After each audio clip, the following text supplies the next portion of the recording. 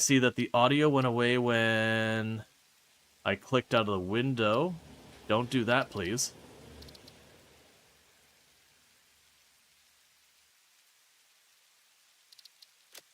Apparently I had the music muted. That explains. It's weirdly quiet. And thank you for the 50 stream streak, Magic Feet. I do appreciate that. So with that said, today we're going to be getting ourselves a brand new factory. Because that's kind of the big thing that we've got going on. One second, I gotta shove these things around so I can actually see my equalizer. So what we're gonna go ahead and do is we're gonna be getting a brand new factory in Satisfactory for 1.2.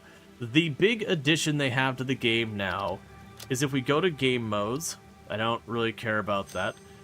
You now got world randomization, and then you've got recipe cost multipliers. So you can kind of upscale, like, how much work it takes to do everything and all that. So the thing I've got to come up with the decision here is you've got the randomization of the nodes. That, I think, no matter what we turn on. And that means where you might go previously and you might have your 3 iron nodes right next to each other, you have no idea what you're going to get. So you don't, like, you kind of have to relearn where the resources are. Then you've got node purity. And let's see, edit node purity with the maximum remaining pure or the minimum remaining impure. Settings with mostly nodes of a decreasing purity. So this is the one that I'm not sure what to do. Because basically, for those who don't know what purity has to do with your nodes in Satisfactory, Satisfactory isn't like Factorio. You don't mine it, the resource is gone, you move on. It's you exploit a resource, and if it's impure, you get a very gradual yield. But it never runs out, but it is a gradual yield. If you get a pure node, it's got a much higher yield.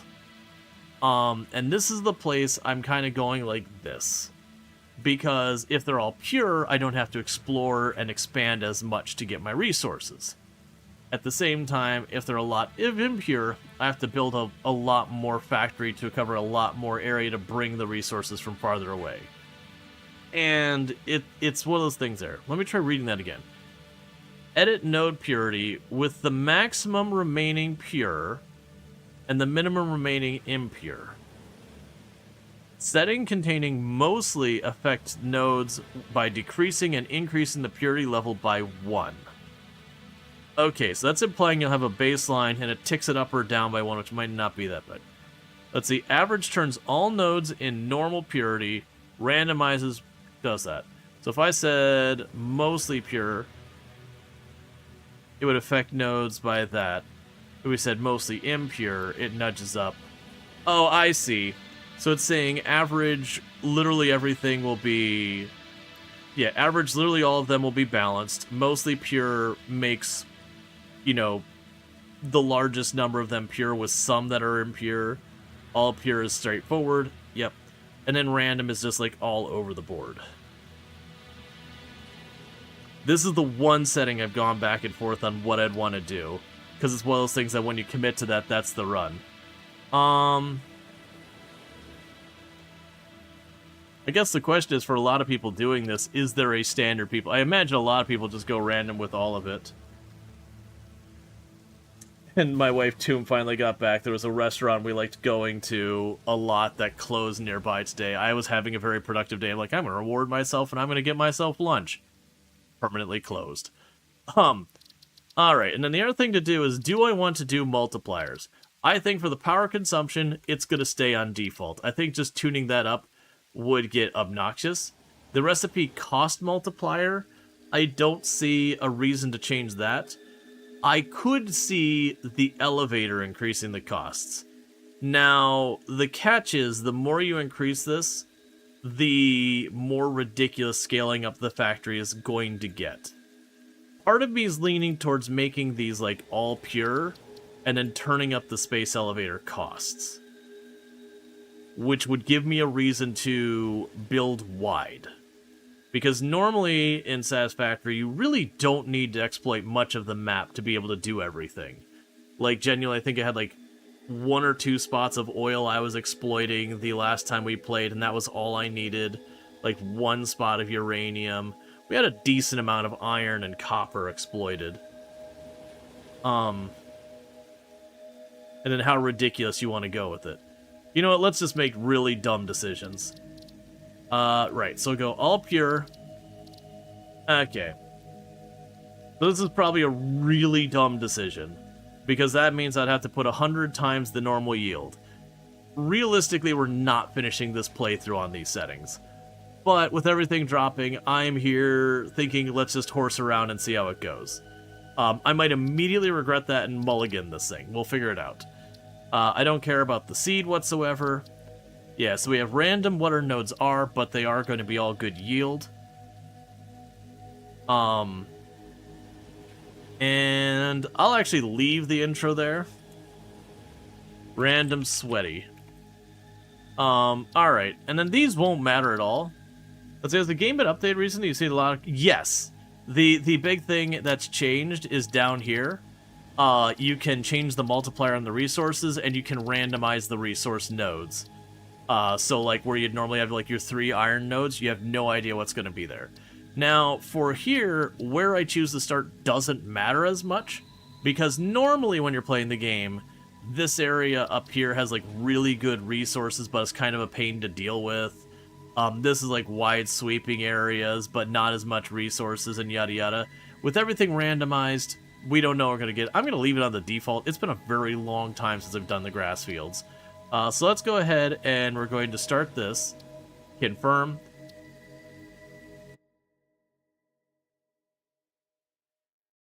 But we did max out the words are hard, chat. The elevator Separation costs. From main transport complete. Group 8 delivered to Calistian region. All pioneers functional, initiating dispersion. Attention Pioneer, I am Ada, your personal instance of the artificial directory and assistant. Welcome to the Fixit Incorporated Save the Day program. A Fixit Pioneer has 3 core assignments. Construct. All pioneers must follow Fixit guidelines and instructions when constructing any building. Automate. Every pioneer is responsible for setting up and managing efficient pipelines, outposts, and power infrastructure. Explore and exploit. Fixit selected planets are rich with resources suitable for direct use or further investigation. Stay within your designated. And that is why the world is counting on pioneers like you. Fixit. Short-term solutions to long-term problems. Initiating planetfall. I love that we're being rained on right now. Atmospheric entry in 3, 2, 1. You should not be getting rained on in your space capsule. Drag within acceptable parameters.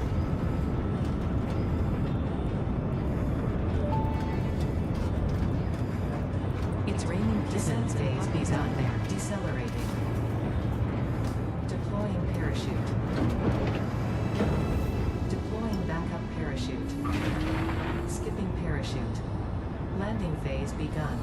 Activating retro propulsion.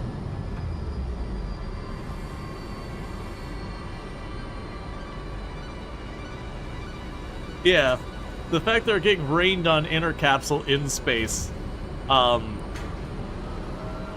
Something's leaking. Touchdown. Planetfall complete. Drop pod integrity nominal. Omni situational exploration suit nominal. Pioneer. Acceptable.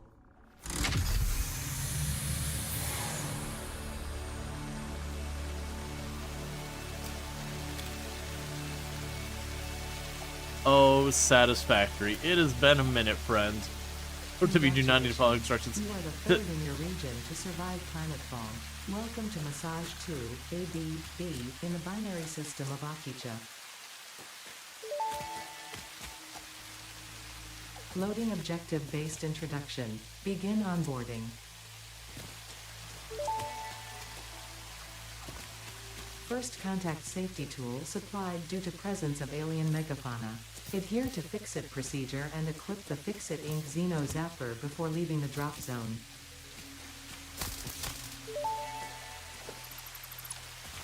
Next objective, dismantle the drop pod. Fix-It Incorporated is cost-effective and efficient. We do not waste. The drop pod will be recycled to construct the first stage of the habitat and utility base, often referred to as the hub.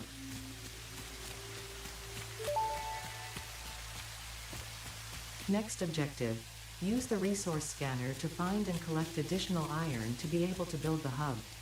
If you cannot find iron, be assured scans of the planet have revealed sufficient iron sources.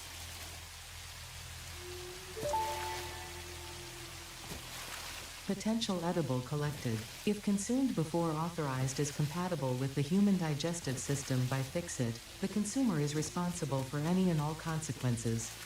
Store this potential resource for later use. Okay.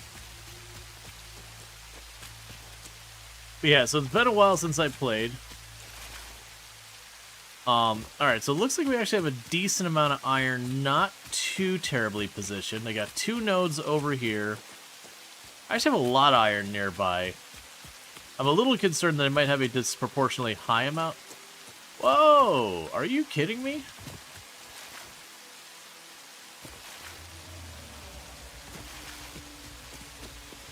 Just Sam right there.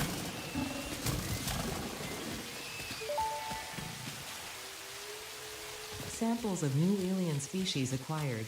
Notable features are blunt teeth, suggesting it is herbivorous, and a thickly plated skull and spine, suggesting it is proficient at inflicting and receiving blunt force trauma. Preserve the remains for later study. I did not look into the randomization stuff. Next objective, use the build gun to construct the hub. Iron is a base component necessary for all near-future progress, so ensure you build the hub close to iron sources. Fix-It does not pay by the kilometer. Alright, for right now I'm just going to plunk the hub up here. That's going to get probably moved 3 times. Hub foundation built. The hub terminal and crafting bench are only the humble beginnings of a successful Fix-It pioneer, but essential for the next steps of onboarding. Once finished, the hub will function as your base of operations. Next objective, complete hub upgrade 1. Okay, so I need rods. Yeah, let's see. So with randomness, is it that just the different resource nodes, or does it also change the crafting requirements? So we have it so it changed the resource nodes. I did change the crafting requirements to be higher, which I believe only go into effect when we're on the ladder, or the Hub elevator. upgrade 1, storage and frame, completed. Equipment like the portable miner can now be made in the workshop. Congratulations on completing your first milestone, the first of many providing access to new recipes and technologies for the Fix-It mission. Next objective, complete hub upgrade 2. Okay. Are you winning? I'm not losing.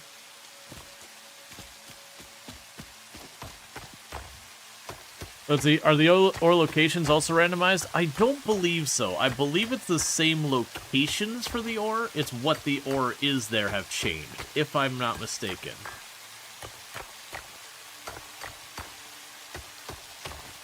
So I'm gonna grab a good chunk of this real fast.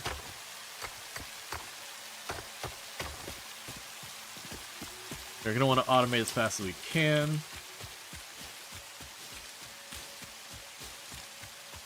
Alright.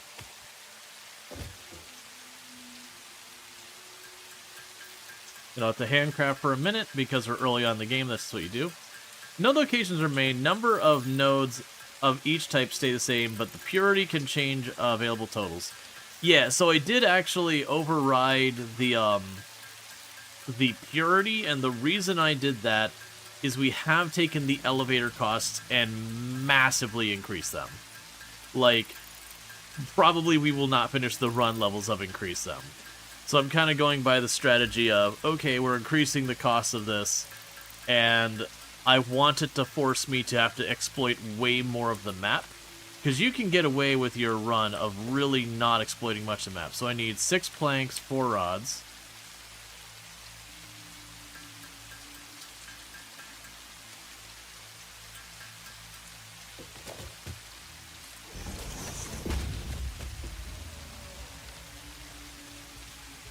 Okay, and the portable miner is 2 planks, or 2 plates, and some rods, so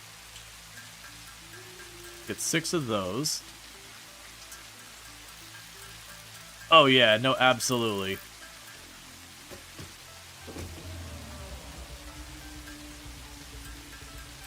We're gonna get some portable drills going.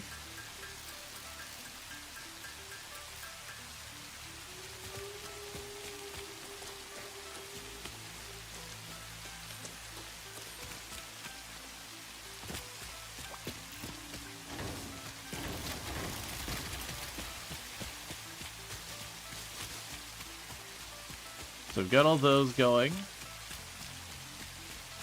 And while that's going, let's see what's next here.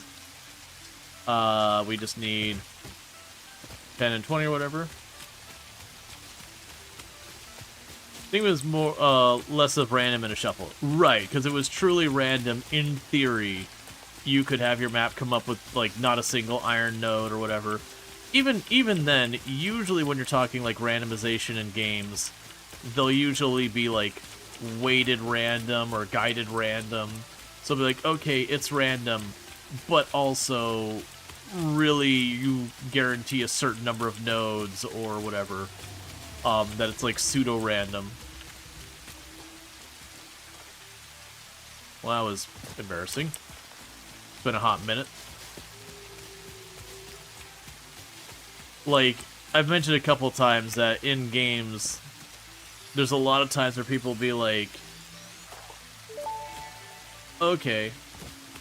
This semi-slug species seems to persist entirely through absorbing and storing energy from its surroundings. Studying this could provide new methods for improving fix-it production line efficiency. Store this potential resource for later use. But yeah, like, what are the slugs about? You can turn them into a resource that you can then overclock machines to make them run a little faster.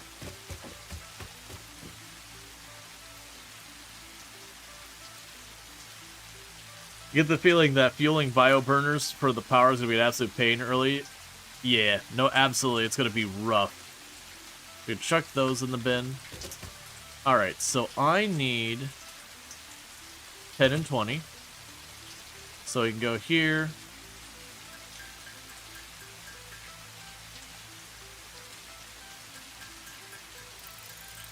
Yeah, they make power charge multiply output, basically. Yes. And there are clever ways to get more of them and all that kind of stuff.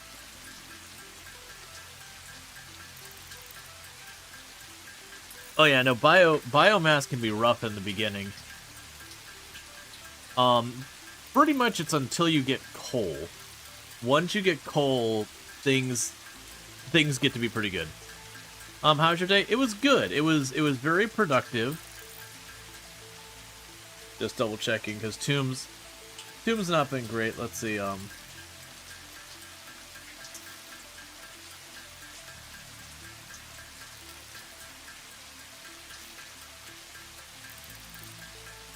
Okay. I was checking because my my wife was having chest pains the other day that we took her to the doctor, and luckily it didn't end up being anything serious, but been keeping an eye on because she's not been feeling the greatest. All right, and also check out Facet. There's a lot of like turn-based RPGs, Pokemon, Digimon, that kind of thing. And I could have skipped the tutorial, but it's been a hot minute, so.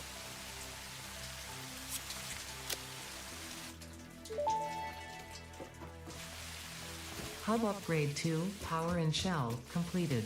The smelter can turn raw ore such as copper and iron into ingots, and the biomass burner generates power when fueled. Fun fact, most of the native flora and fauna is compatible with Fix-It technology. Fueling the biomass burner with inappropriate materials will result in deductions or even cancellation of your yearly bonus. Next objective, complete Hub Upgrade 3. You know what? We're gonna leave those there. We're gonna make 3 more. Which are relatively cheap.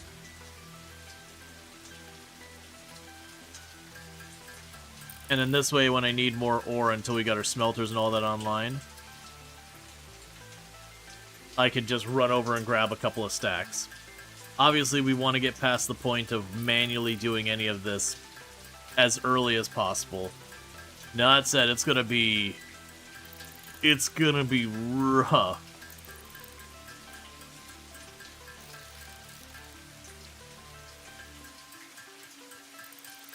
Okay. Oh, right. Didn't they, change it so you could, like, tap space or something like that? I remember that. Yeah, it was just you could tap space. That's right.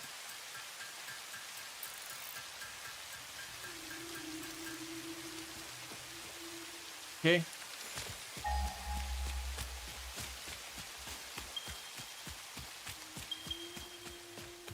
And we're not picky. First ore we find, that's the direction we go.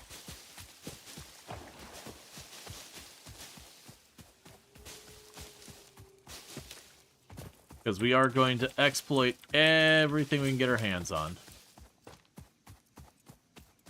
The name of the game is to get concrete up and running relatively early.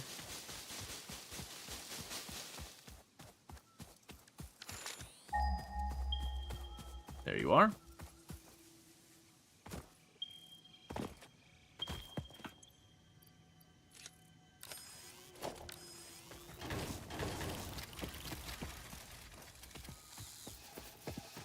I heard one.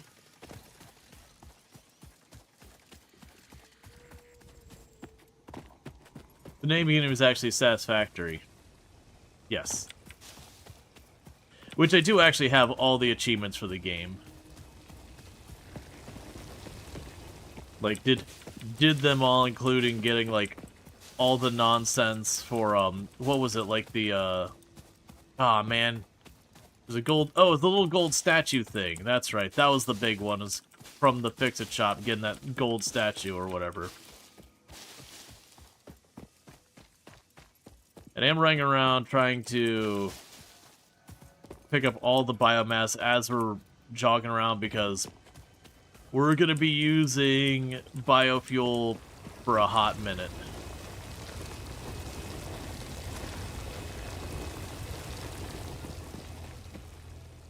Which randomization did you end up going with?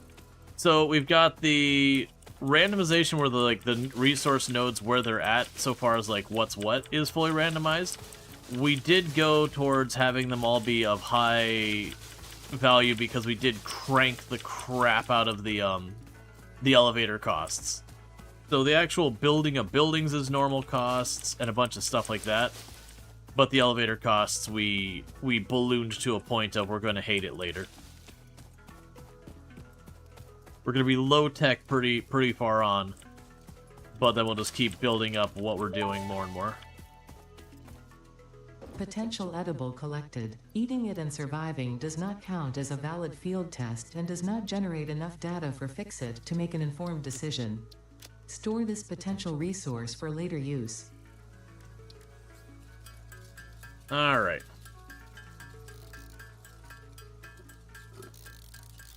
And pretty early on, we're going to want to pursue power.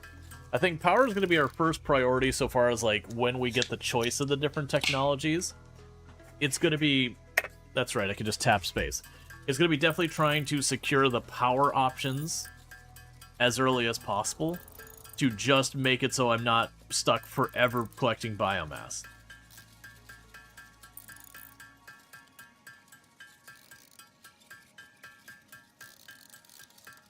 Oh, the classic early game. Get a bunch of ore, run over, hit that.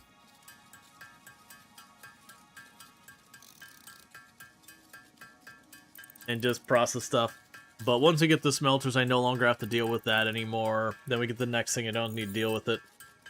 But I think my plan is, let's see, if you build that right next to the node, you can continue mining and walk forward, and then begin crafting. Mining and crafting at the same time. Yeah, I'm not worried about that. This isn't gonna be that bad. Alright, so... let's go here real fast. Best part of the game, life is simple for now. Yeah, no, it's definitely one of those things. It's like everything's nice and simple, and it gets like mid-game. Usually, and this is true of Factorio as well, it's like the beginning of the game is relatively simple. Like you start doing everything very manually, and then you start automating the basics and all that. And that part's nice and easy. It's almost always around the mid-game. So you're getting to the point where it's like, okay, well now we've got access to the shards, and now I got this. And so if you took the time to do all your math and your numbers, unless you pre-planned everything, all your numbers are wrong.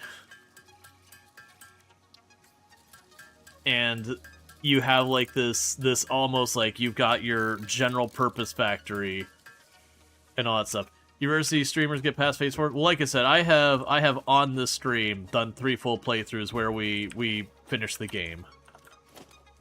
I don't anticipate we will finish the game this playthrough. I don't think realistically that'll be a thing.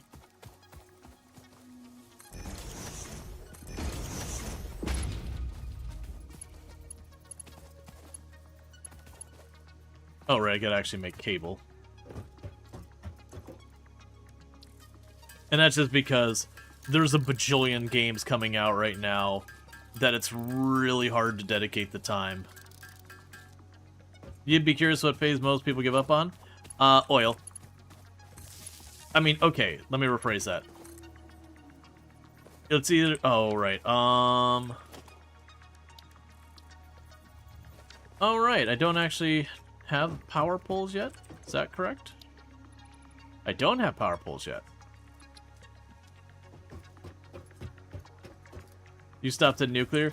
Nuclear is another one that throws people.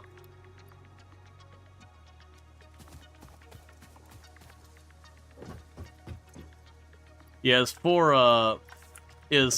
oil, it's usually the fluids, and it's the same thing with Factorio. You hit the fluids, and there's a heavy drop-off.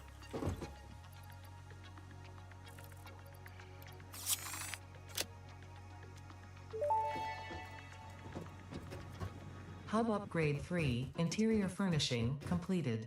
The constructor can produce simple parts, and power poles allow for the expansion of the power grid. When you make the inevitable mistake, Fix-It's dismantling feature is designed to salvage all resources used during construction, in line with our zero-waste policy. We understand that Fix-It pioneers are only human, and thus prone to error. Next objective, complete Hub Upgrade 4. That's all fine. Okay. So next hub upgrade is to be all that stuff. Alright, so from here, the first thing you need to do is... Okay, so we're going to need concrete. But yeah, usually for a lot of these games, your big drop-offs are right at the beginning. You boot up the game and you're like, nah. Like, you know, you expected something else or whatever. So that's your really, really big drop-off.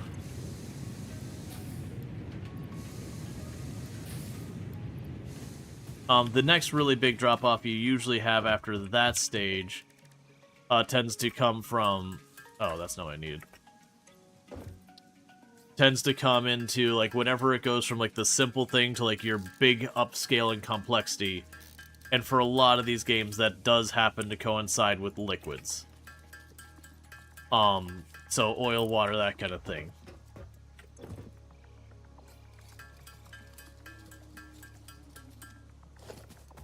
Okay, and limestone.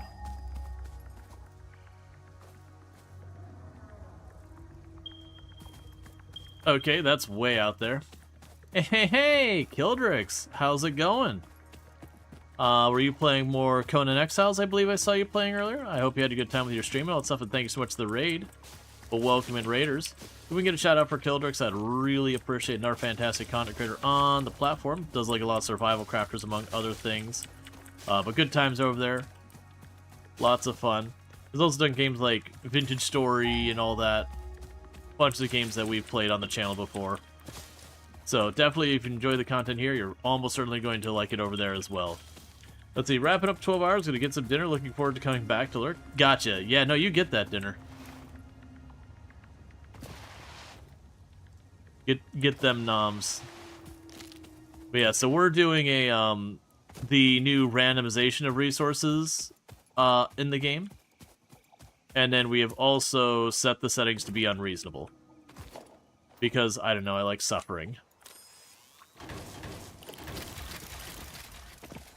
It's good to say hi because you're a good dude. But first, you gotta close the other tab with your name on it. Well, I appreciate the support. But yeah, for those who missed what settings we are, we literally just started in like the last 20 minutes. And we are playing with the randomized nodes. We do have the nodes set to be more on the pure end, but we have the elevator costs turned up to poor judgment levels. And we're gonna regret that absolutely.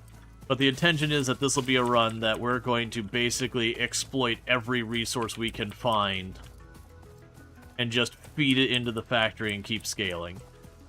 It is going to be really painful until I get at least coal online. Once I get coal, then it's a matter of build as much factory as I can until we're running up to our limits on the coal, then seek more coal and repeat.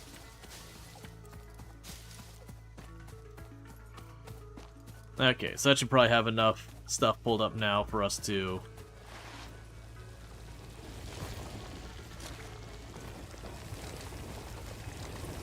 have stuff to bring back. You never seen this game? Gotcha. Satisfactory is really, really fun. If you've ever played factory automation games, so there's like Factorio's the other one I've played. It's one of those things that while they fall under the same genre, and you can, you know, bring a lot of threads of similarity between them, they also are very, very different games. So, like, Factorio, everything is procedurally generated. Well, most things are procedurally generated so far as the world. And you can use up resources and have to move out farther to use up more resources to move out farther. Whereas Satisfactory, it's a handcrafted map that is absolutely ginormous. I don't actually have the ability to bring up the map, I don't think yet. But it's absolutely ginormous. I'm really trying to remember. I think we have to unlock the map. But it's handcrafted, so exploration is more interesting and meaningful, where Factorio is just, where's my next resource, is all you care. So they follow in the same genre, but entirely different methodologies on how to do stuff. Alright, so let's go ahead and get ourselves some concrete.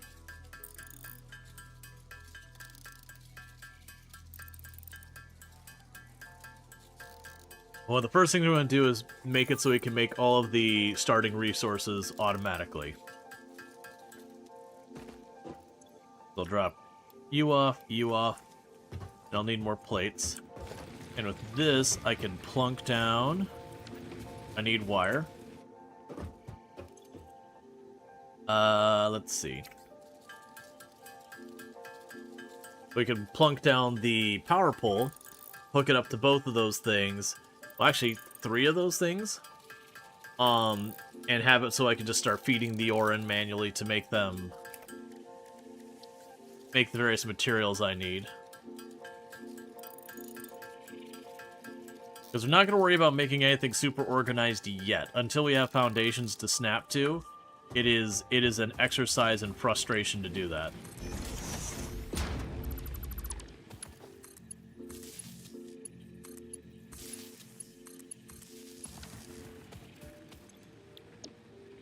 There's the copper, drop you in. There's the iron, drop you in. Grab you out.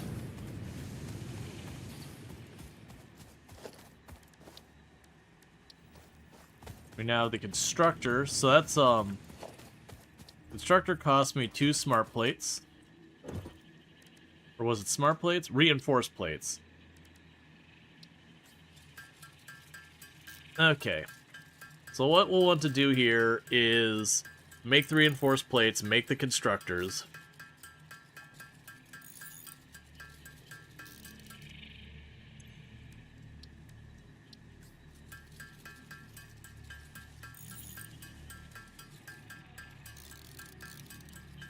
Okay.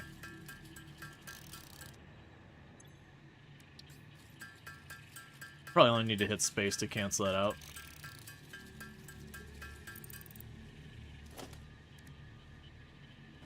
And I'll need more cable.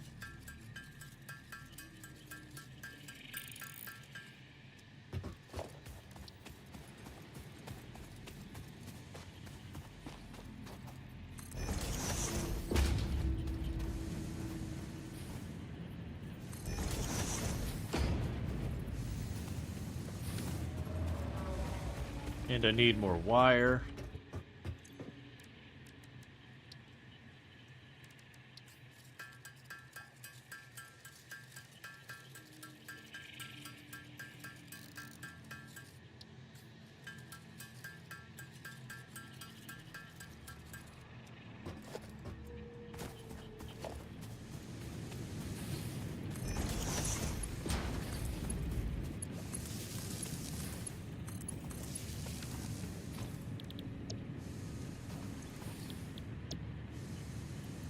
Okay, so now, and drop you in there, grab the copper, go over here, drop the copper in there for wire, then go over here, grab you out, drop you there to make plates. Then I'm gonna need to run on down here. Now, another big difference is, like, if you play Factorio, once you start overpowering your factory's power grid, everything starts running slower.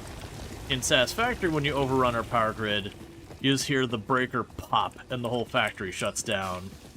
And then you've got to, bring it all back online. Early game, that's not too bad. You just take off whatever extra machine you tossed onto the system and go from there. But later on, when you start having, like, the windup of nuclear and oil and all these other things where you need power to make power kind of things, then that whole thing changes. Alright, so you're working on that. And I'm pretty sure we don't have conveyor belts yet. We do not.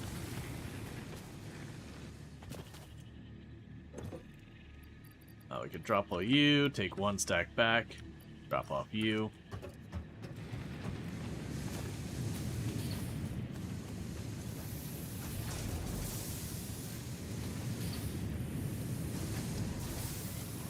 Alright.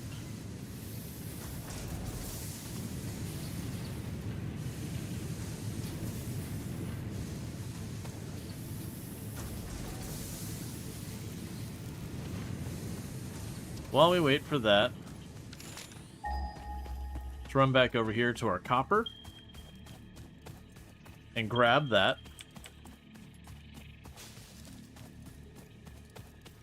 Oh, we are going to purge this whole place of all plant life.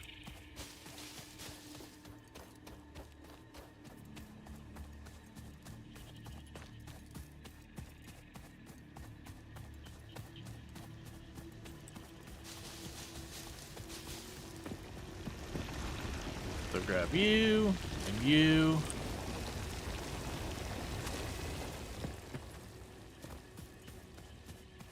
Alright.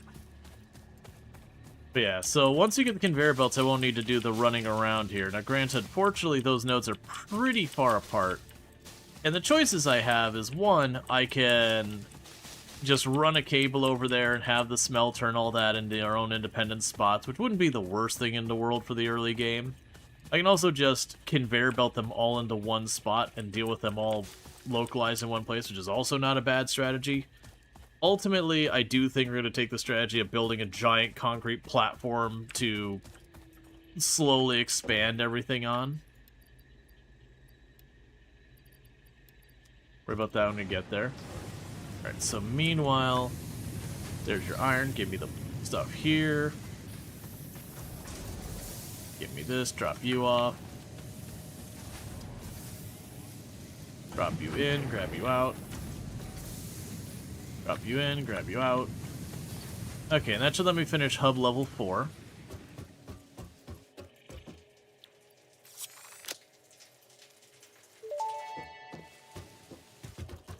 Hub upgrade 4, landing platform and utilities completed. Conveyor belts connect the output of one building to the input of another and transport resources. Due to past incidents, I have been asked to issue a clarification. Portable miners, obviously, do not have a connection for conveyor belts. There is nothing to suggest, visually or functionally, that they can be connected to portable miners. If this is something you struggle with, do not worry. Fixit has alternative uses for all their pioneers. Next objective, complete hub upgrade 5. Okay, so with that, we can go ahead and get this going on. I need to keep making some of these plates. And we're going to want to get another constructor for processing the cement. So I'm going to need more iron plates here.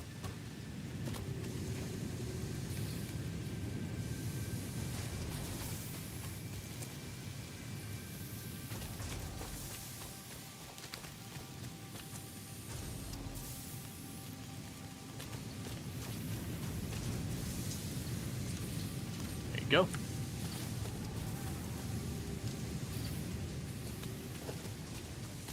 Alright, so I need to make another constructor.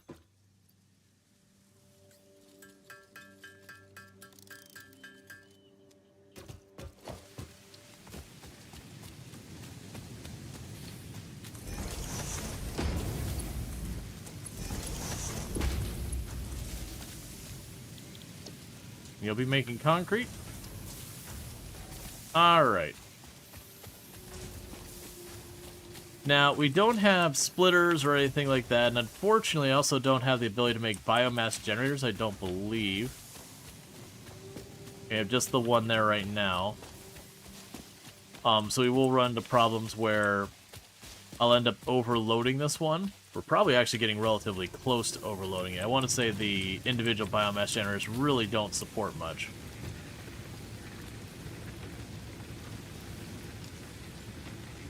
Yeah, so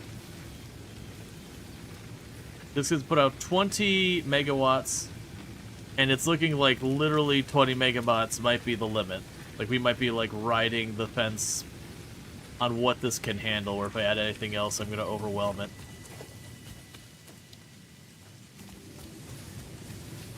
That's fine. So I can go over here, go in. Over here, grab you out, drop you in, drop you in, grab you out. Let's change your recipe. Select recipe, rods, and do that for a minute.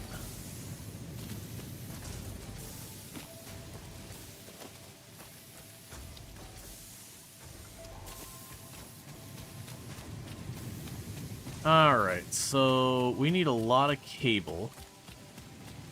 I might just have to deal with doing that manually for a minute.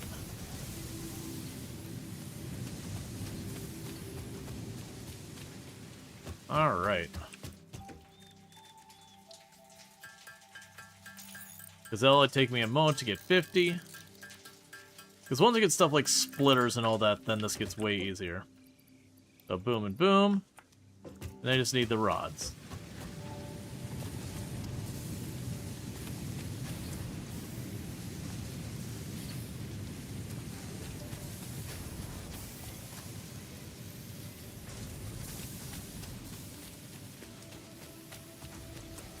I do still like that they felt a need to call out being like, hey, you can't hook these up to portable miners. I could only assume they did that because they were having a problem with a lot of people, like, putting in bug reports being like, hey man, I can't hook this up to the portable miner, I don't understand how this works.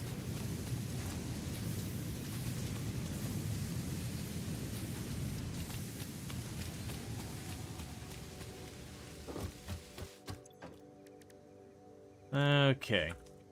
Let's run down here and grab more iron.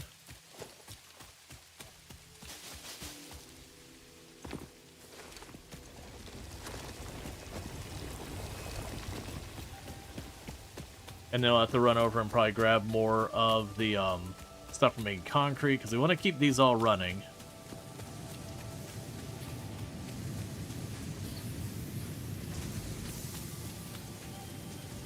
So you get a little while longer. Let's pop over here.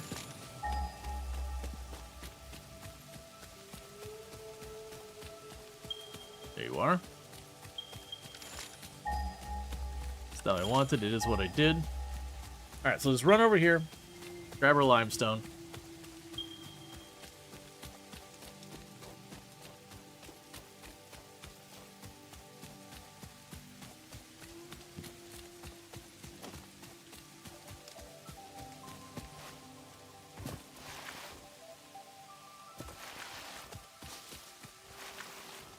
Alright. Yeah, this way the stuff has a chance to run.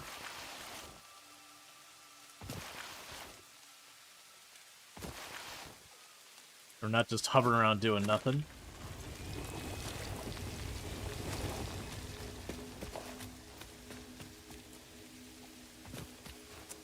And I still haven't decided if I'm going to run a cable over here and exploit this over here where I have to run back and forth, or if I can take the time to conveyor it all the way back over to one common spot. I think the common spot makes more sense in the long run, and as we like slowly expand, I could just add more connection points or whatever. But we'll figure it out.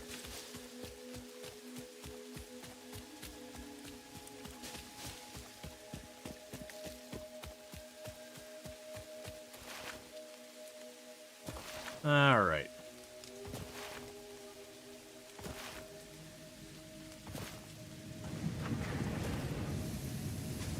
Drop all you in. Drop all you in.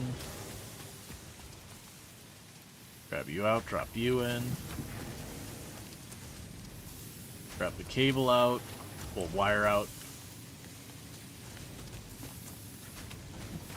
Alright. Grab some biomass while we wait here real fast.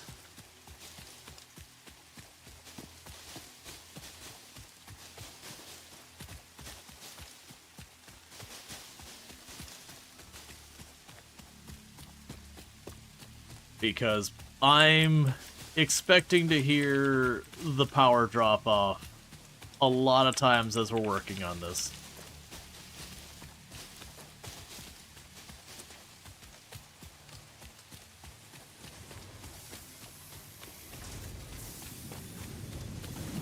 Let's just check that real fast. That's enough. Make sure you're topped off. It's just churning through all of it. But that's our upgrade done. Hub Upgrade 5, Power Expansion, completed. The miner, unlike portable miners, can be connected to conveyor belts and requires power to function. Caution: as you expand, the energy demand of your production may exceed the capacity of your power grid. The onboarding program was established because Fix-It pioneers often experience memory issues after planetfall. If you are experiencing nosebleeds, nausea, existentialism, or an itchy scalp, there is no need for concern. This should pass within 5 to 7 workdays. Next objective: complete Hub Upgrade 6.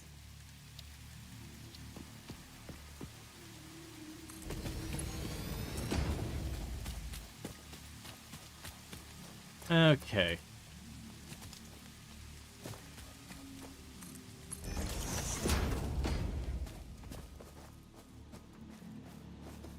Alright, so I need more rods.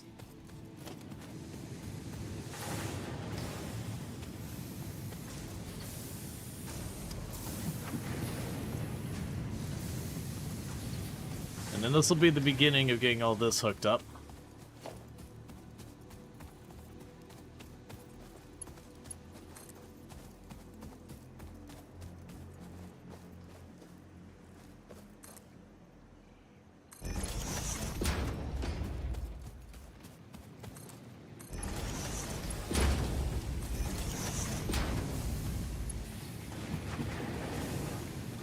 Okay, so disconnect you.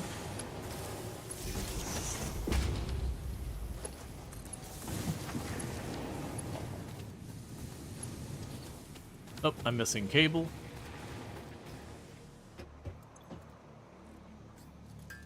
Alright, so big concern here is I don't have the biomass burners available yet for upgrades, which is going to cause me some level of pain, but we'll worry about that when we get there.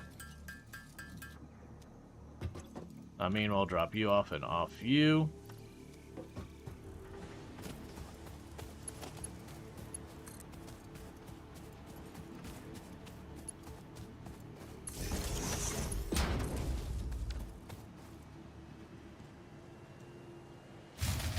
There it goes.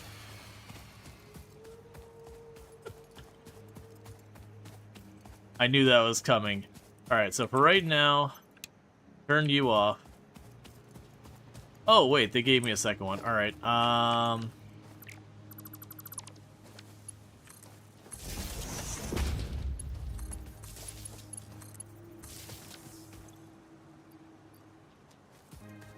go in here.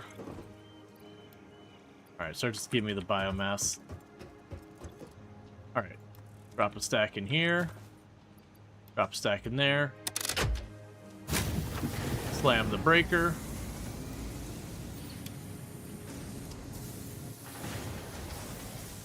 Turn that back on.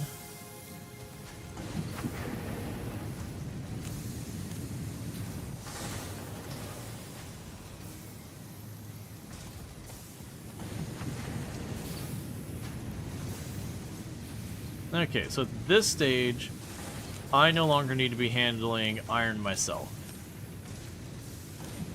So it goes into the garbage. And if we look here, we will now see the iron ore working its way up, which will slowly feed in. And we are now automatically making rods. Now the catch is we don't have any kind of splitters or anything like that. The other thing I need is organization. You need iron plates. So grab me these.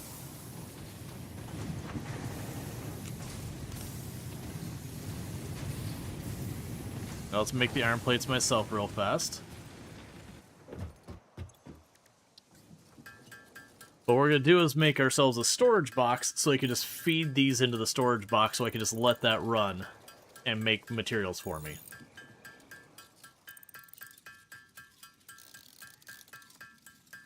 But I'm going to want a good couple of these. Now, one good thing about Satisfactory is when you build something and you take it apart again, you don't lose materials. Because it is a little bit of an obnoxious thing in some of these games when you're like, you build something, you only get half the materials back, you're like, okay, but now it's the whole big chore.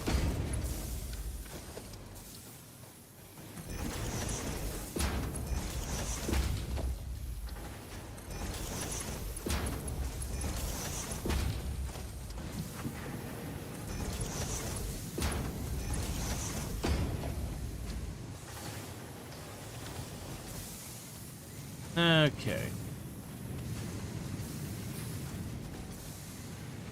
I'll definitely need a splitter there eventually to deal with that.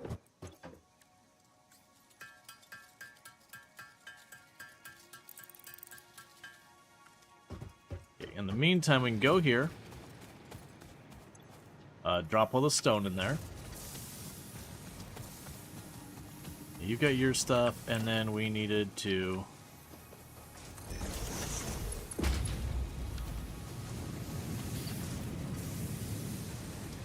keep this all going.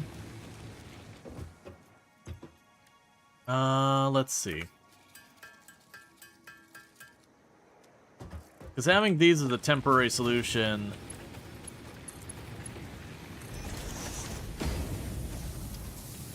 Alright, so we got some stuff going on here.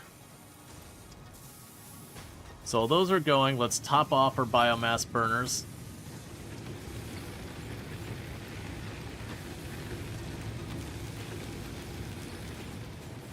We'll need to grab more biomass while we're on our way over to the copper, as well as the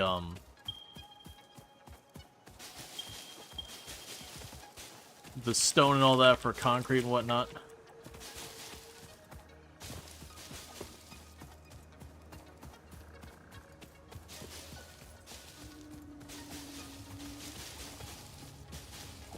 Okay.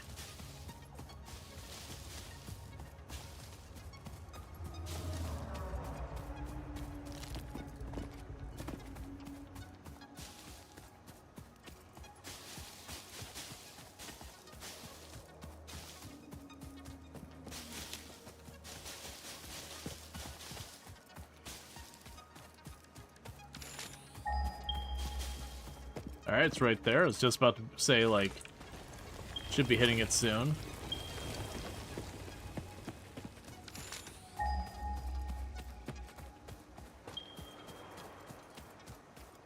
Okay.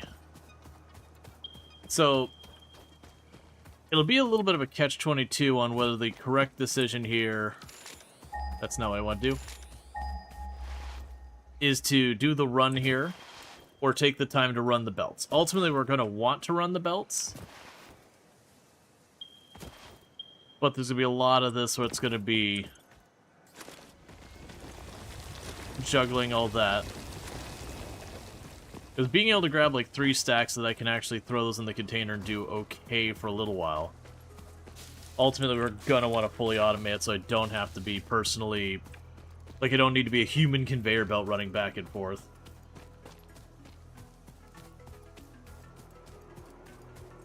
And are you what I think you are?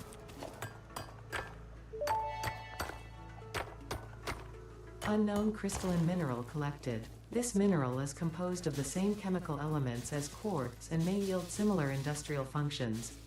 Store this potential resource for later use. I remember the first time I played Satisfactory, and I befriended one of the lizard doggos, like right by the beginning. Oh yeah, Cole right at the start.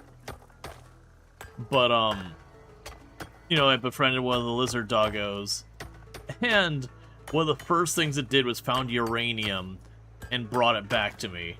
And I made the mistake of taking it and having it kill me again and again and again. Are you gonna run out? There you go. And then there was this whole thing about trying to figure out, going, okay, you know, I've got this random piece of uranium in my inventory on my corpse, and I need to somehow get the uranium out of there where it kills me in a matter of seconds, because I don't want to, you know, deal with it. It took me a good couple attempts to get the uranium separated out from the rest of my inventory, so I could just leave the one container of uranium just laying on the ground. Okay, drop you off. Drop you off. That'd be the copper ore, so there you go. There's the stone, so there you go.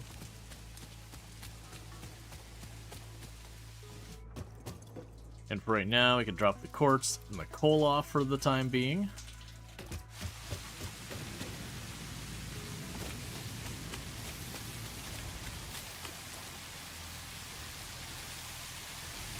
Okay, so you're right about to finish with the pipe for the time being.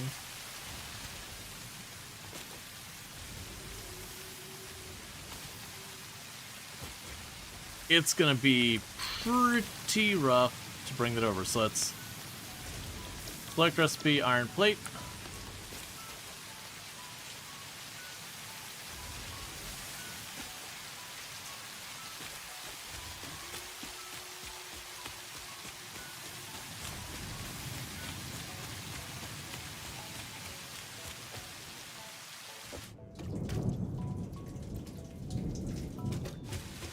Alright. So now, like I said, there's the whole thing of, do we run the cable over there and then mine it over, like, do we basically tear this section down here with the copper, move it over by the copper node, and then just run a power cable over? It's kind of either way. the problem is running the conveyor belt over here is going to be really expensive.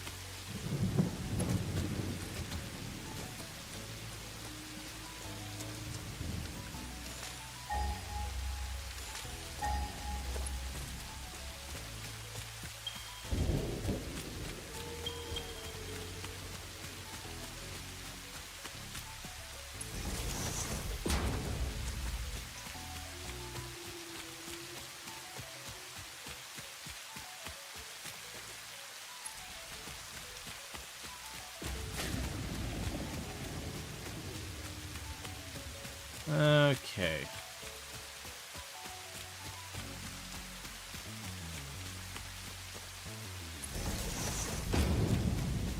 Alright. Yeah, so I think we're going to do this. We're just going to daisy chain power all over the place, and I'll just have to run through and collect the products for the time being until we get to the point of actually starting to set up our proper factory. So we're going to rip down all of the copper stuff over here, run it on over, get that all hooked up, and then there'll be just a place I can run by, grab the wire from time to time.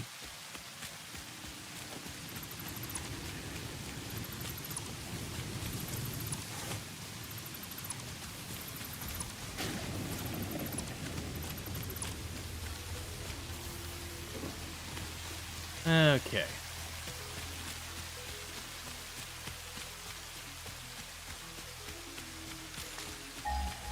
I keep accidentally pulsing that when I mean to slide.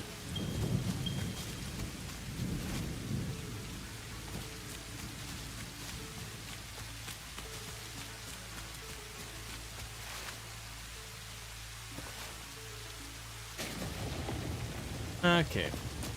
So, grab you, grab you, grab you. Production, mining drill.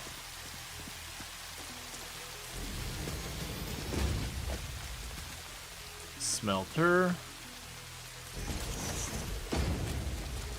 Constructor. Storage container.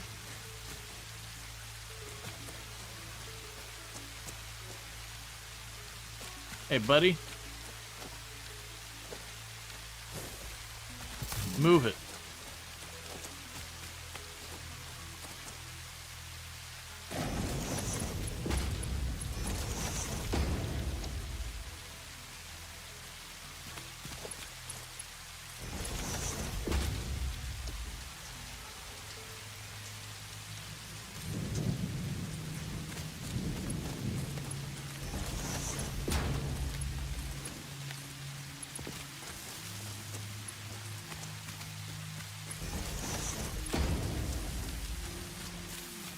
Okay.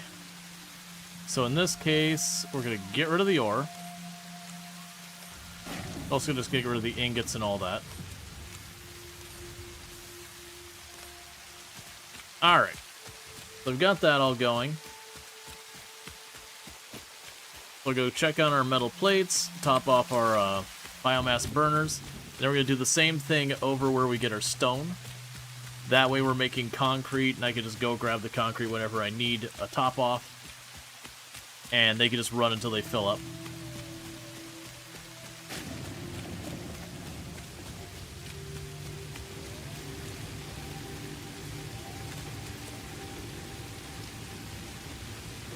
That was weirdly exact the amount I needed.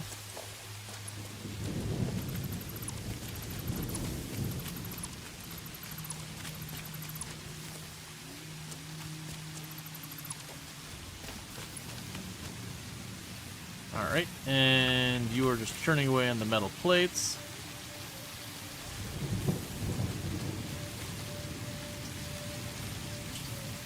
There you go. Okay, that's enough for our next upgrade, which might give me the splitter and all that, so let's go ahead and get this going.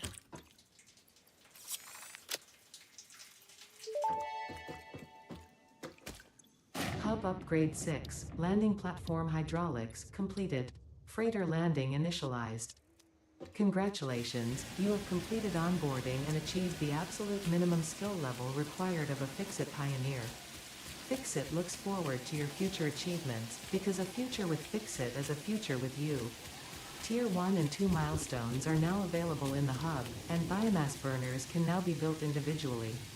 Your first official objective is to initiate Project Assembly by building the space elevator. This objective will take a significant amount of resources, so Fixit recommends getting to work. Okay, so we have foundations, logistics, and field research. All of these are worth doing. For you, we have the assembly plant, we got chainsaw. Chainsaw's a big one, but that's going to be a thing to worry about later. So the logistics is going to be a major one because this will give us the splitters. I'm going to need that. The field research is another big one just because the hard drive's not that much. So I think we're going to go through this whole tier. And that's fine. So we're going to go back to what we were doing. I'm going to grab another stack of the plates here.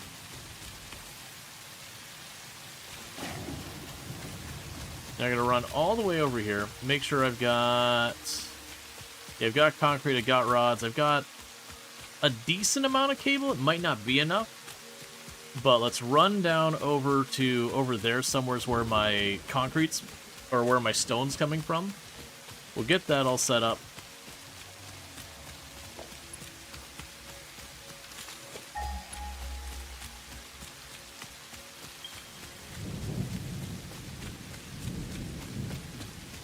Okay, it's actually relatively close. I actually could see it pulse when he peeked over the hill.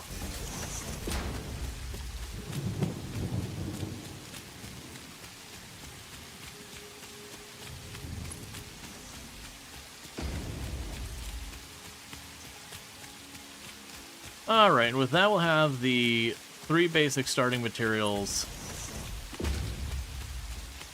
wired up and ready to rock and roll.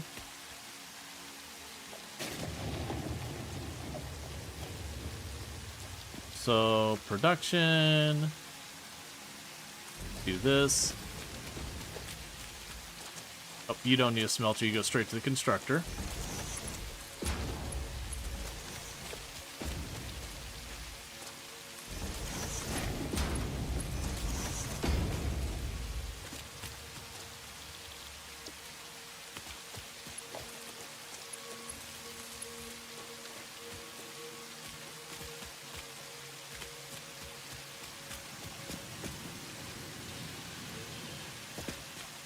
And then we'll drop you here and here. Just like before. Fuck the spare ore out of here. Alright, so at this point we are fully automated so far as producing our concrete, producing our plates, and producing our copper wire. So the next move is going to be getting a splitter set up so that where we're producing our iron plates, we can make plates and rods. And then we'll want to do the same where we split off some of the wire to become cable, and then also have some of the wire stay as wire. Okay.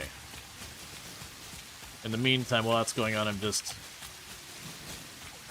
grabbing more and more biomass.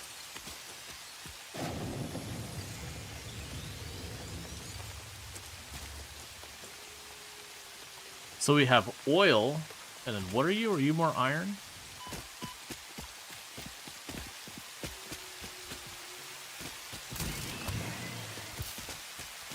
Yep, so we got oil right there, next to an iron node. And we got a couple of nodes over here, so what do we got with these 3 nodes? Iron. Is that Caterium I'm standing next to? Caterium, we'll want to grab that for the MAM. Unknown metal collected. This metallic element is showing properties more similar oil to those in Group 11 on the periodic table, such as more high iron conductivity and malleability. Store this potential resource for later use. Okay, so we got 2 iron nodes, 2 oil nodes, and a Caterium node over here. Alright, that's going to be really good. I look forward to having a very inconvenient uranium node between me and where I'm trying to go someplace, and having to navigate around that situation. But yeah, that should be good, because then what that means is when it comes to expanding, I do have that. We have the oil right by. We haven't seen coal yet so far as an actual node. I got coal like the raw ore, but that only does so much for me.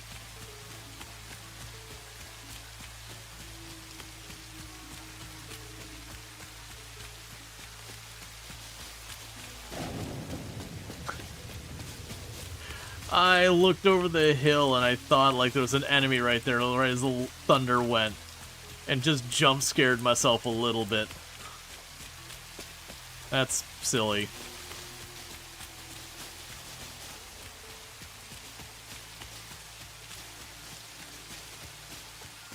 It's like Project Zomboid when you've been playing that for a while and you straight up just jump scare yourself thinking you just ran into a zombie when there's literally nothing there.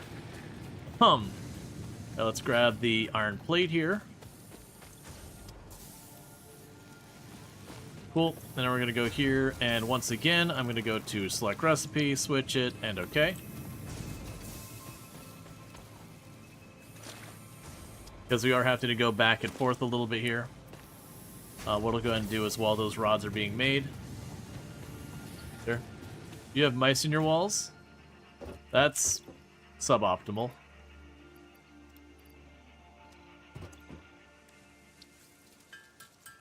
Oh, wait, we can do improvements. We're now up to that. You're just about to hit stage 2 of the game? Nice.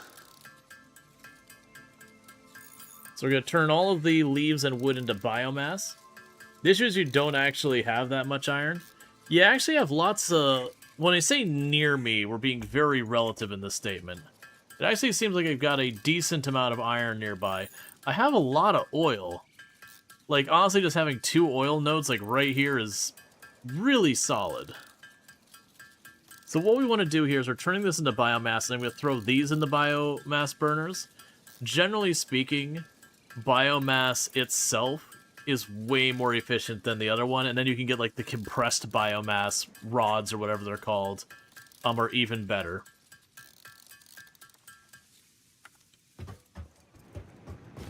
Let's go here. Grab you out, drop you in. Grab you out, drop you in. And those burn slowly.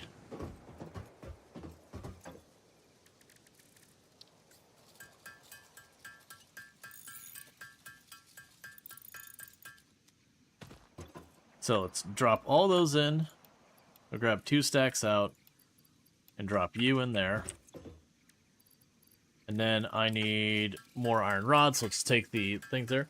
By your math, it's, you need something like 30-something generators. Oh yeah, no, definitely. If you don't get coal set up, the biomass can get out of hand. I think it's my first playthrough I did on stream that we were sitting on like a good 20 biomass burners because they kept expanding without getting the coal set up. You know, then I got the coal set up and everything was fine. But there was definitely a middle point there where it's like, oh, this is a problem.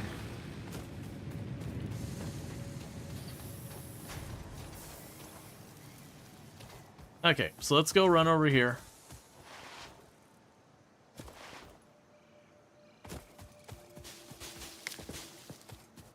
Because I want to do our rounds again.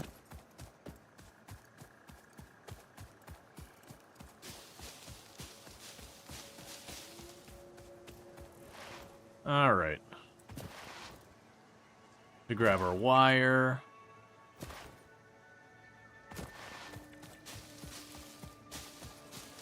Fortunately, I added belt feeding biomass burners. Biggest quality of life improvement. Yeah, no, that's definitely... No chainsaw? No, we just started. You have to unlock the chainsaw.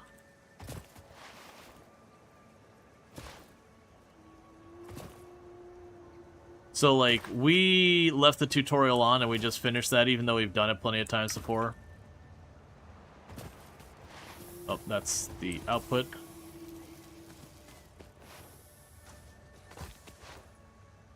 Really don't... mice don't have Lyme disease, please. Yeah, we, when me and Toom were at, Amsterdam Airport, that was one of the things there, is there was mice. Oh, you know what we should do real fast? We got the Caterium, and I've got a ton of extra drills. So...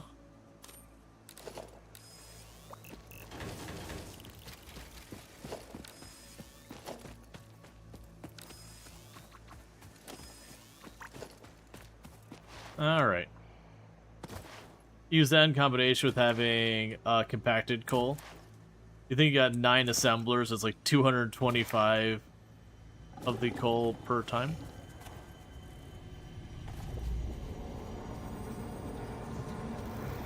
Follow the veins to the altar and chant.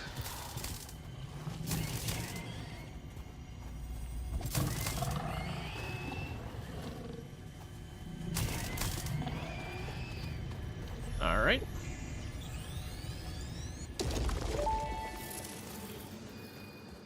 The astrobiologist Dr. D.M. Mercer was the first to recognize the presence and probable nature of these alien artifacts. These chain-melted state spheres are named in his honor.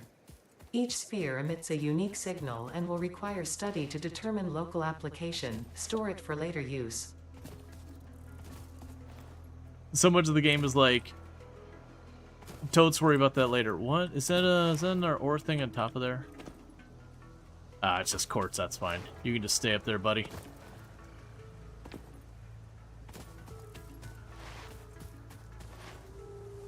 Yeah, no, I remember having a pretty massive setup. I didn't see that there's a second node over there.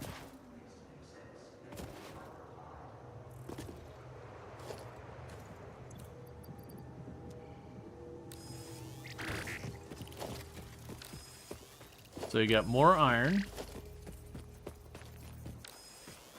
We got bauxite.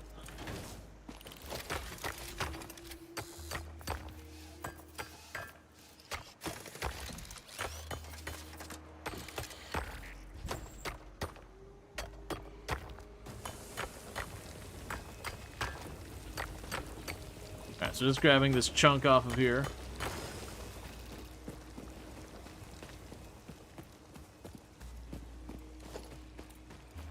That's more iron.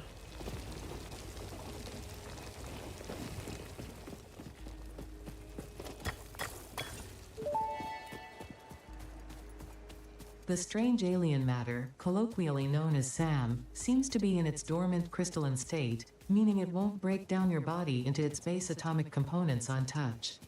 This living matter is extremely versatile and has countless applications. Store it for later use.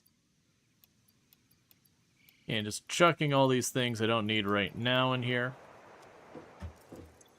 Okay. And... button! Milestone reached. Several new structures are now available for improving factory organization. Foundations provide a building grid, which makes it easier to manage placement of any structure. In the event that you are experiencing amnesia for all events prior to planetfall, be reassured that memories of beloved humans and/or animals would have only been distractions from your important mission. Okay. Drop in the biomass. Alright, so we got that. So next thing is to be able to get our splitter. We already have... Oh, right, it's not back in. I'm like, why can't I put it in? Alright, so we got this. It's making rods. So we have almost all the rods. Alright. Now, I actually have a choice here. I was going to use a splitter. I mean, okay, so you're producing 30 per minute and you are consuming 15 per minute. Yeah, so I could split it.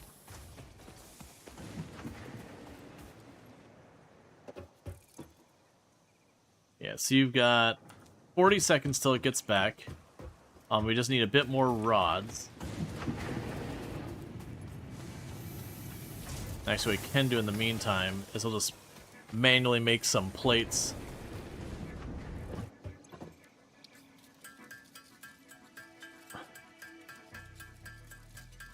because if we make the splitter, then I can just split that off and have like this side's making the rods and this side's making that.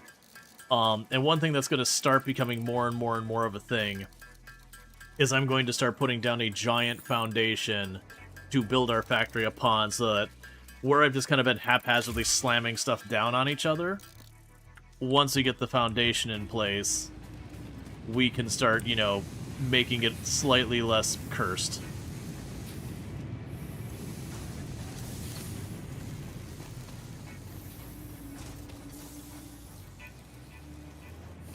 And we'll go once again.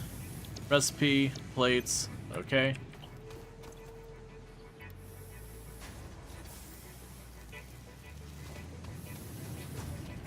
Hey, Infinity, how's it going?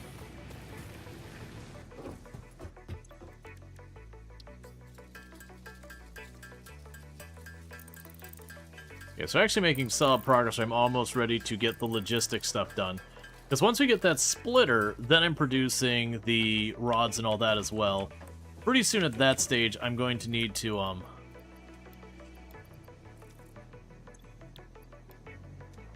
going to need to go and take that.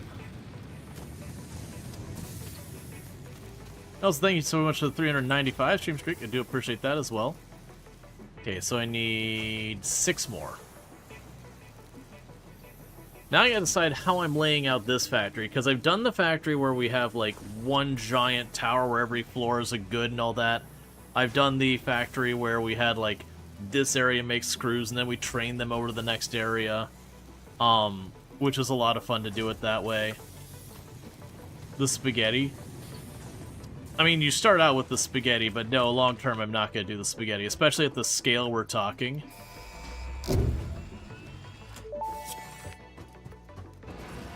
Milestone reached. Conveyor belts can now merge, split, and lift to save space and enhance the productivity of your factory.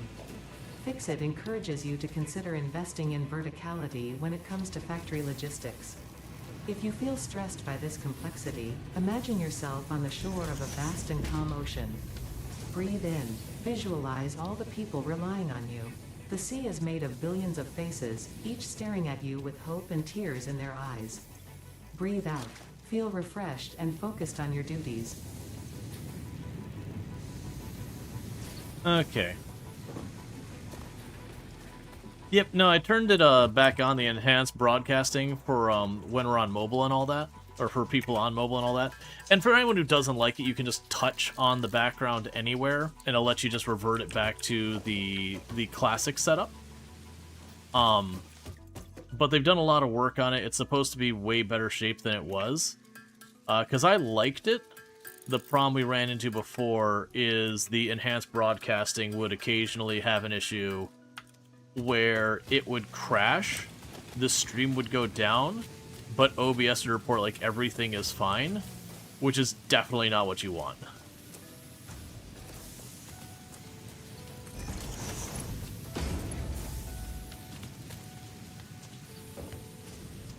Okay.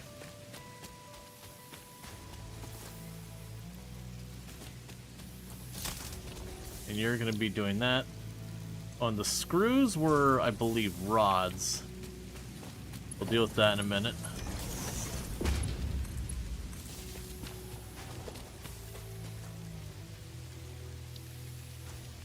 Storage container.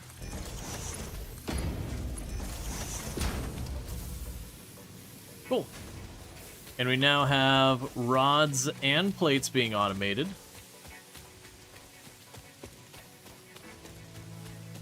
It's slightly confusingly named, but seemed to work so far. They'll figure out the name, the button naming eventually. Yeah. So we've got the wire being handled. We've got the plates being handled. I'm going to need to expand to get the screws handled. And no matter what I do with the screws, I'm going to need more of the screws.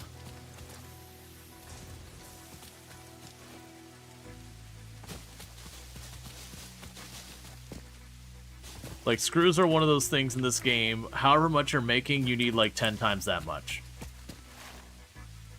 And if you don't need 10 times that much, it's because you've let the entire rest of your factory collapse in your production of screws. But don't worry, you'll be back to needing more screws. Okay. So what I want to start doing now is I want to make ourselves a little bit of a raised platform off the ground so that I can fish the monstrosity of conveyor belts to bring ore into my factory underneath, and we can pretend it doesn't exist.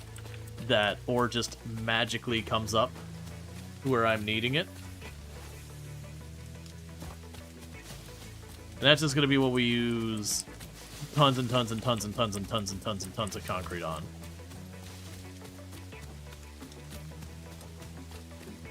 We'll have, like, the false floor and all that.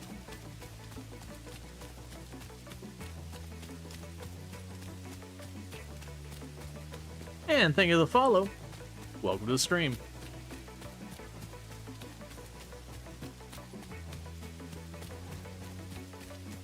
Alright. So with this, I already have more than enough of that to deal with you. Okay. So real quick, we're going to need production, constructor, well actually, logistics, splitter.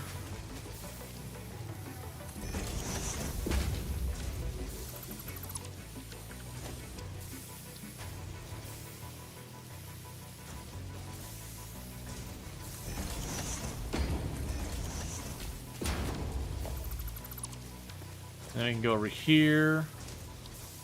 Production constructor. Alright, so I need more cable.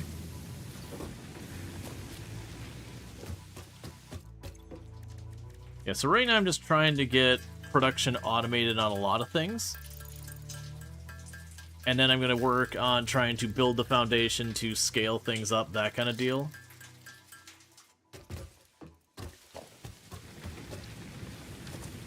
Right, I need more of the reinforced plates.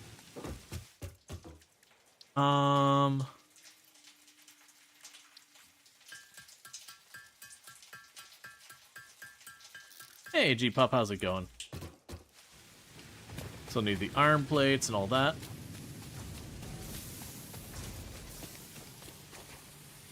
And people might be going, streamer, all your ratios are terrible. Yes. No further questions. Yes, the answer is yes to that. And if you're hoping it'll get better, might wanna have to sit on those hopes for a while. Gotcha. Yeah, no, that's who dies at last. Yep. But yeah, no, we got the random one on, so like where we find materials will be all over the place.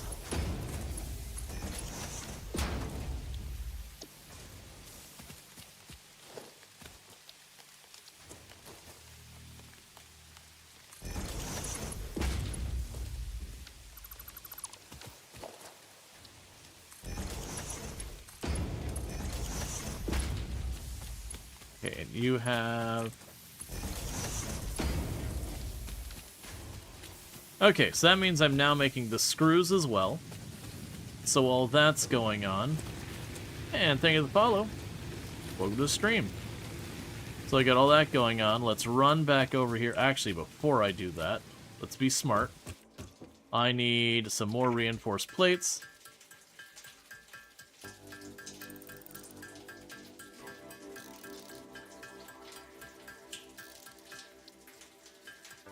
Okay. Because what we'll do is we'll get cable producing on the other end too. Because that's going to come up due. You already speaking of the power-wise? Yeah, because I don't really have enough of the concrete yet to get the foundations going. So I'm just trying to get this stuff going. Is this new start condition the random... Is this a new start condition, the randomness? Yes, when you start the game, you have the choice of randomizing what ores will be where. So it's basically the existing spots, but what you actually find. Like, you know, you have like where there was 3 iron. You'll have the same number of iron on the entire world map, but they won't necessarily be in that spot. They'll be scattered. So let's say on the entire map there's 100 iron. I have no idea what the actual number is. The idea is those 100 iron still exist, but maybe they're, like, some of them are where the oil was, or you get the idea. And all that. So that's one of the things. The other thing we've done is we have massively, massively overtuned the, we have massively overtuned the resource cost for the elevator. So we are going to have some really awful times later on. This is a run I fully don't expect to finish before we have to, like, deviate into other things because of how much I cranked up the stuff. Alright, and we are now blowing our generator. Okay. Well, we'll just run back over here. It's time to get our biomass generator going. Neat. Does this clump other ores and resources together at all with the new distribution? Not really. It's random. So, like, I've got iron next to oil, next to K-Terium over on the, over there somewhere. What's your space elevator requirement multiplier? 100. I made the comment I'm going to immediately regret it, which is fine.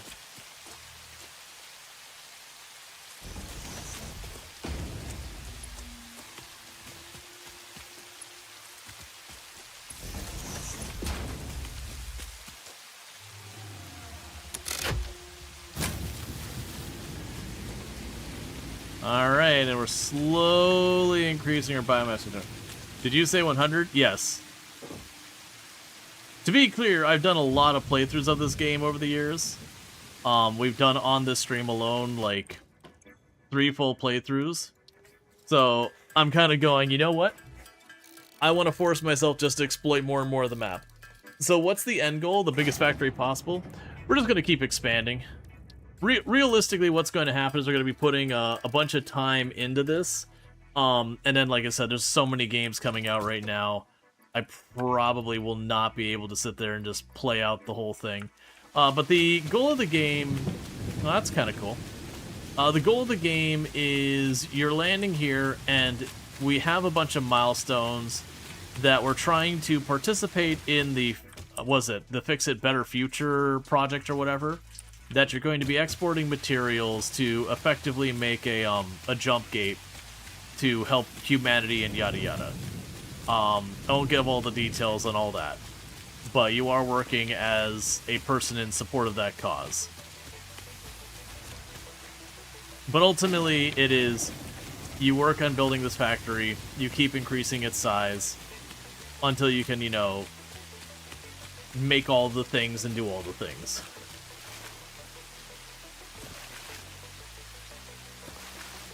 Alright, let's get over here, get some concrete, and start setting up some kind of operation going on. As long as we go choo-choo... Yeah. There's some really good one-liners and all that in the game.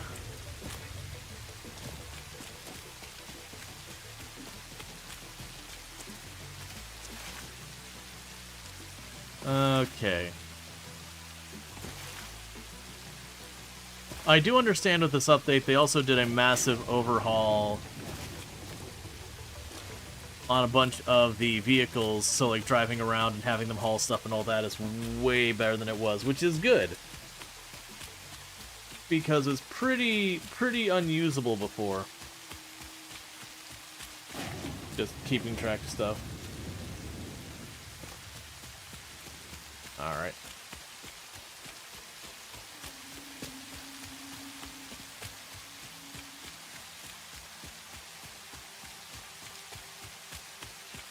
Soon there'll be no nature here to speak of.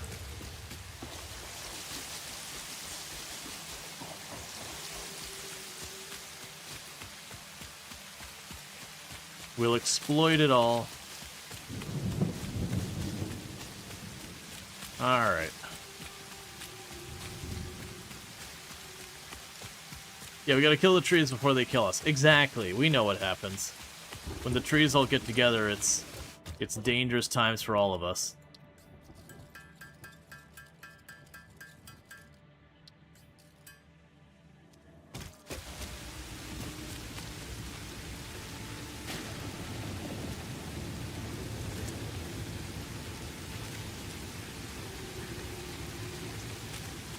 Okay, so we've got all that going on.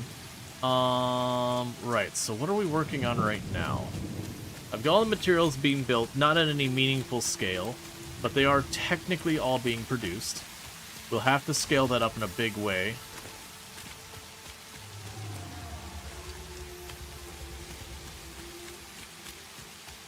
Alright, so for foundations, all the the foundations do have an iron plate cost. I'd say randomizer might actually make it easier since you get lucky. Mid-game resource very available. The current playthrough found Caterium and Sam very close by. It's the same thing here. I have both Caterium and Sam relatively close. Like, my Sam, bam, right there, Sam. And then Caterium's over there somewhere. So I would definitely say the balance is all out of whack doing it this way. But I also don't think that's necessarily a bad thing for, you know, second, third, fourth playthrough. Where, like, I'm just looking to do something to mix it up. Alright, so... yeah, this will be for field research. We'll need that. We got plenty of wire.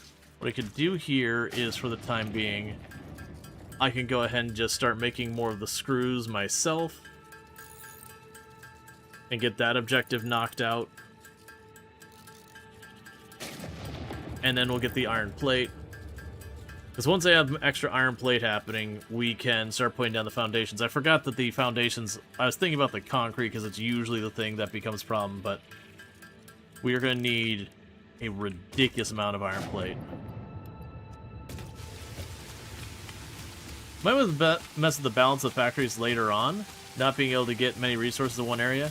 Yeah, no, I think there's going to be a lot of moving resources around more than you'd have normally in your runs.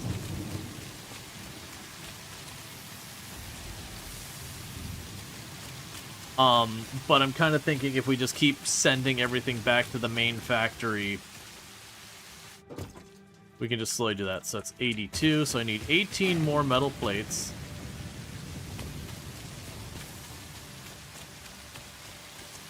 That'll be fine. While we're waiting on that, chat, I need to grab myself another drink, and we're about to have our ad break. So I'm going to take just a minute. I'm going to step away from this so we don't have to, like, listen to that blaring over everything.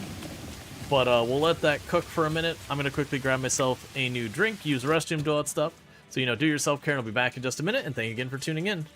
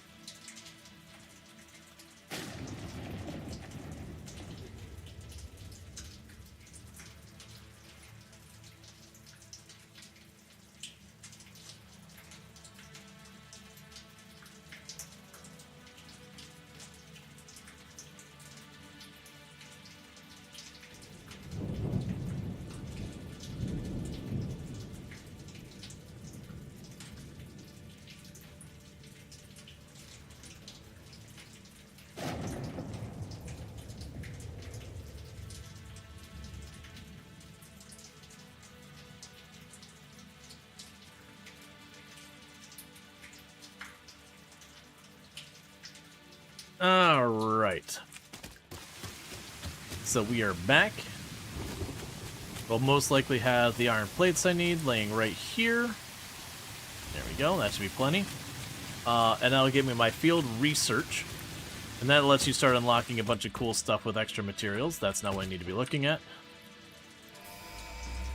Button! Milestone reached. Supply the molecular analysis machine, referred to as the MAM, with local resources to research and develop new technologies. Potential technologies include exploration tools, weapons, and factory buildings. These are essential for maximizing your Pioneer efficiency and alignment with Fixit's core pillars: construct, automate, explore, and exploit. To advance Fixit's mission, all notable phenomena, resources, technology, or other influence should be investigated regardless of any perceived danger, as stated in the Pioneer contract. Okay. So we need to make the MAM. So it's going to be 3 reinforced plate. That's fine.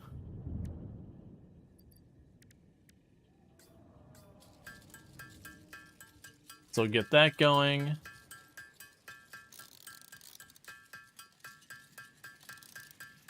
And then we can get all that stuff set up. Alright. So with this one, we're going to let it cook. But with letting it cook and all that kind of stuff, Saying sounds much like Link's Core from Heartspace Shipbreaker. Also, yeah, no, it's has very GLaDOS tendencies and all that stuff. I won't spoil any story stuff for anyone who has not already played the game and all that. All right, I'm not walking the whole way around that every single time.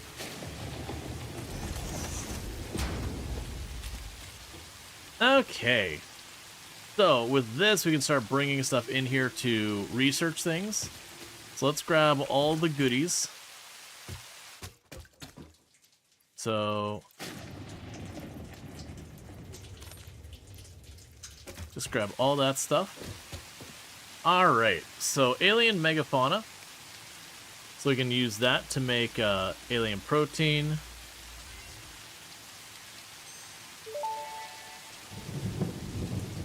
The remains researched belong to an organism now dubbed the fluffy-tailed hog.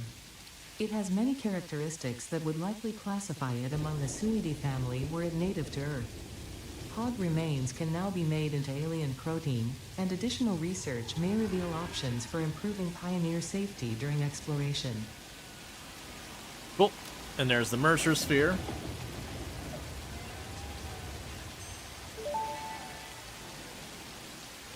Mercer sphere analysis completed. Established local planetary signature of Massage 2, AB, B, in the local Mercer sphere signals, allowing them to be tracked by the object scanner.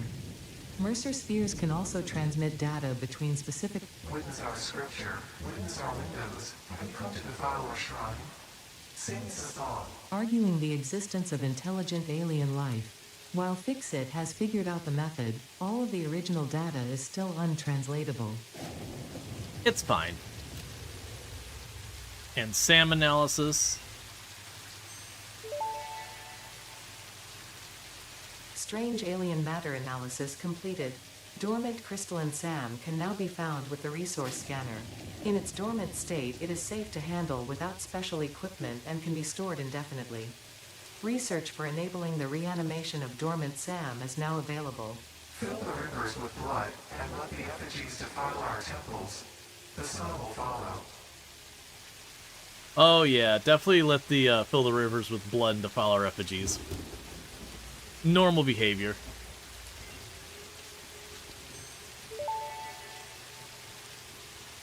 SAM reanimation recipe unlocked. SAM can now be safely awakened, provided it is contained. Meaning, if not contained in special electromagnetic storage, it tends to start breaking atomic bonds of any matter it has physical contact with, and reconstructing it into easily transportable resources. Scripture and blood compose harmony. Follow our hallowed temple halls and listen to the echoes of your ripples. Our bones are more beautiful than yours. Well, you didn't need to judge my bones. Come on. That's just rude.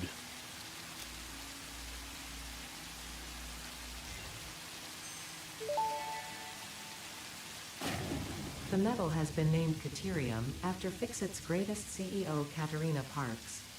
It has been added as a viable alternative to gold in industrial applications, specifically in advanced electronics due to its superconductivity, malleability, and corrosion resistance.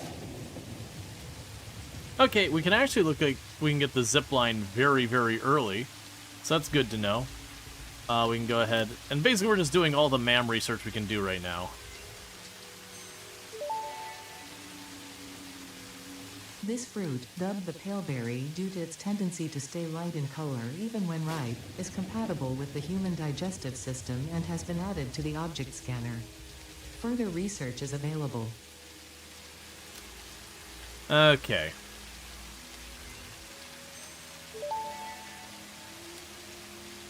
This fruit, dubbed the barrel nut after its distinctive color, is compatible with the human digestive system and has been added to the object scanner. Further research is available. Alright, now the power slug.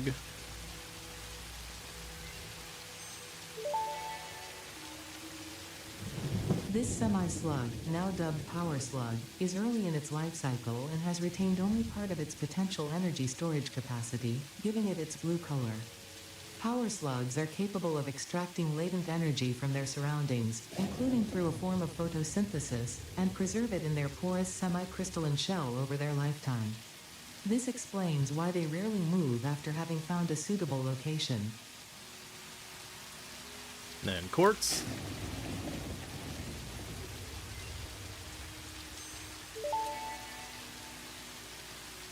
The crystalline mineral was a previously unknown variation of quartz, with uniquely large and flawless crystals, normally only found in synthetic quartz. The industrial application of this mineral will follow that of its synthetic counterpart, specifically in communication and exploration technologies. Okay. So with that, we're going to drop off you. You. We'll want to grab more Caterium. We can drop off the coal and the bauxite for right now. Alright. You're all churning away at your stuff. Let's go find that Caterium. I did drop a mining drill on it. That's probably not the one. This is probably the one I dropped the stuff on.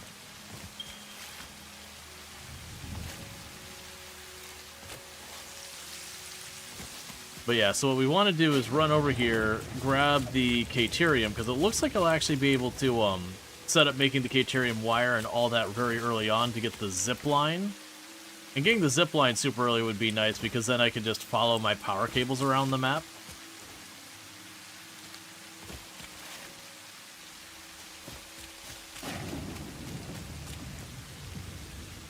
Yeah, so we got iron and oil there. And we got more iron here, Caterium, oil, and then more iron right there.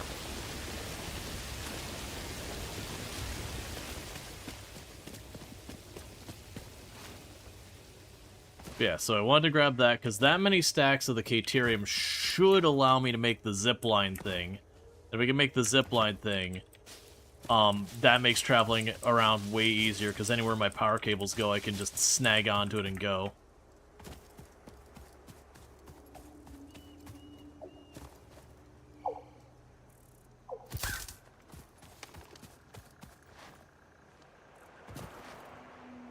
Don't judge me.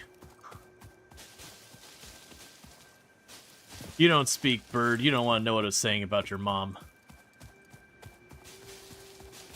Bird's incredibly vulgar.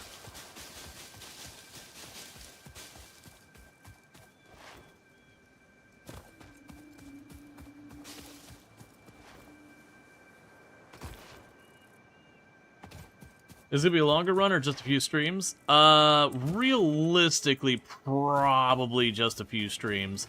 I've done full playthroughs, and I wouldn't be against doing another full playthrough, but with the cadence of games coming out right now, it's really hard to set aside time. Now, that said, if you want to see, like, a full playthrough, I do have the VODs for an entire playthrough of this, just kind of sitting aside and all that. It's also a little tricky at this day and age, you know, doing the whole thing. What games are coming out? Oh my god, there's so many. Oxygen Not Included's got like a major DLC coming out. One moment. Research completed. Caterium ingot recipe unlocked. New Caterium research available. Solarpunk just came out. I did not get my hands on a key of that one, and with everything coming out, if I don't get a hold of a key, it's like, whatever. Like, it looks good, but it's also early access, so I'm not too bent out of shape if I don't get access to it right away. But yeah, there's the new Astroneer games coming out tomorrow. Spacecraft is doing a major playtest tomorrow. Oh man, there's like 4 other games tomorrow that I'm trying to think of that I was like keeping my eye on. You've got a ton coming out in July, you got a ton coming out in August. September is looking absolutely bananas busy with the number of game releases coming out. It's just kind of been this whole year, it's just like, on any given week, there's a handful of games that are decent coming out. There's a whole bunch of like niche indie games that also have been coming out that I've been checking out as many as I can, but like that was kind of the thing I was debating today, is I could play this, RimWorld, or I've got a ton of these like different indie games, all that stuff. Yeah, I mean, okay, yeah, GTA 6 in October. Yeah, no one cares about that. Who would want to play GTA? I'm teasing. Like, if it's not clear, I'm being, like, sarcastic here. Low key, I actually don't plan on getting GTA when it first comes out. I definitely feel like GTA is going to be one of those ones that no matter what the game actually ends up being, it will be absolutely impossible for it to live up to the hype. And that's not a comment on the devs or anything like that. As long as it's been sitting there baking, people have let the hype just get out of there. I don't believe there's a game that could exist in reality that would live up to the hype it's been getting. Like, and that's not a comment against the devs or anything.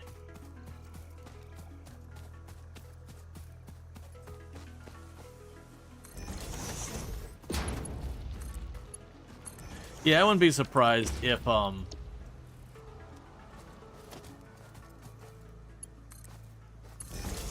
GTA ends up needing some additional work after it gets released.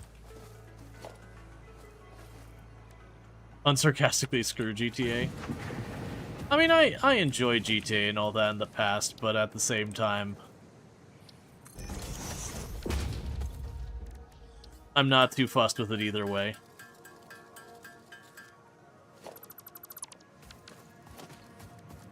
Production, constructor.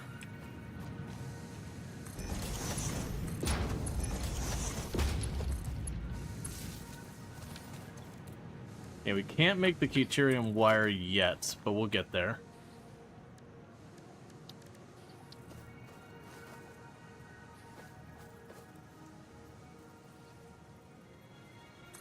You have to improve the online aspects of GTA 6.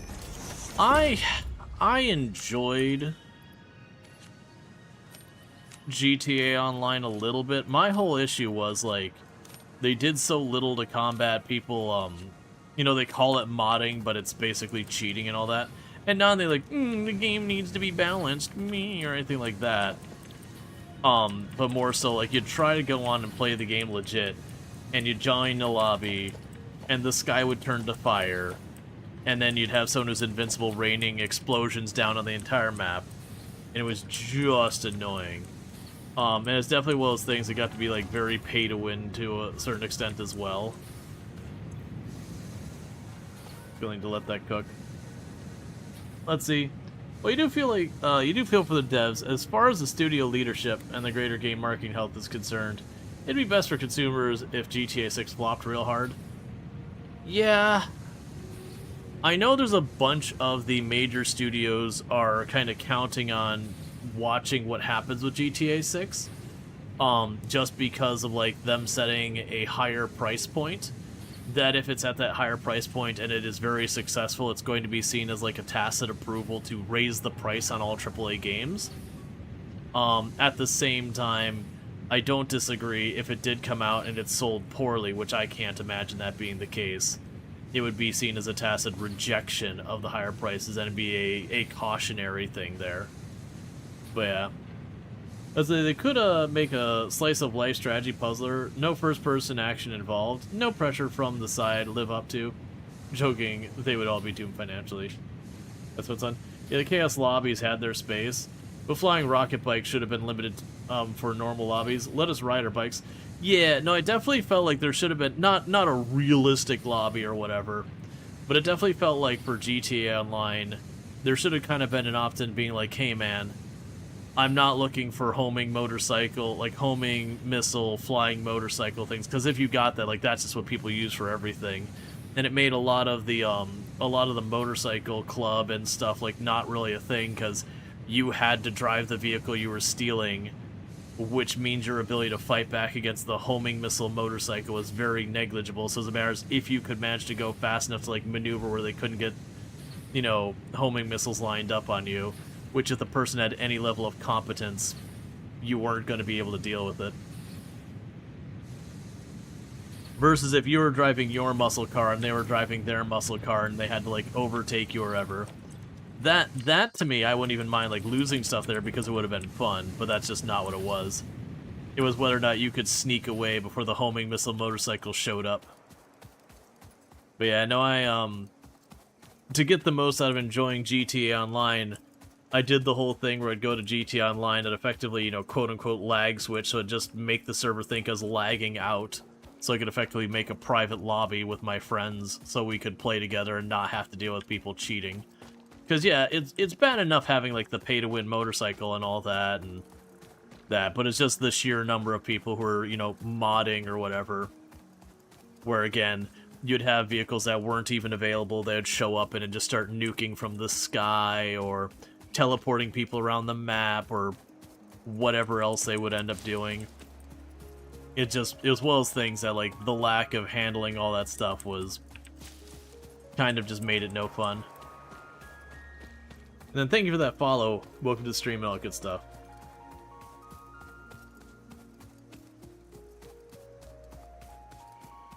Because there's a whole thing, I remember you would go in and you would be going through your missions and whatnot, and so you do, I forget what, was it a heist that there was the missions? But you do that, and it's almost like trying to scramble to the ATM to ditch your money. Because otherwise people could steal it from you, kind of thing. And you'd have times that you'd load in, you'd see like someone beeline your direction. I don't think I ever did have someone manage to catch me and swipe everything. But still. If they include something like Minecraft Realms and let people rent private servers for RP, they win. I am curious what they'll do with that, because I know a big thing with GTA Online was the money it made.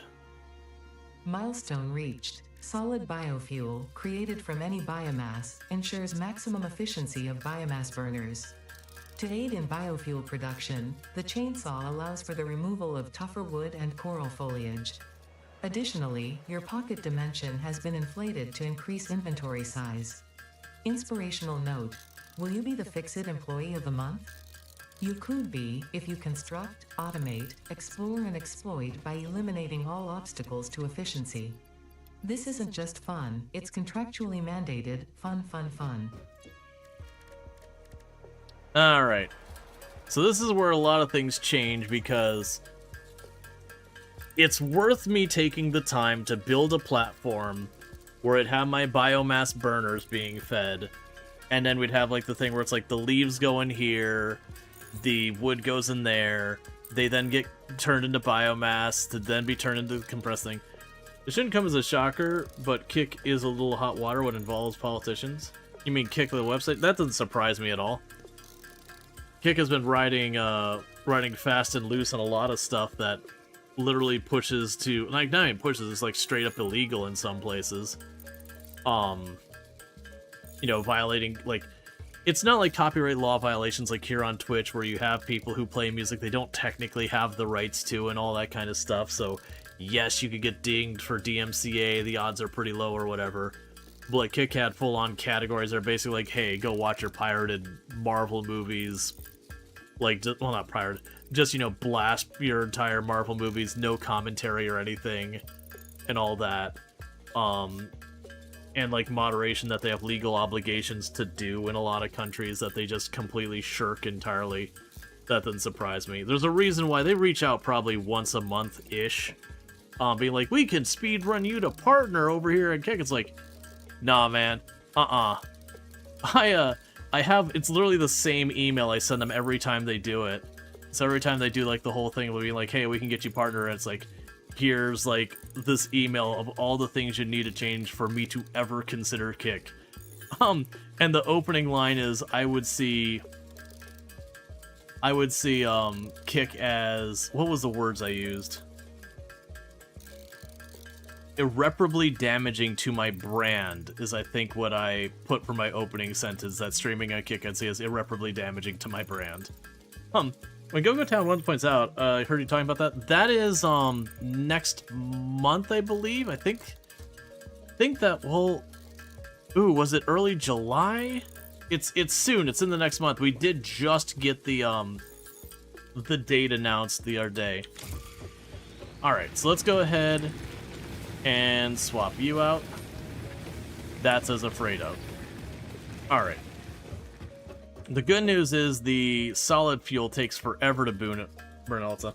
They were literally founded by the founders because they were against the moderation of Twitch. So it doesn't surprise me they went down that route, sadly.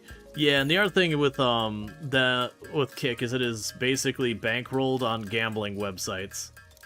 So it's kind of one of those things like, hey, another thing you'd have to do for me to even ever consider that is, like, you can't have your primary stakeholders be gambling websites. Like, I don't have a moral objection with gambling at large, but I do have a problem with unregulated gambling. That's not legal in a lot of places because they don't have, like, they're not following the rules, like, you know, giving you the odds and going through verification that they're not cheating you and all that. Let's see, how do you know if a streamer is morally bankrupt or will do anything for cash? They stream a Kick? I wouldn't say that's necessarily true. As much as I'm, like, hard on Kick as being, like, a big problem, I know multiple creators that, like, you gotta remember people doing content. Like, the 99.999% of people making content are making almost nothing. Or, like, barely survivable.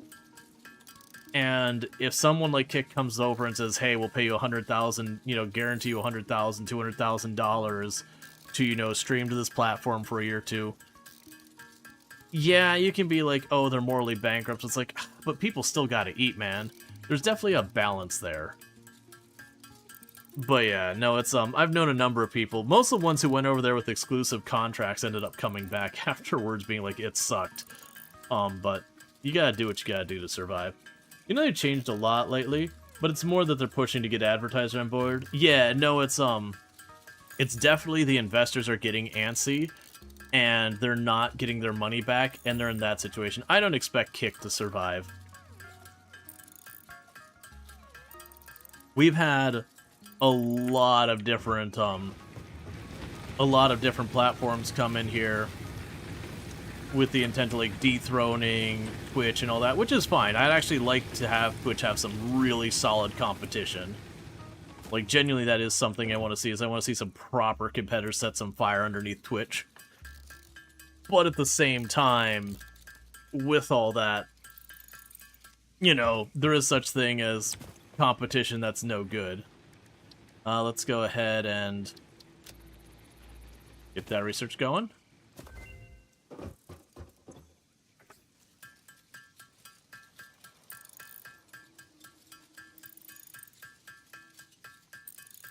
Oh yeah, no, I get what you're saying if it's go to Kick or die.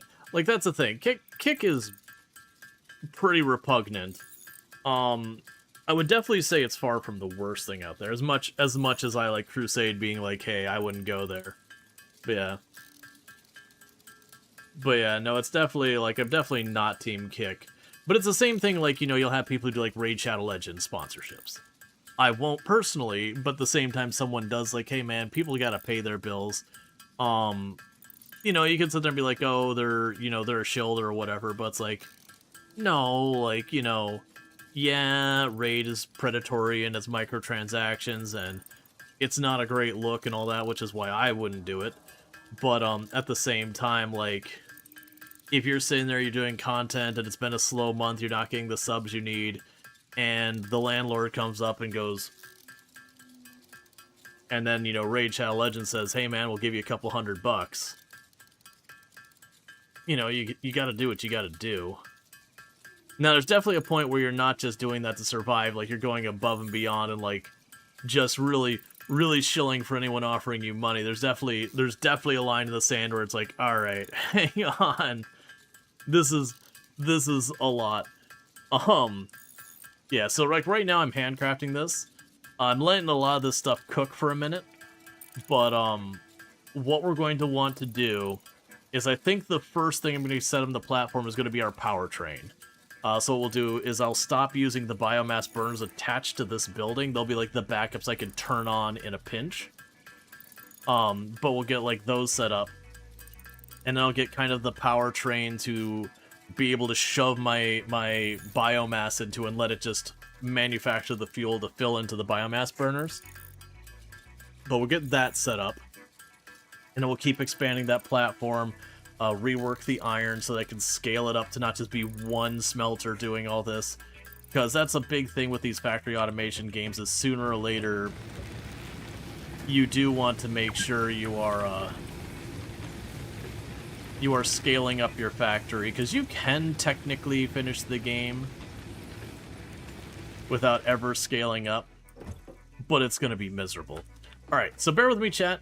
I'm assuming my wife is home by now. Because I'll run downstairs real fast. Yeah, she's home. So you'll run downstairs real fast to deal with dinner kind of stuff. I'm gonna let this run and cook for a minute. It'll be back in just a couple of minutes and all that. But thank you again for tuning in. I'll be back in just a few minutes, and I'll see you in a few minutes.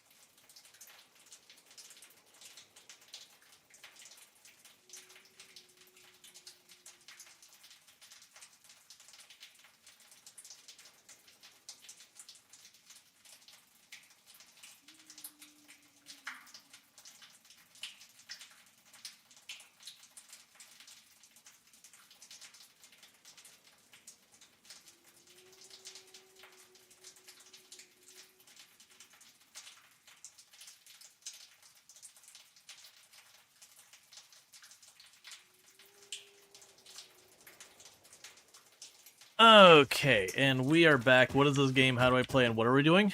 All right, so let's see here.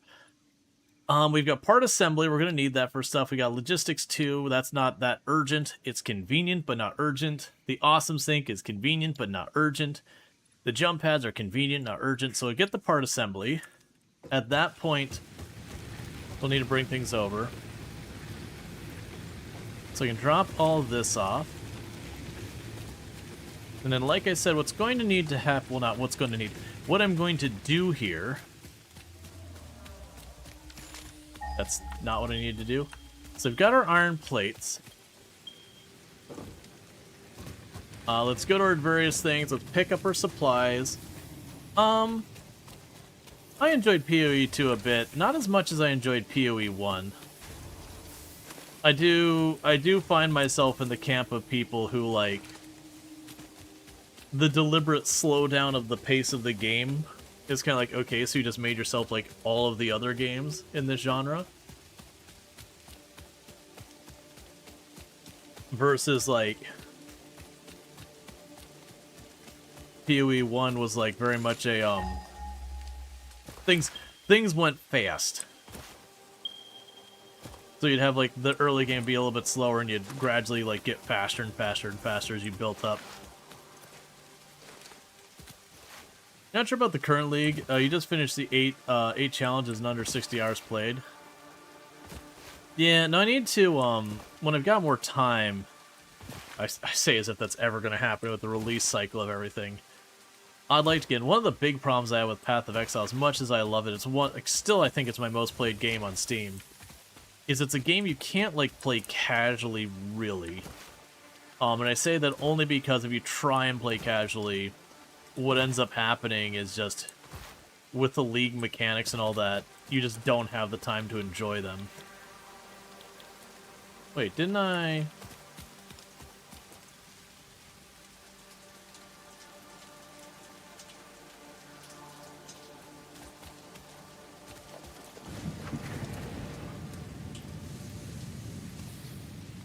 Maybe I needed more. Alright, let's go over here, because we want to get the Caterium wire so I can get the zip line. Because that'll be helpful. And I should have plenty of stuff to get the platforms and all that going. We'll need to get the chainsaw made, so we should look at what that's going to require materials-wise.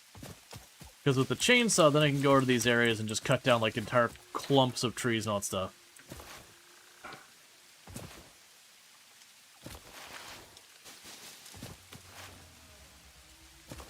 Alright.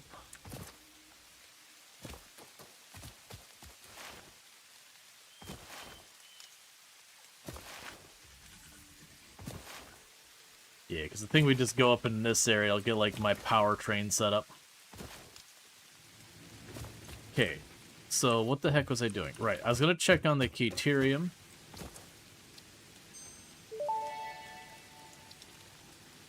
Research completed. Quickwire recipe unlocked. New Caterium research available.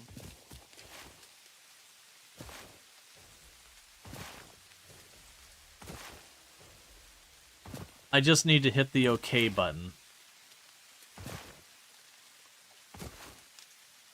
So let's go ahead real fast and run back over here. Because I forgot, you don't get the reward from starting the research and waiting the timer. You have to hit the OK button when it's done.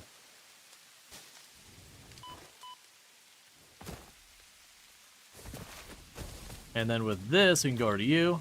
Quick wire. Alright. That way we're producing Caterium wire. It'd be good to get the SAM stuff producing as well, even though we won't be able to use it forever, because that's locked behind steel. But that's fine.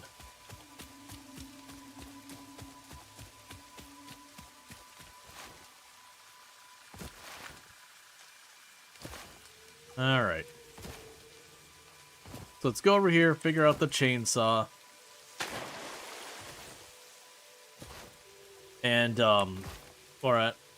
You think you could build a science bench on the spot and then unzip it? Yeah, you can build the benches where you go and all that. I've definitely done that before. Like, just plunked one down as I needed to do research. That's usually late game I'd do that.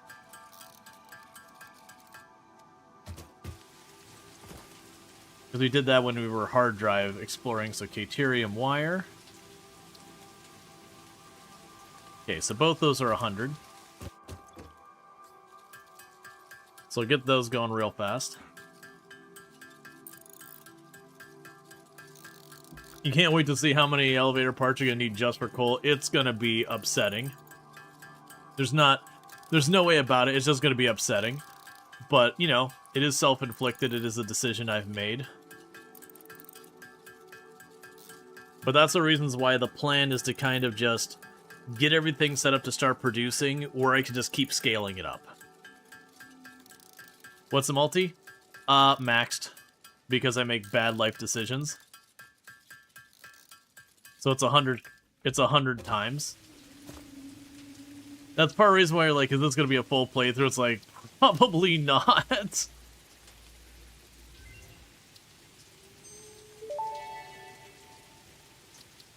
New Caterium research options available.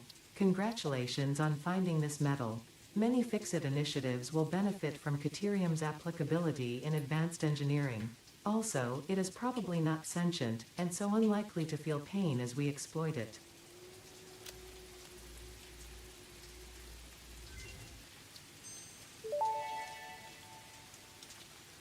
Zipline unlocked. When equipped, the zipline facilitates travel along power lines, regardless of whether the line is powered. Note: based on previous Pioneer events, Fix-It recommends not using ziplines during thunderstorms and typhoons, or while drinking coffee. But the lizard dog farm would provide a lot of stuff for the shop. Use 25 of them to boost you to better tech before even building anything meaningful. Yeah, no, it's funny because they changed it at one point so you could actually get like large numbers of the lizard doggos to show up.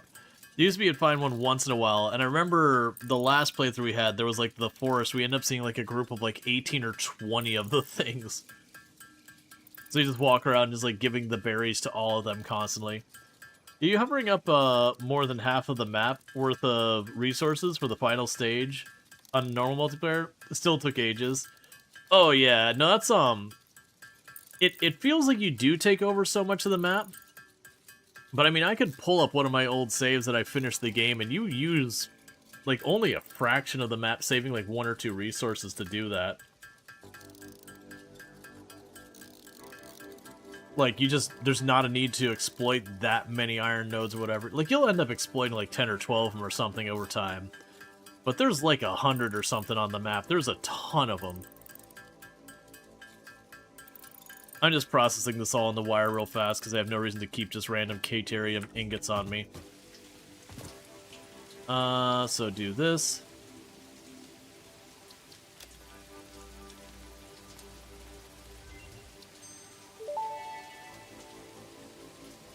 Power Pole Mark II unlocked. This provides additional power connections compared to the Power Pole Mark I. Okay, so we got the Mark II. The Mark II will use Caterium wire as instead. Alright, so now I gotta go and remember how to do this. So this is... Okay, so we'll mark that to use the Caterium wire. And that'll be just the plan. Alright, so... Foundations.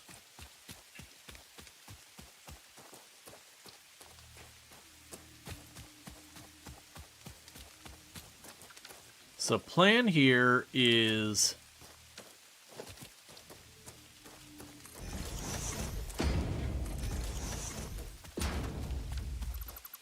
We're going to raise ourselves off the ground a bit.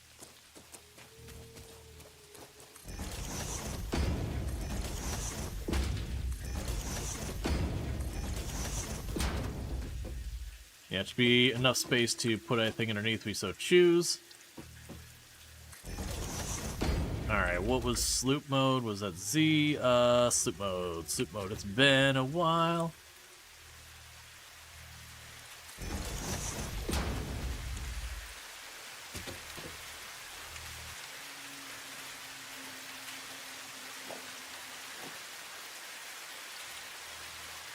Okay, left mouse button, hologram, snap. Oh, that's not the right one anyways. There we go, toggle build mode.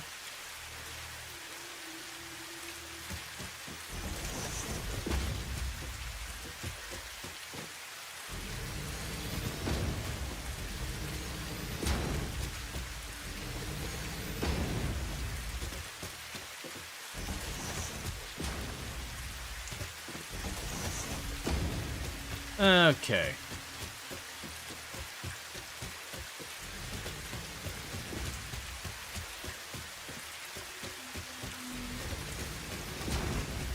So for right now, just kind of increasing the pad here.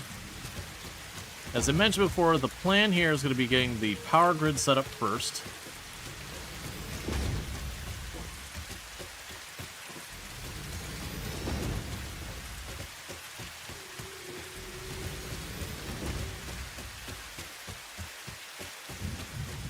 And then once we get that set up,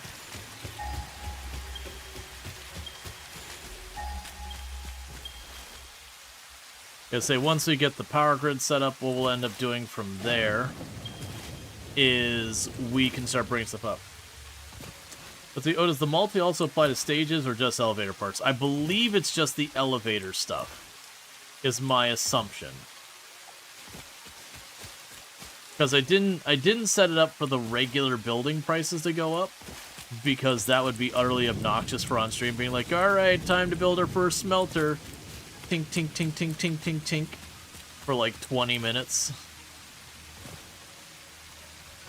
Versus the elevator, you can choose to automate it and then just let it sit there. Alright, so with that... Right, I need to make the chainsaw before I forget. Yeah, so with that, I've got the stuff so we can go straight to level 2 power. You're wondering how long till coal power? Oh, it's gonna be rough.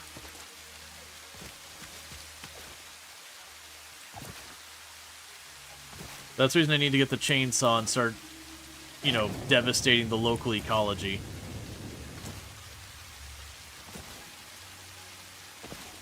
But then the plan is I'm going to put that platform, you notice I raise it up a little ways. And the raising that up is that way I can fish conveyor belts underneath here. So as we expand our factory, this will be like the actual factory floor up here. Alright, so we've got our Mark II pole. Gonna put one up here.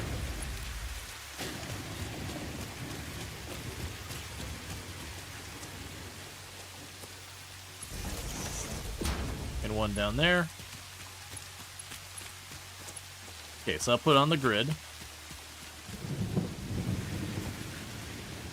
Alright, so let's start getting this all figured out.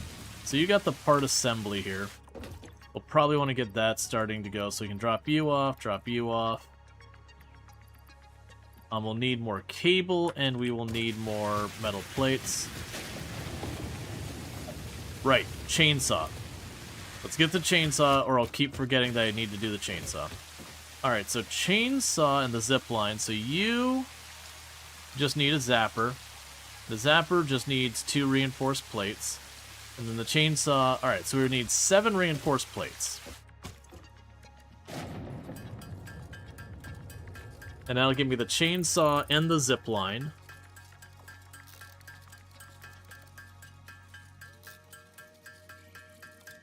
Now once we get the powertrain set up,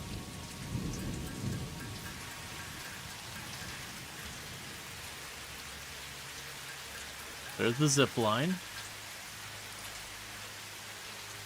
And you are missing some more screws.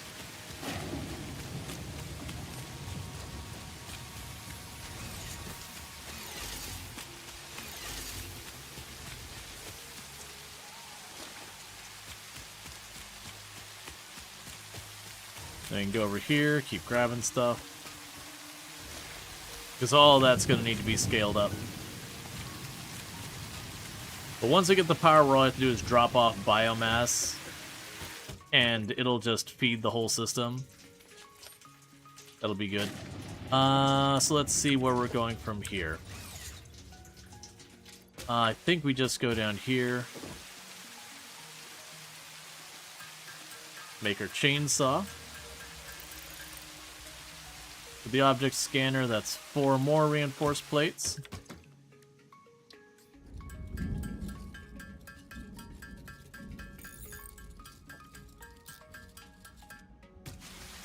We're just getting all of our gadgets.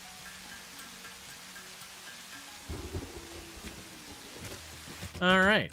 And then for the chainsaw.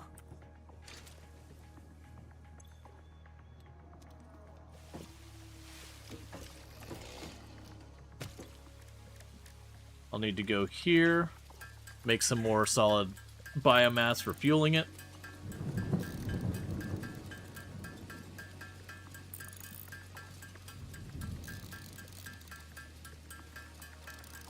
That'll be enough for now. Okay.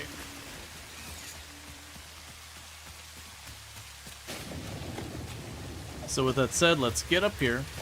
So we're going to need power, biomass burners.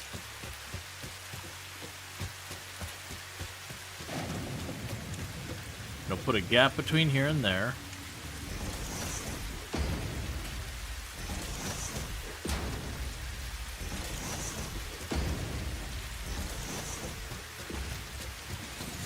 Alright, so there's our biomass burners.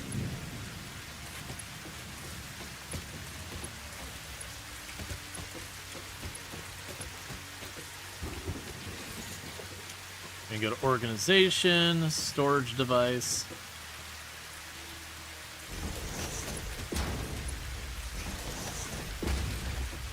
Then go here to the splitter.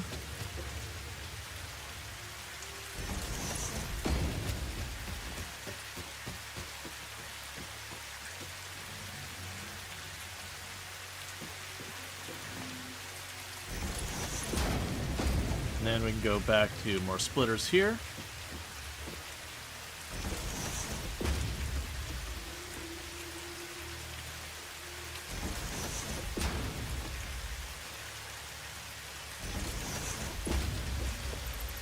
All right.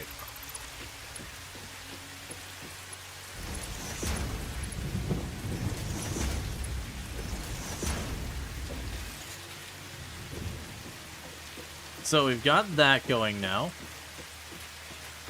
The next thing to do would be foundations.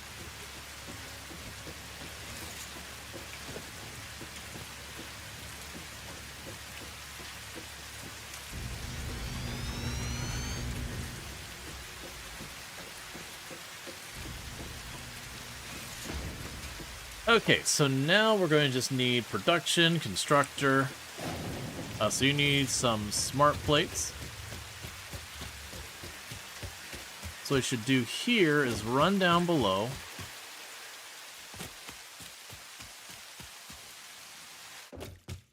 So we got the workshop and the MAM.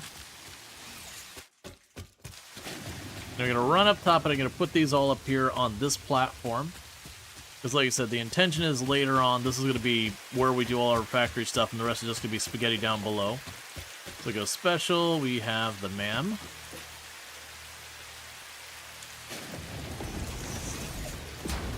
We've got the workshop. And then we got the crafting bench.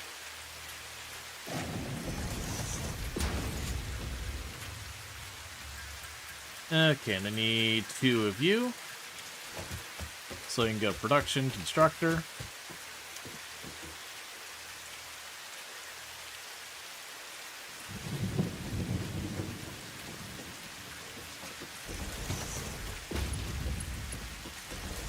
That's overkill distance-wise, but they'll save me pain later. So you make solid biomass.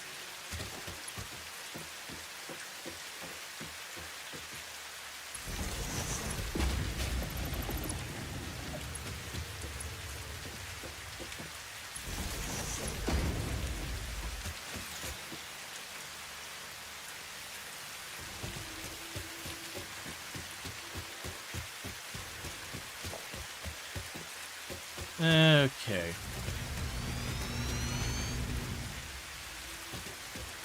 I'm trying to set this up to be very scalable because I think I'm going to be here for a while dealing with this. So I go organization, storage container.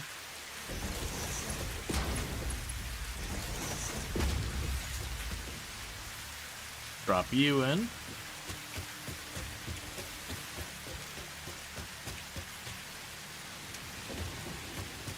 Okay, so those are all coming online.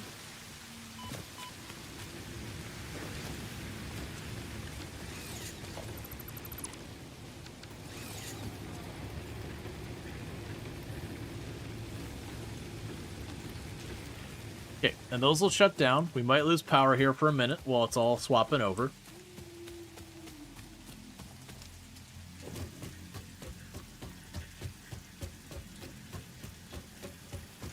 So we can go in here.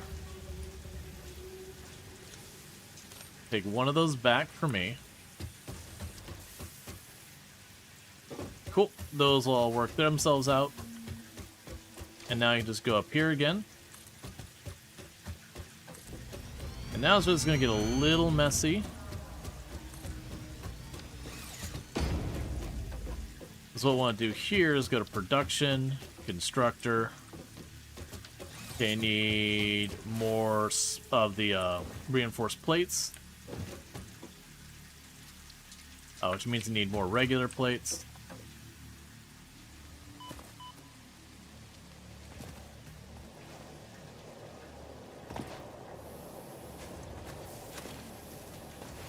But then once you get that set up, we'll have a whole production line there.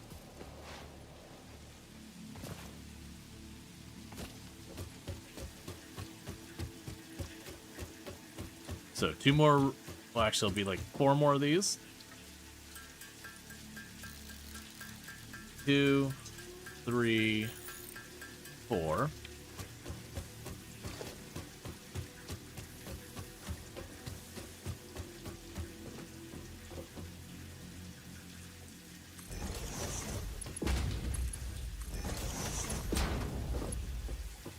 Okay, and we'll need to go logistics, merger over here. And they'll need a production constructor.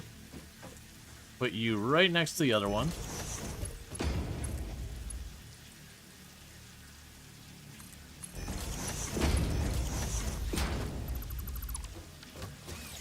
Okay, so you're going to make stuff out of leaves. And you're going to make stuff out of wood.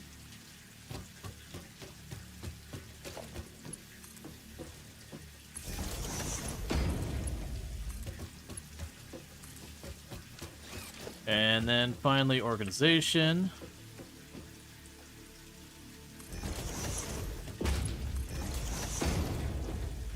And one last one here.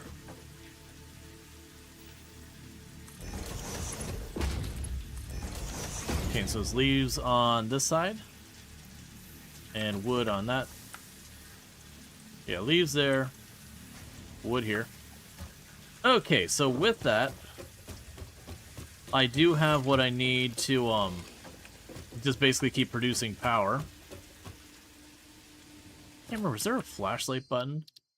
I'm pretty sure there was. I don't remember if that was an unlock. Select controls. Oh, that's keyboard and mouse. Key bindings. B. That is such a random button.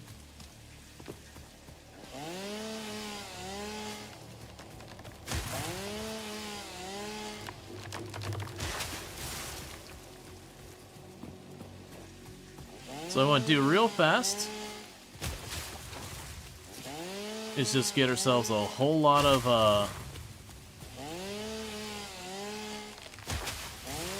biomass real fast while we can.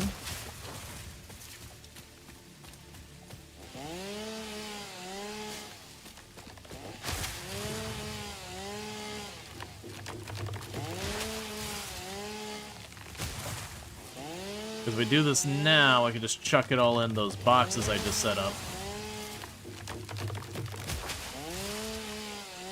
And not have to worry about for a long time. I just killed Nut Tree for no reason, but it's okay.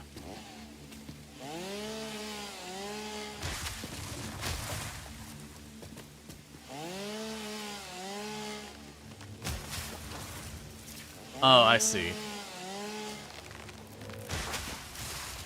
Yeah, I want to keep this on area mode.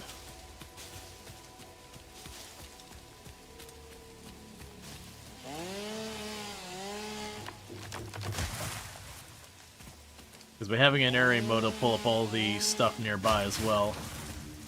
It's got a relatively decent range as well.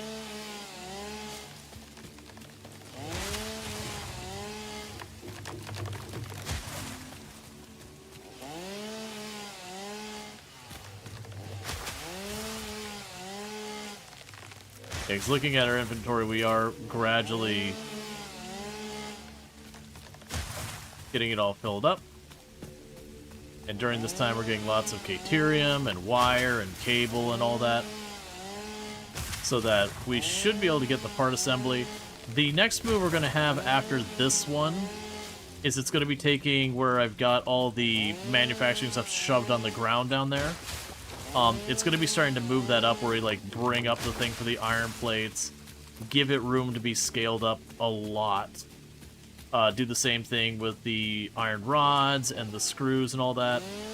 And then from that, I'm going to probably want to go and seek out more iron, more copper, more, you know, limestone, whatever, and start just cabling that all together so that we can start increasing our production.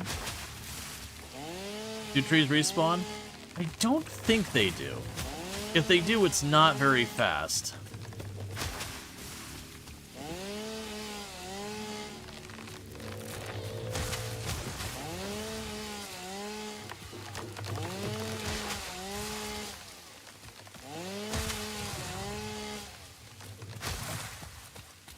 Okay.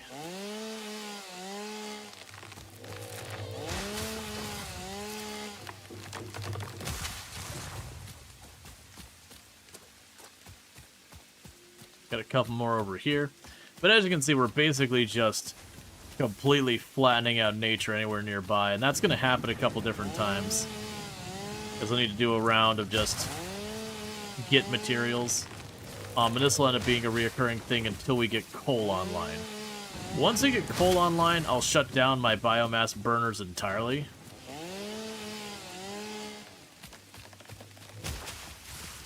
Yeah, keep in mind we work for Fix-It Corp, and Fix-It Corp's the whole thing is like, you know, go, explore, exploit, all that kind of stuff to the environment.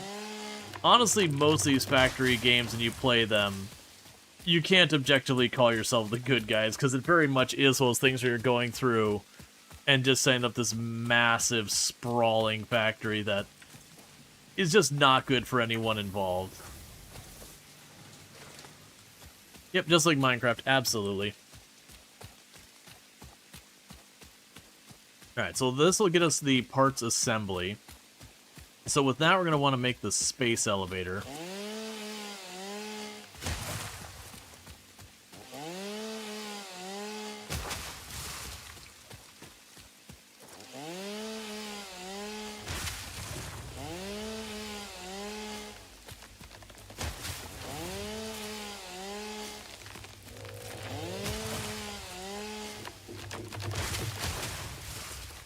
Okay.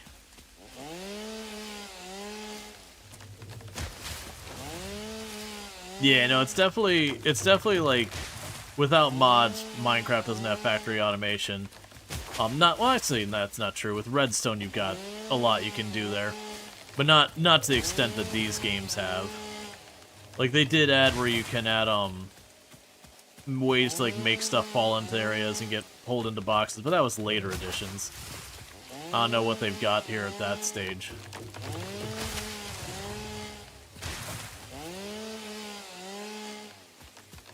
Alright.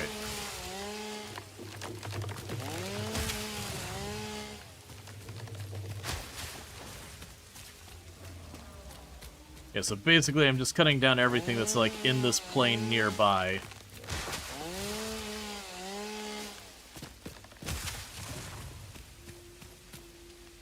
And then we're going to just chuck it all into the boxes. And they'll slowly get turned into solid biofuel to power my factory for a good long while.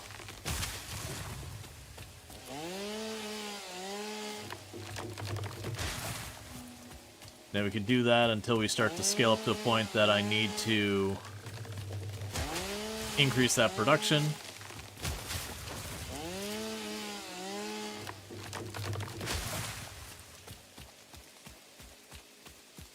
Alright, almost done with this area.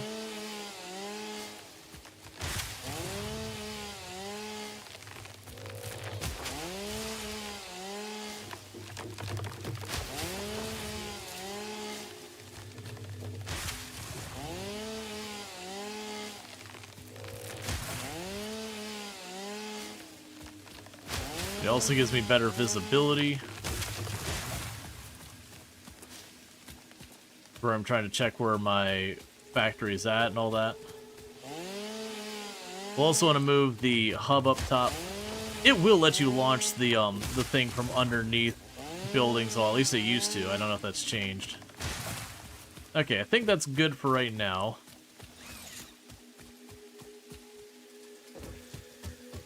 So I can go up here.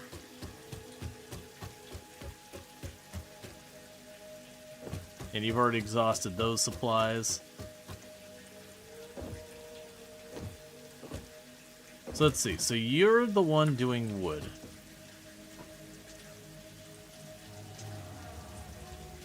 Then go wood. Leaves.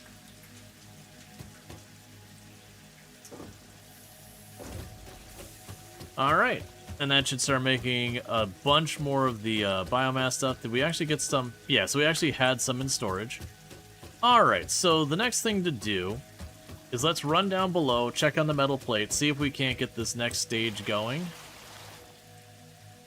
Then this all needs to be moved up to start to expand all of this so I can start getting more and more smelters and all that. Because as you can see, this is not producing that much material in much of a timely manner. Alright, so let's run over here and see how we do. We can drop the cable off, and we are way short on the iron plates, which is unfortunate. Okay. Sort all that. I've got plenty of wire, I got plenty of Caterium, all that. We'll definitely need more of the other goodies. And the iron plates also need to scale this up and everything. That's going to be a big pain point. Let's go check on how much the drill can support for this. So right now, this drill can support 120 per minute. And I think my smelter was 60 per minute. And that's without any upgrades. And you can handle 30 per minute. Okay, so we can actually handle 4 smelters on that. So we can scale that up a lot. So we can get that party started. There's going to be a little bit of difficulty without many iron plates coming in. But let's try and find a spot not directly by our biomass burners to bring up the iron ore to be exploited.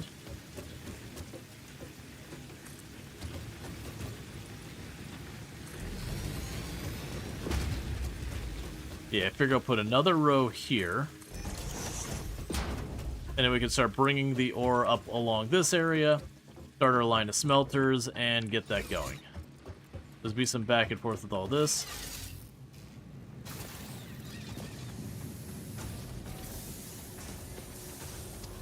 And then, like I said, we'll start just bringing it all up one by one. Alright. Hey, the Inns, how's it going? Thanks so much for the 3-stream streak, and I do appreciate it. Yeah, so you'll definitely need to bring way more iron in here.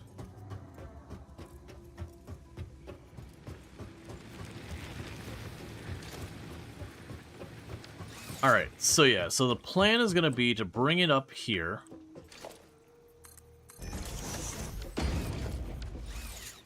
And then we'll start the smelter line along here. So I've got more than enough room to build all this. The biofuel burners are just going to stay there. There's no reason to worry about what's behind them. That's fine. That's all being fed in, which is fine. Eventually that's not going to be sufficient, but we'll worry about that when we get there. We'll end up needing to expand that more and more, but that's okay. Alright, so. Production, smelter.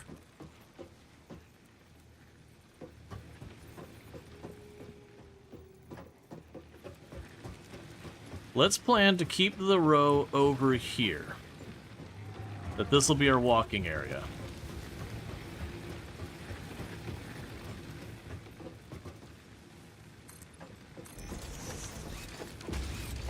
We're gonna end up adapting this a dozen times, so I'm not super worried about it. So there's the first one here. So I'll grab you. I need more iron plates. Shocking literally no one.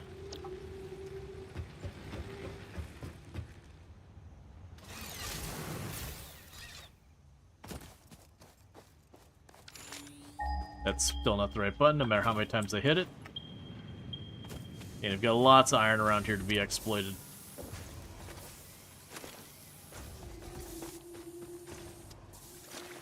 Okay, yeah, so I think the first thing is going to be expanding our iron plate production, because that's woefully inadequate. We'll get that first melter up, get it up top. We're going to start producing the ingots. And we'll get those ingots back to the outside here. Well, actually, no. It's fine. But we'll get it moved over here, loop over, start feeding into the next part of the system. So I want to go here.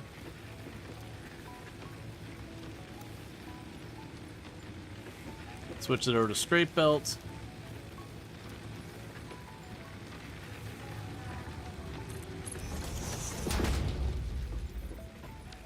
Actually, let's change the way we're doing that. Okay. So you can go here to the edge.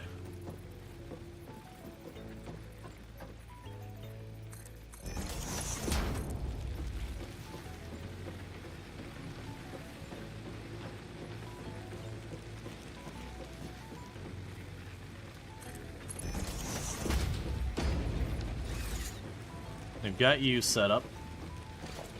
We can go here to logistics, splitter.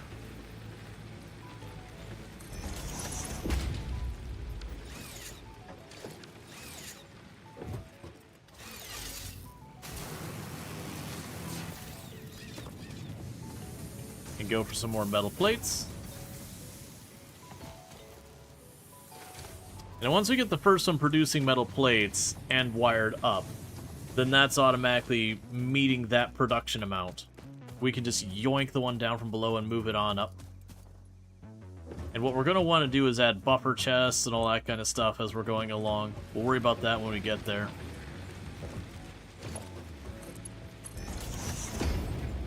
Okay, and for here, we can grab you.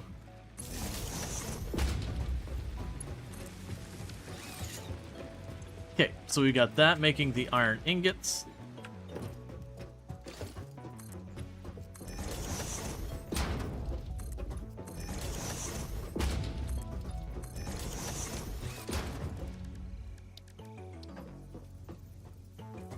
It won't scale yet, but we'll get the buffer chest there. But that'll be good because this will be where the ore comes in, gets fed into that, gets smelting, yada yada. You know how the game works. It's fine. No one needs ankles. Alright.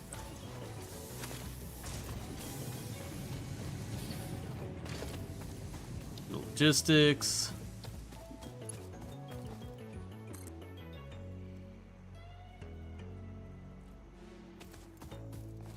Yeah, so you can bring this down here and wire that over. That'll be easy enough to do.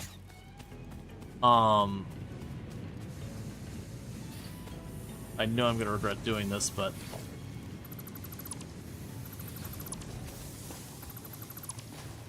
Grab all your stuff. You know, get this hooked up over here. And then with that, we can get the iron plate production going.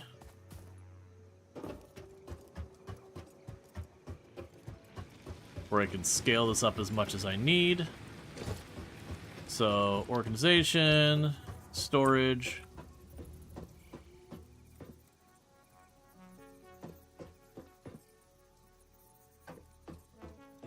So I want at least that kind of amount of space in between so I can hook up more machines along the way. And that gets me my ingots.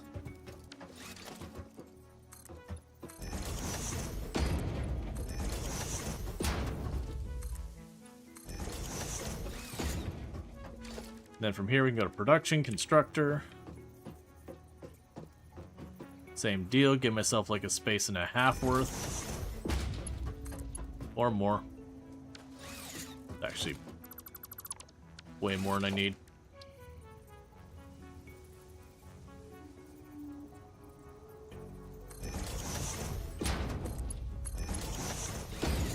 Okay, we put you on iron plates.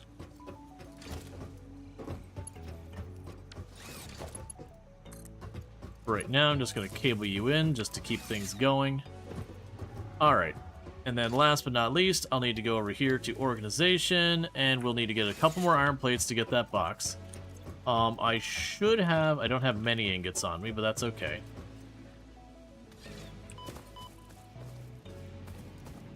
Okay, so with this, you should now be backlogging on those. We can manually make our plates here real quick. Get this all hooked up, because I shouldn't need that many more iron rods for a while. But that'll let me go ahead and get up top there, get the plates built out, and then it's like I said, we can kind of go over, get that going, get another constructor with another set of plates going, get another constructor with another set of plates going. You get the idea. We can start scaling this bad boy up. And I'll have to figure out what we need to do to get a lot of this going.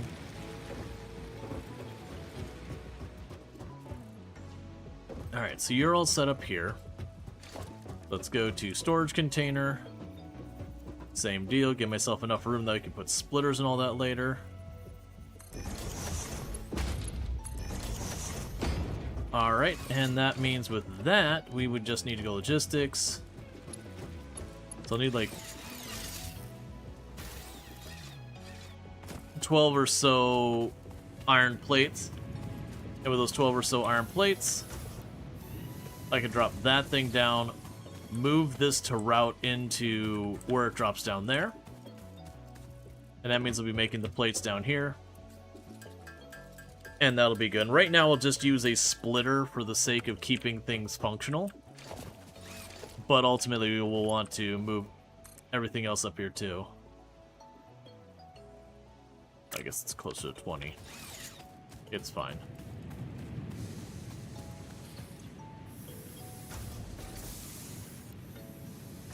Okay. And then later on we could do stuff like where we, there's a thing where you can kind of move your materials into a special storage that when you're constructing it'll build from that storage. Which is a really cool quality of life thing. Okay, so for a splitter, I just need a little bit more. Is the reason for this game today, did they get an update? They got an update relatively recently that allows you to randomize your ore nodes. So it's no longer like, you know to go to like this forest or that location to get your stuff. But instead you just have to like exploit what you can find, that kind of thing. And also check out the Ints. Absolutely fantastic content creator doing some good stuff. Has done like a lot of your slice of life sim kind of games, your Stardew Valleys, your Coral Islands, that kind of thing. Okay, so with we should switch that back to. Okay, so I need 10. You own it, but you haven't played it in ages. You got on Epic back then? Yeah.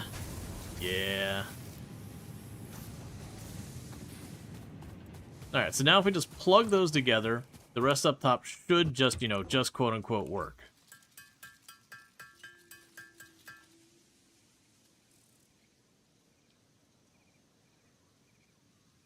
I'm just letting that run for a minute.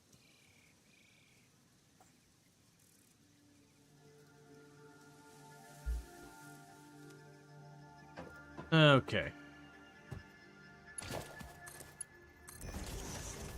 All right.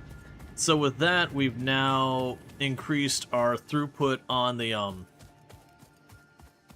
iron plate significantly.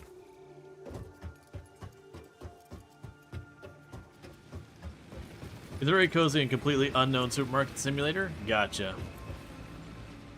So what should happen is we should see the ore coming on up. So you can process 30 at a time. So we can actually build a lot more of those. With 30 at a time going there, and then you consume 30 at a time as well. So that means I should be getting 20 iron plates per minute out of this. So the next move...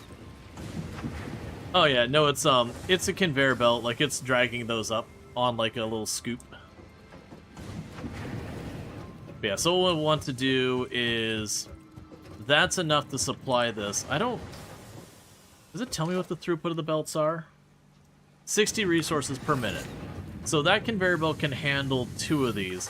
Which actually that means with that belt being the way it is, I can only get up to 60. Whereas that drill can currently handle 120. So until we upgrade the belts, we're hitting like a capacity limit on that. Oh, yeah, I'm sorry. The foundation. I thought you were talking about the conveyor belt. Yeah. Well, we got a load-bearing ramp. It's fine.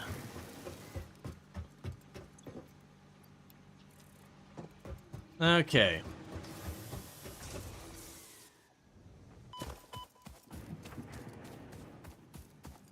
So I've got all that going. We'll eventually want to get the rods and all that moved up there as well. In the meantime, I can get a second constructor making plates on the existing smelter there with no farther expansion.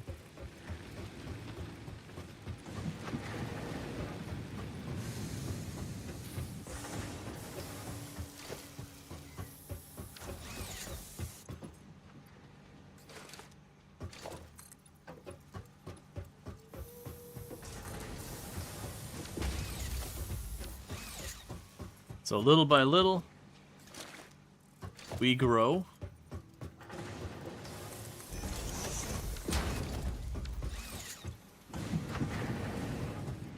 And I'll eventually want to get a second one of these going.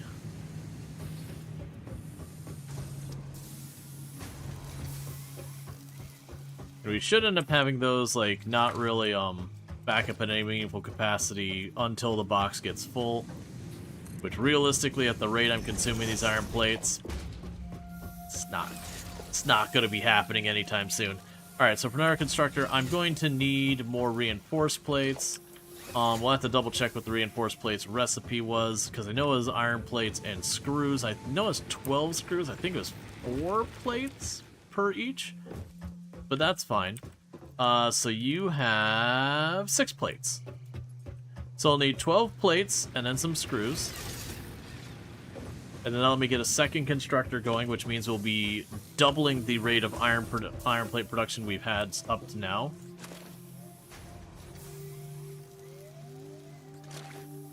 Okay, so we can go constructor.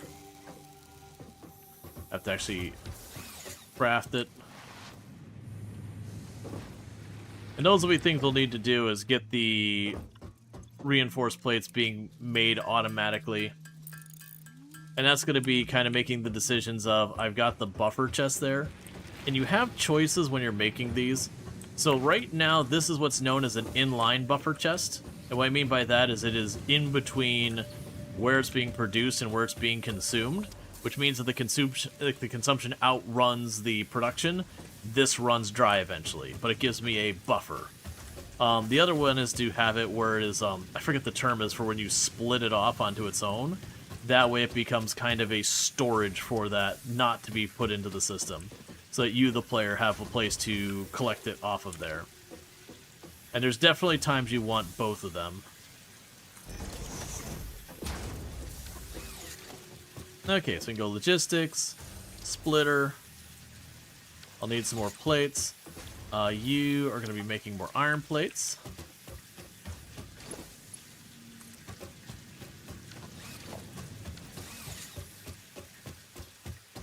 All right.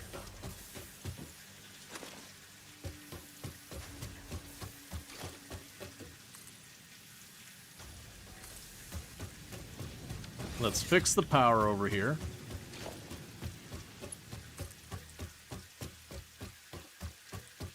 Then go to around here.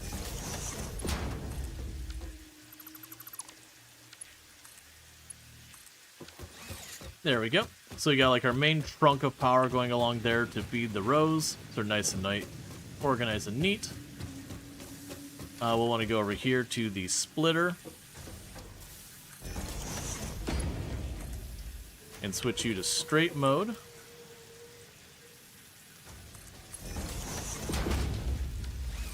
Then grab another splitter.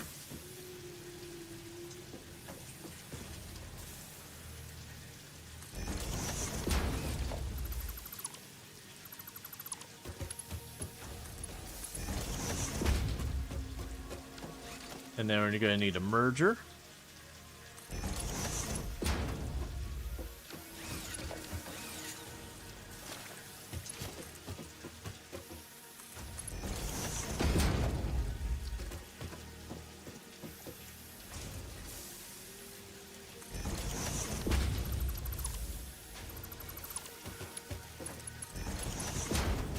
Alright, and with that we should have double our plate production going on. Yep, you're doing your thing. And that should be balanced. Because you are consuming 30 plates per minute. It's not balanced. That served no purpose. That's okay, because what we're going to do now... Oh, what was the button? There was a button for copy... That's fine. I know there's a button to like tell it to copy what we're like looking at. It's fine. Right. So what we could do here is production, smelter.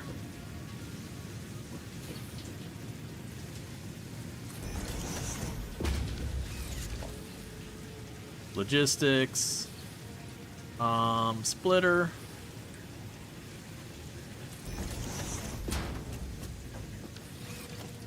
Merger.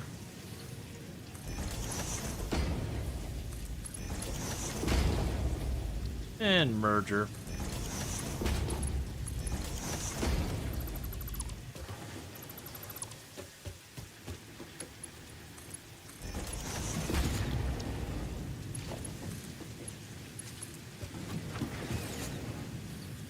Okay.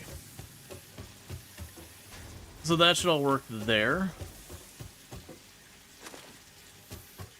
Now, the big thing we have as a problem at this point is the throughput on those belts. Middle mouse, pipette? Thank you. Now, the big problem is these belts only handle 60 per minute or whatever it is right now, whereas those can handle 30, so those two overwhelm it without considerations of this thing. Meanwhile, you're just turning out all your stuff for the screws and all that. So you need to give the iron plates a moment to catch up. And if I want to bring more in, we need better conveyor belts. Because we are outpacing the conveyor belts right now. Let's take a peek here to see how our fuel is doing. Because it is a thing that I gotta keep up with that. Especially as we scale up the factory. Okay, so I've got 2 full stacks and you are still going.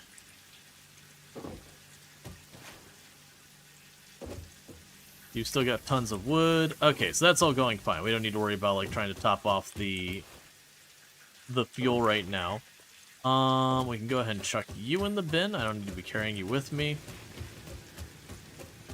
But yeah, so you see the idea that we'll be able to scale this up.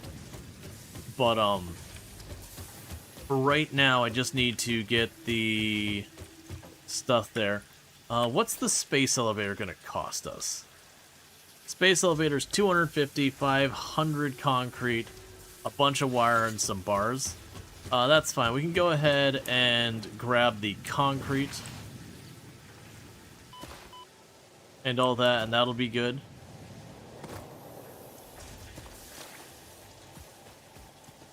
That's fine. You just keep doing your thing for right now. Alright.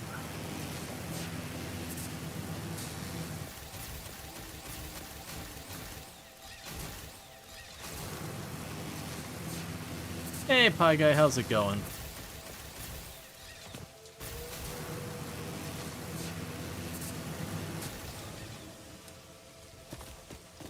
And we are going to need some cable and wire, which is fine.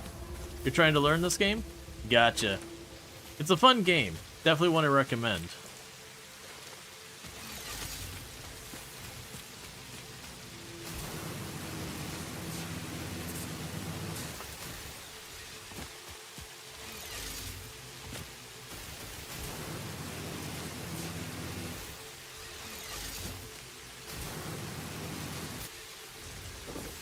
Okay, we can grab this.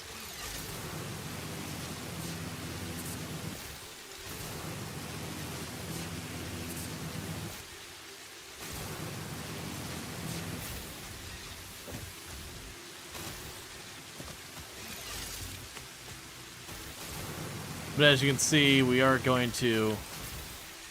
I remember having that much difficulty with jumping past those poles. It's fine. Alright, so we got that. And for the space elevator, I still need more rods and plates. So it's all down to iron. Sorry, I got an itch. So I want to get the part assembly online, but we're going to need to increase the throughput here. Once we get this one unlocked, we're going to go for the, yeah. We're going to need to go for the better throughput belt. I also probably just need to accept I'm going to be putting another conveyor belt here. So let's see where the next iron node to be exploited is going to be. Right there. That shouldn't be too bad.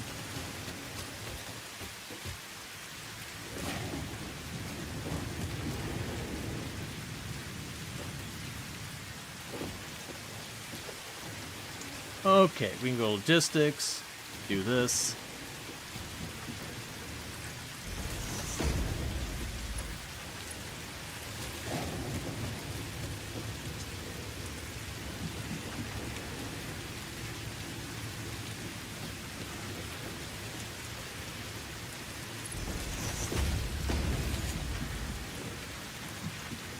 And grab you.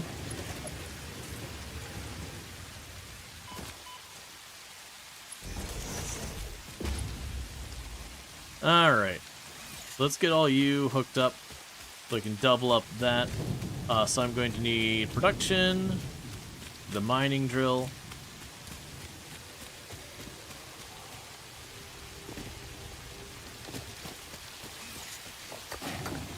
Alright, so we're going to go ahead and pull this up, get this hooked up, send it to the other area.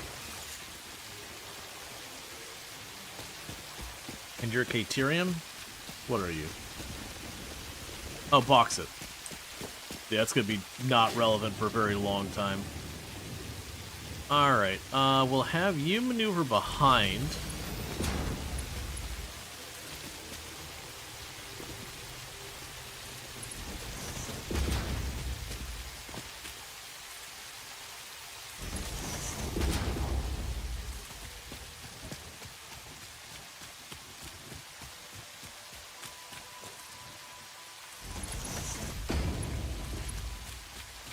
Okay.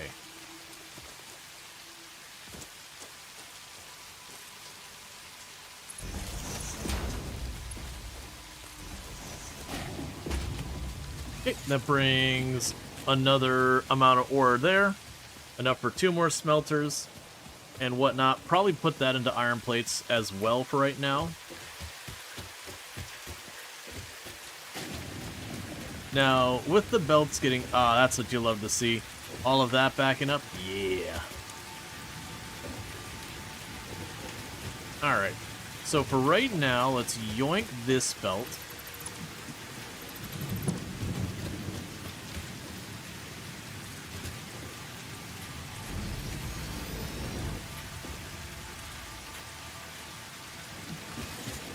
Okay. So for here, we can put down 2 more smelters, have them feed into the system again, and continue to expand this, so we can hopefully bring this all online.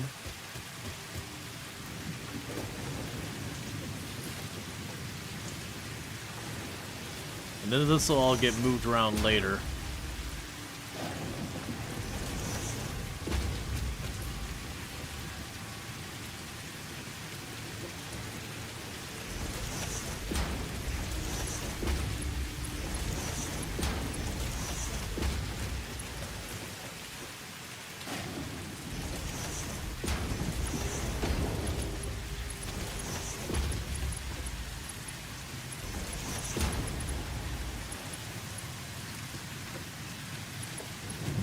How do you deal with power? I mean, for right now, I've got biomass. That's what all that is. There's all the biomass stuff there. That I just throw all these stuff in the far end there. It gets split out where it needs to go and then turned into the dense biomass stuff. That's what we're going to end up doing until we get coal online. Yeah, so you've got those ingots going about as fast as they can.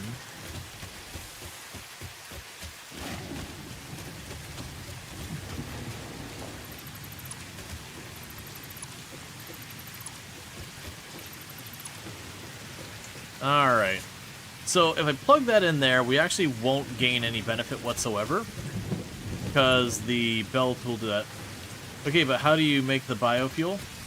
Oh, right over here. So the way we got our biofuel going on is, so it's all there. This is just a buffer chest. We go to our constructor. And for our constructor, biomass goes in, solid biofuel goes out. And then this is a buffer for the biofuel that's not solid. And then here we turn wood into biomass, and this is leaves into biomass.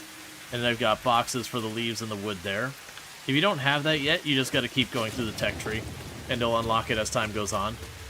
But then all that gets fed up and then split out to go in there. Like, you have to manually put in the power plant, correct? No. There's a... When you build the standalone ones, they have a port. The ones in the back of your building don't have the port, though. So you want to not be using those any longer than you really need to.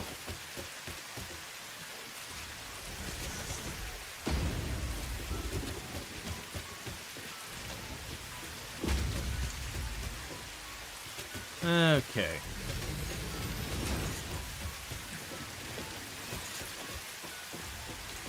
Alright, so we need 4 more reinforced plates.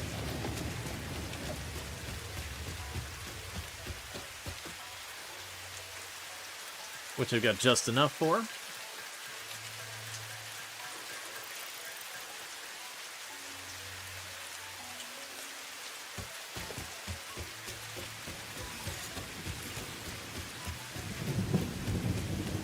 Okay.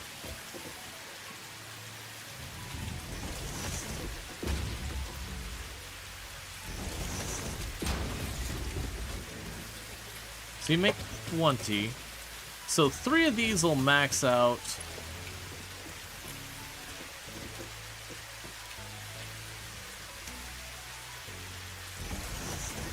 The belt. Which I understand I'm putting 4 on there.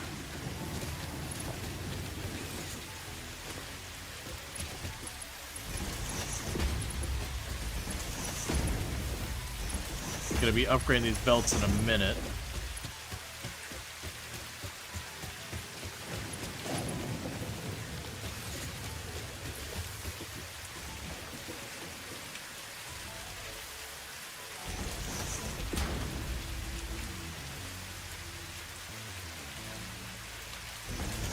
Go.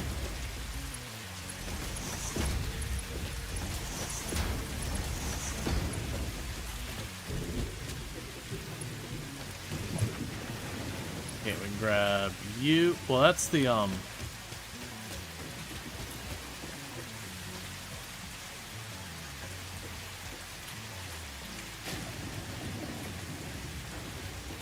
So I've got that.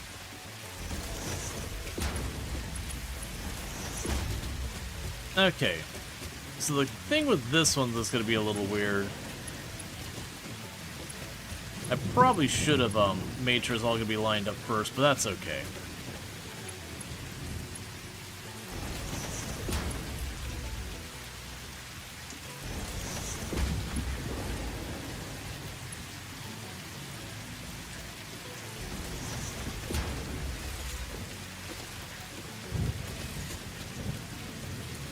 Alright, so now we go here.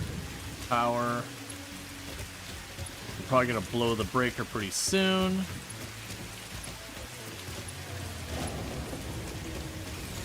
Alright, so that should be quadrupling the rate that we produce our plates. Let's see, how long does it take to harvest wooden plants? Not super long. Let's see, I love how in this game has such an expansive, beautiful world with plants and animals and biome, and then everyone just builds like 20 meters of flat paves of world. I've usually I actually make like a giant skyscraper, stuff like that. In this case, I'm trying to like build a big platform and do a sprawling factory that way, and we'll see how it goes.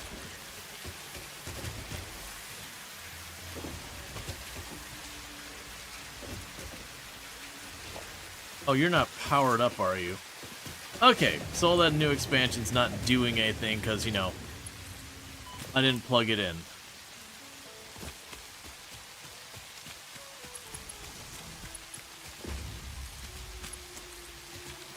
There we go.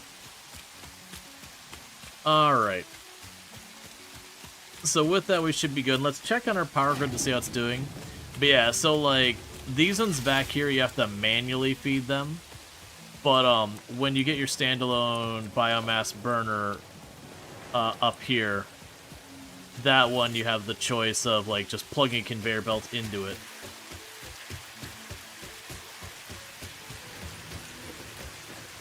Okay, so current powers, we can max production is 120, and we're consuming 105 at peak, which is not what you want. But it's manageable for the time being.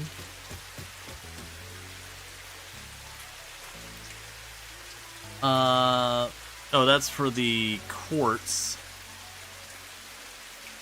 So we can start making stuff. I'm not super worried about that. The power slugs probably won't matter too much for a while. Not until we get stuff to scale up. That's way later tech. That's later tech. I haven't found one of those. Later tech. The DNA I'm less worried about. Gotcha.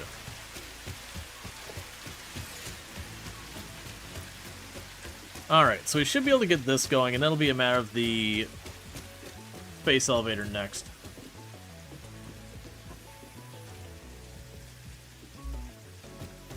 Alright.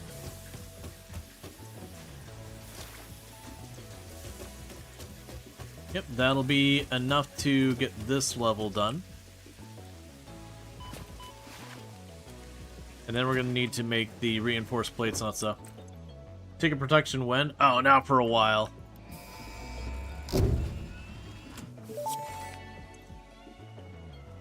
Milestone reached. The assembler can produce more complex parts, including the first project part, smart plating, which is crucial for initiating project assembly.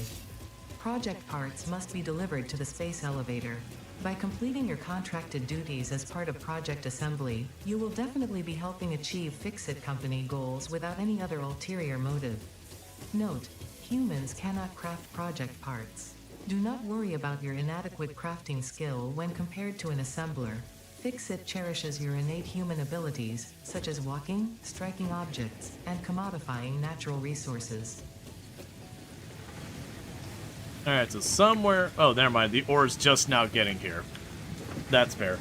Okay, so we've got all those working to get that done. We'll end up needing to make the reinforced plates ourselves, which requires screws and all that. Right, so for the smart plate, we will need to use an assembler, which requires a rotor.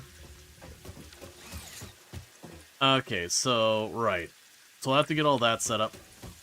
Okay, but for getting that set up, I think the idea here is going to be we've got our iron plates going. And then this is where iron production's going to be going here. But that'll likely expand a bunch in the future. What we'll probably want to do...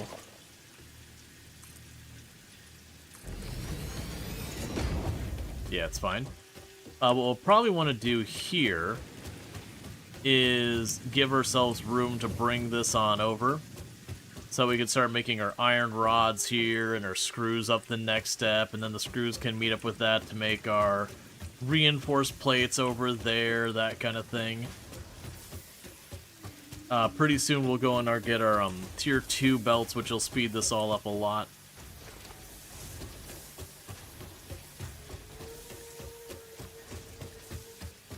Yeah, so you're all churning away on that. That's good news. Okay.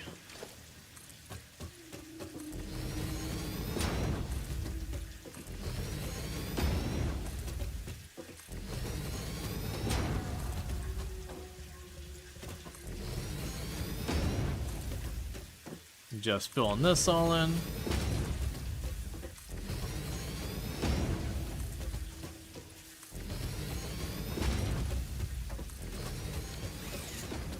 Okay, so let's use the power here, the power towers here to be kind of our splitter, being like, okay, that side of it is iron plates, this side of it will be iron rods. So we've got all our smelters there. So what we can do here is I've got choices. If I go on and make the iron rods over here, for example, what we'll be able to do from that is I could take where that belt is going on the behind there. Once I go on and get the tier 2 belt, it can handle those 4 by itself. And then we can have the other tier belt come over here to make my iron rods, and a lot of those will become screws. And then like this, instead of being split up into these separate segments, I could have them be just one set for the whole thing. Which it might not be a bad idea to have your own dedicated smelters over here.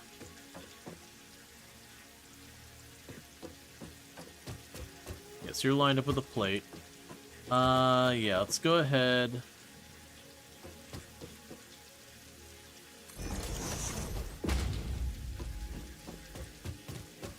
And plan for you to be over here.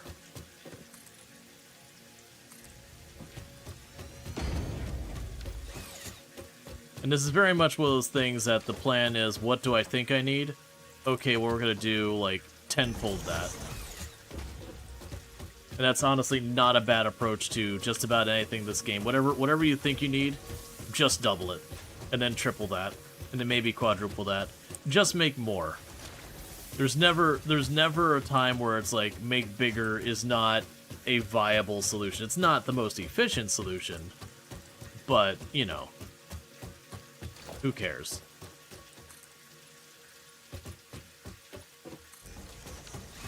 Okay. So then the intent with this is that we can go over here, and just like we got there, organize.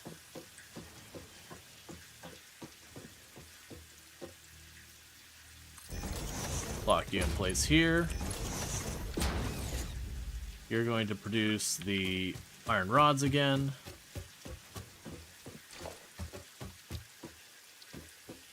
Need reinforced plates. So then the goal here is to get ourselves a bunch of production going on,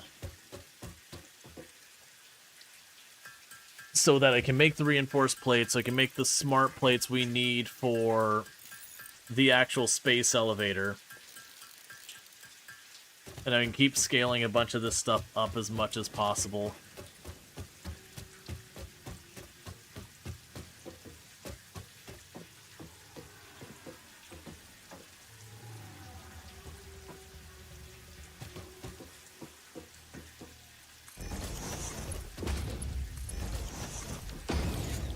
Okay, and you'll make the iron rods. And they'll have a hole tier after this for making the screws.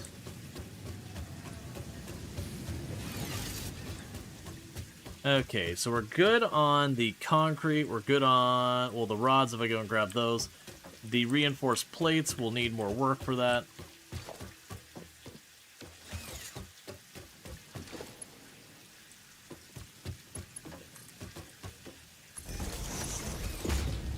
Okay.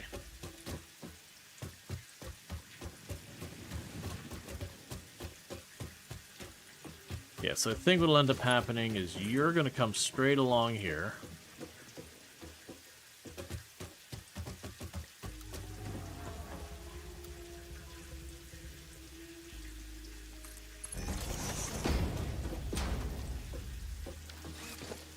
Then go here, logistics, splitter.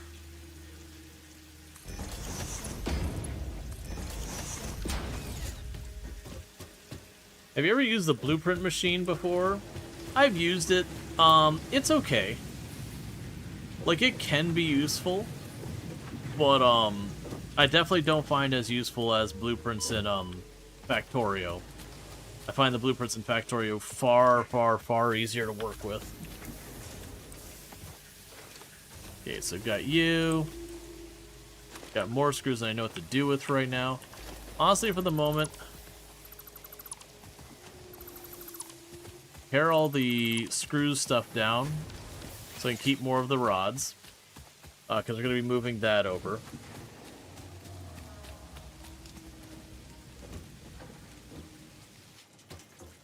Yeah, and you need all this. We can drop you in and you in. Get those two done. And that'll be iron plates and reinforced plates. And the only downside of that is the tier 2 conveyor belts will use the reinforced plates, so we're going to need lots of that. We'll also need to go and get the assembler and rotors and all that kind of garbage going. That'll take a little bit to make happen.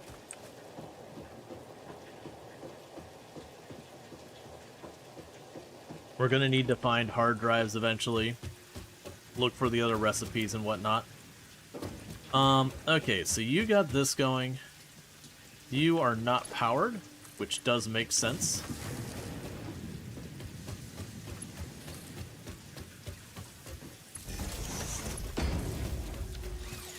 Okay, and so here we can go up here and go organization, storage container.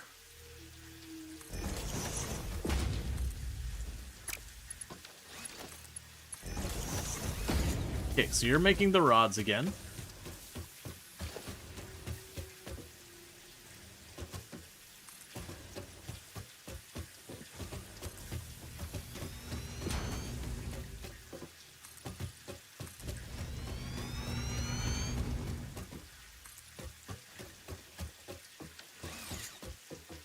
Okay. That's what you like to see, that we're making the plates fast enough now that I have a couple hundred waiting there for me.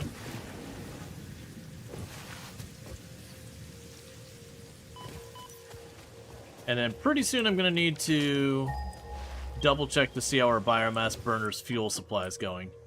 We'll go ahead and go here. I'm just going to chuck those on there. And let's check on our biomass burners. Make sure the backup fuel is good.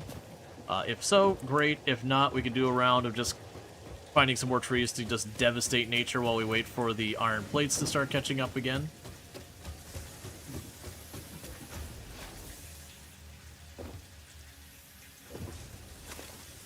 Alright. So you're here, producing the rods.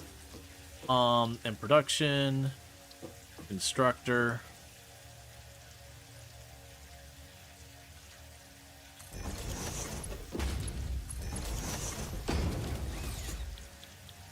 You make screws now. Apparently I can already make the copper sheets. I was not expecting that.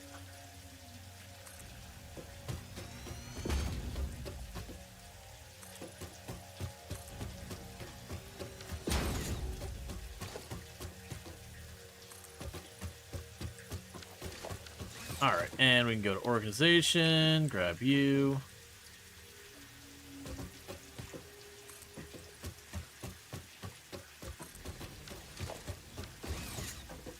Okay. I also forgot we get our leg upgrades that make our lives easier too.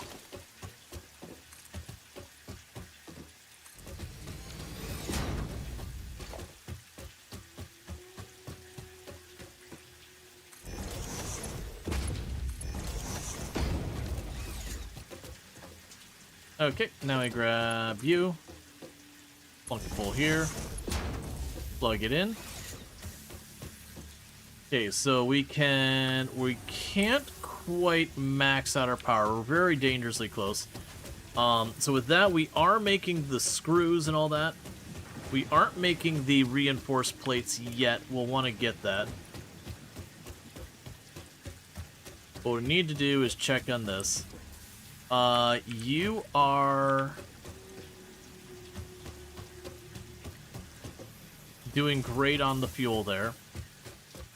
How are we doing on the production end here? You still got a bunch of materials in here? Yeah, you do. I mean, not a bunch, but you got materials there. So we should be good on our power for a while yet. We will need another biomass burner relatively soon. Actually, it's probably good to get that going, like, right now soon. So power, biomass burner, I have the supplies I need. Let's go grab some more metal plates real fast. But we'll plunk down our biomass burner. That will increase the consumption of fuel. We will eventually run into a situation where I need to get a second thing making my solid biomass. But that is what it is. That's going to be a reoccurring thing for a while until we get coal online.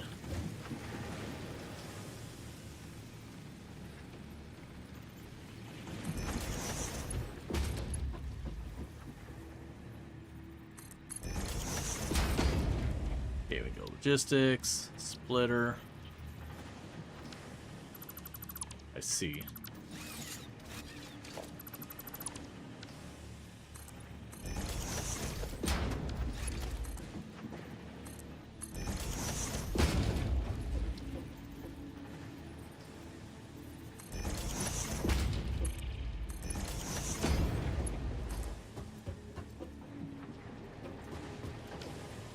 Okay, power's about to fail.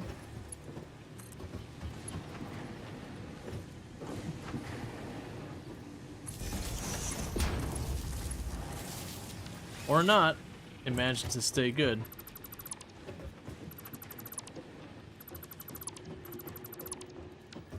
Okay, so we've increased our power production because we were able to only handle 120 megawatts. Now we can handle 150, which is good. Hey, Kim, how's it going? Alright, so we got all that going. I grabbed myself some more solid fuel while I was doing that. You are working on getting this over here, which is where we're making our rods, which is where we're making our screws. So what we're going to need to do next is I've got that over there making our iron plates.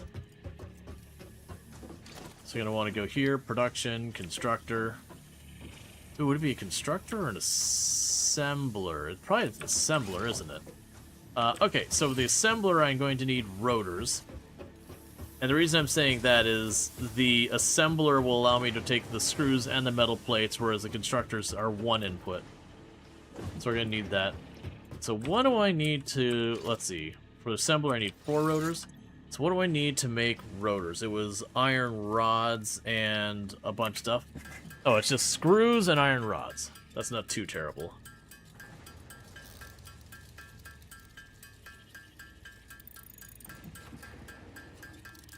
So I'll make a couple of these. Alright. So that leaves us with a couple things where we need to make the reinforced plates. I think that's the higher priority than the rotors right now, because that'll be what I need for the tier 2 conveyor belts.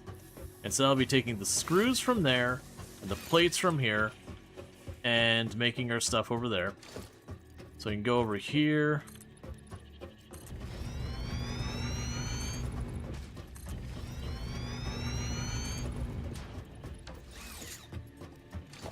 Go assembler. Oh, I need more reinforced plates.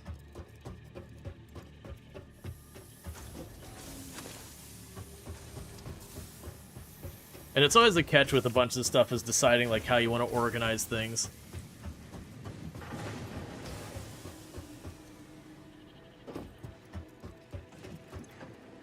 Let's see.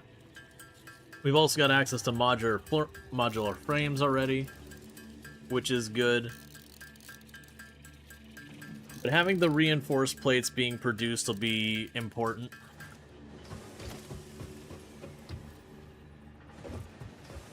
And then we can try and get the rotor. So a lot of it is get it producing first, get it producing efficiently second.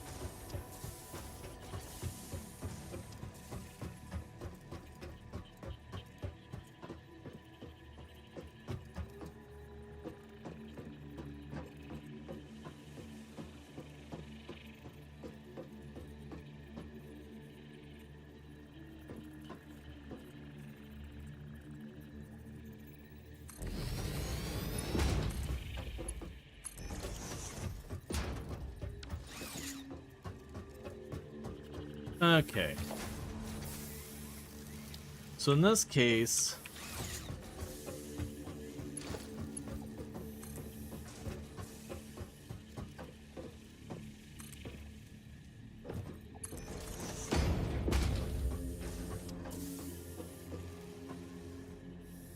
the reason I'm doing this is I'm intending to this like middle area to be kind of the through here when I gotta move stuff in ways that aren't quite as clean.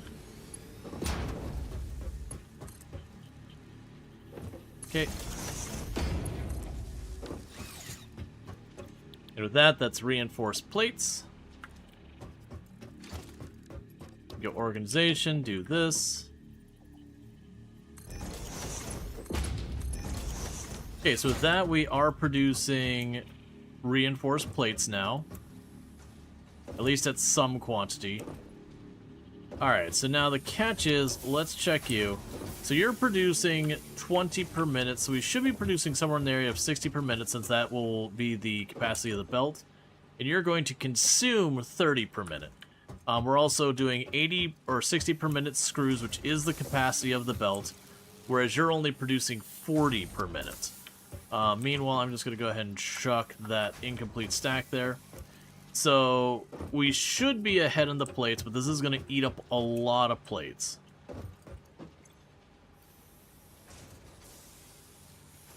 I'm just going to let that cook for a minute. All right, so that takes care of that for the moment. Let's see about getting myself some more reinforced plates. And you're only producing 5 per minute, that's fine. So let's go ahead, we'll want to get some reinforced plates here. And get a second assembler to check what it is I need to make the thing for the space elevator. Because we will want to get that going relatively early on, since we are dealing with a massive multiplier on how many I need to produce. That should be a big thing. And it'll be a matter of like getting that going, start upgrading our belt so I can increase the capacity. Once we get like our capacity maxed out here, grabbing another node to exploit, bring it on over, wire it up, you get the idea. So one more will do it.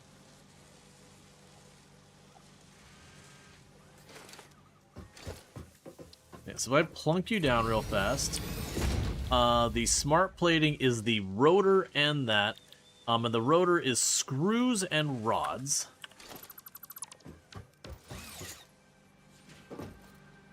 Which will definitely be another problem. So the rods are back there. And then the screws, you can make them out here.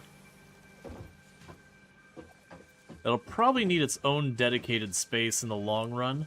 I think for right now we're going to take the lazy way. Because I don't have the capacity for what I need for that yet.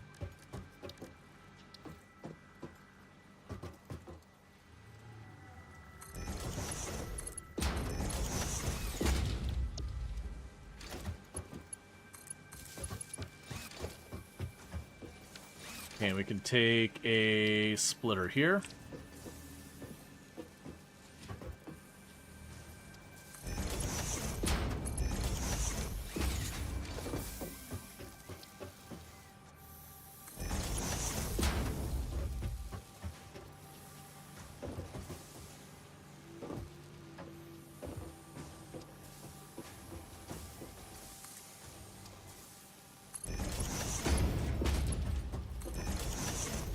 Okay, so that would give me both the rotors and the plates. And I am out of concrete, surprisingly. And I'm once again not sliding and instead pinging.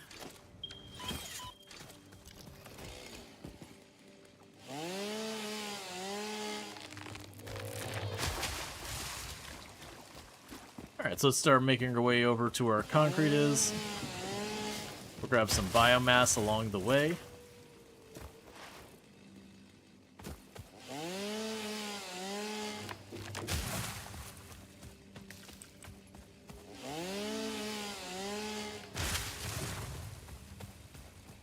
Alright. You didn't know this was a Doom Eternal stream? I mean, it's a chainsaw. It's not like chainsaws exist only exclusively in Doom.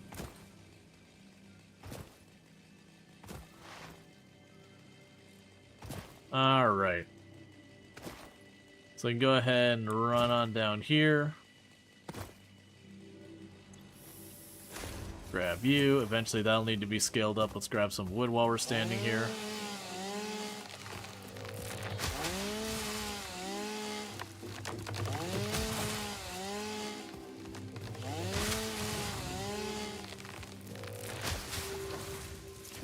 Alright, so we're just doing a round as we're making our way over. We do have tons of iron nearby.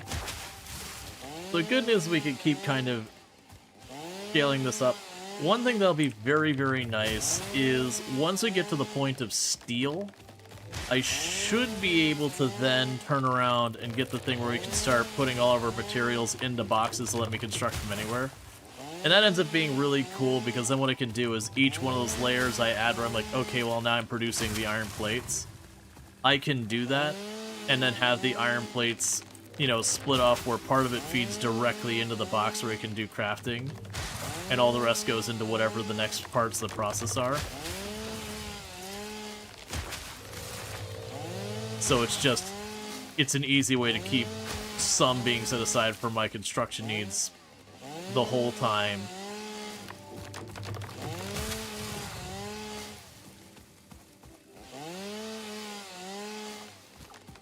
Alright.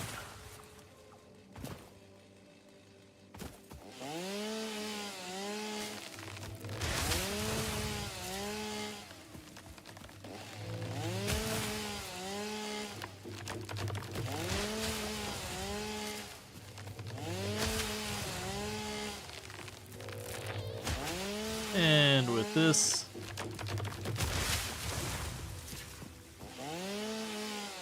we get a little bit of a better view of everything in that direction.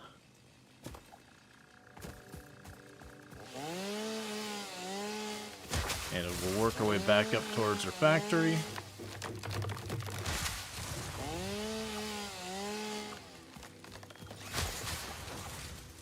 Okay. So with that, I got a bunch more stuff to drop in, and I just need to keep on top of that because we are going to keep scaling up the biomass for a while until we get coal power. And it's just one of those ones, if I don't keep up with it, you run into the problem where the factory shuts down and then getting things back online becomes a pain because we're using everything to craft it all up. But that's fine. So you're wood over on this side, so have the wood. Have the leaves.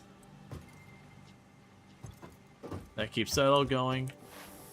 Alright, so let's see what they've got so far as our reinforced plates and all that kind of good stuff. We'll definitely want more iron plates because these are also going to need to be set aside to make the smart plates. Which is fine. You got some there. We can go back over here. Cool. So now with this, we want to go and extend this a little bit farther. And have it make the smart plates.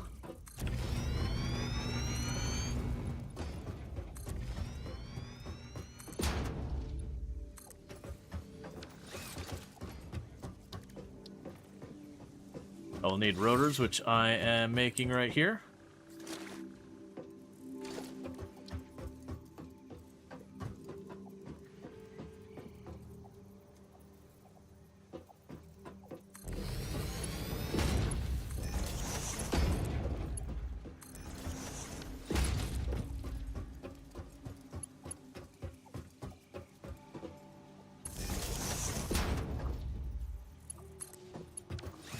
Okay, and with that, we're making the smart plates. Now you can consume 2 and produce 2 per minute. So that's going to be a good chunk of our production being gobbled up there. I'm going to go ahead and chuck this in here for the time being.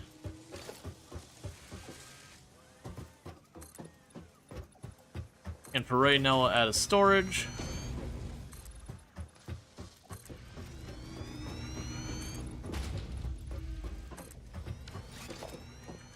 And then with that, we've got everything going till we're ready for, like, the space elevator.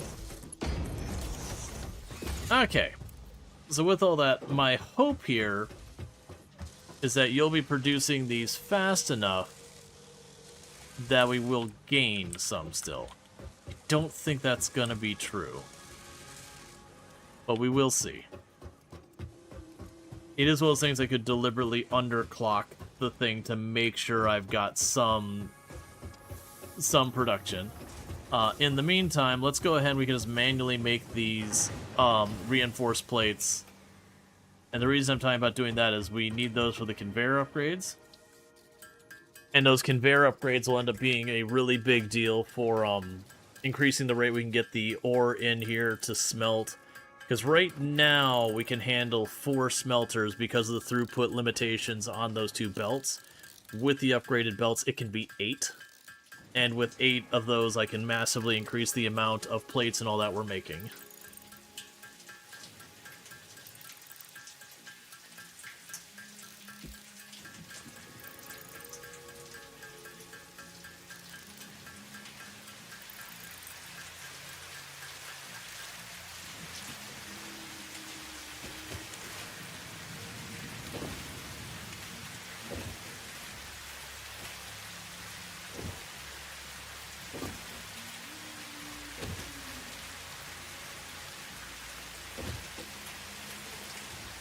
Okay.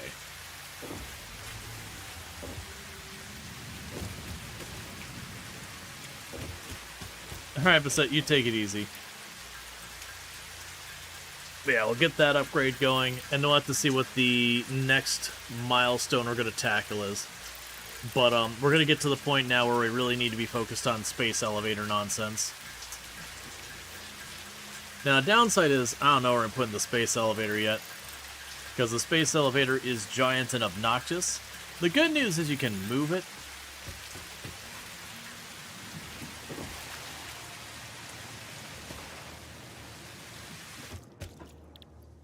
Alright.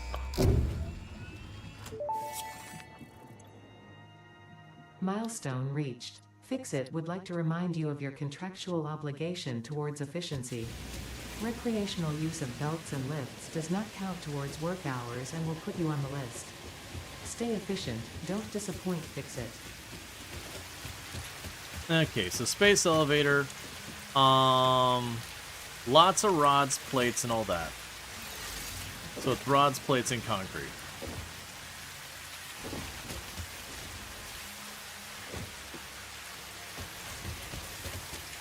So we are using our entire capacity of rods.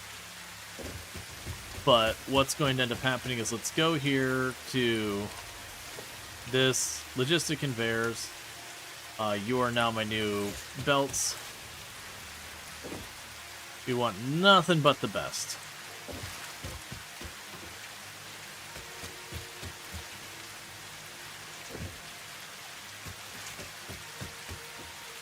Yeah, that should be producing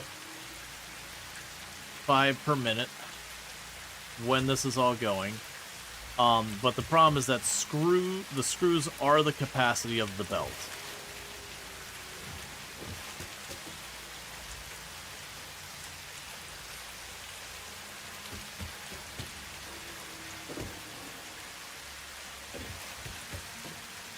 It's reinforced plates. So what I think we do here is... Oh, right, I can't underclock it yet. That's a bummer. Well, it looks like the rotors are going far slower than the reinforced plates are.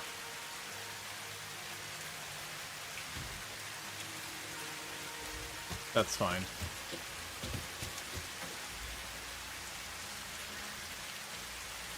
Yes, that's going at speed.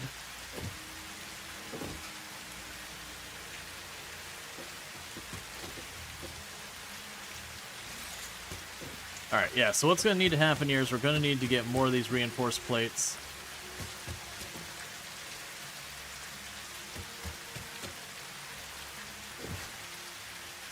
Because we want to increase the input speed.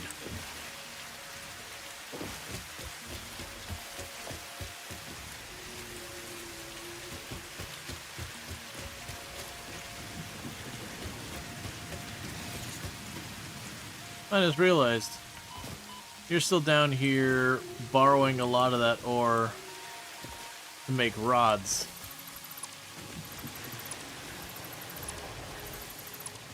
And we're already making rods up top.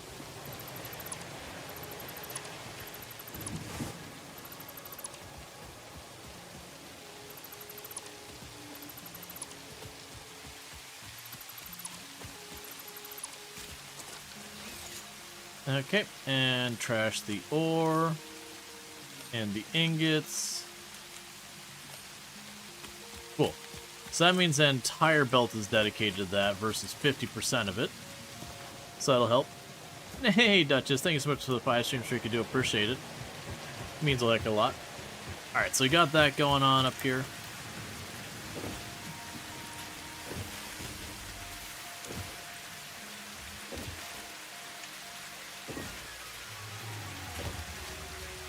Oi.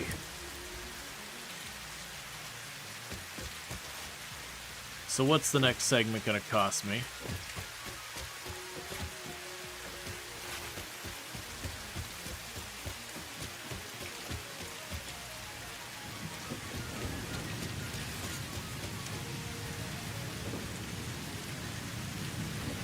Yeah, so we've got these 4 going right now. And what we need to do is get these paths upgraded. What we can probably do here is yoink you, yoink you, yoink you. Ow.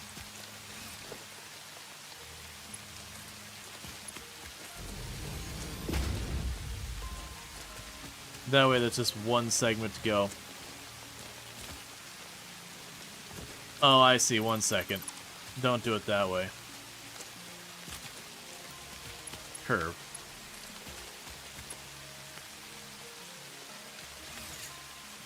And we can go here. Mark 1 for a second.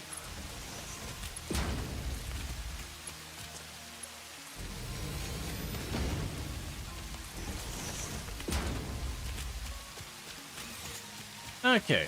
Once again, chuck that down there.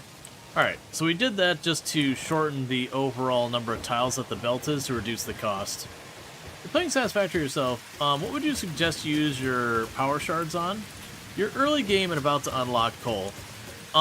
Early on, it can often be your actual power production that's worth using your shards on. Later on, just, you know, whatever's going to take you the longest kind of deal. Alright, so right now we just need to continue to escalate our iron production. Okay.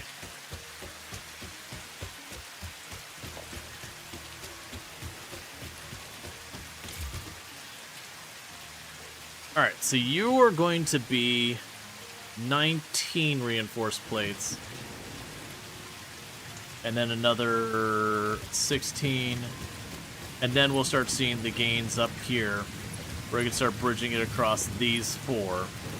And that'll mean more of the ore can be dedicated down the line there. And I believe we're using a lot of that there. We'll take all the iron plates. You probably don't have any extra screws. We're probably using all of it along the way. Right. Oh, I have a ton of iron rods, that's right.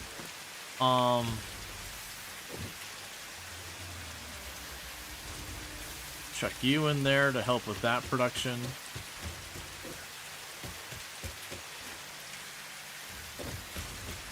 In the meantime, let's go ahead and just manually make some more reinforced plates.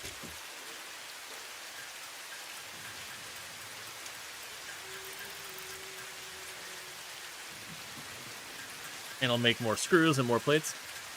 Let's see, Streamer, shouldn't be doing this more optimized in a way that I would be doing things instead. Hey, Ultra, can we get a shout out for Ultrasaurus, by the way? Yeah, no, I made the comment earlier. It's like, if you're looking for something efficient, that's not what you're gonna find here. That's not what you're gonna find here. Like, we're just gonna keep building more. I've definitely always been the type of factory automation player where, well, not always. Like, early on, Factorio would do the math, but, outside of that, it was very much always one of those things where it's like, okay, I could do the math, but have you ever considered the wonderful strategy of just shoving more of the thing you're short on in there? Repeat. That's definitely the strategy I've always taken. It's like, oh, I'm short on copper? That's fine. I'll just get a new conveyor of copper and just shove it in the side. Unless the belt's full, at which point then we'll have a second belt doing the copper. Whatever my bottleneck is, that's just what I'm gonna add. Right now we're in that very, very early game of just getting things set up, and I'm just making it so I'll be able to scale it. I'm already cutting some corners though, so we'll see how this goes in the long run. Okay. Let's try and get this so we can fully utilize that ore there. So that's our biofuel production. Just build more, exactly. Quantity is a quality.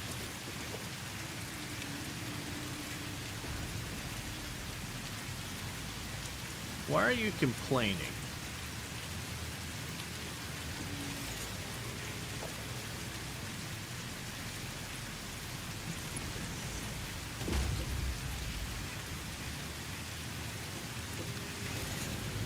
Alright, so soon that'll be able to handle all 4 of those smelters. And then we'll be able to, like, send more down the line here for the rods and screws. And then we won't have to do this as much because we'll be able to increase the production. But yeah, no, absolutely. Go play your own game. Yeah, no, absolutely. I didn't get too bad with Satisfactory. The first time I played Factorio, there's some pretty heavy back seating. But it's always one of those ones, because I had already beaten the game at that point, that, you know, people are like, you know, if you did this, you could be like 25% more efficient. I'm like, also, oh no, what was it? Was it my smelter line? That the person was like, oh yeah, no, if you did it this way, you can make it like all this more efficient. You get almost like 1 1/4 the amount of yield. I'm like, you know what? You're probably right. Blueprint, copy, paste. The inefficient design. There, I've doubled my production. I'm pretty sure I upset some people with that. Which I definitely found very entertaining for myself.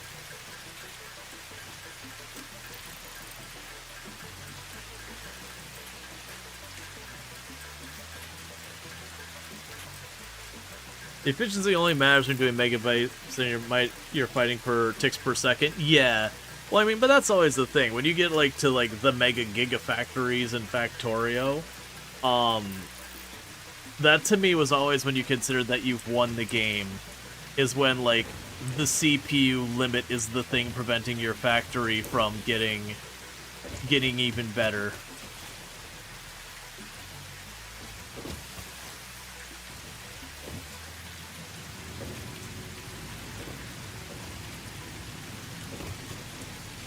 Okay, so there.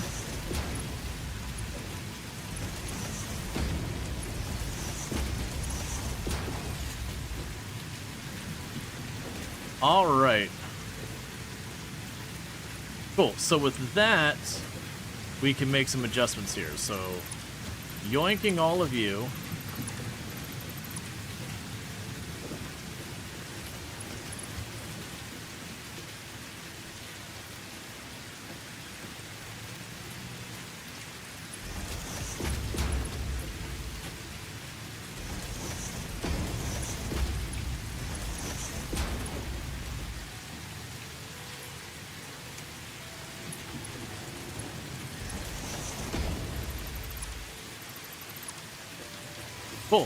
So with that,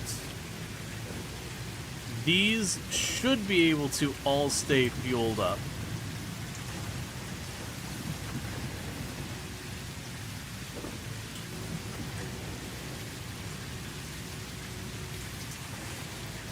Alright, well, one of them isn't quite getting there. But yeah, so that one's running at twice the speed of the other one, so that can handle, I think, 120 ore down the line. HAU is using 30, so at 120... Oh, you know what it's doing? It's going to fill this one up, and then once that happens, it'll start going the rest of the way down. That's fine. Because each one will get half as much as the one for... Because this one's getting 50%, and that line's getting 50%. So then this one's getting 50% of what's coming in here. So that's 25%, so that's 25%. 12.5%, 12.5%, 6 point, or 0.625, 0.625, you get the idea. Or 6.25. But once that one fills up, it's in there. The best way to silence a backseater is to listen to them and still do the opposite. Oh yeah, no, absolutely, like, very, very much just pushing back hard. Okay, so with that, we can now go over here. With that expanded. Oh, no, I don't want to do it on the other side.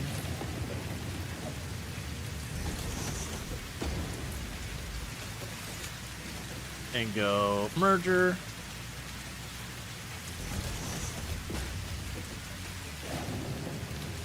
And splitter.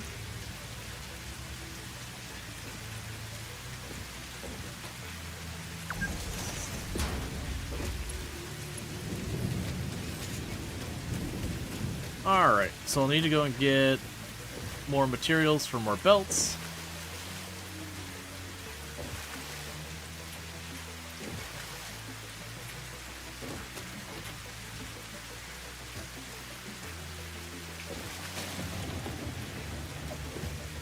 Because we're continuing to increase our throughput here.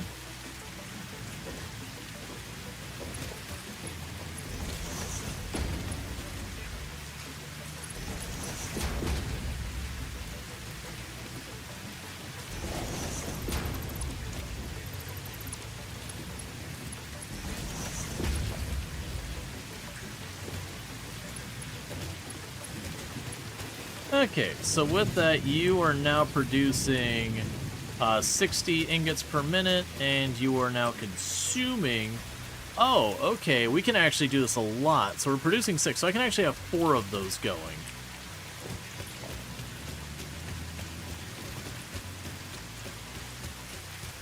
Which I hadn't anticipated being able to do nearly that much.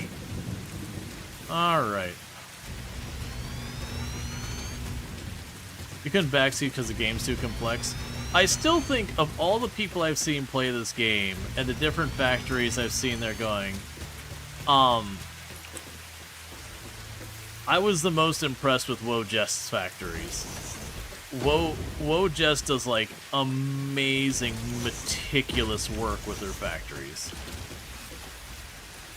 Like very, very genuinely, they are an art.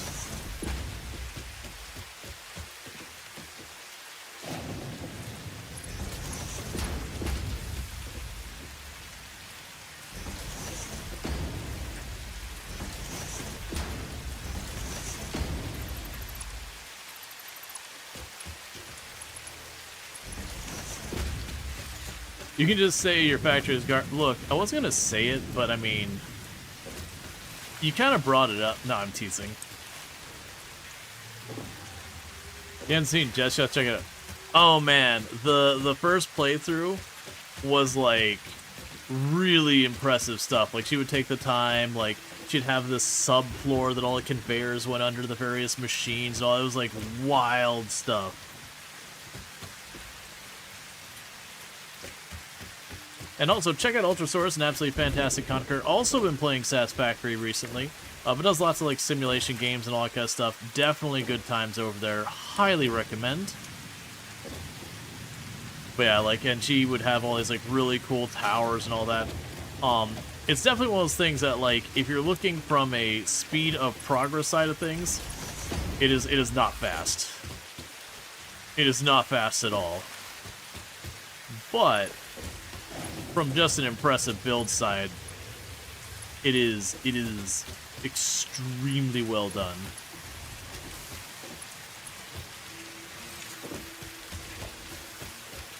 Okay. As much as I want to keep going with the other ones, it's taking too long. So let's get all this hooked up.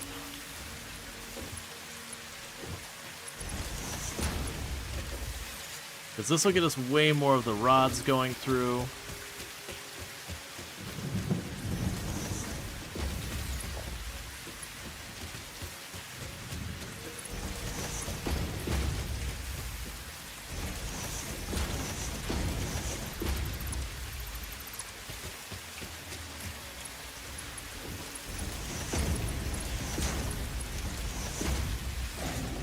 Alright, so that should be giving us 60 rods per minute, and then blowing the fuse on our factory, as you do.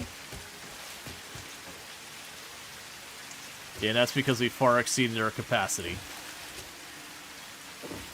That's fine, we can fix this.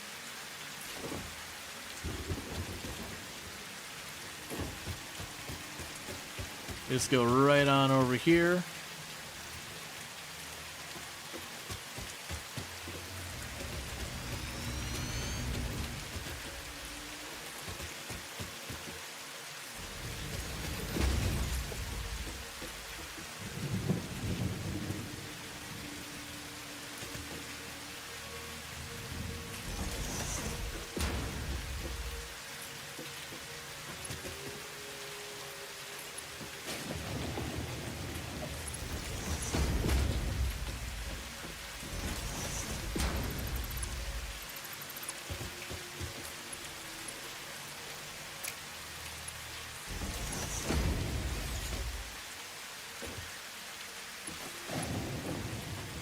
And plug it in.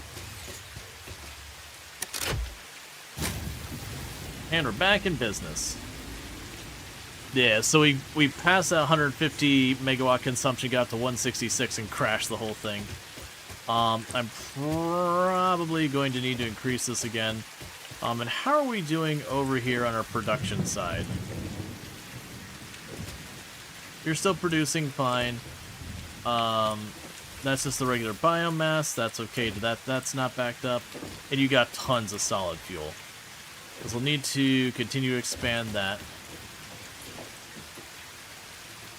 Alright, so let's get some more metal plates.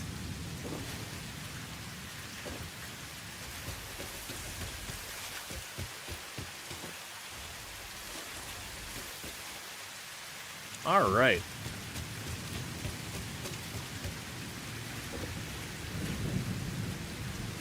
Yeah, for those who haven't checked out the update, it allows for the randomization.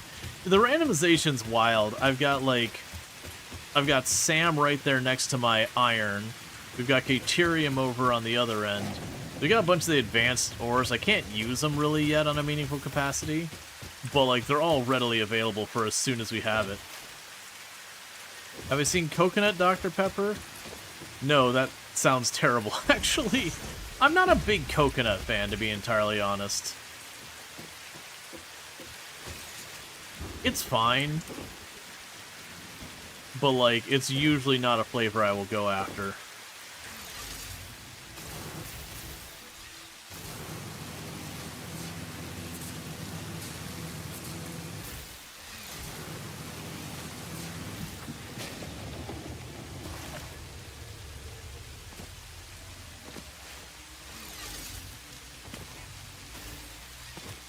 Oh, come on. That's fine.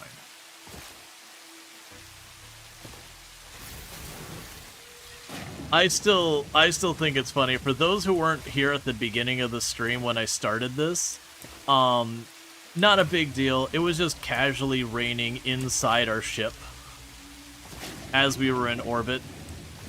Don't worry about it. It's fine.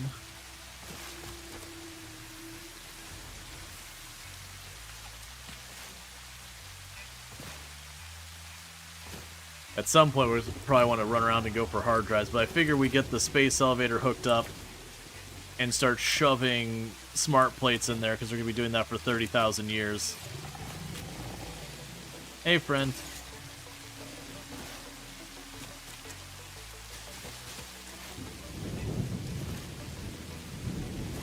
And slowly we will bury the entire environment. But space vacuum, don't worry about it. It's fine. And thank you, Lardine, for the 50 stream streak. I do appreciate it. Hope you've been enjoying the stream. I should probably also move the hub up top pretty soon. I honestly don't have a reason for it to not be up top, other than maybe space.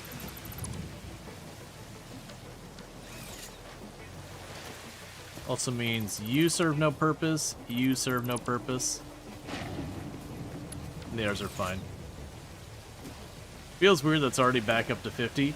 Hey, I mean, when I stream pretty close to every day, to every other day or whatever, it adds up real quick. So let's go special, the hub.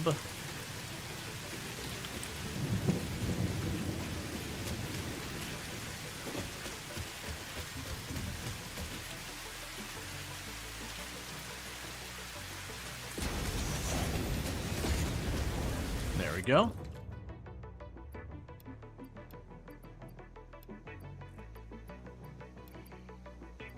Okay, so we just need the rods. That'll be the sink done.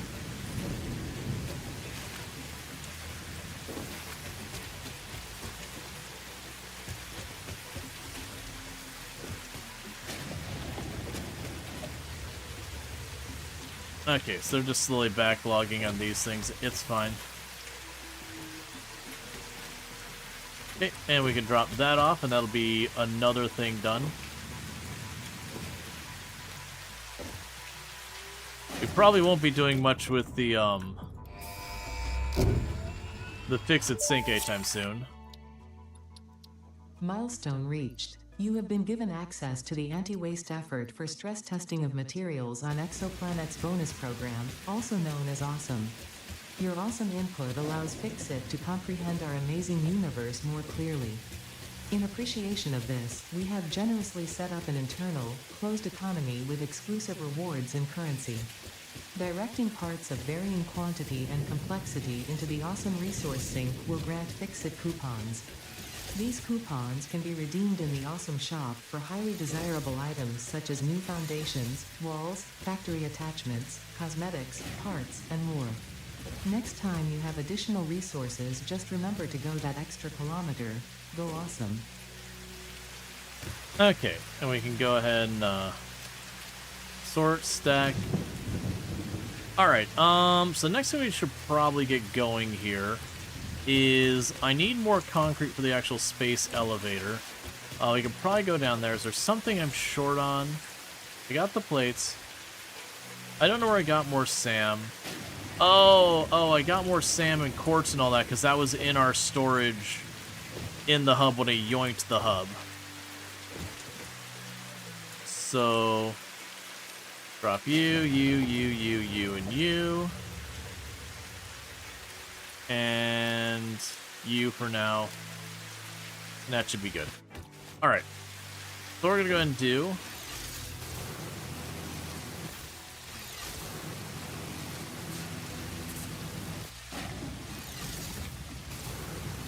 is we're going to run on down here.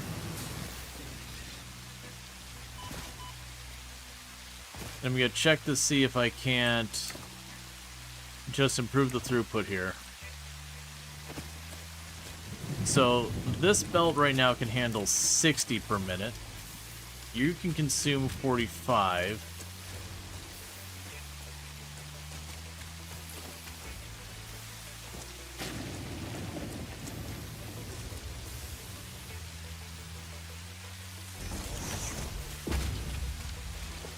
We can go here to logistics, splitter.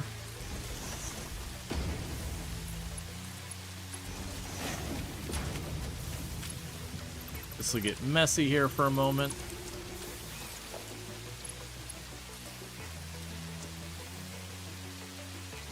Actually, let's change it to this way. Organization, you. Go conveyor belt, do this. merge.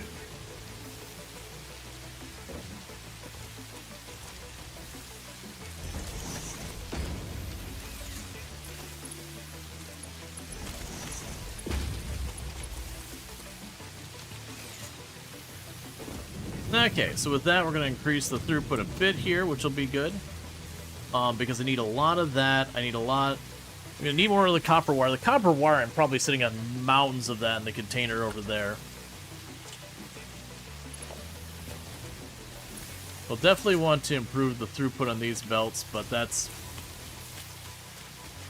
Yeah, if I improve the throughput there and on the other side, that'll be good. So let's go back over here. It'll be nice if I either get a vehicle or when we get like a rocket pad or whatever. Those kind of things. But that'll allow me to get more concrete, which lets me build faster, which helps everything.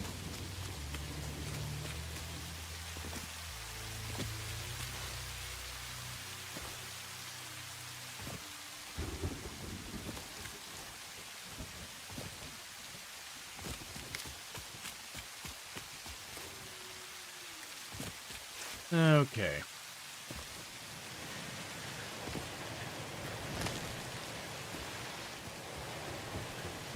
With the weather set to extreme, it is just raining forever.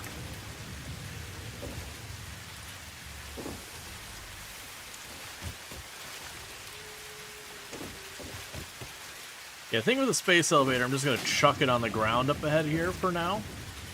Until we have time to do a better thing. Because we are getting the smart plates made.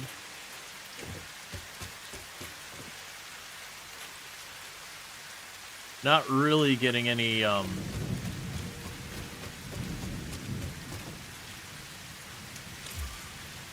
You're not getting screws at any meaningful rate.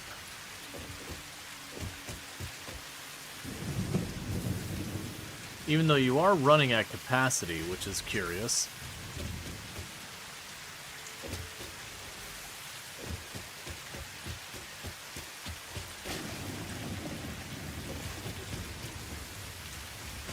Yeah, those are all going at speed.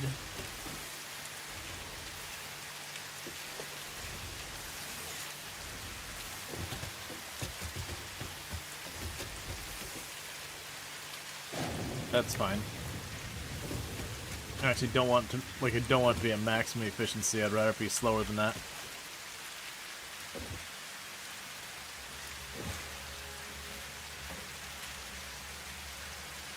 The bigger concern is the screws aren't getting over here to make the plates. So I guess we do need to deal with that. So for that...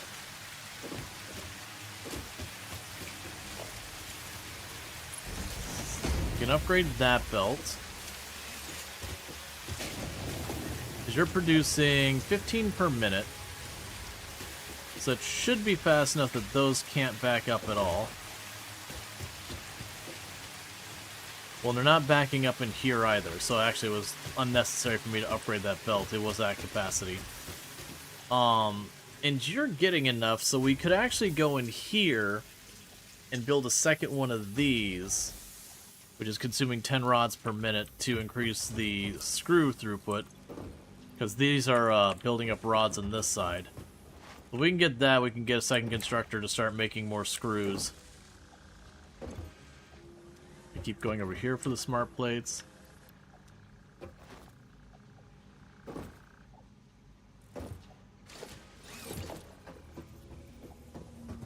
Alright, I want to build on this side.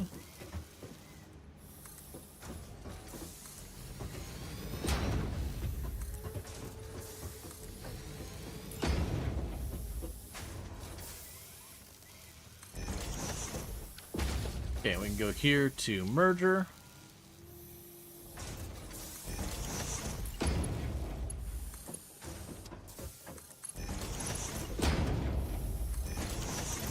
Alright.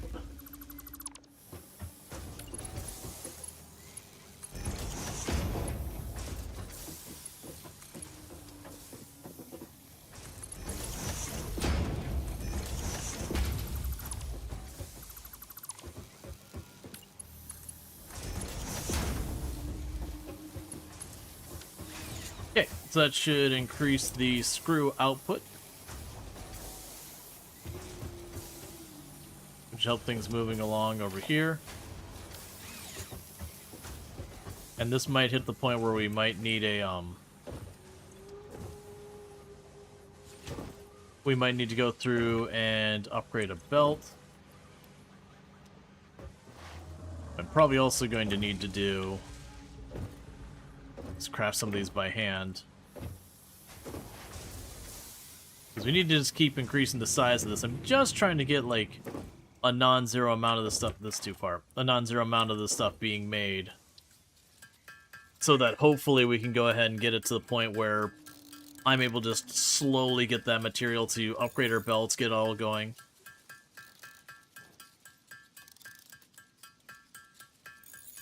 The good news is, regardless of what happens with the space elevator, I am producing the thing to go into the space elevator. So if the space elevator takes a hot minute, it doesn't really matter. Because I am doing the part that's the slow part, even without it being constructed.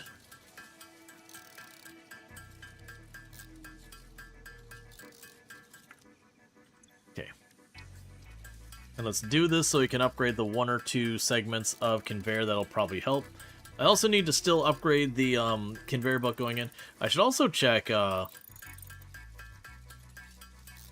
I probably have the ability to get a bunch of stuff done. The other thing I should do is we need to start getting our hard drives figured out. Like track down a hard drive or 2. Can I scan for those yet?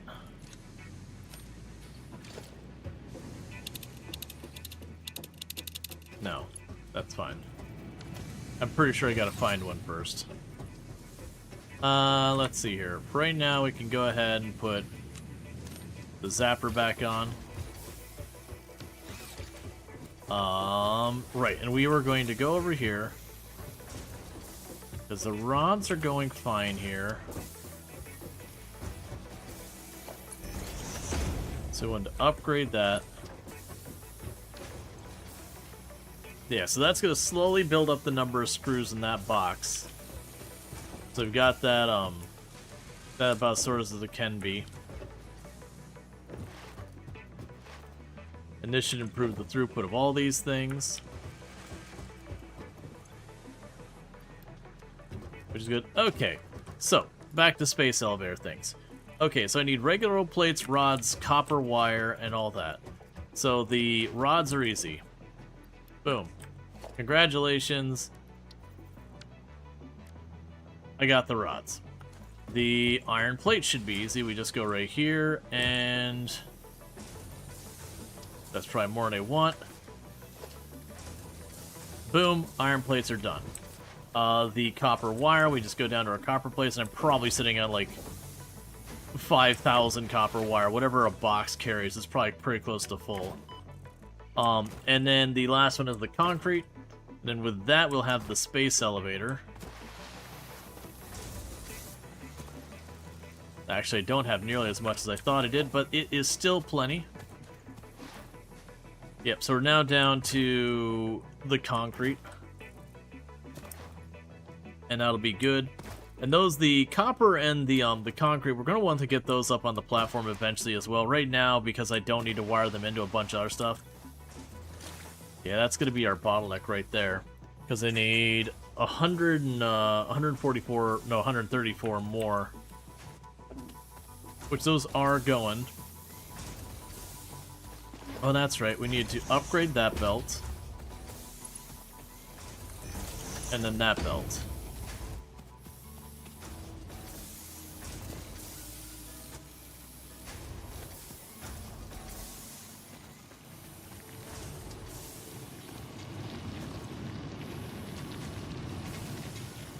Yes, that produces 120 per minute.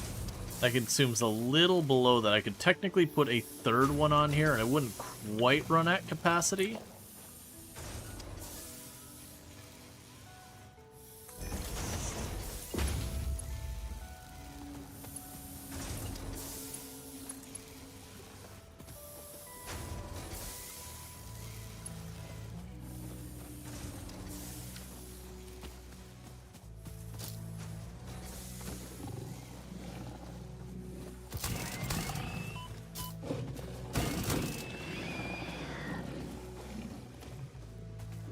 Alright.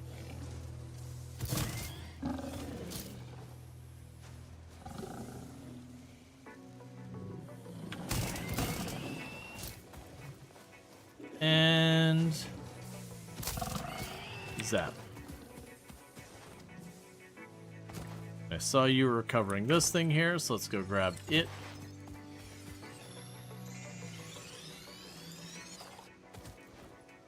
Cool.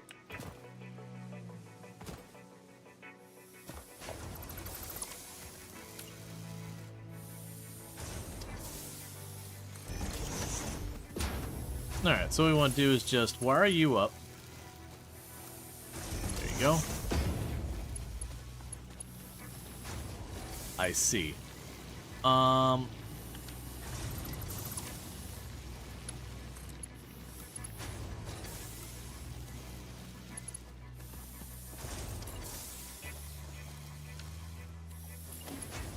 Okay.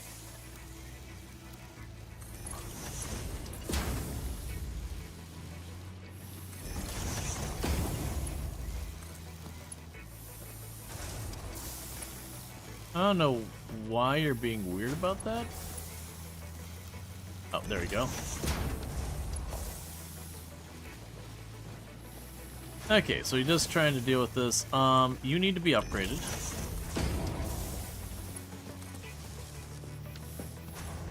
Okay, so with all that, like I mentioned before, this will slightly exceed the production of the drill. Because the drill makes 120 per minute, and those will be at about 135 per minute, so it'll ever so slightly get ahead. But I think that's fine. Yeah, and you still need about 100 more. Alright, bear with me, chat, because I have really got to use the restroom. What I'm going to do is I'm going to climb right up here. And I'll be going ahead and stepping away for just a minute while the ad break's happening, and I'll be back in just a minute. But thank you again so much for tuning in, and I'll be right back.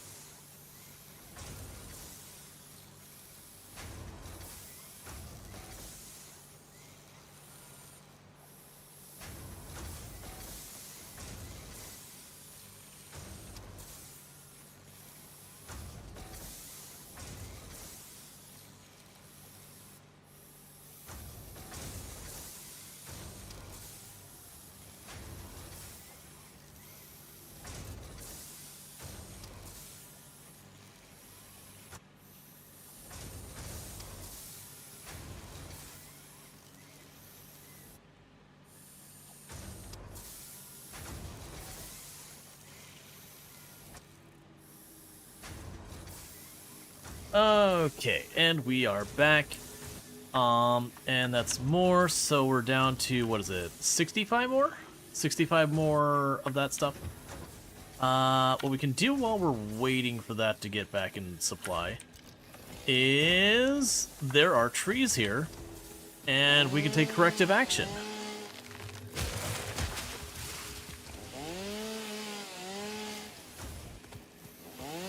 Yep, sometimes you gotta weak.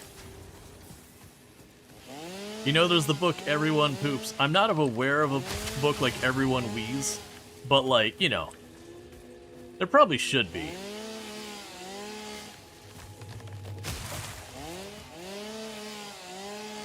There probably is. There has to be. Even if it's satire, there has to be.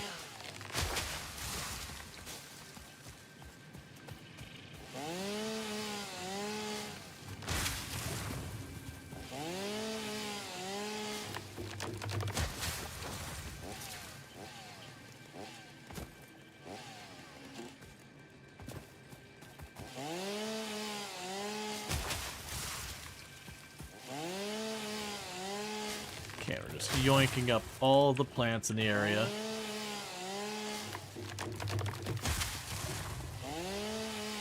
As you do.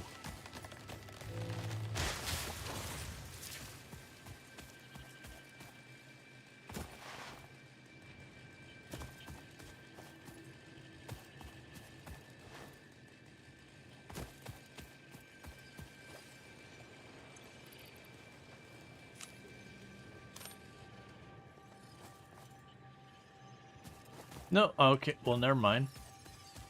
I was going to give the adorable little lizard doggo a chunk of stone or a berry to, like, do all that stuff. Instead, it just hucked itself off the cliff. So, you know, that was certainly a decision. Let's not fall down there. I've made that mistake in runs past and, like, making a giant concrete ramp to get back down there to recover my stuff because I had everything on me kind of thing.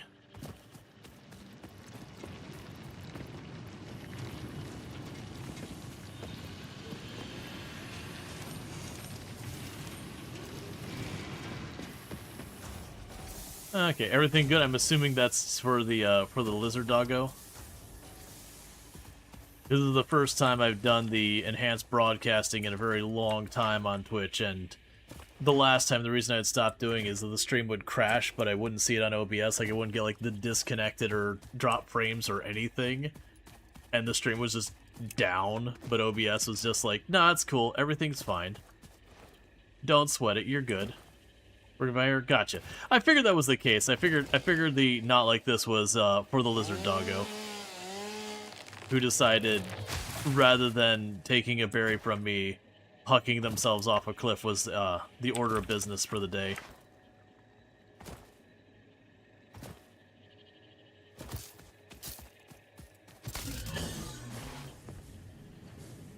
Okay.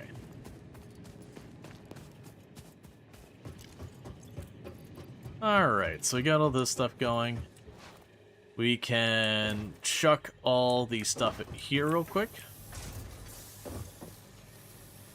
So get that wood going again. Get the leaves going in there to keep making our biomass, to keep everything powered. The rest of all that's fine. We could get the protein here. So if we go here and make another one of those. Make 2 of these. Go back to the mem. Alright, so power slugs.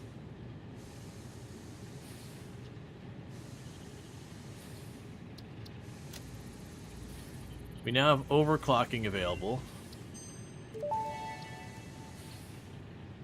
Overclocking development completed. Power shards can now be inserted into all buildings to increase input and output speed. Underclocking is also possible. Note: power consumption of overclocked buildings increases exponentially. Alright.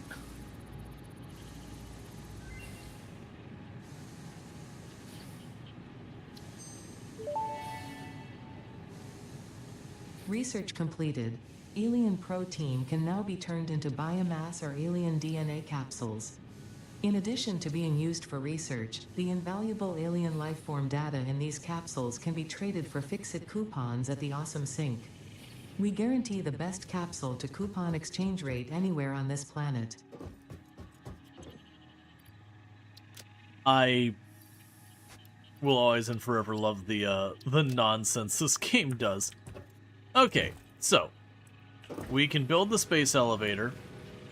I don't have a good spot for it right now. So the plan for right now is because it's only got the one material. I'm just going to go to this end, plunk the space elevator on the ground and plug it in. And then later on we're going to move it. So go space elevator.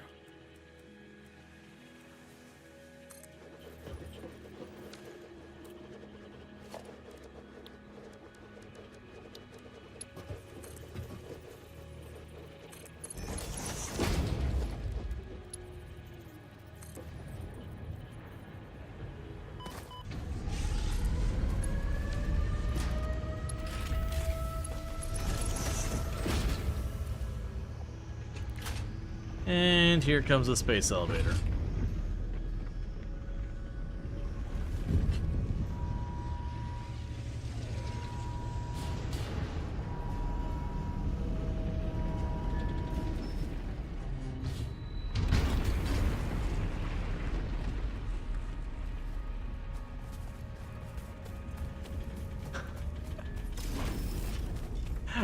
Oh, I am gonna regret this entire setup.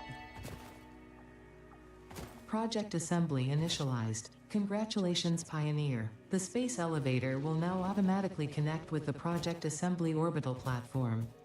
Project assembly is divided into phases, each of which require the delivery of project parts, such as smart plating, via the space elevator.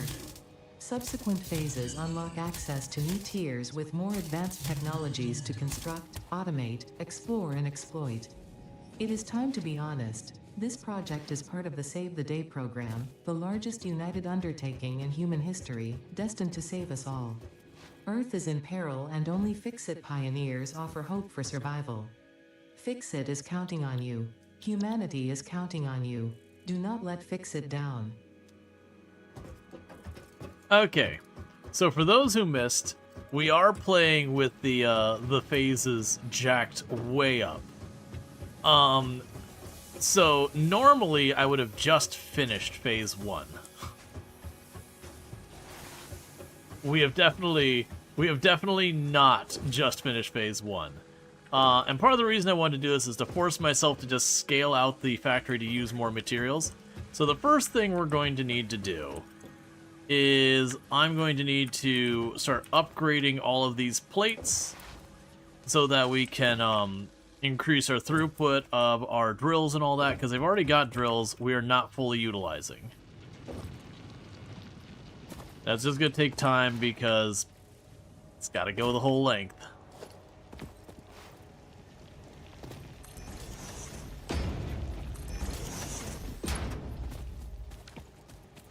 Alright, so the other thing we're going to need to do is we should be able to fit more stuff where we're making our rods. I should be able to expand that production with what we've already got. So it's just going to be a matter of like continuing to build up our reinforced plates, that kind of stuff. And the good news is once we get this built, it can be just expanded to whatever I need later. Right, so looking at what we got here. Oh, actually, you're not maxing out. Aw. Because you should be 60 per... Oh, yeah, no, that's right. Yeah, so we are maxing that out until I get the belt upgrade. When I get the belt upgraded and go over there, it'll be able to handle 4 smelters. And then with 4 smelters, we'll want to expand this belt. You get the idea. We'll be able to go over here, make that many more rods. That many more rods means we'll be able to do more screws and all that. Alright, you actually... Yeah, so rotors are actually going relatively okay. Then you need way more screws.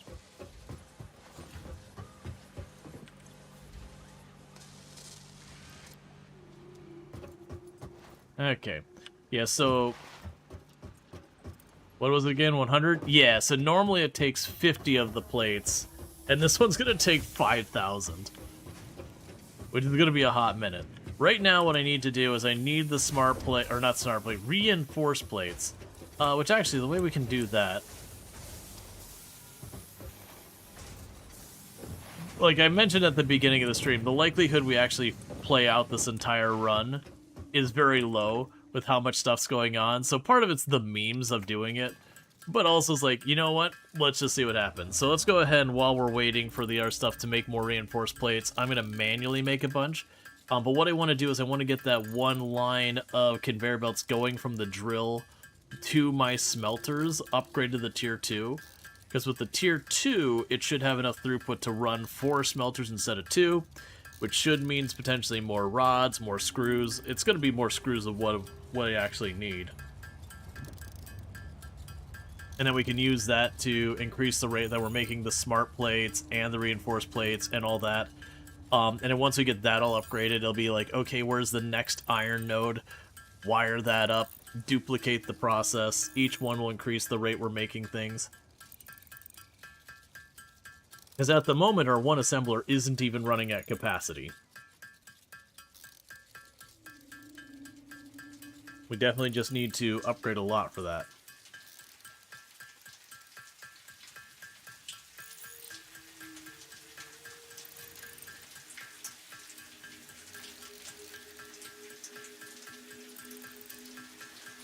No, we're on biomass. We're actually in a pretty wooded area that I could probably go a very, very long time before we start running into problem on the biomass end.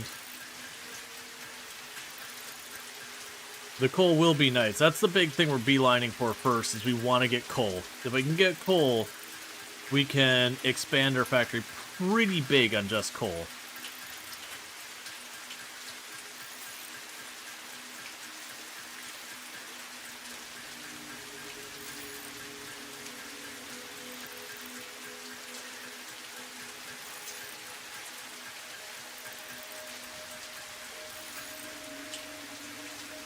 Alright, and now we can go here and get our smart plates.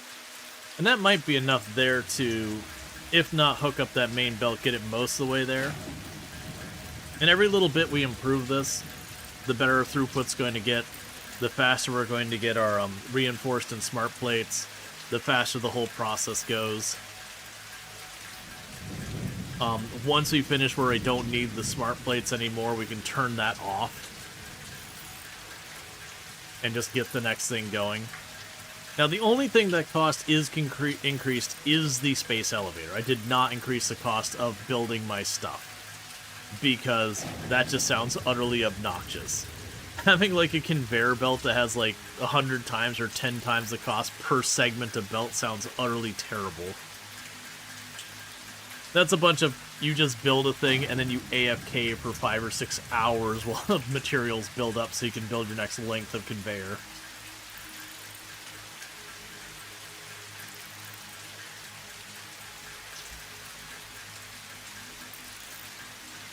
Okay.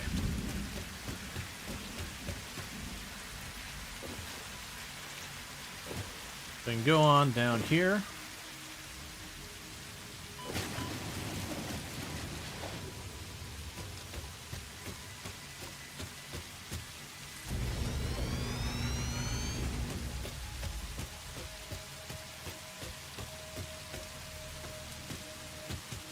Really? Why are you all here?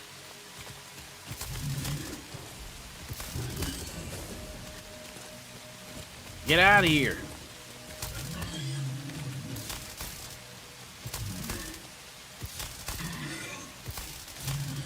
You're preventing me from building things. I need you to leave.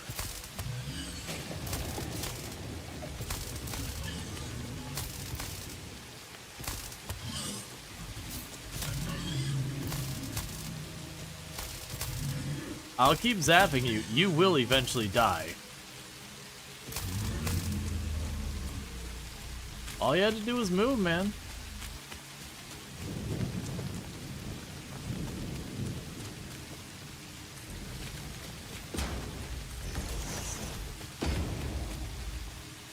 Okay. So I got up to the lift. Oh yeah, no, I wasn't about to increase the building cost. That sounds utterly obnoxious. This is already terrible what I'm doing. Like, if we're being real, what I'm doing is already really awful. Okay, so you... All the ingots are getting consumed. We'll grab those rods.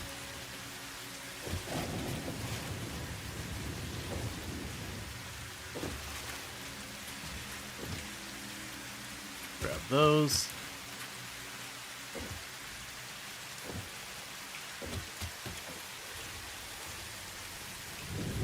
Grab some iron plates.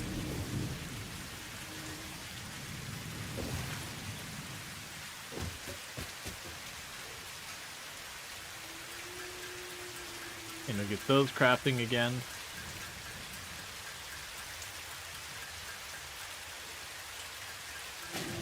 Because yeah, we're trying to scale up our production of screws and rods and all that so that we can improve the throughput for our reinforced plates.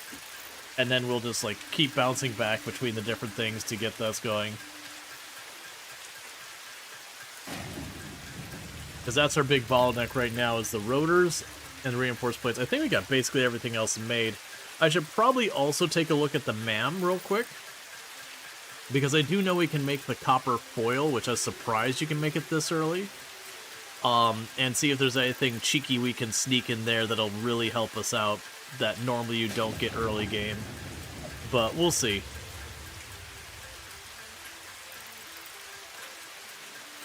Let's actually do it real fast. I'm standing right next to it.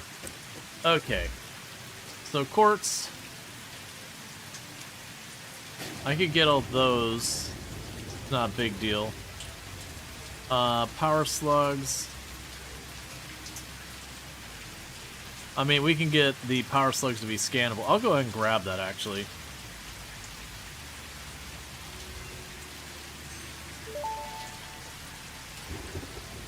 Power slugs extract latent energy from their surroundings to sustain themselves. By tuning the object scanner to the particular potential energy signature, it is now able to locate them against the background environmental static. Alright. So I could technically get the AI limiter, and then the smart splitter. The only thing I need the smart splitter for right now is I would potentially use the smart splitter for,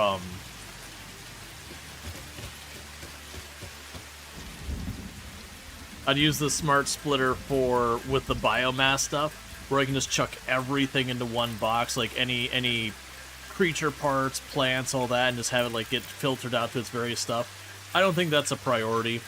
Just going out, cutting a bunch of things, and occasionally just dumping it into 2 or 3 boxes, that's fine. My time is better served expanding our reinforced plate production.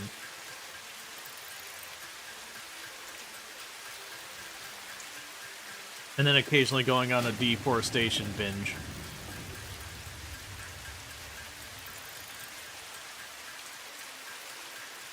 What's gonna get interesting is if I reach the point where I got to expand our biomass manufacturing side because our biomass generators burn it too fast, which is a legitimate concern with what we're doing.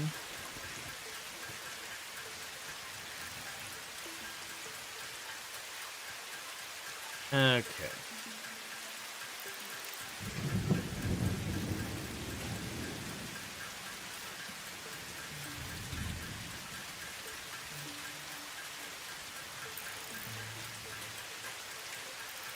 And I don't have much use for going for the power slugs yet. Those will cost, like, while they improve your productivity, they also increase the power costs. They're really good later in the game, like they're just indispensable later in the game, especially with stuff like water and that where you might be dealing with very limited area. Like if you got like a lake nearby, your coal or whatever that you need to exploit, and you just don't have much room. Let's see here. Other side.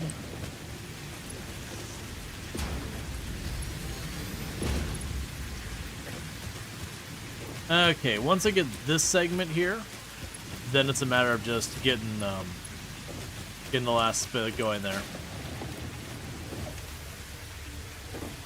And how are you doing with the rotors and all that?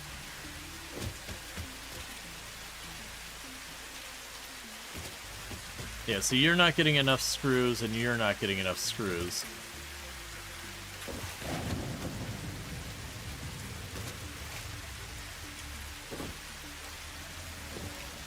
Just not producing them fast enough. But you are getting enough of the other stuff. Yeah, so those are going fine. I might actually be able to get away by just going like this.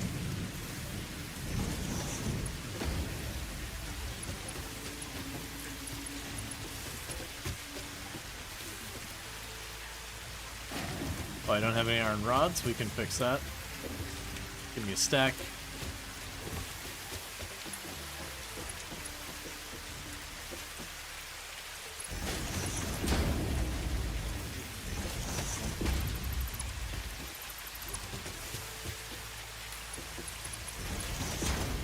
Okay.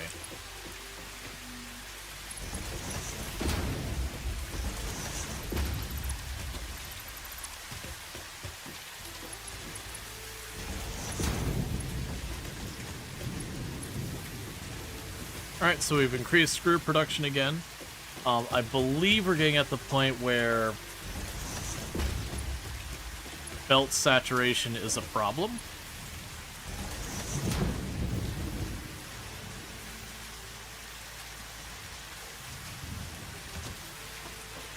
But that should help with the screw production a little bit. As you can see over here, this belt is at saturation as well. I wonder if this is actually getting full now. We are. Grabbing those screws. Yeah, so we actually are getting enough screws produced, but they're not actually getting there, so it's another conveyor belt I'm going to have to upgrade. There's going to be more and more and more of those to do.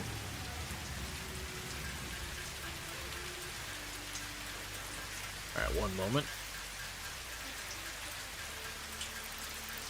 And if we're smart about it, I could upgrade all the conveyor belts going towards the reinforced plates and not the rotors, so that'll have a tendency to get, where it's splitting 50-50, when they're ever backed up, it should end up getting them towards the rotors just by the fact that anytime it backs up, it'll end up sending them the other way first, and it should probably use them faster on the rotor side. Not, sorry, rotor, the reinforced plate. We want rotors, but not that bad.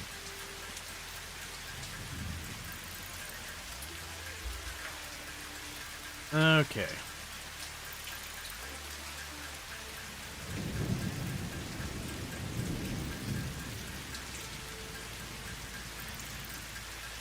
But yeah, once we can get the smart plate machine running at 100%, that'll help.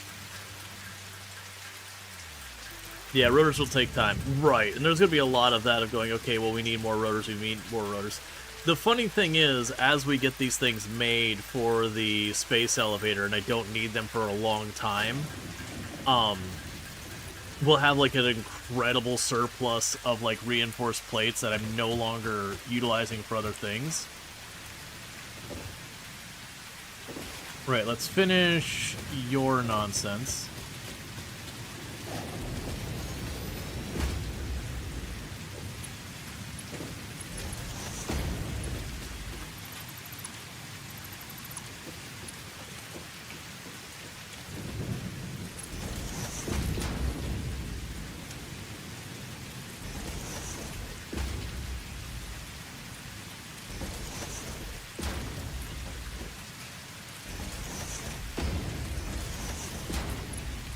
Okay.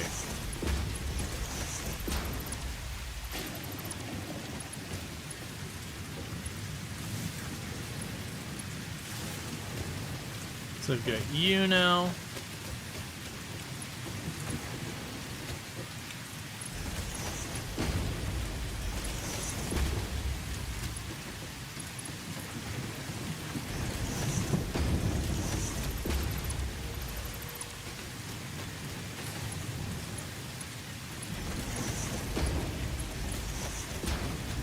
Got all that.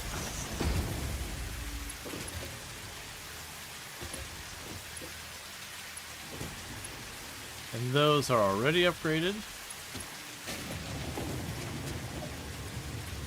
Cool, so we just upscaled this a lot. We'll go and drop that extra ore in there.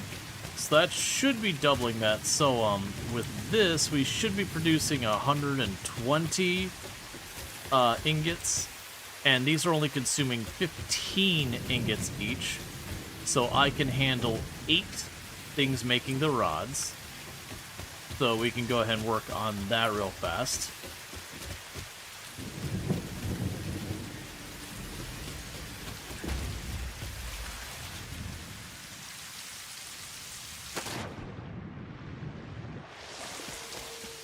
Alright, so we go over here. We can go and grab more of the concrete so I can keep putting down the platform. But I should be able to go and build 4 more things making rods and dedicate more of those things making the rods to making the screws, which then will in turn help a lot of the other stuff.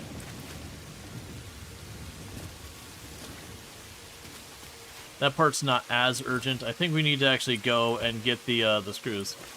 Nice pool to have to break your fall. Yeah, it's not going to last long term.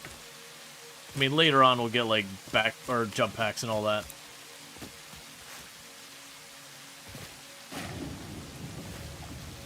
Aw, man. We are about to reach 2% of the total things needed for phase 1.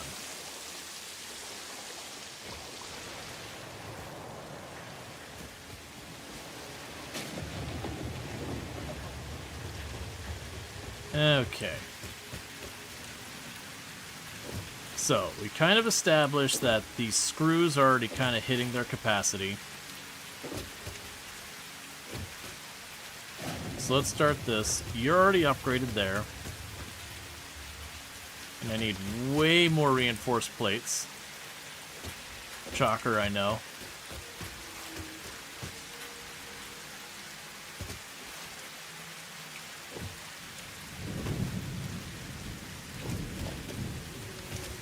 Alright, it's time to craft more.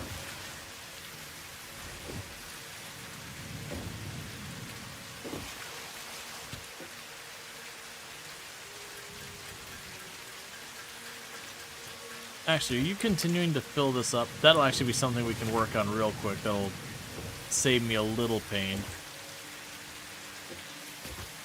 So your screws go here. Yep. Yeah, because right now those are going faster.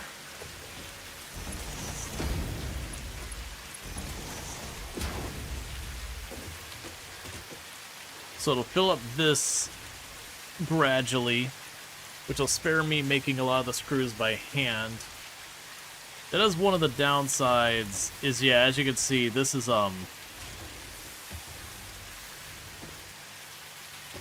these are all backing up. We can grab those out of here to de-stuck it.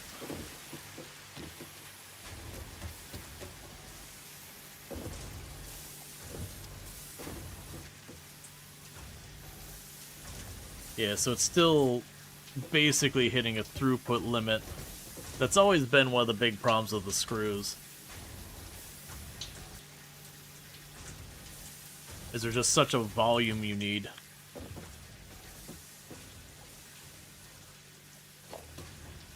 But we'll get this upgraded, and that should help.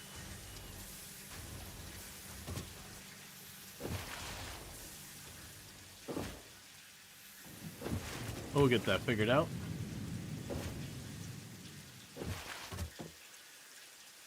Use top storage too? I mean, like stacking them. Yeah, we'll probably do that. Is we'll probably stack the storage, have like one machine, like I think it was 2 machines fills up a tier 2 belt. So like 2 of them go to that one, 2 of them go to another one. And then where instead of having one where I have it go down the line and split off, you'll end up having multiple multiple belts going to that area.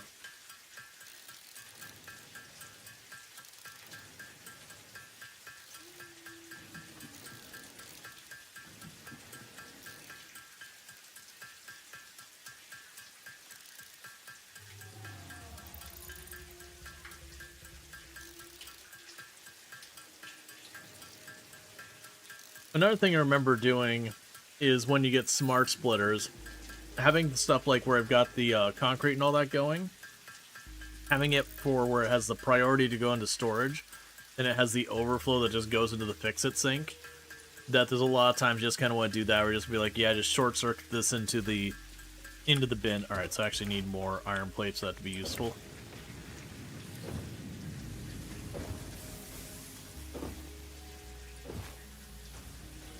Okay.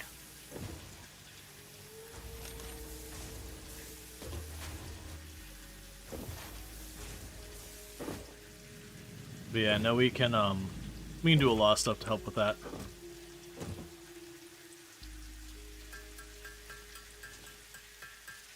But yeah, so I'm gonna try and get the conveyor belt that leads to the reinforced plates and the rotors and upgrade that one.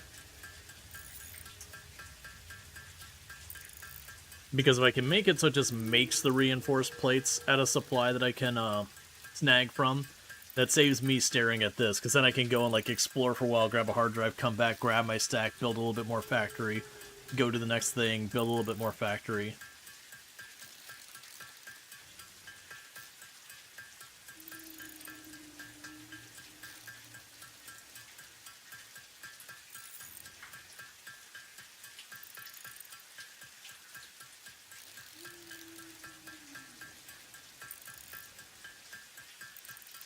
But yeah, it's looking like I'm only gonna be able to put 2 of the screw production per belt. Unfortunately, we don't have the awesome shop or the other thing because there's the stacking thing for the belt. We probably would want that, you know, stack a bunch of belts. Goes 2 into here, 2 into there, that kind of thing. We can do the math. I always remember screws being a pain in the butt just because, again, how, like, what volumes you've got to move around your place. You have your main floor and you'll have, like, you know, 5 or 6 conveyor belts, just screws to maintain it.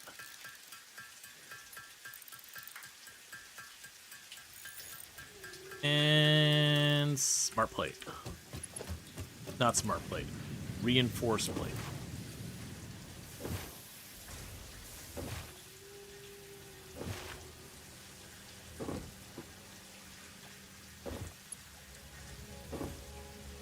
You eliminate them with alt recipes entirely. Yeah, I mean, I don't think you could, like, fully get rid of screws, but you could definitely really massively cut back.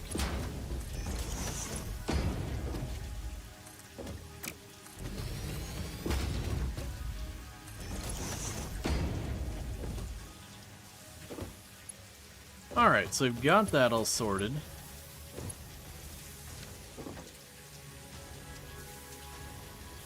And those are now pacing 1 in, 1 out. They're keeping speed.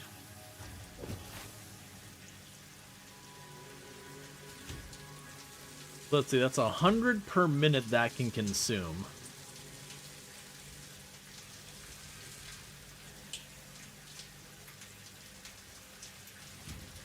And it is going fast enough that the... Oh, nope, it's not going fast enough that the screws are getting ahead. That's fine. Meanwhile, you're 60 per minute. You produce 5 per minute, you produce 4 per minute. So we should end up with more reinforced plates than the other stuff. So that's at least some good news. So that'll increase the throughput a bit. So what we can do is let's grab you and put you on the...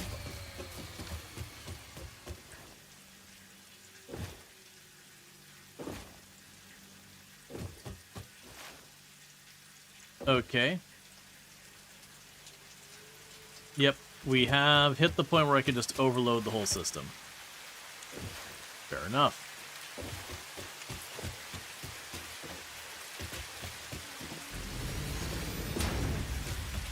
You're not plugged in, friend.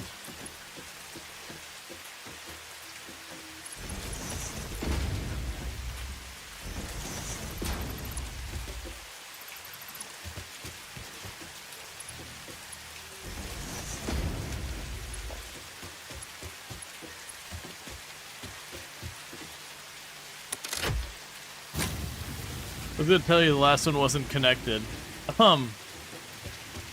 Yeah, so with that, though, we can now handle up to 210. Alright, so what we need to do is locate a hard drive.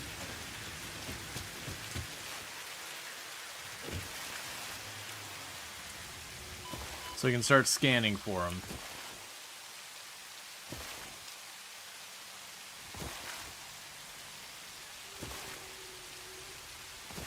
So now that thing's producing closer to the capacity for 1, because I have a feeling, realistically, the approach here is going to be looking for an alt blueprint to eliminate screws, because I don't, or not eliminate, but like massively reduce the amount of screws I need.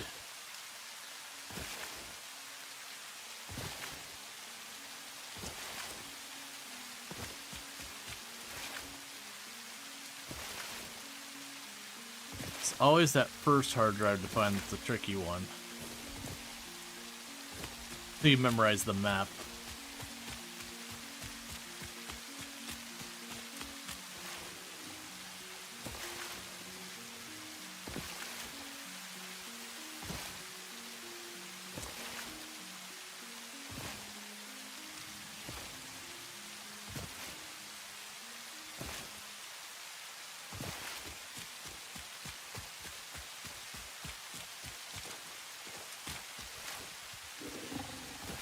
Get jump scared over here.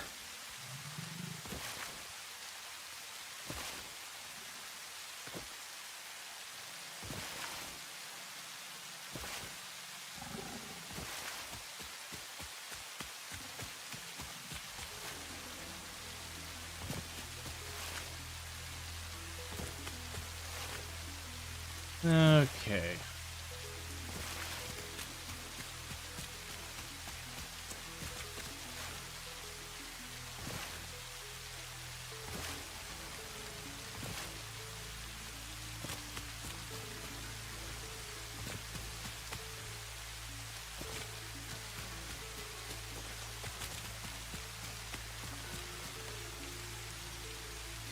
That's fine, it's just a blue one.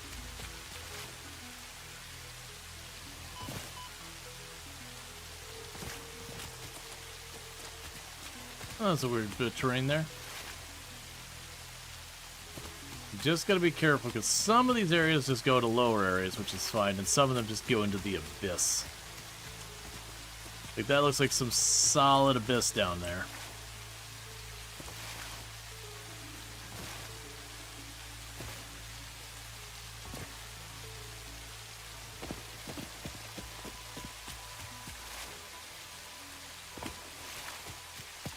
Alright.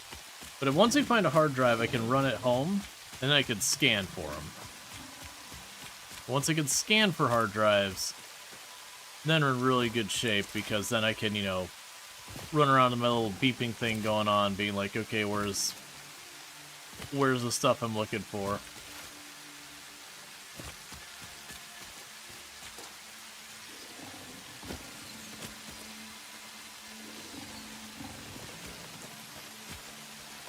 Oh, come on. Stop it.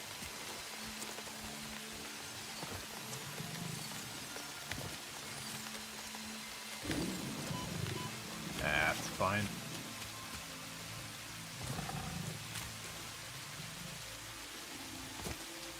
That was a bold jump I probably should not be taking.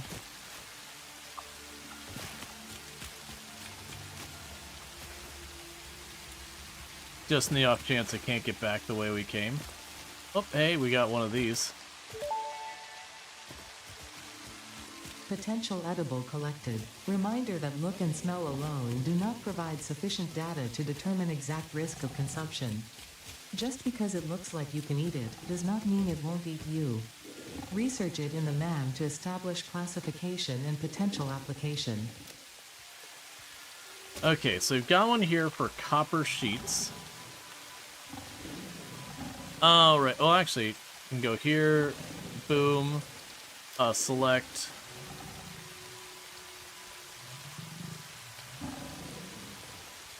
That's fine. Select and copper sheets.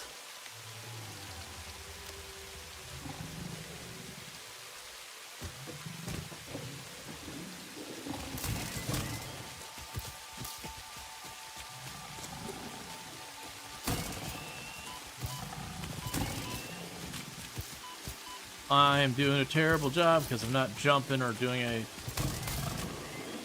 meaningful maneuvering. Where's the other one? There you are.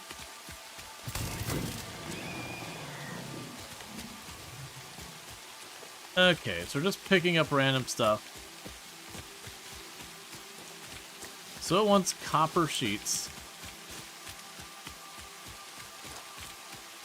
Now one downside, there's no copper nearby. I only have copper wire, which is already too far gone to be made into copper sheets.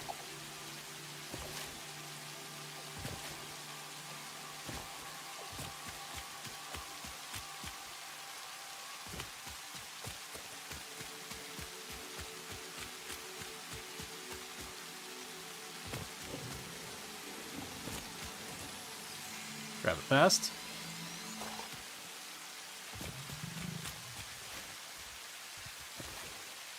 Okay.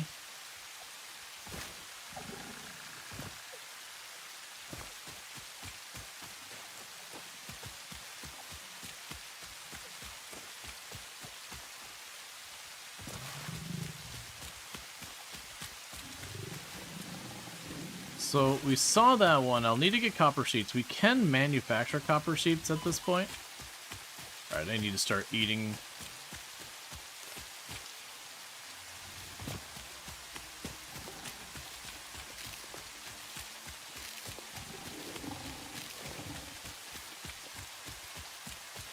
Okay.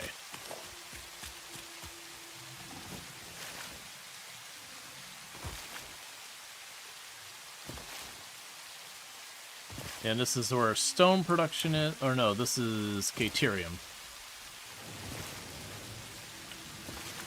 That's where I got my oil and all that.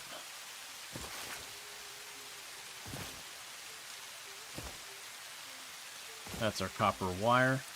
If this is the place in the map I think it is, there's a path down here that will lead me down by some water.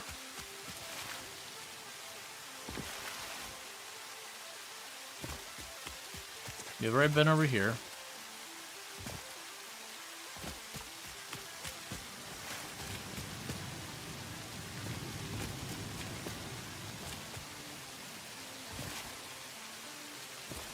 Yeah, this is the spot.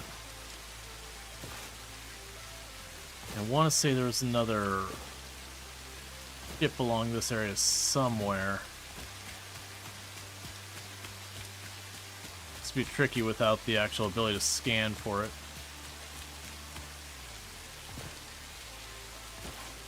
Also trying to be careful to not accidentally slide jump myself right off a cliff into death.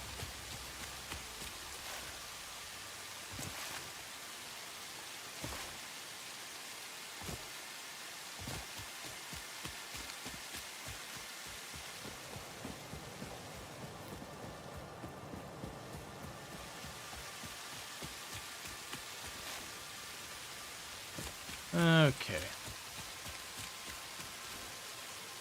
Okay, so right now we're running around. We're also looking to see if we can't find ourselves not only Mercer spheres, but what is it, Somber Sloops or whatever?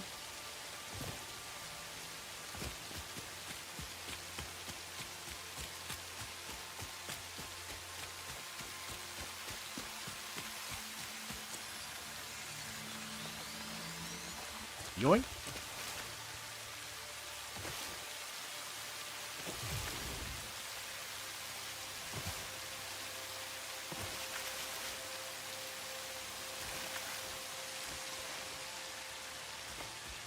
Okay, so we got all this. Not much to see over there. But yeah, and I like to put a lot of the crash ships, I like to put them up on those ledges up there. Generally areas that aren't super easy to get to.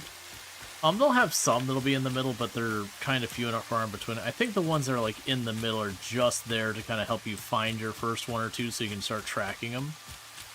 But a lot of stuff they like to either put by enemies or put kind of up in areas that are hard to get at.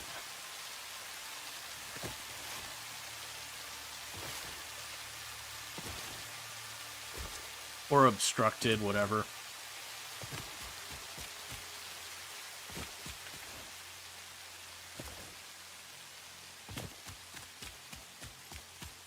There's our shipwreck on that platform out there in the middle.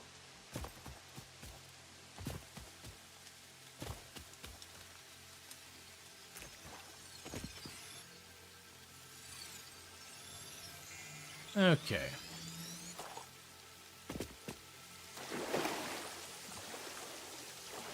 Now the question is, looking up there, is that the poison things I'm seeing, or is that just a bunch of enemies? I think it's just a bunch of enemies.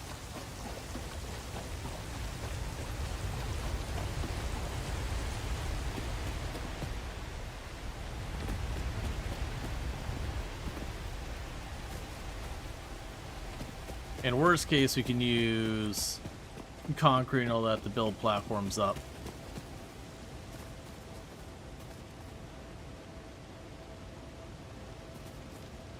Which I might have to do.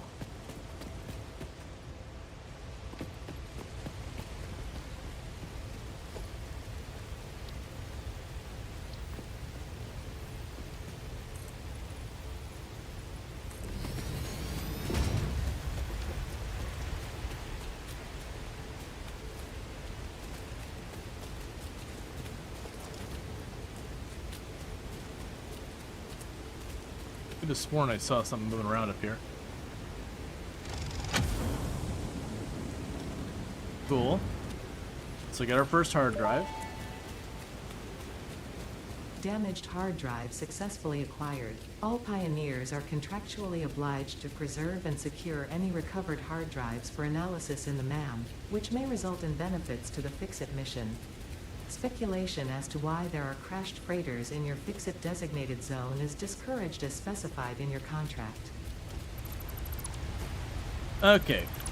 So now, before we get caught up on the details of that, let's get back home. Because now that I've got one of those, I can put it into the MAM to make it so we can scan that. You know you can dismantle the ship parts, right? Am I just not remembering that?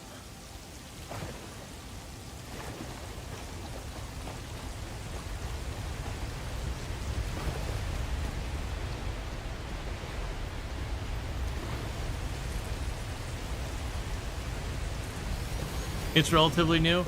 Gotcha. I was gonna say, that wasn't a thing the last I recall.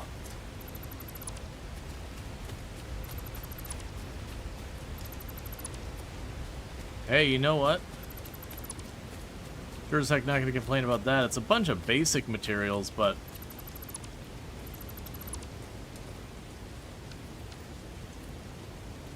Ooh, okay, we got the copper sheets.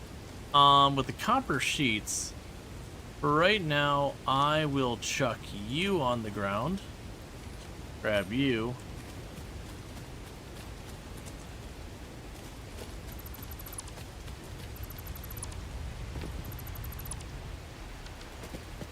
Okay, so we have...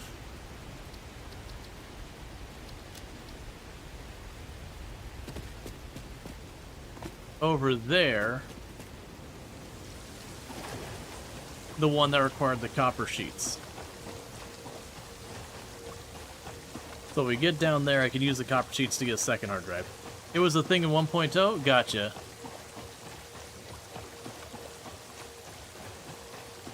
Yeah, because that would give me 2 hard drives. It's also nice because then you can clean up the ship part so you don't like keep walking by the same busted up ship again and again and again. Be like, oh, hard drive. Oh wait, never mind, I got that one. Oh, hard drive. Oh wait, I already got that one. Because I know I did that a ridiculous number of times working on the achievements.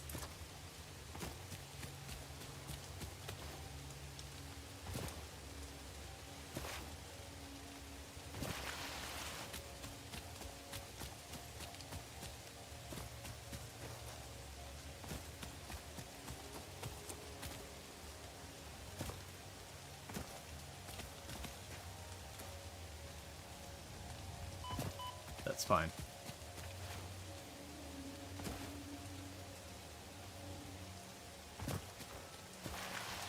Yep, so you can just go to the other side over there. We used to drop scout towers next to the wreck that was already looted. Look at, yeah, no, I can see that. That makes sense. Just something you see where you're like, okay, like, if you see this, you're in the clear.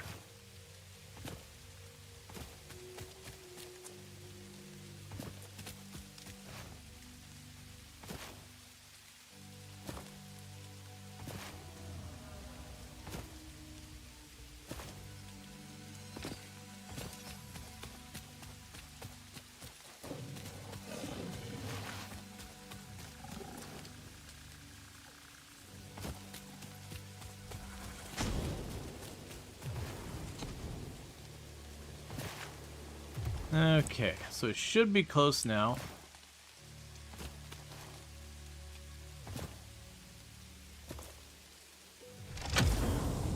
And gotcha.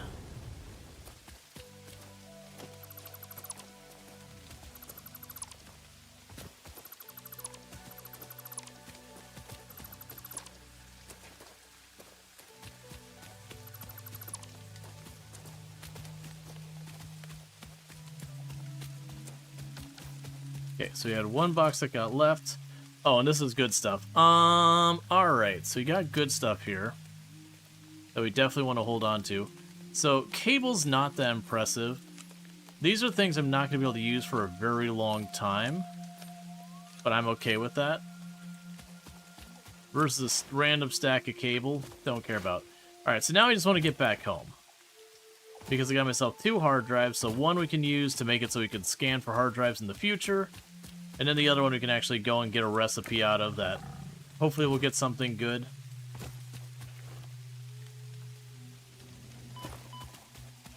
But yeah, that'll be a good thing there, doing a little bit of exploration.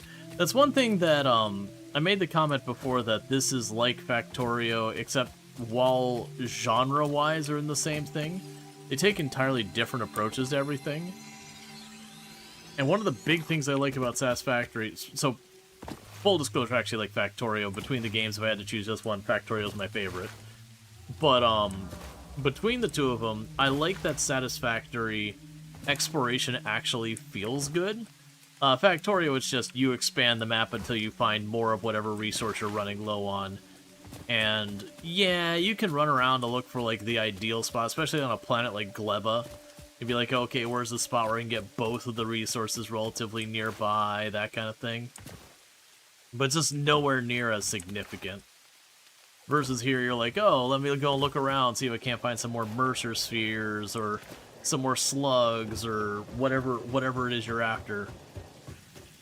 And they're hidden in cool ways that are all different. Alright, so let's go over here. We got some things unlocked. So, hard drives.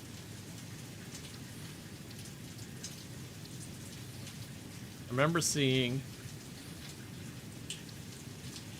hard drive listed here.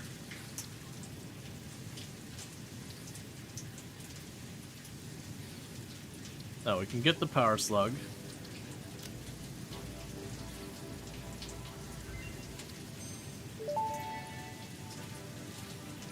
Research completed. Yellow power slugs are further into their life cycle than blue power slugs, and thus have more potential energy stored. They can now be processed into power shards. Alright. And we can keep going on with this. This mushroom, dubbed bacon agaric due to its uncanny resemblance to raw bacon, is compatible with the human digestive system and has been added to the object scanner.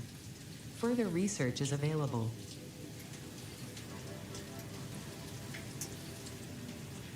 Alright, just checking any of these to see if there's anything else for me to spend my resources on at the moment.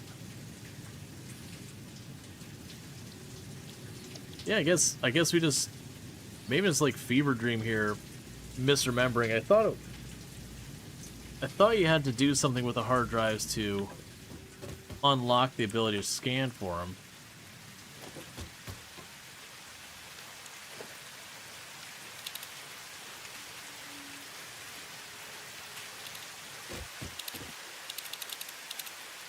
Yeah, so I can't scan for them yet. Okay, we can go down here and consolidate those. Process those. Let's go over here and drop some of the more advanced stuff we're not going to be able to use in forever. So let's see here. We can drop you in there. Drop you in there, and you in there, and you in there. The rest of the materials will actually probably use. That's the fun. We got a ton of rotors out of that. In fact, enough rotors, we can probably just go here and just finish this step real quick. So boom, boom, boom.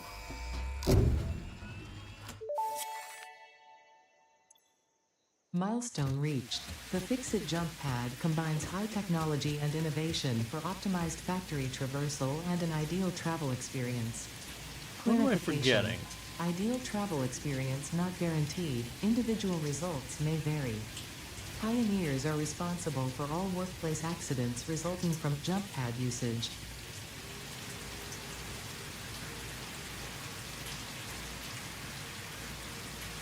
You could have sworn there was somewhere here that gave me the scanning ability for it. It's fine. Alright, in the meantime, let's go over here and check to see how things are going with all our stuff over here to see where we can make improvements while we wait for the hard drives to scan. That's what you want to see right there. A nice solid backlog on those reinforced plates and all that. So, with this, we are producing enough rotors and enough reinforced plates now to get that going. So let's steal some of these rotors.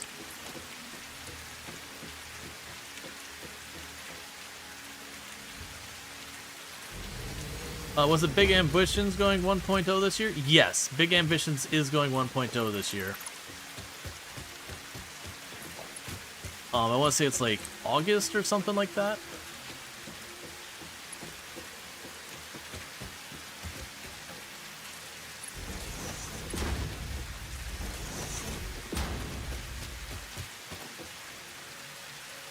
But yeah, no, I definitely enjoy Big Ambitions, so I'm looking forward to that in a big way.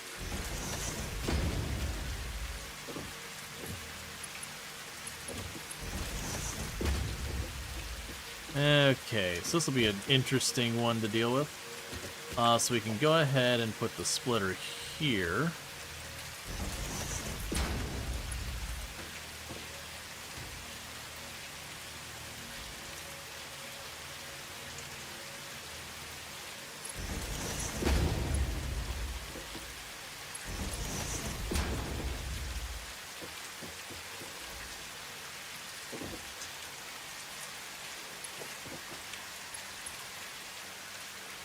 You should be upgraded. Okay, so with that, we are increasing the throughput here. Cool. And now it's got a nice backlog. You put the rotors in there.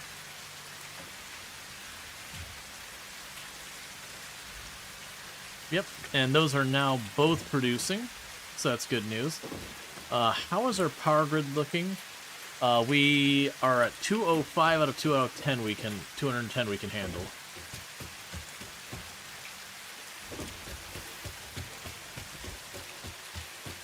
Let's get over here and expand our bioprocessing. But yeah, did you ever play Big Ambitions Ultra? It's okay if you didn't. I mean, actually it's not okay, but I mean, I'm gonna pretend not to. It's definitely one I've enjoyed in the past. Alright, so we've got those, don't have anything in the backlog there. No remaining biomass sitting here. But lots and lots and lots of Storge. You own it, but you haven't played it, but you watch Sparks play it, and you? Yeah.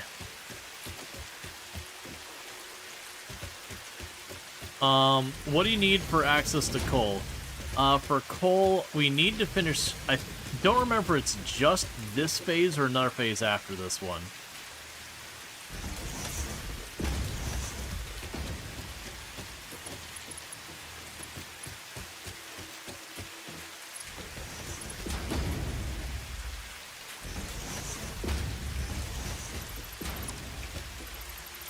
Okay.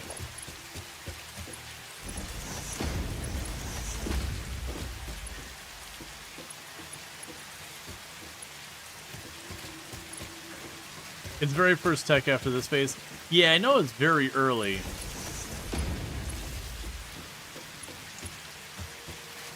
Alright, so we have increased that.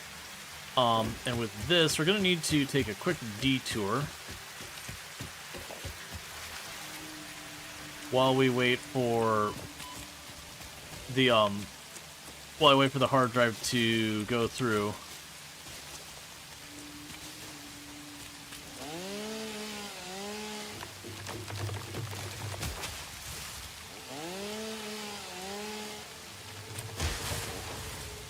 Gotcha. I'm glad Medieval Dynasty is running well for you.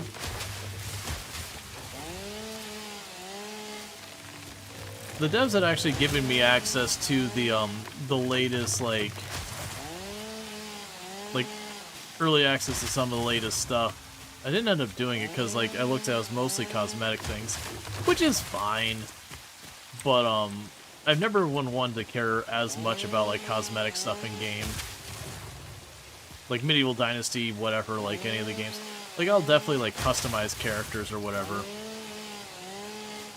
Well, it's like, oh, hey, we got new plants. It's like, okay, but do they functionally do anything different? No. Ah. Okay. But I get it. Cosmetics are stuff that people spend a lot of money on in gaming.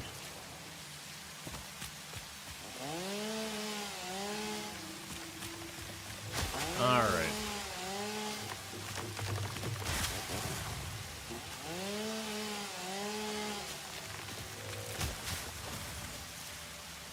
Yeah, no, I'm looking forward to the Big Ambitions 1.0 because like the game has tons of stuff in it, but knowing how much more has been coming, it's like I don't want to put all the time in knowing I'm going to have to restart. And then you have like the rival system and all that, which has been cool, but it's one of those things that like if you continue a save from before the rival system, you just kind of have such a leg up on it. Its whole thing.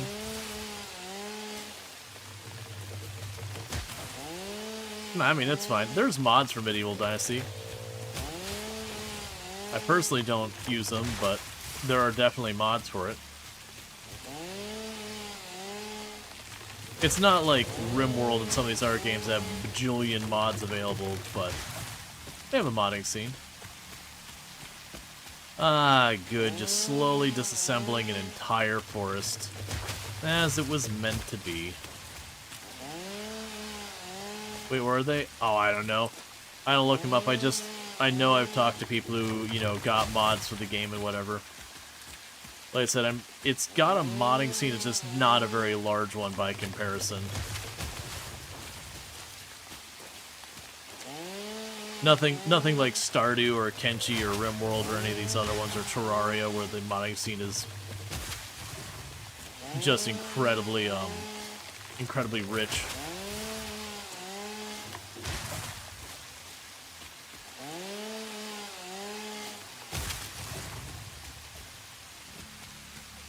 Alright.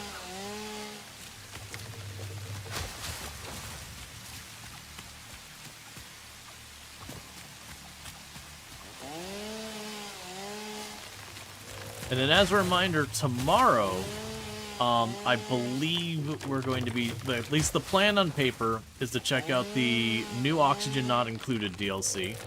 The Aquatic Planet or Aquatic Pack or whatever they're calling it. And then later on in the stream, we'll be checking out the Spacecraft playtest. We'll be doing that. That'll be a sponsored segment. Okay, and they just finished my research. So that's the plan for tomorrow. And inventory is full.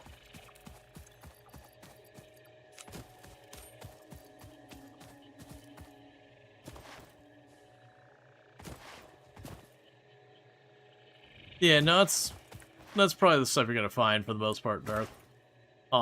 Medieval Dynasty, while it's a popular game, doesn't have nearly the modding scene. Alright, we can go ahead and get rid of that.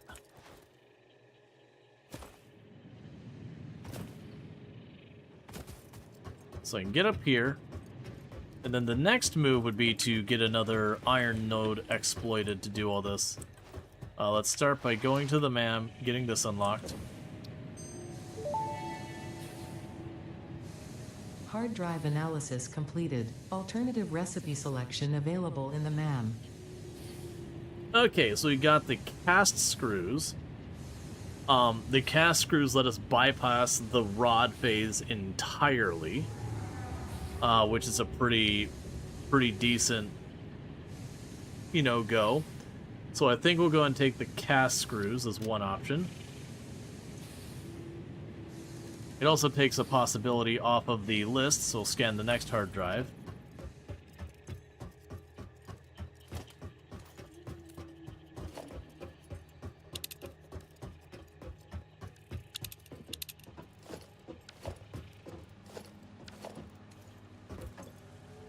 Okay, so this should be the one that does wood. This one does leaves. This is me falling off a cliff.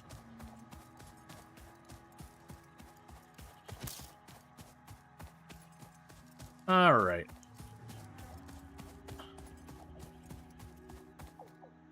So that'll be nice. By doing the cast screws, I no longer need to process all the ingots into rods and all that. We can just bypass the entire rod phase.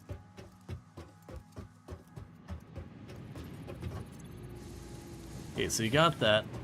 So, if we walk over to here, you give me, so it's a 1-to-1 rod to ingots, and then you do a 1-to-4 on the screws. So it'd be effectively 1 ingot makes 4 screws. And we change the recipe to this, it'd be about the same. Only a little bit faster. So this would cut out a lot of machines and just be the faster recipe. So I'll set that back onto what you're at. But it's looking like we're going to want to bypass all of this. So then we'll have the rods go... Yeah, so rods can go into storage here and be fed over there. And then these, we're going to get them all swapped. And you've got all your ingots going there. Hey, Frivolous Squid, thank you so much for the raid. Hope you had yourself a good stream and all that good stuff. You've been touched by his noodly appendage. Look, as long as at least dinner got bought first. I do have standards. Hey, Frivolous, how's it going? Sorry you're playing your favorite game and had to stop by. Yeah. Nah, Satisfactory is an excellent game. Alright, so what we're going to want to do here is we are switching up our setup. We got the alternate recipe. So this is where we're hooking over the rods for the rotor. So what we're going to want to do here is I can probably just repurpose this the way it is, because I can just reverse the I can just move these over here. Yeah, so let's go ahead and we're going to start disconnecting this. So grab you, grab you, grab you, grab you, do this. Okay. Pull you up, pull you up, pull you up. Let them all run for a minute. So that means all those rods are going to go over there. So just double checking. You're producing 120 ingots per minute, and you are consuming about 60 ingots per minute. So we have ingots to spare.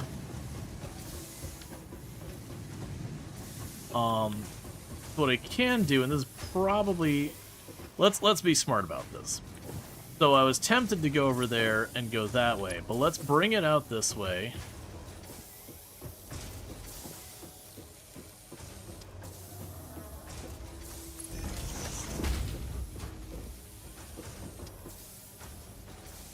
And then we can go here.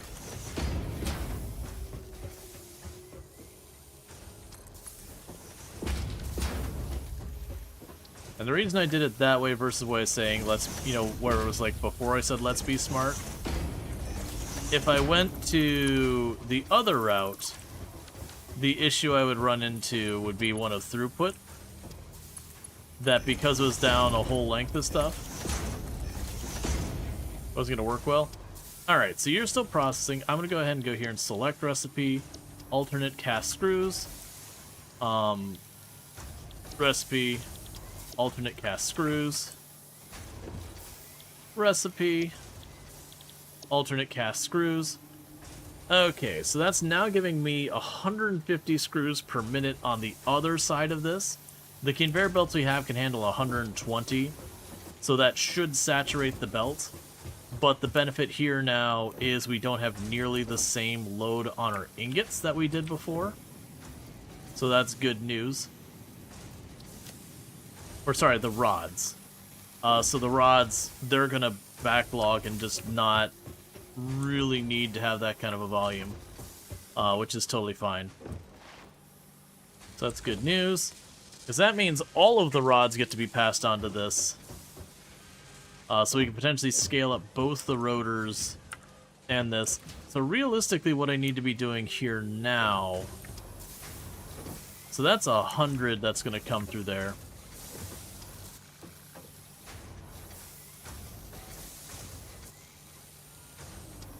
Yeah, so this is 100 going this way. The belt handles 120. And that'll put us sort of 30 over the belt's capacity. Yeah, and those are going full speed. What percentage are you running at?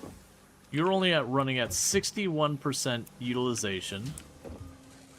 What about you? You're at full utilization. What about you two? 58, 76. All right. So we look at this. Rotors are my backup.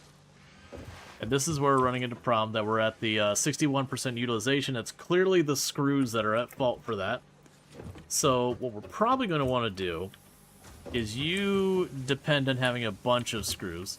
If we're lucky, we'll get like an alternate rotor recipe and be able to reduce that yield. So things we could do here to help with this problem is I could set this up to have another storage up there to feed directly into this. So let's see, you are producing 50 screws per minute and you need 100 screws per minute. And then you need, what is it, 50? 60. Gotcha. So 2 of these producing screws is enough for 1 rotor machine to run solid. About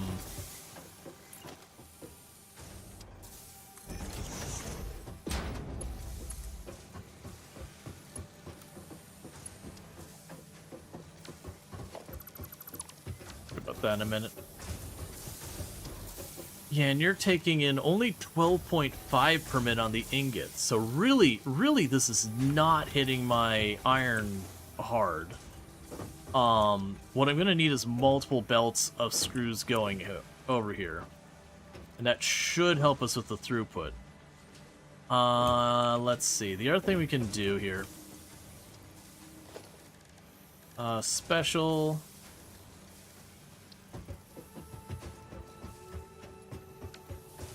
Let's get some screws.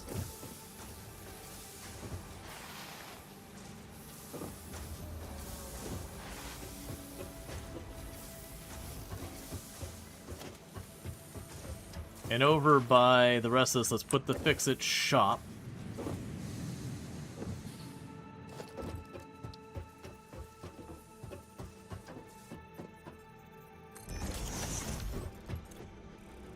Okay. Yeah, so it's checking, as if I can remember correctly. We could potentially go and get the, there's like a thing for like stacking conveyor belts. It might not be here. Yeah, it's not here. The stacking conveyor belts is another thing. Either way, we'll have that there for later. We've got all your stuff sorted out. We're getting our plates and all that just fine now. How much time do you have left? 27 seconds. Because that's the big question, is the hard drive. Am I, like, overlooking? I could have sworn there's a thing for scanning hard drives.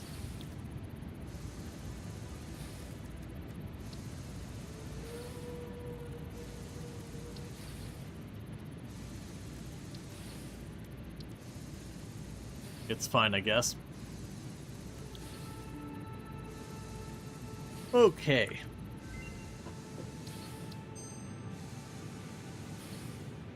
So we have iron wire and fused quick wire. For right now, I'm going to re-roll that. Bolted iron plate.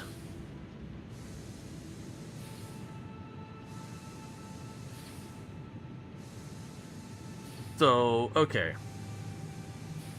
So the bolted iron plate is 50 screws to 18 versus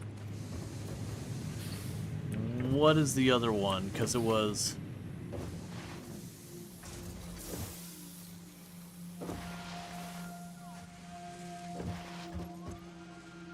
Yeah, so that is... What would be the ratio here? So 6 and 12 per reinforced plate.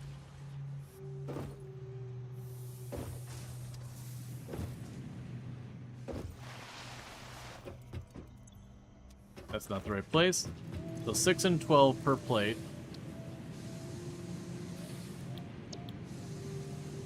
Okay. It's like 1 extra screw per plate at 3 times the speed. Gotcha. I mean, I don't super need that many, because that's also going to put me back into problems on there. At the same time, Deuterium wire...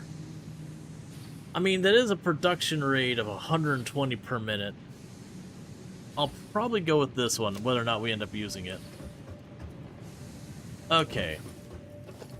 Now, the thing I'm still not remembering is how we get hard drives to show up on this thing. Because I know that's a thing, unless they got rid of it, which I would be shocked and appalled if they did get rid of it.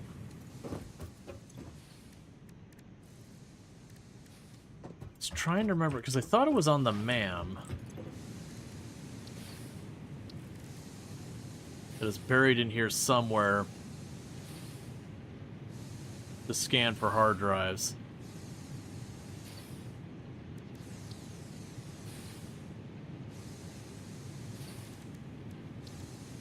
So the somber sloop. It's quartz behind discs.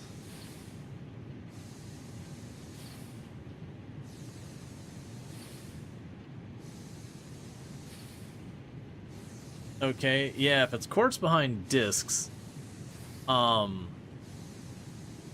we do have the ability to exploit quartz right now, which is one of the only materials we're not exploiting. I should have all the materials I need to set up things right now. Yeah, let's go ahead and get our quartz going.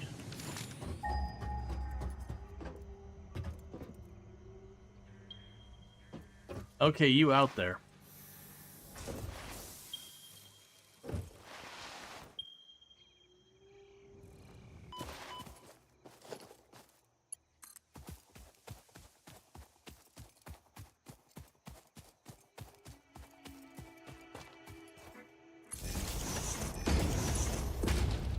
Okay. What's up?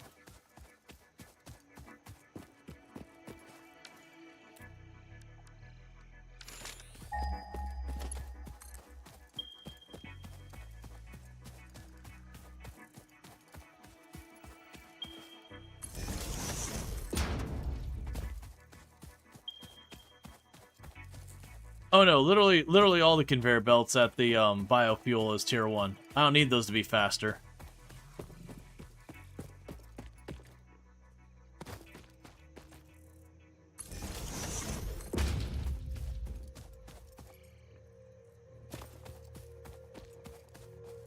Oh, there were some moving past, that's fine.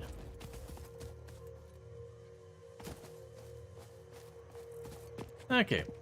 Let's get you out of the way.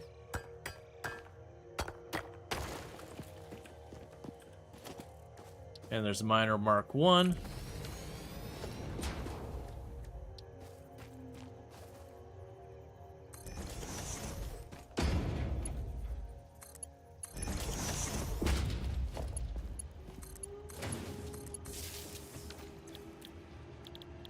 Okay, and you...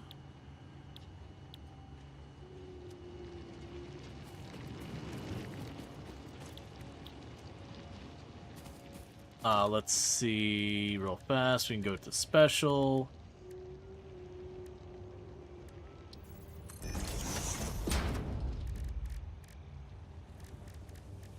Okay, so that's the issue, is I just don't have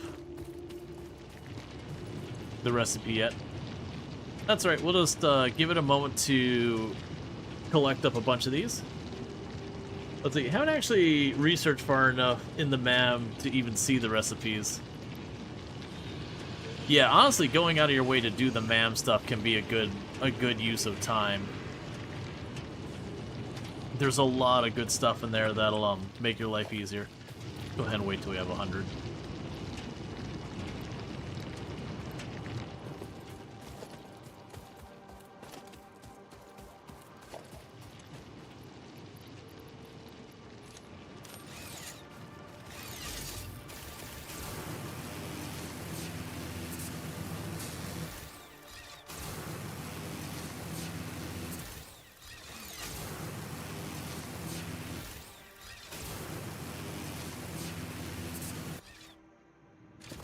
Yeah, the awesome shop's also really good.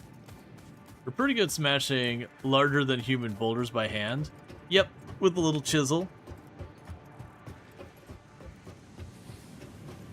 Alright, so quartz.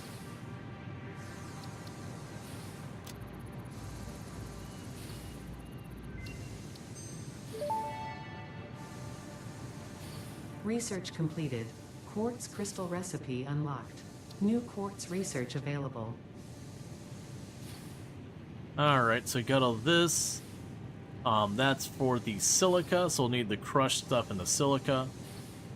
That's fine. We can go ahead and go back over there.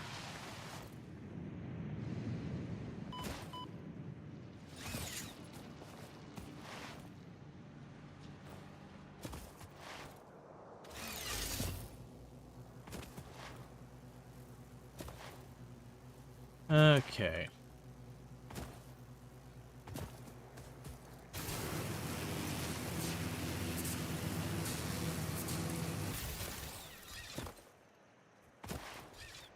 That's fine, it's not that far.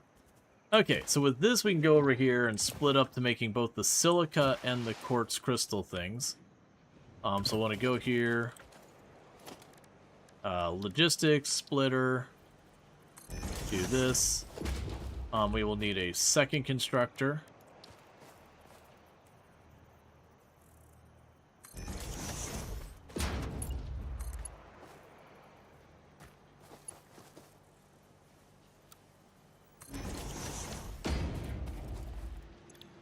Okay, so this, crystals. We don't have the silica yet, that's fine. Go organization, do this.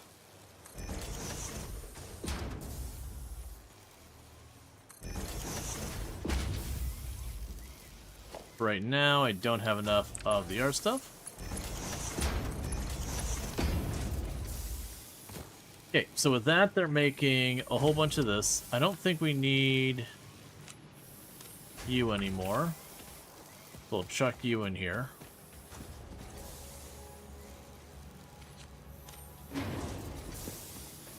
Okay, so if we get 100 of these real quick, then that'll be enough to get the next research going. We'll also want the silica. Oh, that's right. And thank you for the follow. Welcome to the stream. I was just thinking the same thing. It's like, oh, right. I don't have enough materials to just drop a MAM right here, right? No. We can make it happen. So crafting bench, do this. And then the MAM is 5, so we can go here. Did you know you can select most buildings and hold the E to switch tiers? Oh, interesting. I did not know that. There's a lot of quality of life they've added to this game that isn't necessarily super discoverable normally. But you kind of have to know type deal. Right. So we can go to quartz. Do this.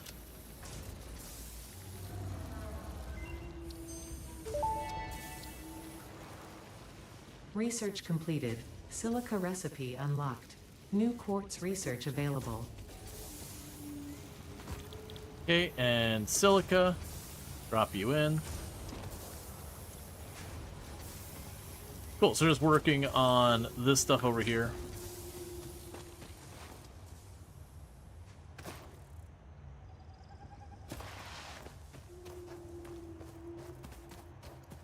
Oh, if I recognize this area, I'm pretty sure there was a shipwreck down over here somewhere. Is either down here or up the other side.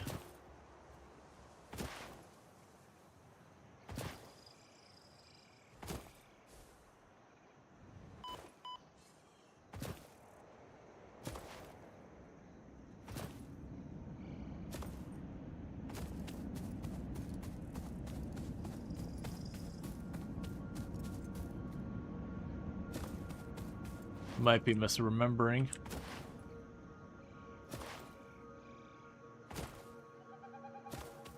Okay.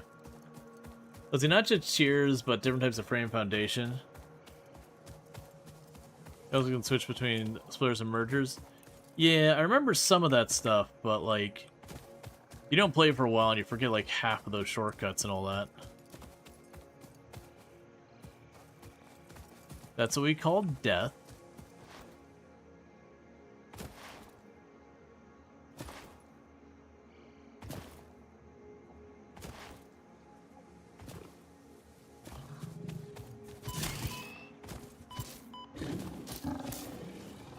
I'll just botch all the timing, don't mind me.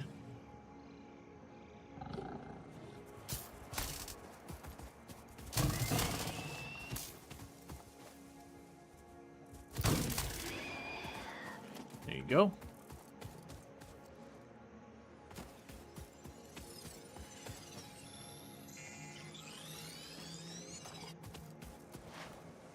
Cool, so I've got that one. I'm more interested in finding ship hard drives, though. Because some of these, like, if I can get the alternate rotor recipe, that'll go a long way to making my life easier.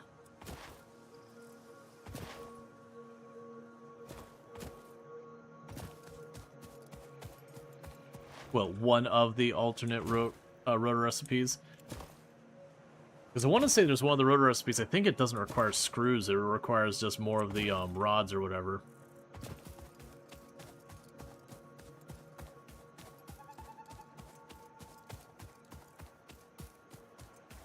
That's the big guy.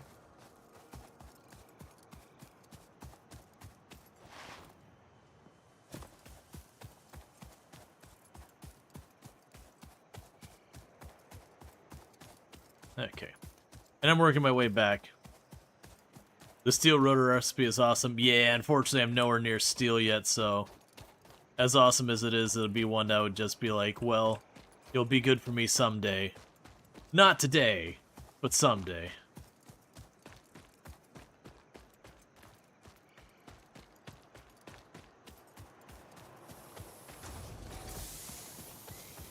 Okay, up to 100? Yep.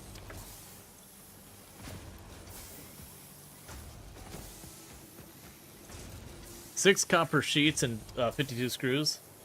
Almost 4% done. Yup. Okay, so we've got Blade Runners.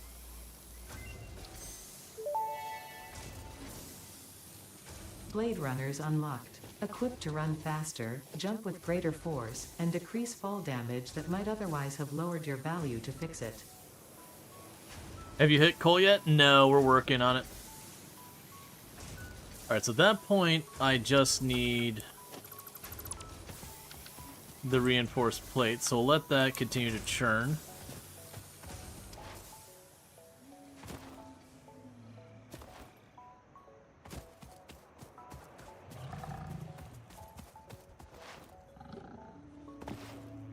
Yeah, that's the one thing is we've got it,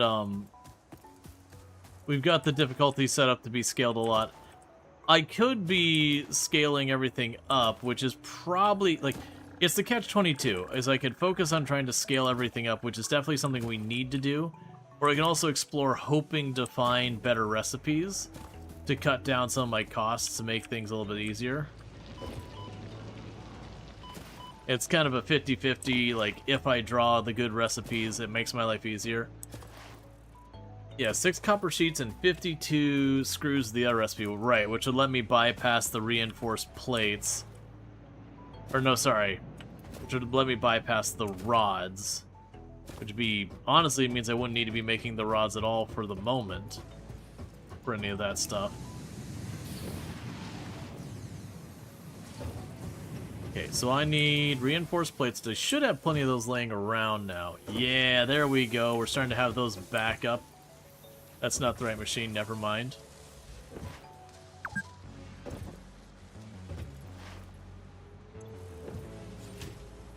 Full stack.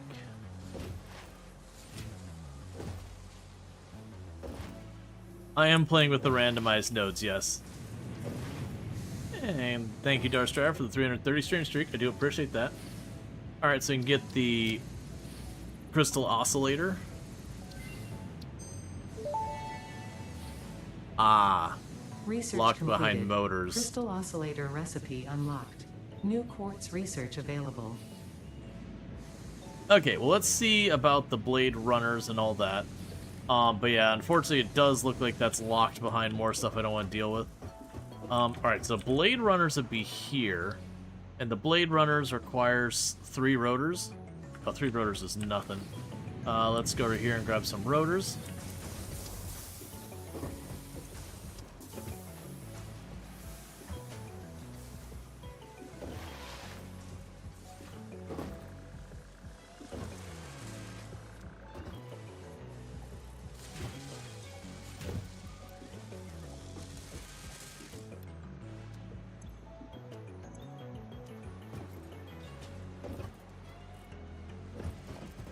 Okay, and that should allow me to get my blade runners for higher jumping, faster movement speed.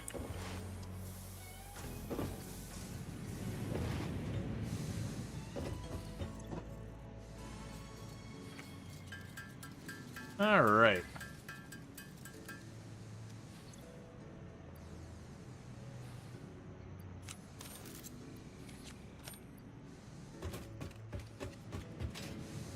Okay, so for improving the throughput, what do we got to do? Because we're going to be locked. So right now, you are running at 100% capacity. You're running at 61% capacity. So we want to fix that. And your bottleneck is going to be that screws.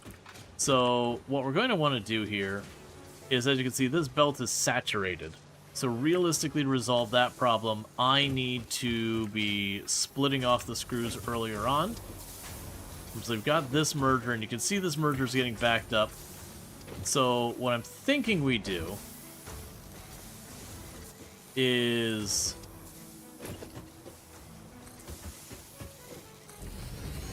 I expand this over here.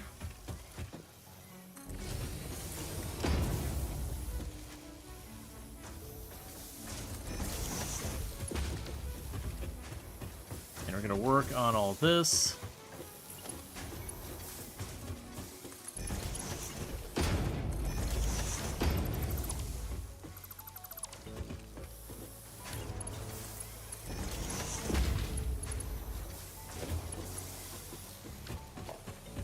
Each machine produces 40 screws, so 3 screws is a full MK2 belt. Yep. It's actually more because we're using the alternate recipe, so it's 50. So there's about 30 screws per minute who can't go there. So the intention here then is I'm going to plug these 2 into that.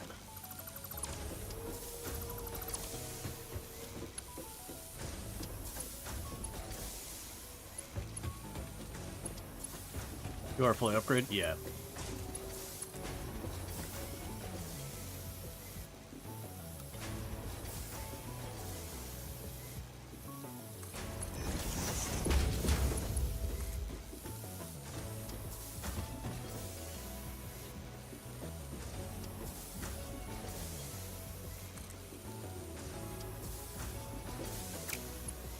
That's weird. It's like, okay, never mind, not okay. You know what? We can change this up. So first,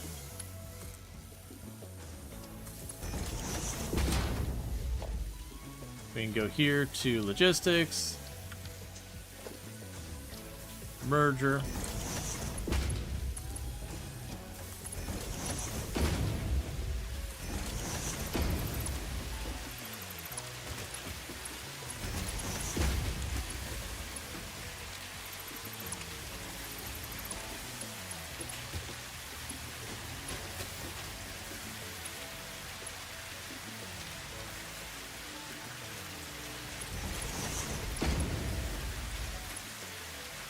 Okay, so we got that one going over there.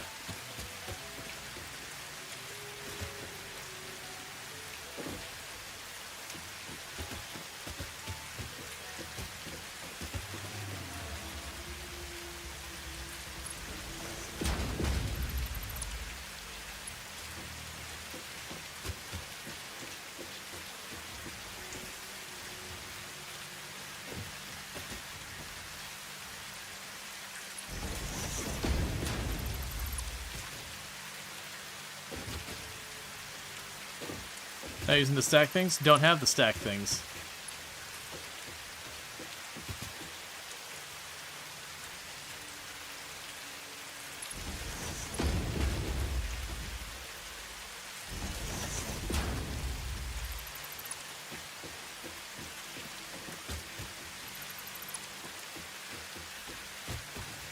Alright, so with that, that should have enough to run this solid at 100%. The other one will start backing up, which is fine.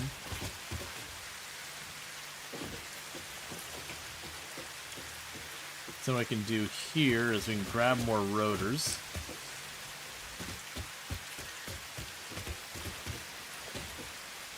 And once we get those, we can build ourselves another one of the things for the reinforced plates. And then if I want even more rotors, I will need to add even more screw production and all that stuff. Yeah, no, this would be another option to like grid it out. Right now, I'm just kind of setting this up. I'm sure this is all going to have to be moved like half a dozen times before this is over. Like I'll have to make a dedicated rotor production area. And each time, yeah, no, and each time we get a new recipe, it's like, well, get out of here.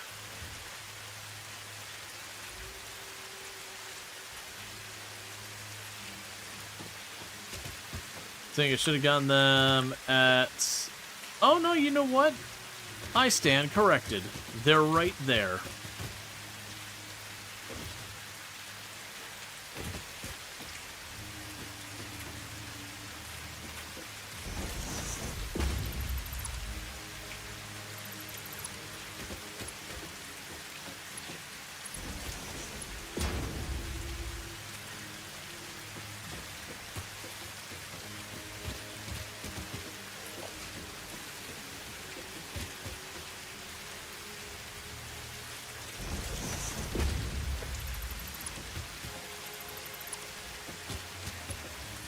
Okay.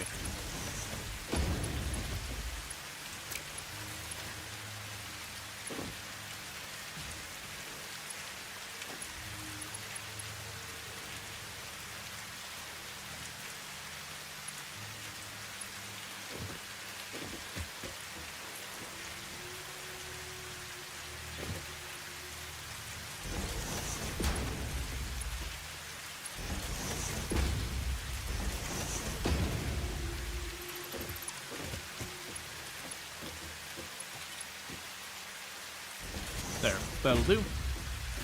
Okay, so that makes it less cursed looking. We could definitely make that whole situation nicer, but I'm not going to worry about it. Alright, so with that... So I want to do over here...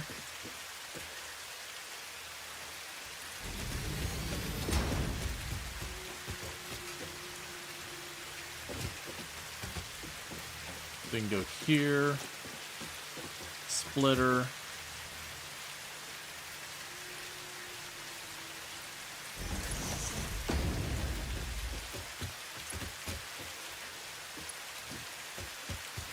I'll need more of the plates.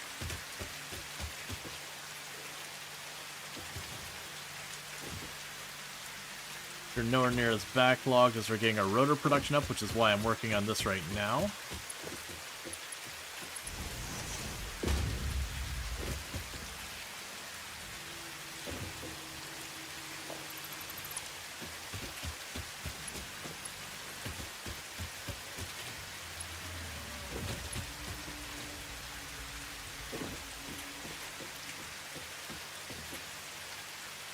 Let's see here. So we can go here.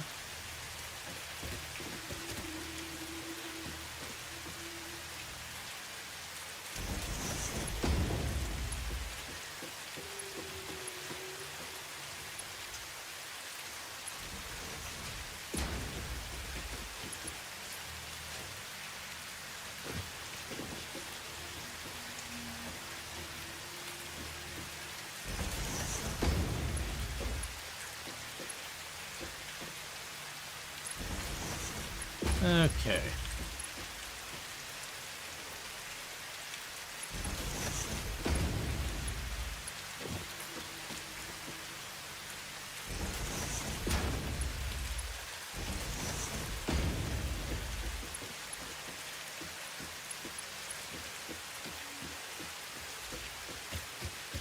So let's see here. And then you still need to have a merger over here.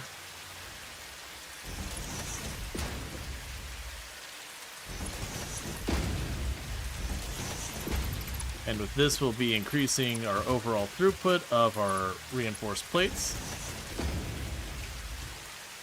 Cool, so you'll be running at 100%, you're running at 100%, you are running at 82%. Why 82%? I think you should be good. I think it's just getting itself resituated after I fussed with the lines and all that. Yeah, no, exactly. I think it's just where I fussed with all the lines. Did you set the recipe? Yeah, no, I copy-pasted, so the recipe is automatically set.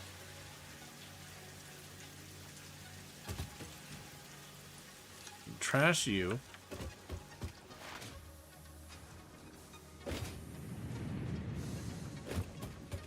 Meanwhile, we can go over here.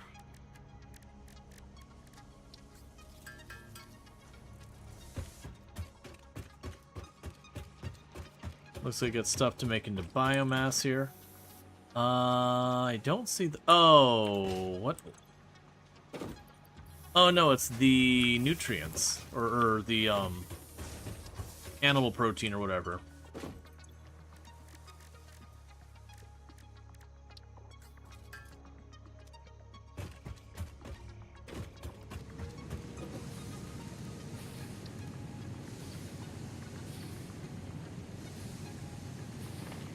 Yeah, so if we get a bunch of the cable, I can give myself more inventory space. So let's go grab the cable.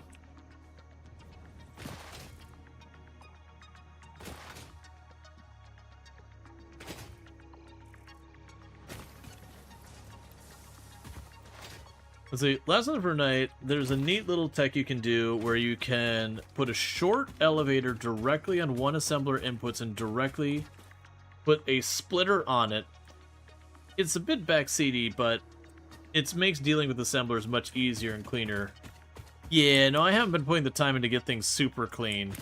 People who've seen my factories in the past, I've done some really, really slick tech and all that kind of stuff. We're just early game, so I haven't been putting much care into it, because, like, I already know I'm going to have to readjust this, like, 4 or 5 times before this is all said and done. Just, you know, every time you get, like, a new recipe, it's like, well... all of that, just chuck it in the bin. Alright, so you... more inventory space, don't care about it. Pocket dimension significantly expanded. I worked all afternoon, analyzing the transdimensional confibulatory permutations of alien DNA to achieve this. We are all doing our part for Fix-It. But you're not a fan of the way it snaps visually. Also, your build habits predate a lot of the snapping method. Yeah. No, I definitely remember with, like, going 1.0 when we got a lot of new tech. There was definitely a period of time where it's like, don't want to mess with the kind of thing. Yeah, so we can make the crystal oscillators, and that would give me access to the Explorer. We have the material resonance screening, the radar technology, which is for scanning things, the radio signal scanning, which that requires the motors, and all that. So I think of the stuff here that I care about. The quartz inventory thing, which you should have the silica already just sitting there, because we can boost up our inventory space. I don't think it's worth hunting the hard drives.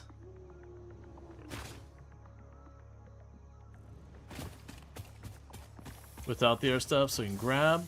That's fine. Because, like, trying to hunt the hard drives without the scanner, you can do it. It's certainly not impossible. But it's definitely going to be a lot more frustrating. We're going to go right past ones that are right nearby. Like one being like right on the ledge above you and just blissfully unaware.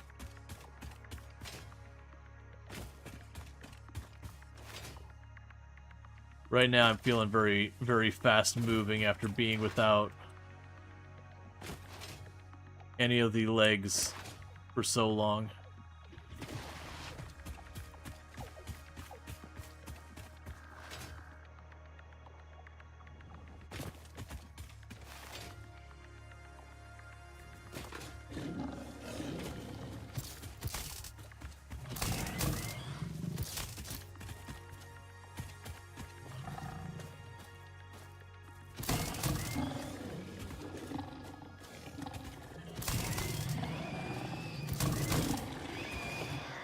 Okay.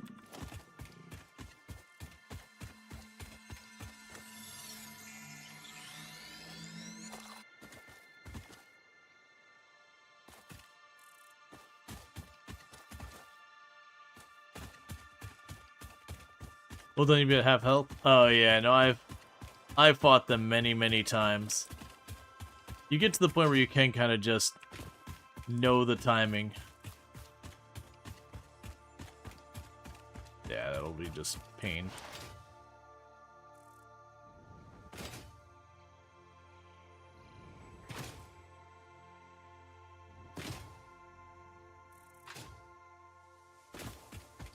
All right.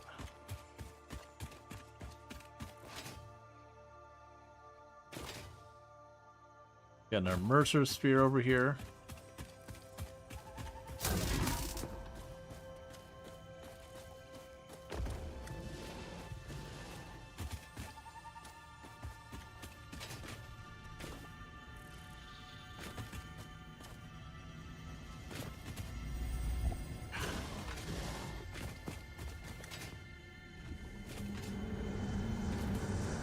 Witness a single strand of the tapestry.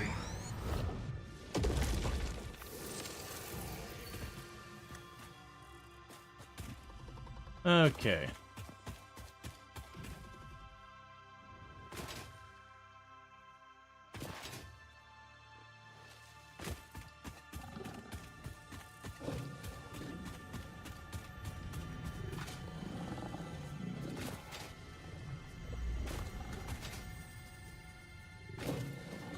All right.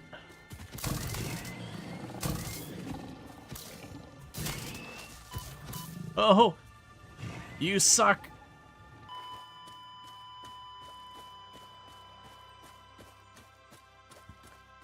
After everything going so smoothly with the last one and getting shoved off the side.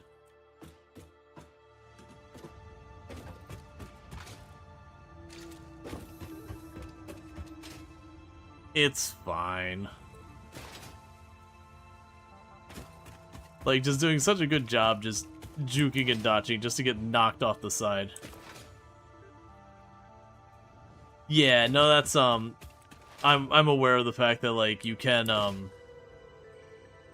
survive as long as you had, the thing, but I was missing, like, one and, like, a quarter blocks of health.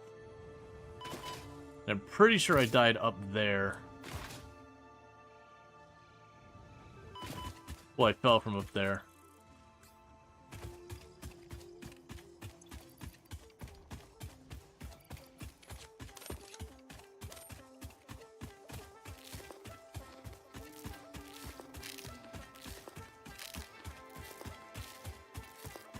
And I did see that there's a Mercer sphere up here.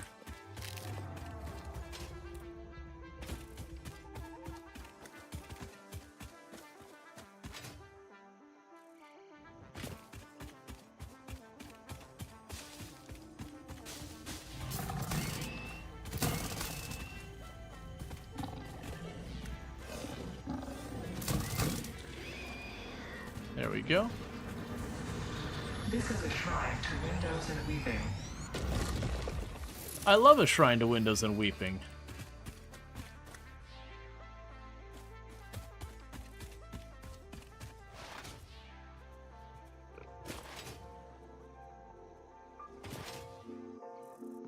So I'm trying to find a Somber Sloop. So we can at least get that technology going as well.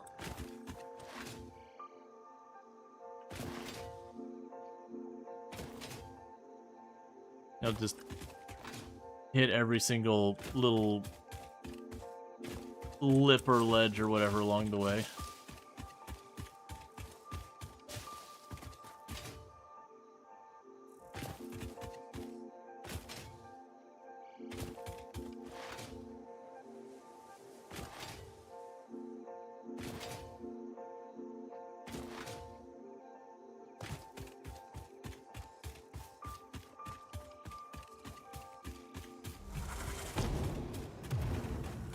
Oh, calm down.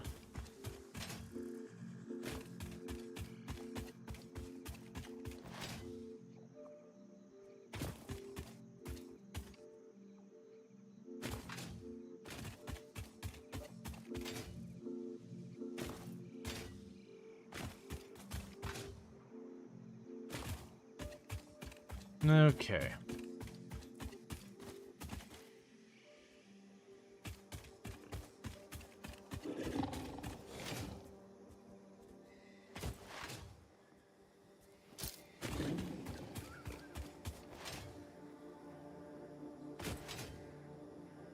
Running along this ledge here, there is a below area to go to.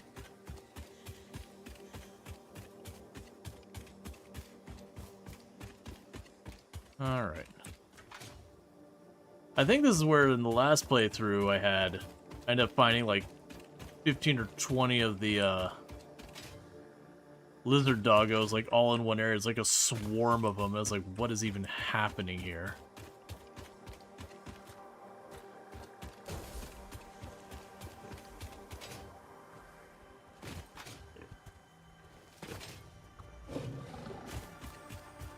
It's gonna be up in that spire.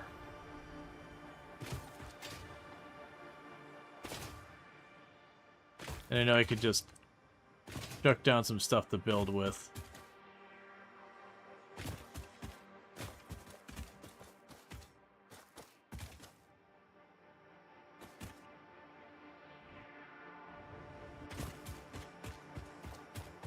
All right. Poison cave thing. Random oil spot.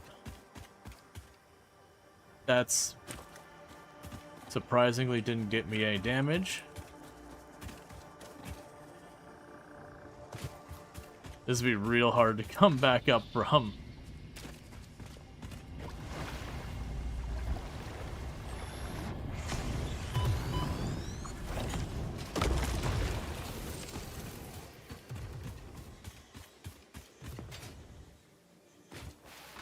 Okay.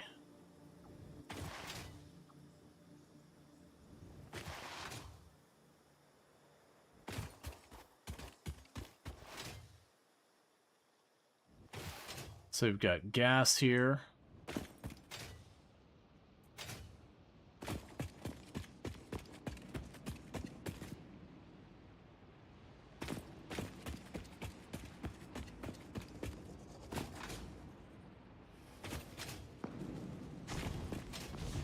Oil and iron down there.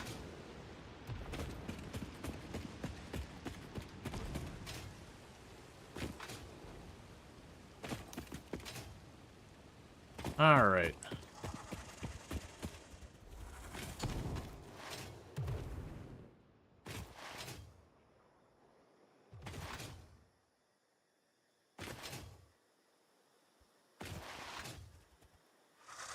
So many wasps.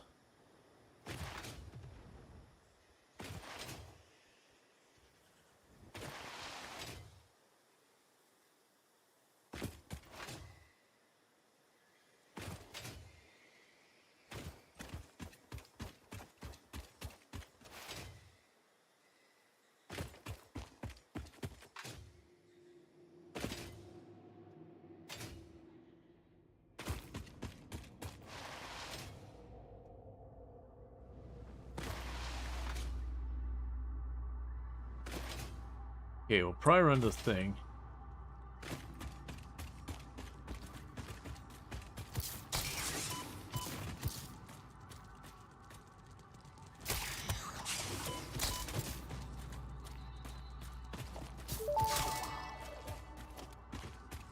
Samples of unknown alien species acquired. Initial data suggests these are predators, but notably they do not have a traditional mouth or eyes. There are, however, numerous cavities on their head which could fulfill a similar function. Research the remains in the MAM to establish classification and potential countermeasures. Ah. Oh.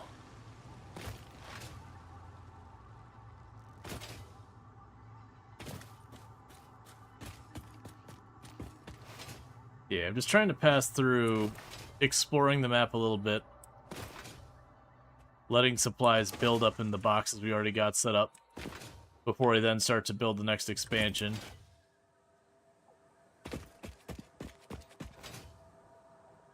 Alright.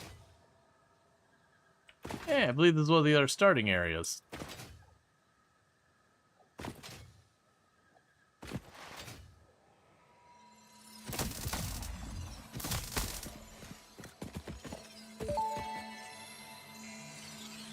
Samples of unknown alien species acquired. It is unclear where on the flora or fauna spectrum it lies, but initial data suggests this might be a nest or an egg. Research the remains in the MAM to establish classification and potential countermeasures.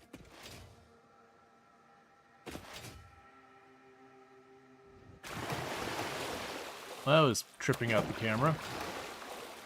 Yeah, no, this is, I think the first time it took, like, time to do a proper run. I think this is where we were at. It's been quite a long time, but I, you know, found all the hard drives here at one point.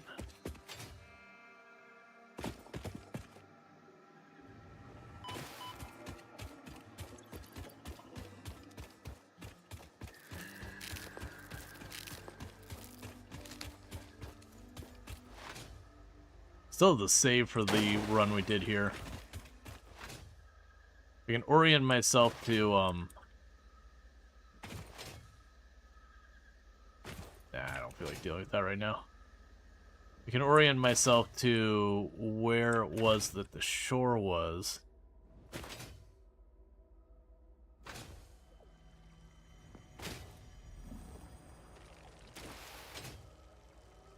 I saw the Mercer Sphere. I'm not sweating it. I'm kind of like in let me find the hard drive mode.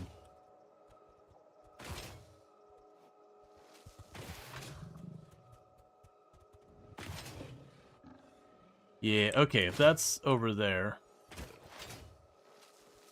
we should have a hard drive around here somewhere, just like laying on the ground. There you are. Then there's another one over there somewhere, and there's one over by the shore, if I'm not mistaken.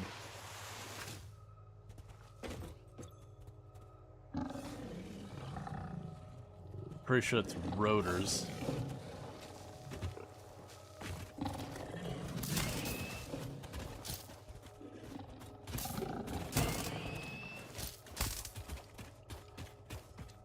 Come on. Oh, fine.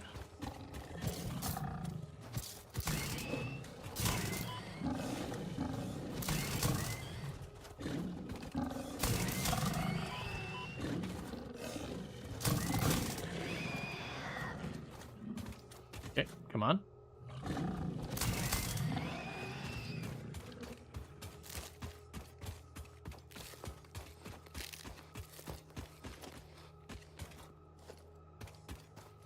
If it's rotors, this shouldn't be a problem.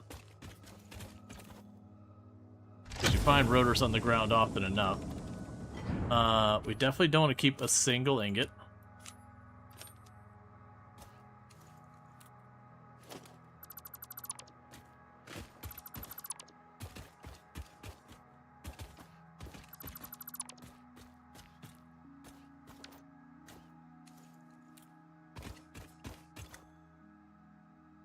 Okay.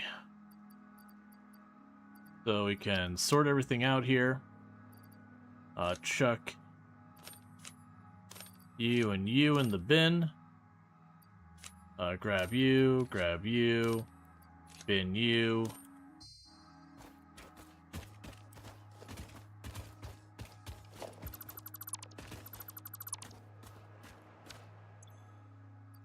Bin you.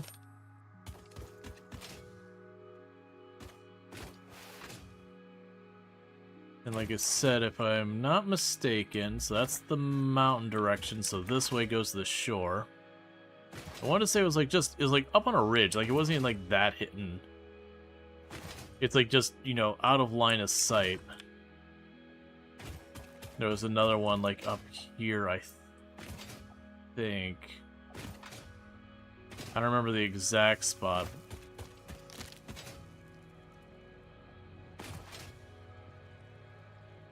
And if not for that one, I want to say there was like 2 that were farther down by the shore.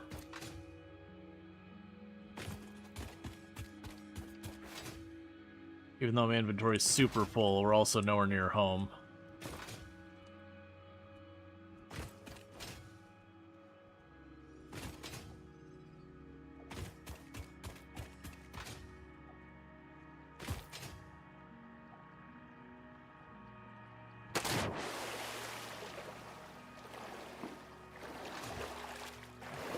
Also, there's a cave system with a bunch of slugs in it down here somewhere, too.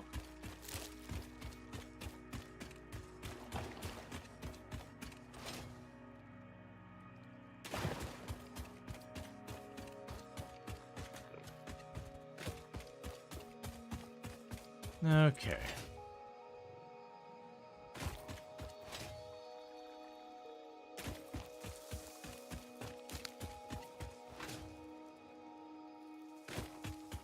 I'm going to gradually start working my way back towards the hub. More copper.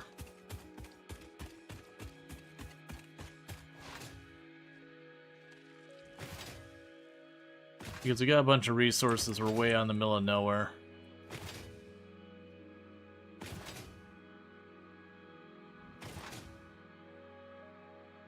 Bunch of nodes there.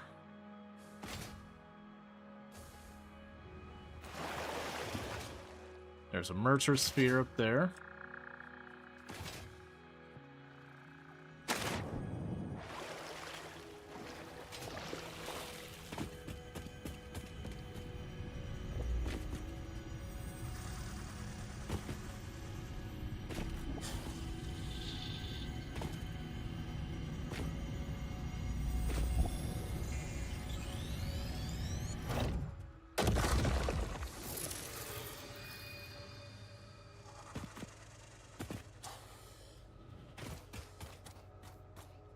There you are.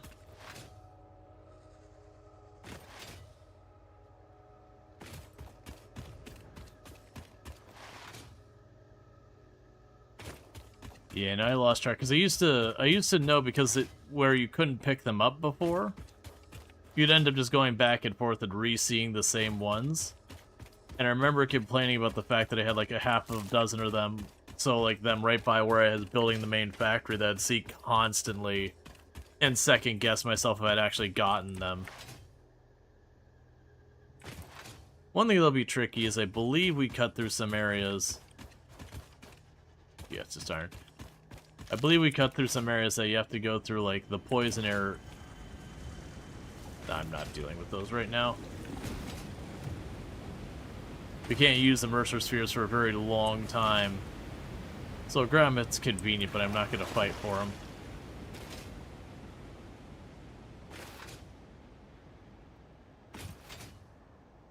Something you've seen done is to build a power pole or something on it once you've cleared it. Yeah, no, that's the thing. You can mark them. I think I eventually did start doing so. I don't think it was power pole. I don't remember what I built on them.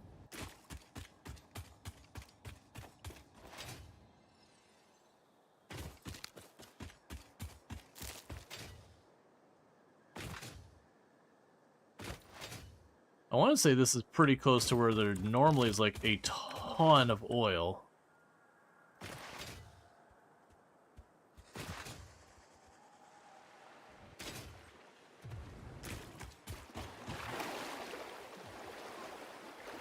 That's a lot of bad news by this one.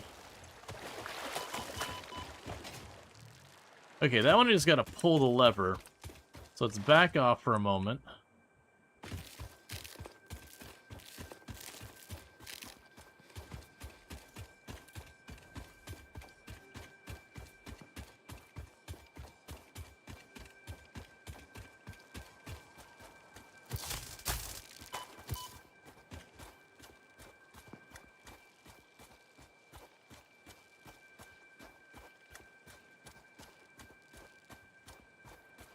About crouching?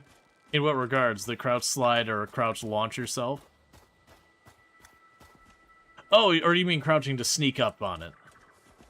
Yeah, no, I'd already bolted past it, which is the reason I wasn't worried about that. I had already long since angered it.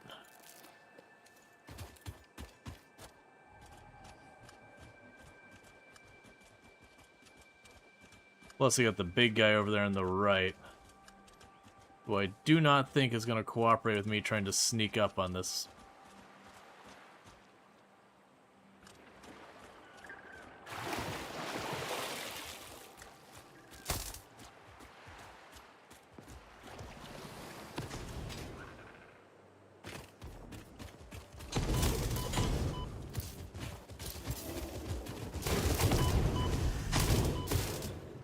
What am I stuck in? Okay.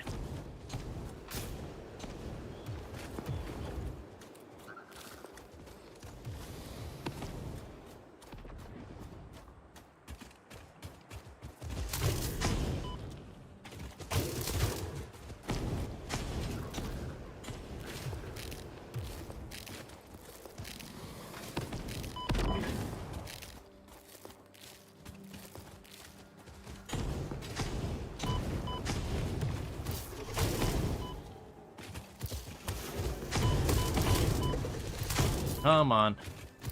You gotta be low. There you go.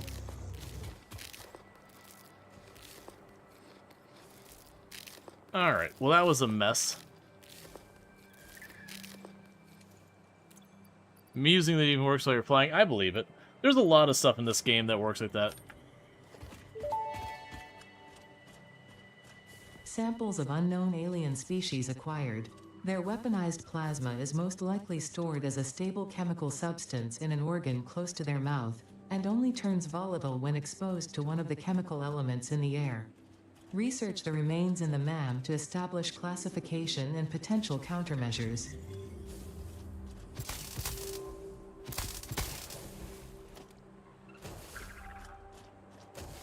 Okay.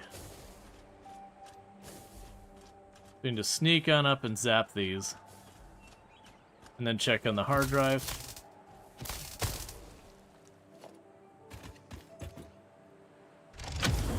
Yeah, I ran up, I was expecting it to be like, this is what you need for this, and instead it was just like, nope, it's ready.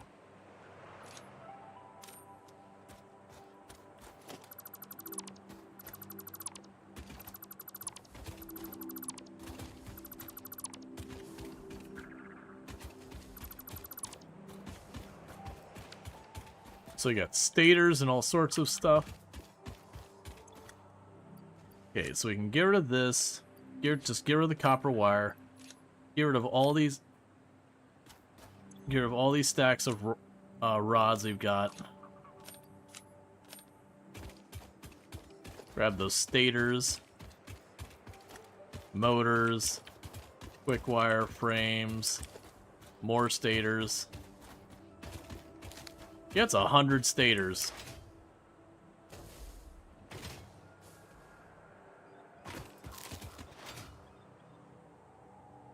And those motors will be potentially good, because that was what we're missing for getting the thing to scan for hard drive. Granted, I don't think we got enough of them.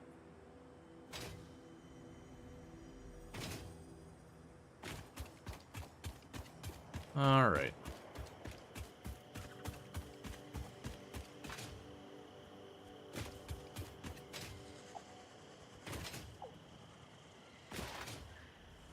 Okay, we're almost home.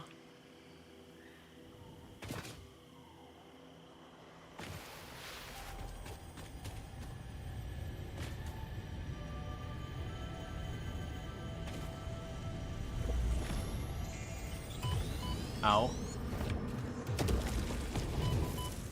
Ow. Okay.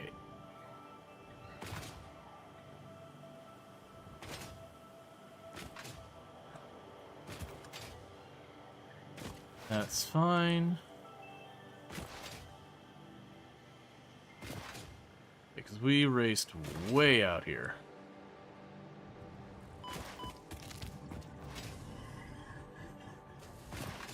Okay, and that's the first side of the factory we've seen. I'll just keep damaging herself jumping down. Alright, well, we got 2 hard drives. We got a bunch of bug bits that we hadn't seen before. I got a bunch of motors and stators and all sorts of stuff that maybe we'll get lucky and be able to grab some later game tech by just skipping ahead to it in the MAM or whatever. You left stators? That's okay. I already got 100.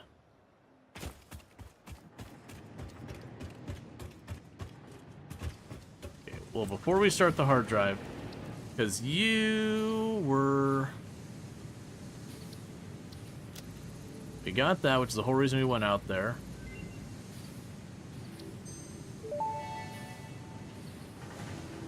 Pocket dimension now extra dimensionalized with additional dimensional capacity. Okay, yeah, so it was 100 motors we needed for that thing, so that's not happening. Oh, well, we might as well get the AI limiter.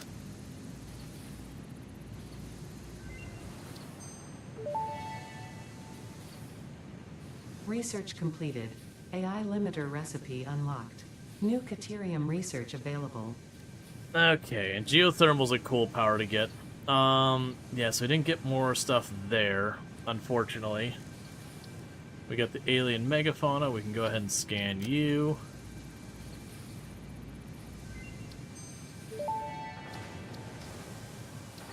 The remains researched belong to an organism with 8 jointed legs, similar to the legs of arachnids but with non-standard distribution and function.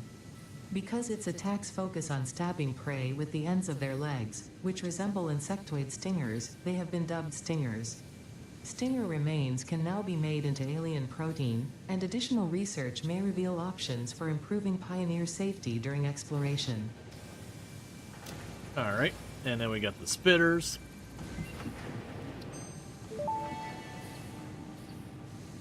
The remains researched belong to an organism that tends to nest near objects emitting specific types of resonance. Spitters are called as such due to their ability to create and spit plasma across long distances. Spitter remains can now be made into alien protein, and additional research may reveal options for improving Pioneer safety during exploration. Alright. The remains researched belong to a plant-like organism hosting the larva of the flying crab, the most mature of which hatch when threatened. Hatcher remains can now be made into alien protein, and additional research may reveal options for improving Pioneer safety during exploration. Okay. And so with that, we got all these alien bits to make into protein.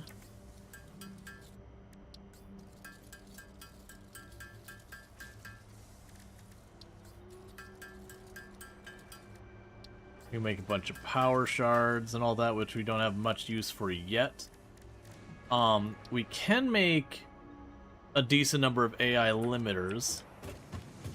I'm assuming you won't let me look at the stuff while it's going on. So that'd be Caterium. So it'd be 10 I need for this. And what's the holdup in making more of these? Maybe the copper sheets. Then the other thing we had going on here is...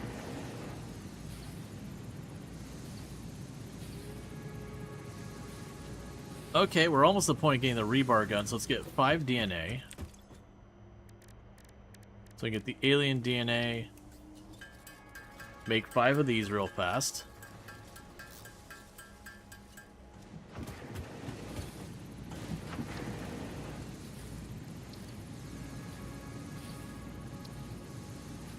Add to the to-do list.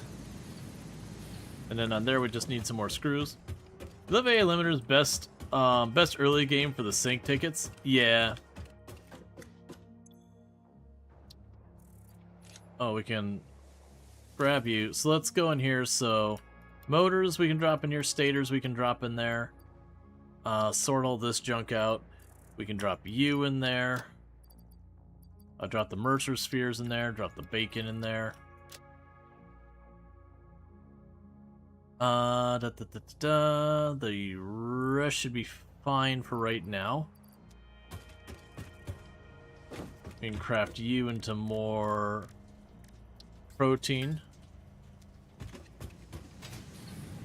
I remember the DNA and all that stuff was not a bad move either. Okay, so one thing that's probably going to be happening relatively soon is you're still churning away for right now. We'll drop more wood here. And plants there. Realistically, we're going to want to make it so I can just shove all the DNA stuff in there. So you're processing this. How are you doing? You're still holding strong. Alright.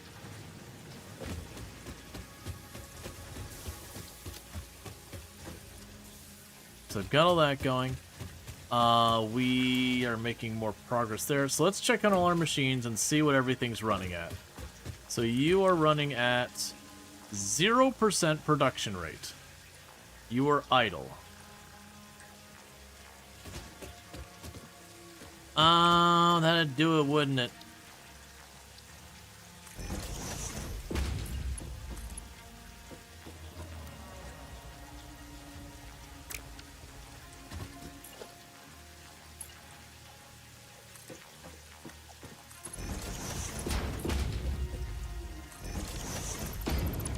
I worried about everything farther up the pipeline. I forgot to plug it in at the end. Okay. Well, the good news is it did produce 50 that were just sitting in there. So it's not like it sat idle the whole time. It managed to get 50 deep and then other. And that's running at 100% there, so that's good news for right now. You've got a backlog of reinforced plates. You're running at 88%. And you're running at 82%. Which it looks like its screws are the limit. And then you are running at 100%. It's always screws? Yes. I mean, that boils down half the time to just the belt throughput for the screws. That if I want to do more, I'm going to need even more. Okay, so right now the thing holding us up from getting even more is the rotors, which should shock literally nobody. Now the problem is those are going to require their own thing for screws, but on the plus side, the, I'm just gonna do a sloppy. No, I'm not. I lied.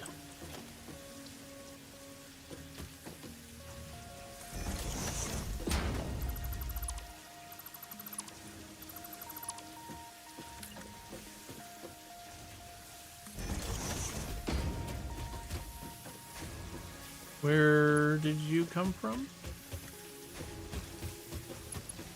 There.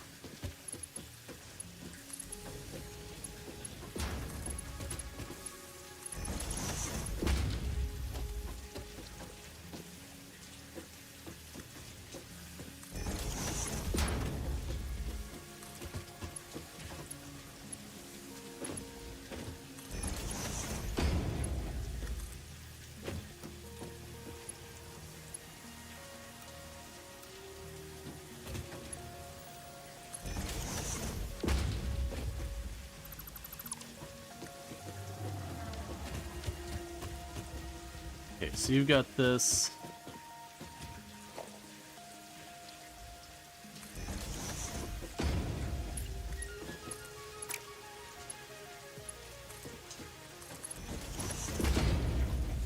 Okay.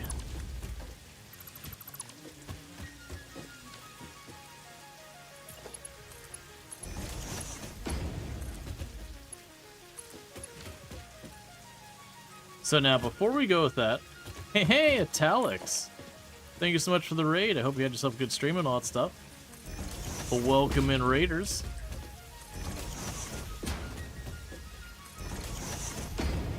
I do hope you had a good stream. I'm guessing more Terra Invicta? A new Satisfactory update? Yep. There we go. Okay, we can go here. But yeah, no, it's been fun. We are, I am playing a hot minute after doing multiple playthroughs on the stream and all that stuff. Your time to do the random resources? Yeah, no, I'm doing the random resource. It's been pretty fun so far. Added thing I'm also doing is, if you look on the right on my phase 1, I make great life decisions. We're basically just memeing at this point, building the factory and just slowly progressing and all that. But I got cranked up to sweaty try-hard numbers. I'm fully expected to get drawn away from like needing to do whatever next game comes out and stuff. Live progressing is your middle name. I do like a slow burn game a lot. Very genuinely. Okay, so. Oop, we need to set you to Zoop. But yeah, so basically we're playing with the random node generation. In a lot of ways, the random node generation is actually a little bit easier. Like, to give you an idea, I have, right on the other side of that hill, I have Sam just, like, laying on the ground. I've got oil down. I think it's over there. I've got oil. I haven't seen a coal node yet. Yeah, you can actually see it from right here. There's Sam right there. I think you've got another instance of Sam right there. So, like, late game, we're just already set. I've got Caterium somewhere around... Yeah, right there, that drill out in the distance, that's Caterium. So it's wild just how easy you get a hold of some of those things. I think random has the potential to make rare nodes more common, but a huge iron nodes and more common resources might be harder in bulk. Yeah. Well, my understanding, it's the same number of nodes of each type. It's effectively shuffling them, not really randomizing all those.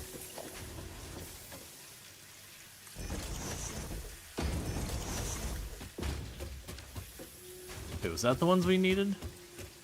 No.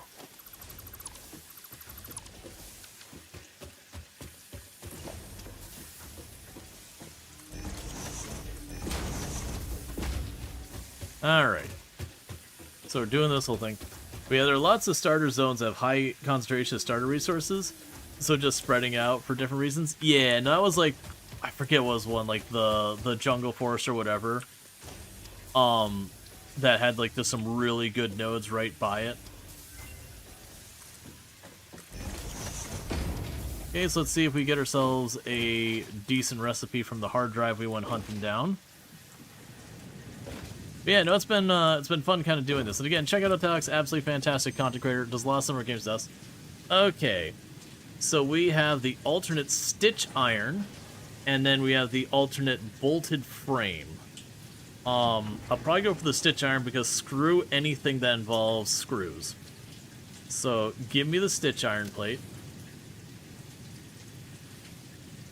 We can go in here.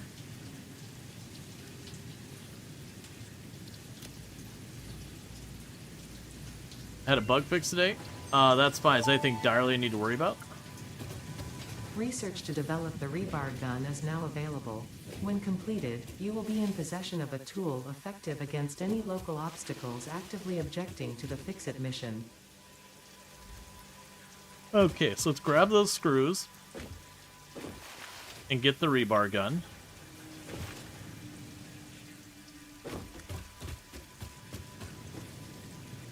Alright, Megafauna rebar gun. Oh, I'm missing 2 rotors.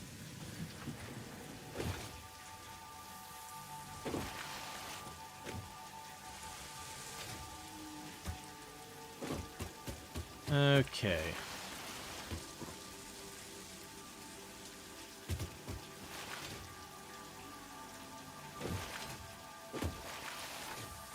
Yeah, and I'm just trying to scale this up more and more so we can get stuff going. Okay, Megafauna, rebar gun, and start research.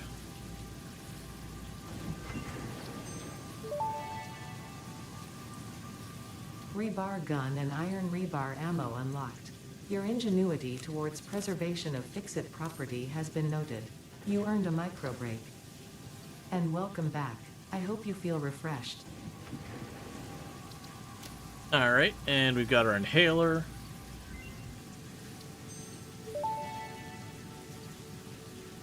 Research completed.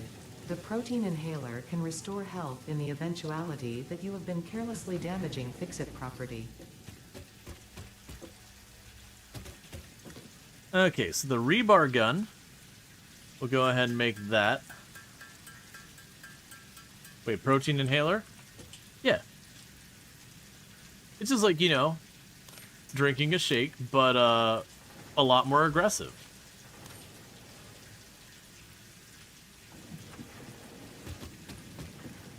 Does that heal? Yeah, it does heal. Alright.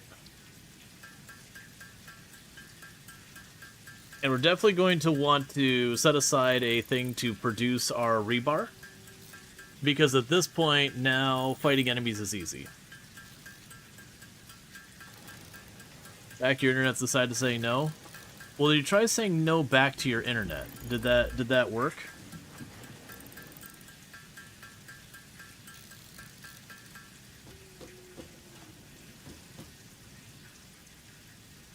Gotcha. Memory leak and all that? Yeah, I think if we end up running into performance issues, then yeah, I'll, like, pause to deal with it. Otherwise, I'm not going to sweat too much. Okay, so with that said, let's go ahead and... There's a couple things I was going to do before I got distracted, and then I forgot what those were. Right. So that's all the ingots coming in. Yeah, so what we can do here is I've got a splitter already set up there. I'm going to do this the lazy way, because the area I'm dealing with right now is definitely not long-term at all. We're going to get, like, different recipes. Like, literally, this thing here, I'm probably going to tear this up here in a minute. But, for the time being, it can keep doing its thing. And that's because we did unlock the stitched plates, which will be a lot more efficient. But what we can do here is go Constructor, I believe.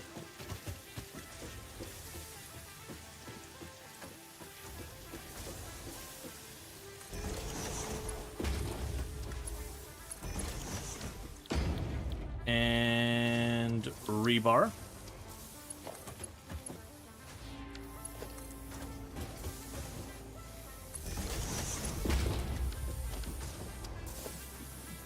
And organization, storage. Alright. So now I'll take care of that. How's our power looking? It's dicey. It's real dicey. Now back to what I was doing over here, which was we had plenty of iron coming through.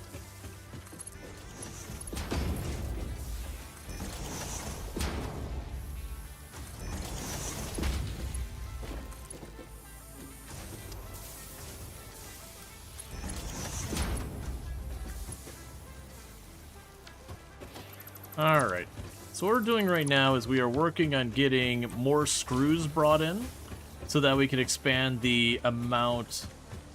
Thanks. You have Discord open, easy to get, you can copy paste the fixes so you don't have to worry about tapping out. Oh, I'm not worried about it. Like I said, Luxray, I believe you. I do. At the same time, in the middle of the stream, I'm not going to stop and download something unless we're having a problem. Like, if we're having a problem that's causing issues, then sure, absolutely, but right now everything's running buttery smooth, so why seek the demons?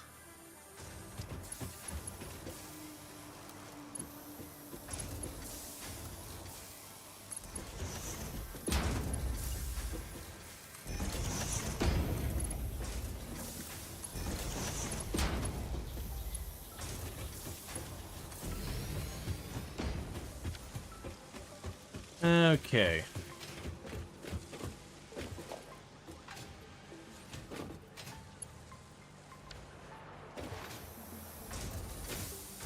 Ah, you're not powered yet.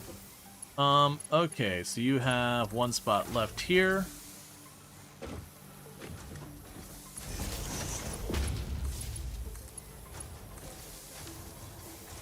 Okay.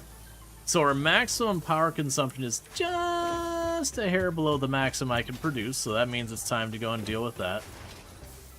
But with that said, we're fast approaching 10% of that entire last phase of stuff. So let's go over here and expand our power some more.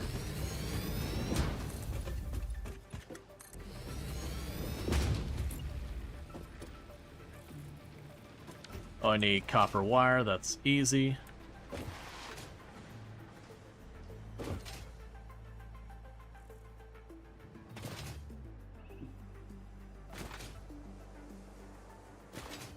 All right.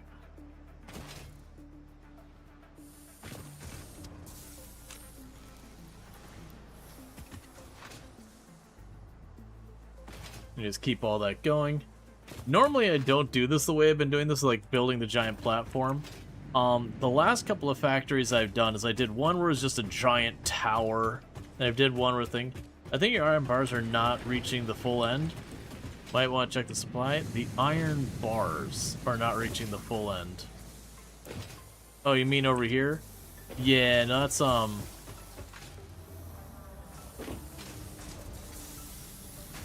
yeah, it's probably a throughput issue. Yeah, because a lot of those are becoming rods and all that.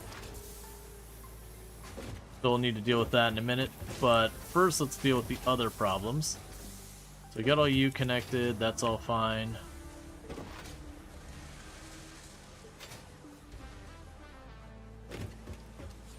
You're all good. The rotor production is picking up. Yeah, so you're at 100%. You're at 99%. So I got 2 of those smart plate productions now going at full capacity.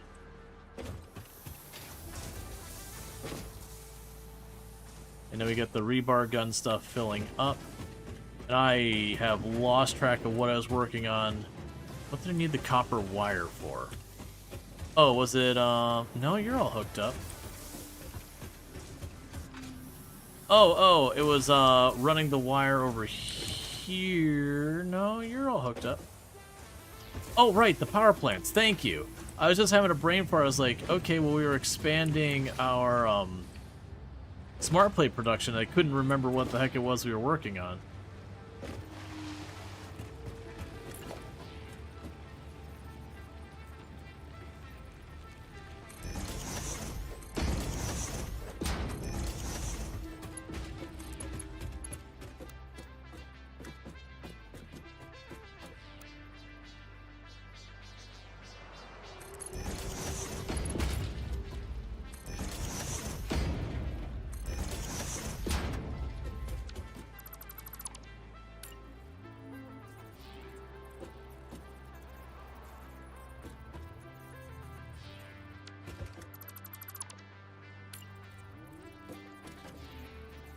Okay, it's not gonna snap there.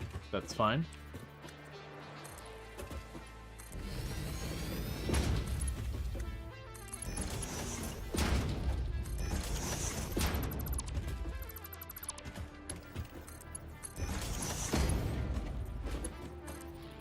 Pretty soon, having these all hooked up is going to start being a problem.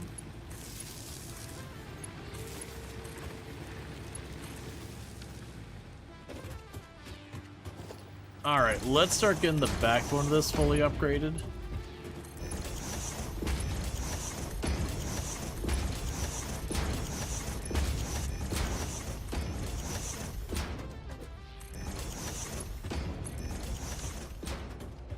Okay, and how are you doing here? We are starting to burn that down. Okay, so it's time for a little bit of an expansion here.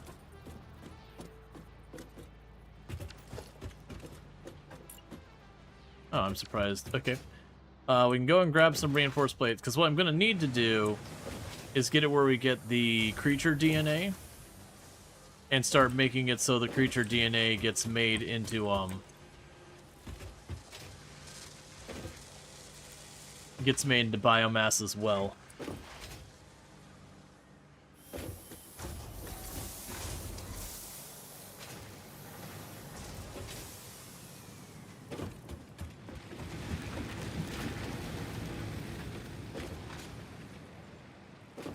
so let's get over here. Next, we'll have a couple extra steps here. Well, no, we won't. I was gonna have a couple extra steps here just because of being able to put a smart filter and just having a dump crate effectively. But I just realized we don't have the smart filters. Okay, so pick you up.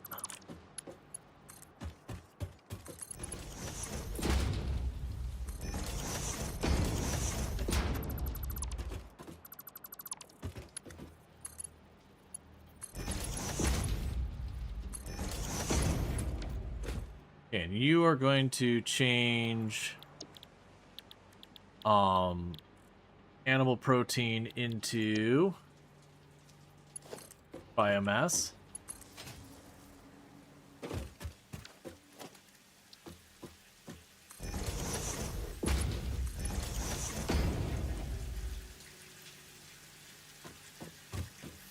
All right. So we'll definitely need to go on another binger tearing down the environment. And what do we get this time? 6 inventory slots? Sure.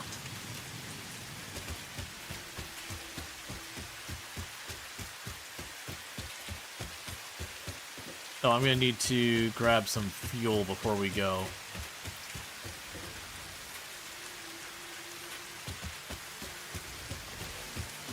Alright, so I need to devastate an ecosystem real fast.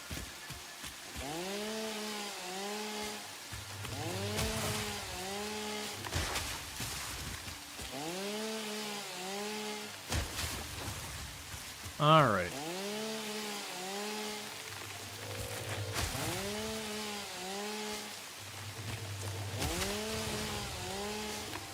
Because with what we're doing, you can see it just takes a while. And for the record, the only thing that's expensive for me is the elevator milestones. So I didn't, like, increase the cost of, like, conveyor belts and all that. But the elevator milestones, we did massively increase the cost. It does make it take a long time to get everything going.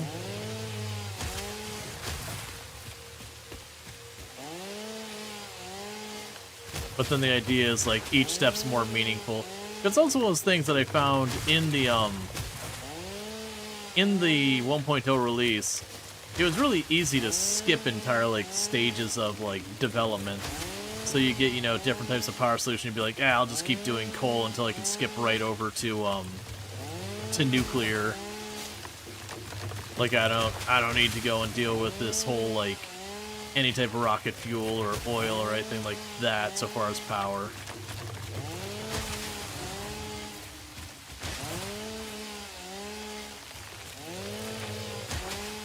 Is the power the same? I am on default power settings. I think, like, cranking up the power requirement would just be obnoxious because it'd limit your factory way too much. I figured those are settings you probably choose one of the things to make it way harder. And that's plenty.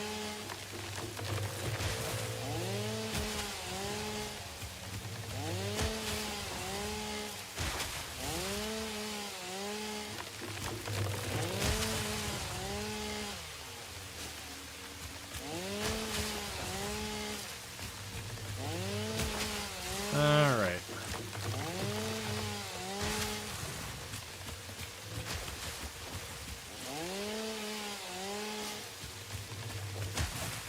And just say goodbye to an entire forest.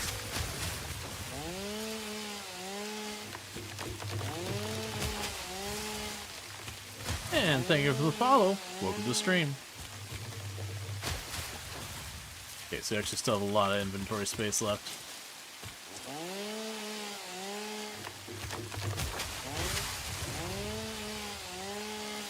You like your elevator cost increase forced you to not just put a box and feed it. Yeah, no, that's kind of the thing is my thoughts. Like, of all the things increasing, it felt like increasing the cost of the buildings for your factory would just get tedious. It felt like the power would just get tedious as well, in that you just build more for, like, no additional progress. Whereas for the space elevator, it felt like it gave you a reason to scale things up. And then once you did that and you finished that phase, you could easily just switch that over to go into the sink. So you'd have naturally have a reason to use the sink and all that. Alright, so we did find coal finally.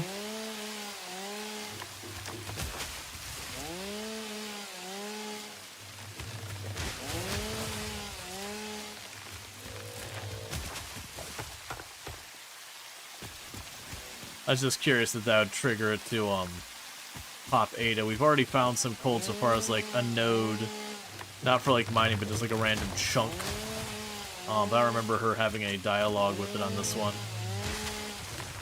Pretty sure we're just locked behind tech.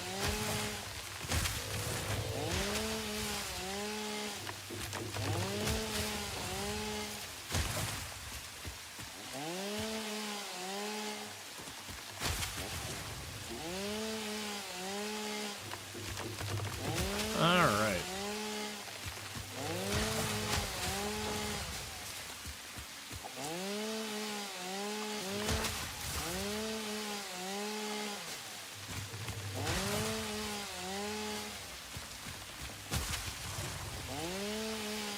Makes me wonder how much material I'm going to have when I get back so far as just all of this.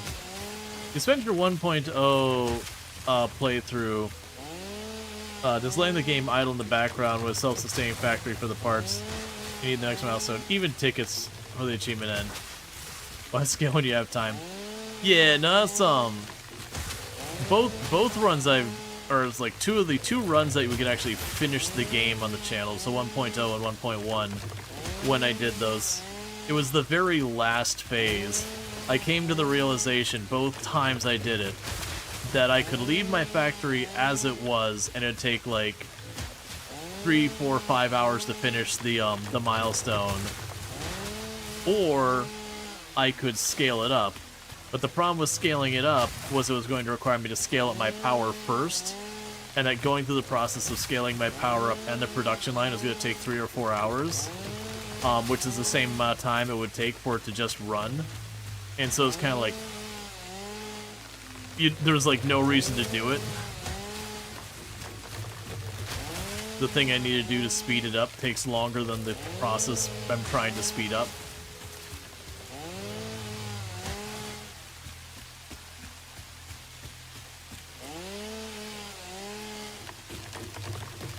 Okay, and just doing that. You did explore a lot when you went to sleep and just left it on. Yeah, and that's what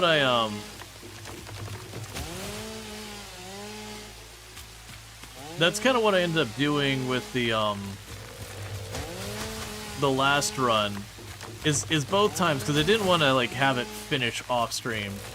So like if I estimate it's gonna take me 4 hours, I let it stream like 2 hours, or let it run like 2 hours off stream, where it was just like running the numbers, and then I would hop on for like the last hour, hour and a half or so, and we just explore until it got down to nearly done.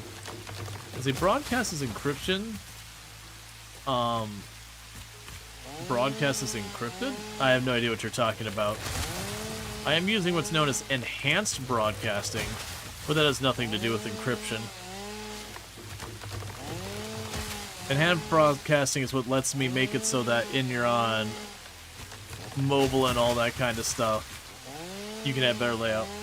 But so I guess the higher space elevator cost does really give a real reason to Mega Factory, make tons of stuff rather than just putting in some bins and slooping. Yeah. No, absolutely. Because I've done basically like 3 playthroughs. One was early access right before it went 1.0. Then this is, I'm not talking ones where I just played a little bit. I'm talking like playthroughs where we basically kind of took it as far as we could. So it was like very, very late early access I did it. 1.0 release I did a full playthrough, and then 1.1 I did a full playthrough. Interesting. So there was no changes from your end the last few days. Twitch changed itself. Last broadcast where you played the title shop game was not encrypted. I don't know why you would encrypt a stream like that. To me, it would make no sense for Twitch to do that, because like the stream itself is publicly available. Anyone can tune in without logging in or anything. So That's like encrypting a billboard. You know, a publicly visible billboard. It doesn't really serve a purpose. Hey, Crafton, how's it going? Oh yeah, no, if you're talking HTTPS, yeah, that has its encryption to it. That's always been a thing.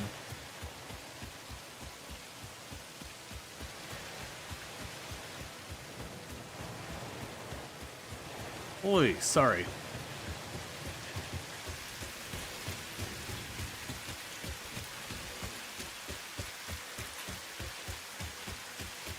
You think they do it to avoid people using alternate players to watch?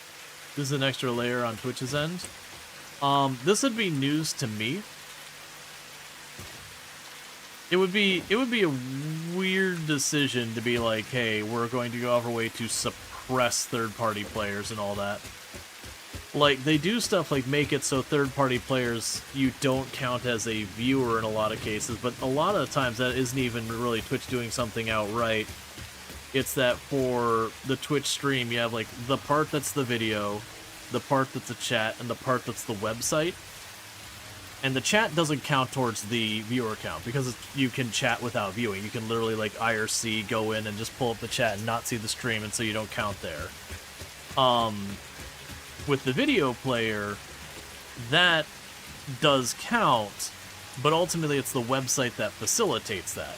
So if you're using a third-party player that grabs just the video component out of it, you know, you're not hitting any of the stuff that Twitch uses to count. It's not, again, not some deliberate like, haha, we're not going to count you or anything like that. It's just the nature of how those things work. It's the same reason why you'll have the thing go around where people are like, oh no, lurkers don't count. They've always counted. They've just always counted. Lurkers count. But like, it's like every October, it'll be the thing that makes rounds. Like, people are like, you should start counting lurkers. It's like, they literally have always done that. But what ends up happening is when you're looking at like Chrome, Firefox, Edge, I don't know about Safari, but all the major browsers, these days they're designed when your tab goes inactive, it goes into like an idle state. That idle state shuts down a lot of the stuff on the website that they can use to track viewers and all that. So you'll still hear the video going because that's one connection versus the website itself is a second connection. And so this one gets disrupted, the video keeps playing. And so it's effectively cut the website off from Twitch. So they can't count it anymore. They've had problems where random websites embedded 1 pixel size stream so that the visitor on that website suddenly counts the viewer. Yeah, no, and they have stuff that checks for embeds and all that stuff. Is there no buffer in your iron bar box?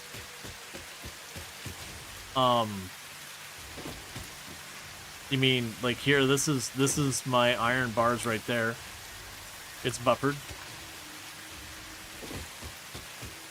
Unless you mean my iron ingots, at which point it's buffered.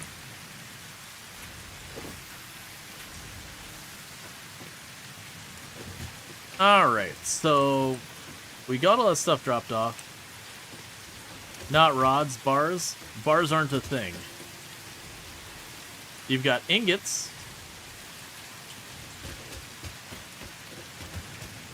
You've got rods. But there's no such thing as iron bars. But both of them have a buffer chest. So regardless, it doesn't matter. Ingots equals bars? No. No, they don't. Ingots are ingots. Because I could argue a rod is a bar just as much as anything else.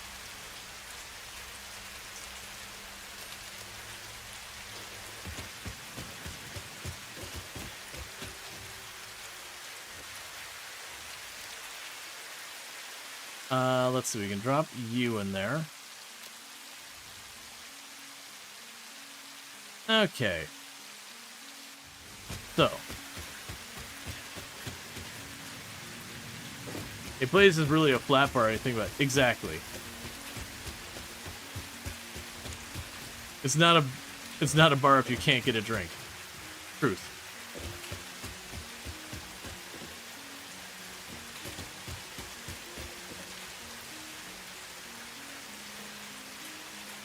Let's see. Yeah, so then It's very stupid. All clients inherently are untrustworthy. Yeah, no, like I said, I don't think Twitch does it to deliberately make third parties not count.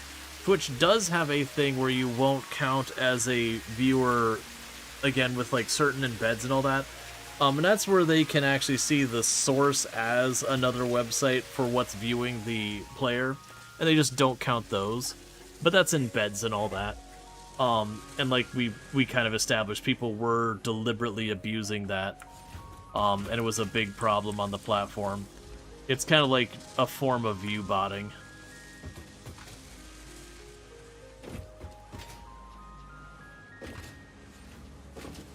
Alright, so it looks like it can actually... well... These are all running at 100%. You could probably add another one on there. I think this might cause me some problems on the other side, but...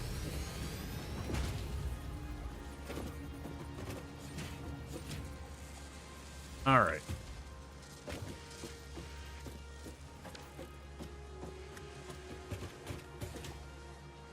So how do I want to go about this?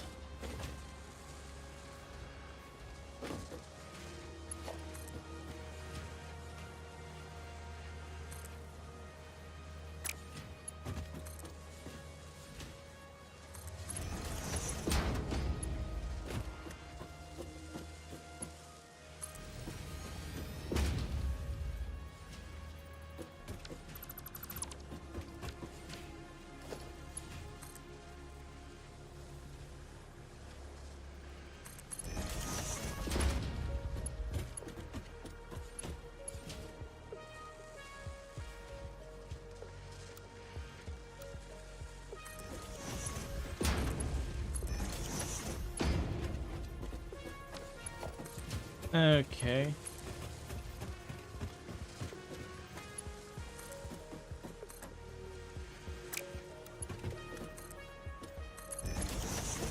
And we can grab you.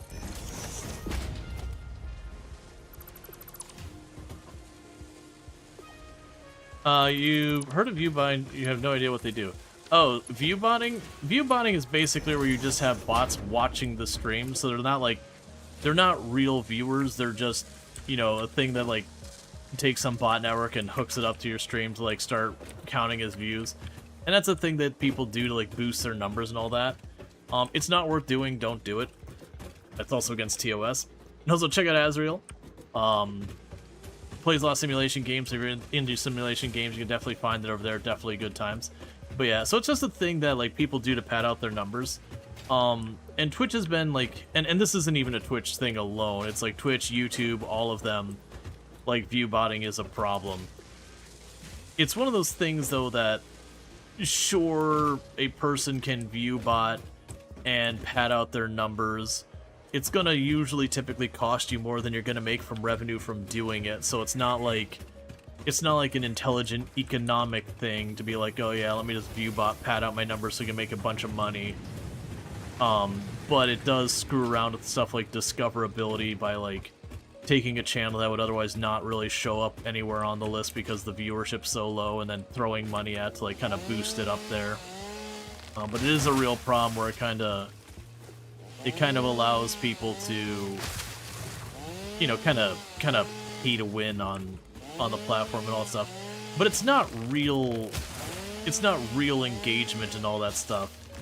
So it's kind of one of those things that you can do it, and it helps a little bit with your discoverability, but ultimately, the moment you stop doing it, those viewers go right back away because they were never real in the first place. It's kind of like people who do stuff like follow for follow, which is where you, if I follow, like, I'll agree to follow you if you follow me back kind of thing. And there's, like, very little, if any, value in doing that. It's like, yeah, your follower count goes up, but kind of a pro tip is no sponsors looking at your follower count. Follower count is more indicative of how long you've been streaming. Seems like such a lonely way to stream. Yeah, no, it's just definitely it. What's happening? Oh, I ran out of fuel. Okay. I was like, why is my chainsaw not working? Oh, right, it needs fuel to run. Hey, Hallie, it's good to see you as well. If we can get a shout out for Helicopter as well, another fantastic content creator on the platform that you should absolutely check out. And all good stuff. Let's see here. Which I do apologize if, like, any of the people in the community stream and I don't, like, you know, I don't acknowledge it. A lot of times it's, I just don't know that you stream kind of thing. So it's not like some type of slight. It's just really hard to keep up with who does stream. That's a little concerning. We're not making enough solid fuel. Wait, you do stream, don't you, Crafton? Am I remembering that correctly? It's not Rual fault. He lives in a little cave and only comes out once a year for TwitchCon. I mean, it can feel that way sometimes.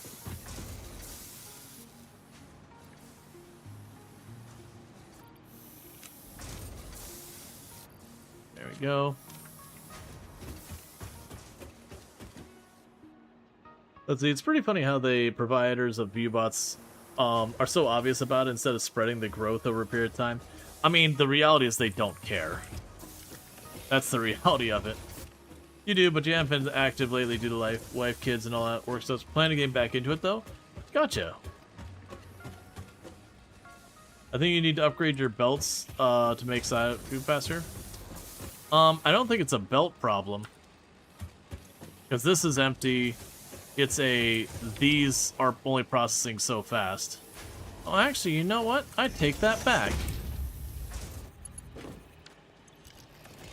You were actually right. That particular one I hadn't already upgraded. And thank you for the follow. Welcome to stream. Yeah, we got Crafton playing with an Atomic Heart, it said? Yeah, you followed Crafton when he was live. He's not been live since. Why did you chase Crafton off the platform? Hey, we're about to be 10% done. Okay, so let's see what the next thing we can do to expand on this. So let's see, we got all this going on here. Because bullying crafting gives your life purpose.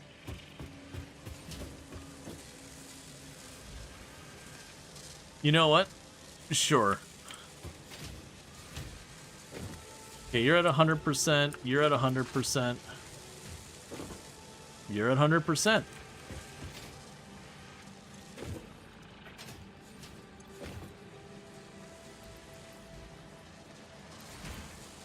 Okay, so we're officially starting to fall behind on the rotors.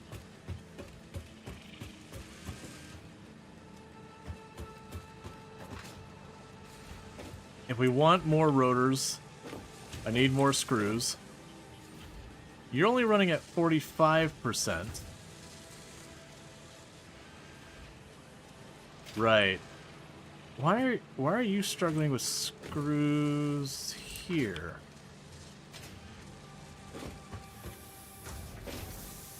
Ah, that's right. That's right. We weren't getting the ingots the whole way down.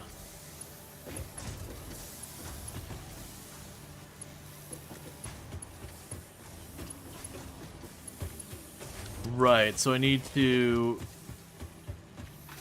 increase my throughput on this end. So you are already upgraded there. You're upgraded here. Yeah, so those are going full bore.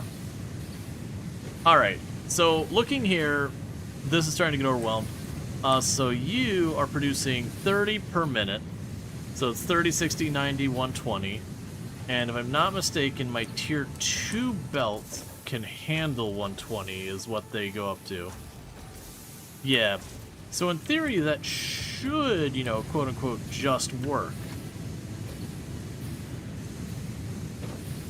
So let's try snagging those out here. Right.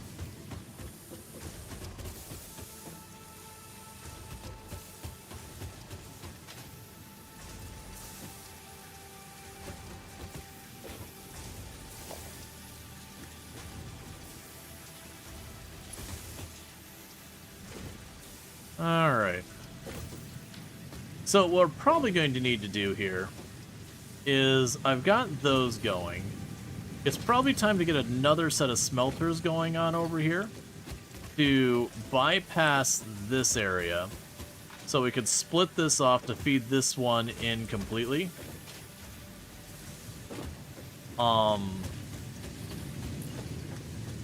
Which is going to be a whole thing.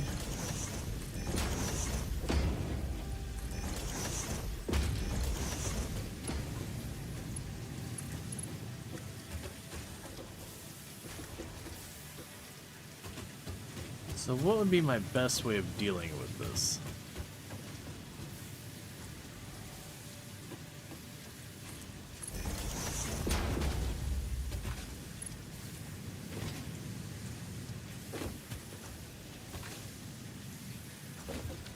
Okay, so we can go here.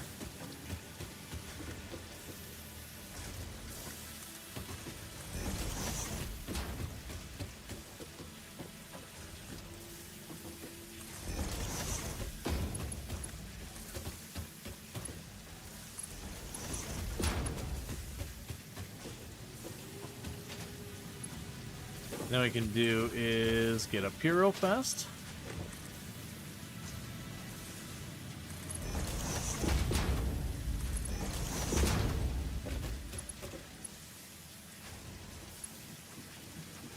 Oh, I'm out of reinforced plate. Alright, so we're just going to go ahead and get this ingot situation sorted out. And then with that, that should allow us to continue to increase our throughput here.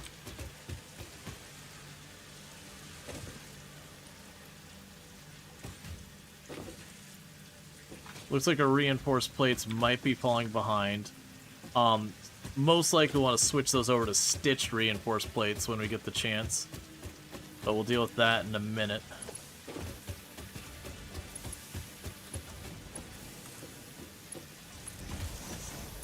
Okay.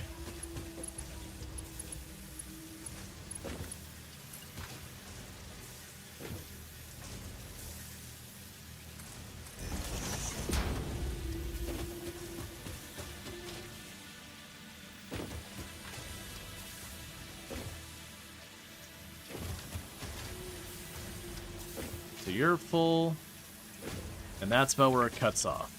It's around here we want to interject.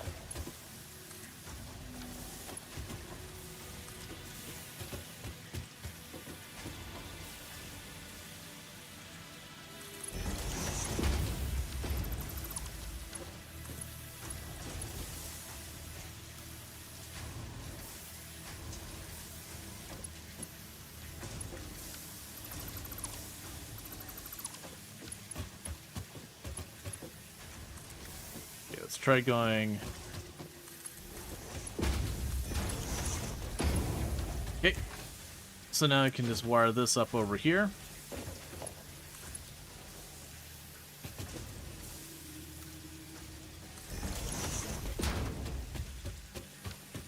Alright, and you've got you, and you, and you.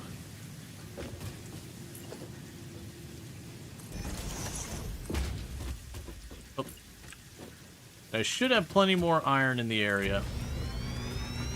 So plan here is straightforward.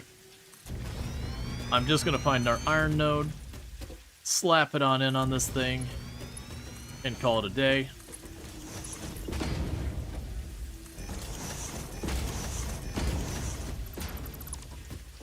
Alright.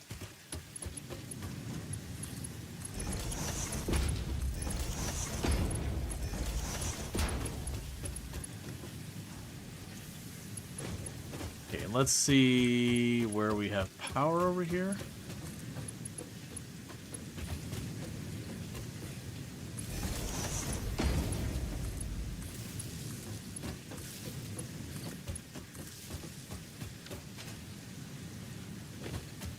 Okay, so now we just need to find ourselves an iron node that's not being exploited yet.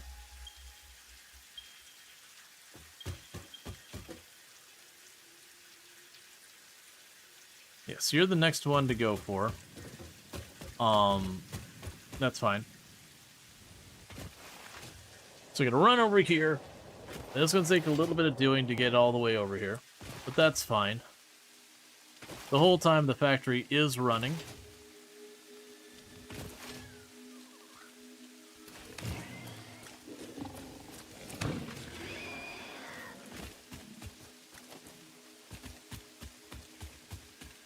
Are you sure iron node isn't enough? I have no idea what you mean by that. Unknown chemical element collected. This non-metallic and multivalent element seems to be present only in a solid state, and exhibits a most pungent smell. It is fortunate Fix-It helmets are of such high quality. Research it in the MAM to establish classification and potential application. Oh yeah, no, we're fully exploiting them. They're producing 120 ore per minute, and that supports 4 of our smelters. Because there's 30 per minute, and you get the idea there.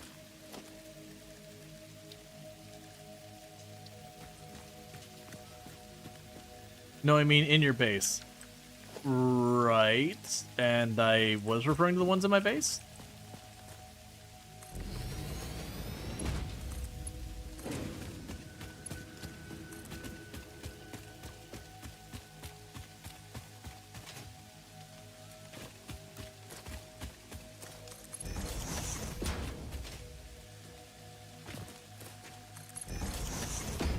Okay.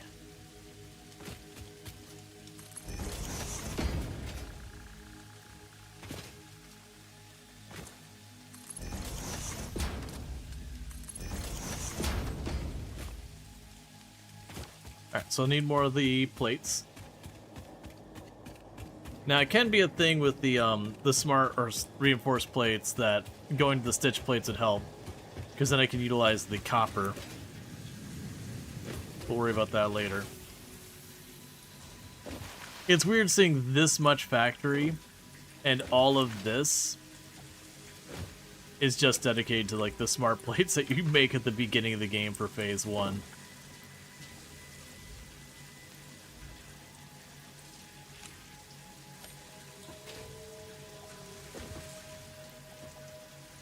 Alright, looks like the rotors are getting ahead. So we'll definitely need to go through and deal with the reinforced plates. Like I said, I think it'll be 1 to get the stitch plates. Because I've also got where I can turn Caterium into really large numbers of copper plates. So having that recipe on hand would be good.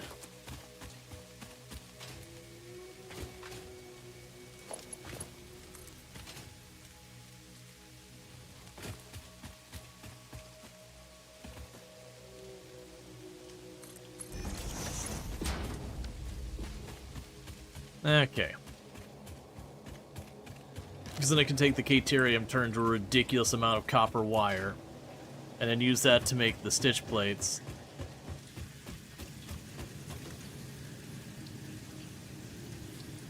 So we got sulfur.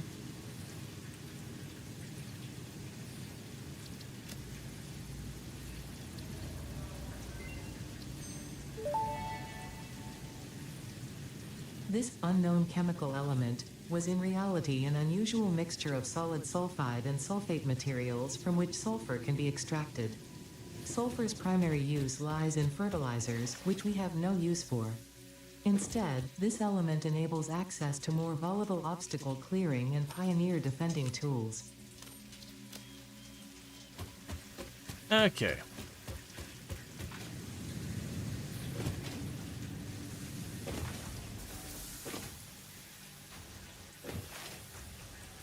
I need to get all of that hooked up.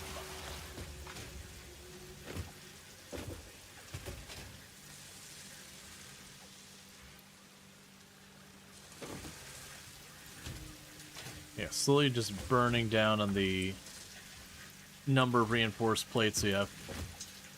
Okay, and you are running at 82% capacity and 84% capacity. It is on the screws. Coming along fine.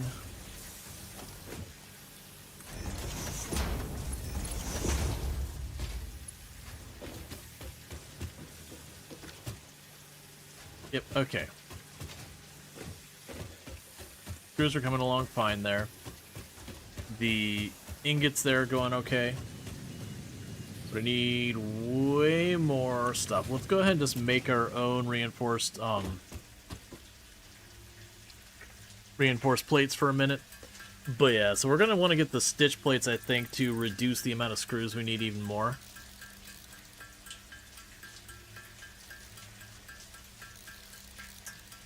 Because, yeah, screws suck. We just need so many of them. Make sure this is nothing urgent. It is not, so I can worry about that later.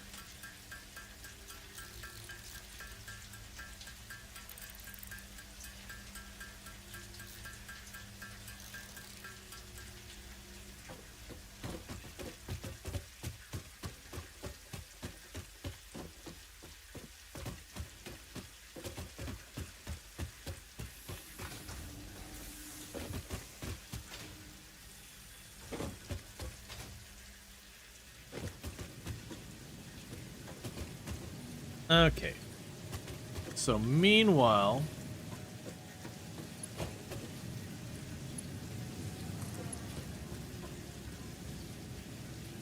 oh, I'm out of iron plates. Makes sense, I just used them all.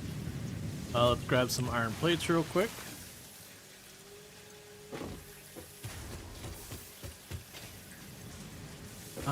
Where do we have the iron plates again? Oh, iron plates are over here. That's right.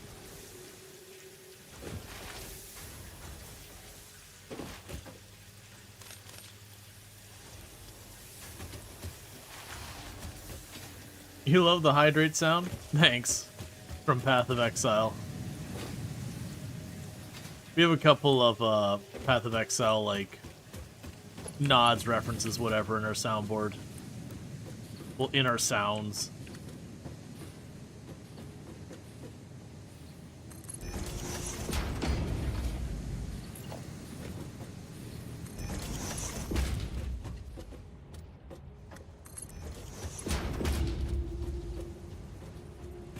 Okay.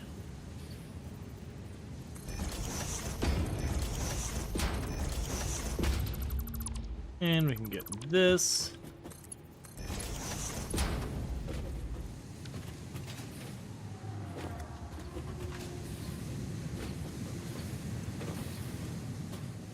Cool, so just need a bit more to hook this up and then plug the other end in. And that should be another massive up step in our production so far as iron plates and all that kind of good stuff. Let's also, while we're waiting for those to resupply, I'm a little worried we're not going to be making our biomass fast enough that...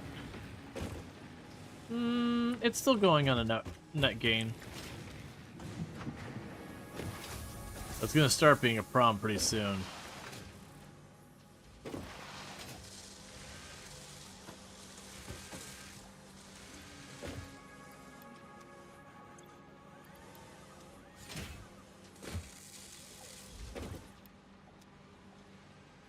Yep.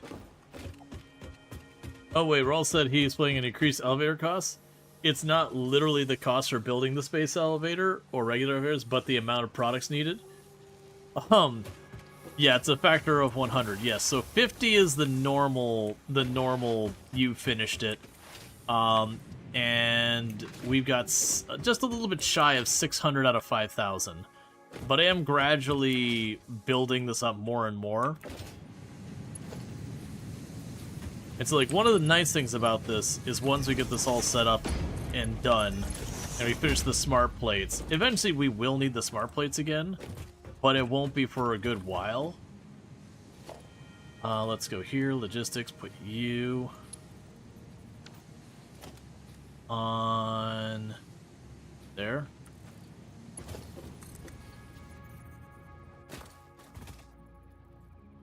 Yeah, so turn there, so that's 16. And there's the belt we're attaching. So we're probably looking like another 70 or so smart plates. And then that'll have that hooked up and that'll be that much more production going on.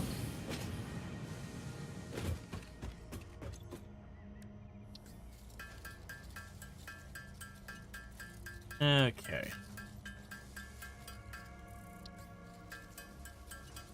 And then the hope we'll have here is if I get all that set up, we'll be able to turn around and do even more.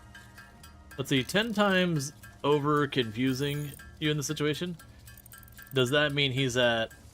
Alright, Luxury, take it easy. Now they're saying 10 times in that the default amount is 50. And I've done a bit over 10 times 50. I've done about 12 times the normal amount. But we do have it set to be 100 times, which is the max.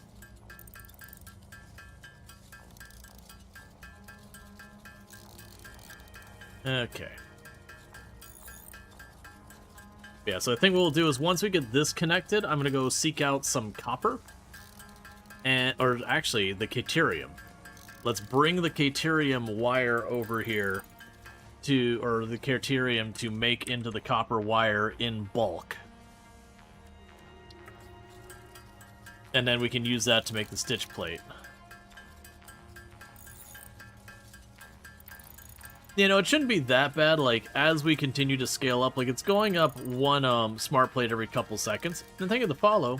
Welcome to the stream. We just want to keep escalating it more and more and more.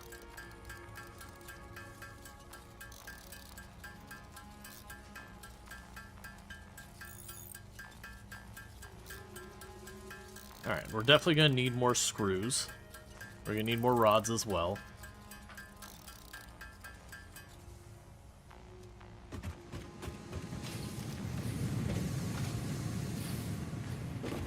Because since it only applies to the milestones, everything else goes much faster.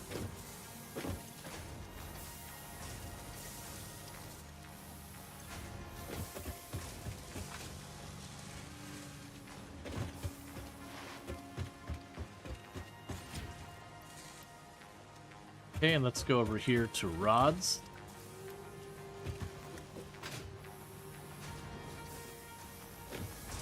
Alright. Oh, that's a product or you can't tell on your phone. You thought it was just like something he pinned? Very interesting. Yeah, no, it's just what it is. Alright, so we can go here, grab you.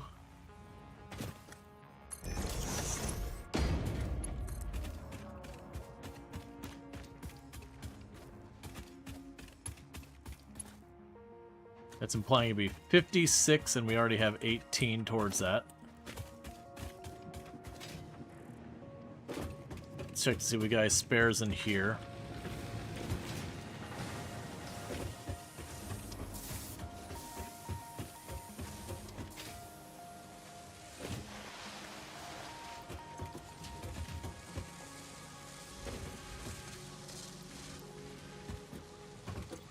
Looks like we're ever so slowly outpacing our production. Now I've got 3 of these going.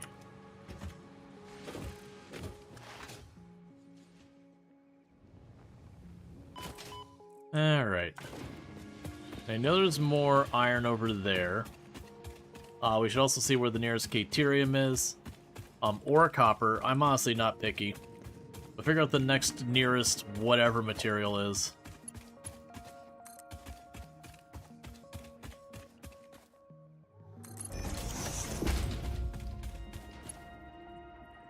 So 29 more. And then that'll be another thing already wired up, which I believe will amount to getting us more rotors.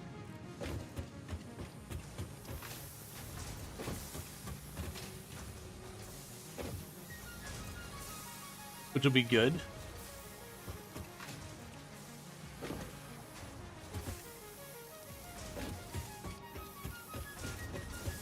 Okay. Let's see.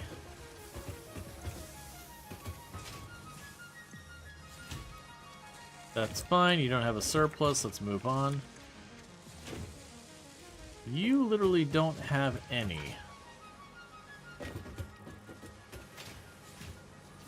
Ah, because that's the one that we're waiting to get sorted out. You have no surplus. You have no surplus. Right. Okay, so the problem we're running into right now is those are starting to fall behind because they're not getting enough screws in general.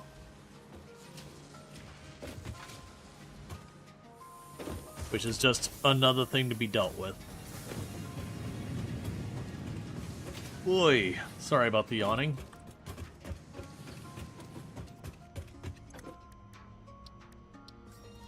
Alright, so we need to get, what was it, like 26, I think I said? That'll let me connect that up, which will give us more iron ingots coming into the system. That'll be fed on to making more screws. Because the answer is always more screws. Doesn't matter what the question is, it's going to be more screws.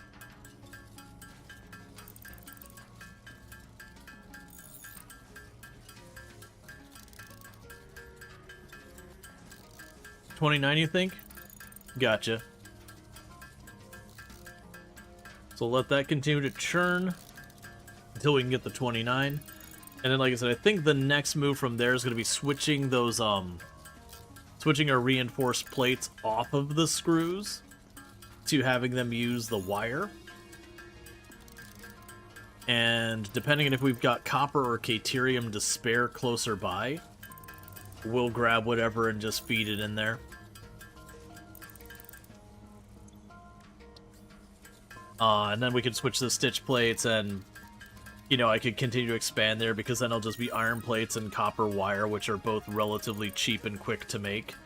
Knocking off the screws and leaving the screws to be just for the rotors.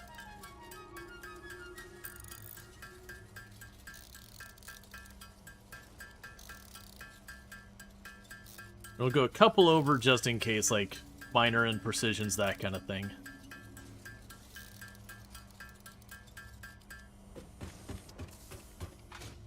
Alright.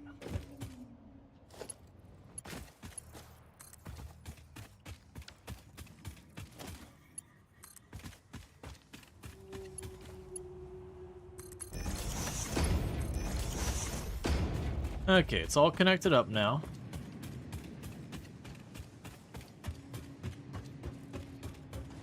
So now, that ore should come up here.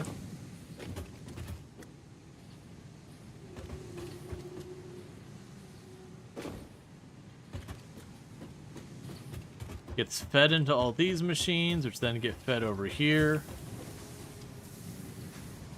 Then feeds out up here, follows this over here. Goes all the way to the end here, where it's fed into those two machines. And with that, it looks like I'll actually be able to expand that farther. Because you're going to consume 12.5. Yeah, so you can go way higher. So actually, for that matter, I stand corrected. We could use the ingots we already had. I didn't need to wire that up. We could have used that. It's the output belt was the problem. The input belt we were barely touching. Okay. Well, with that on mind, we could definitely get way more screws going out. We just need way more conveyor belts going along the way. I still think the correct idea is to get the plates off there, because like you can see, this thing is saturated. We're about to start saturating the second and third belts. I got this belt saturated up here. This one stays mostly saturated. We're about to do the same to the top one. We'll just have to figure that out. Okay, so the ingots are on their way. So that's good news. With that,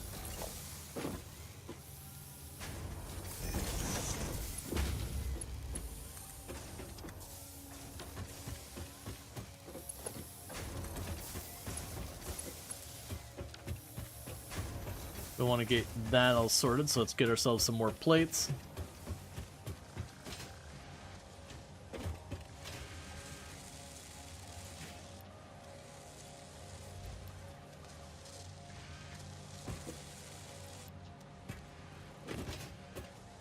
Alright. We just want to get this all hooked up so that the effort I put into that just gets at least finished.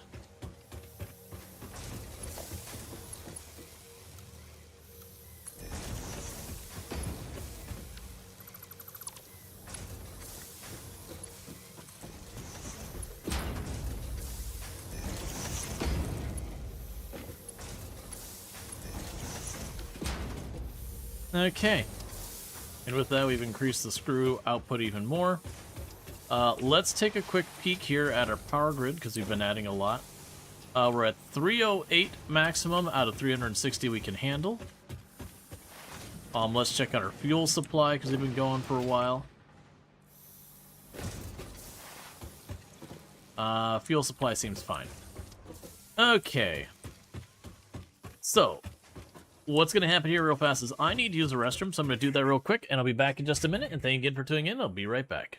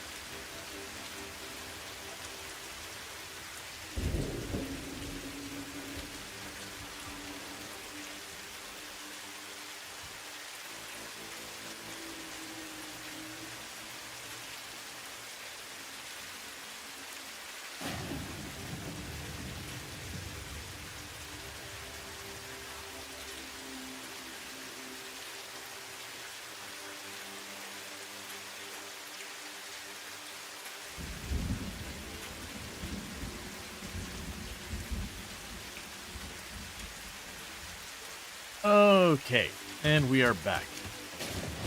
Right, so what's this game and how do I play it again? Let's see here. We finished hooking this up.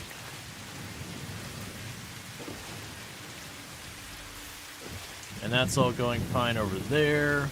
We got our screws going through here. And being fed through over here. Okay, so I think the answer of what we're doing now is to de-scuff the reinforced plates. And so that's gonna be... You've been playing for 8 hours. Don't judge me. Alright, where's copper?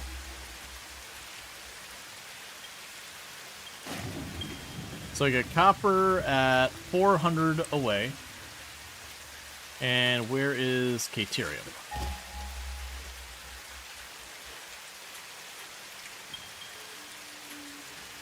Also 400 away. Okay, I guess since we already have a bunch of cables going this way, let's grab one of these Caterium over here.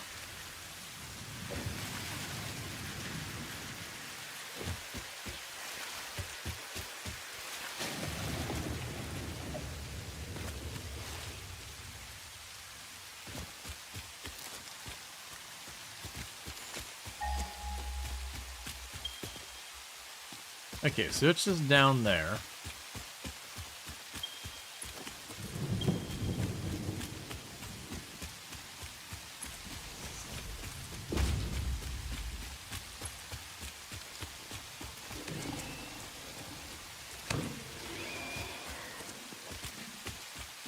All right.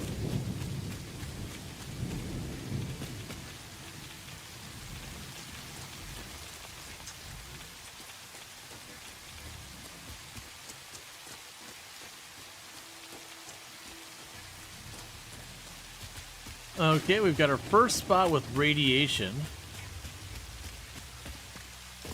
Ah, there we go. So there is uranium over there. That's a little inconvenient, but not too bad.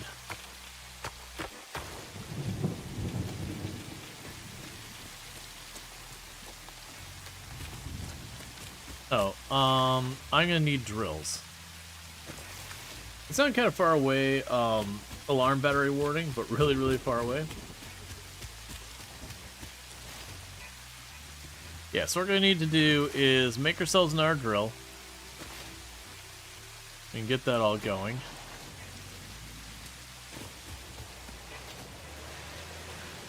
And I should be able to turn the caterium into copper wire. Because we got that recipe.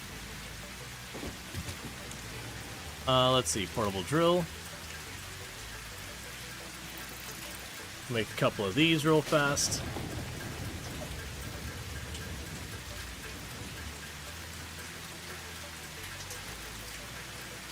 You might not be able to unhear this, I have to say it, but that ping, it sounds kind of like a fire alarm battery warning.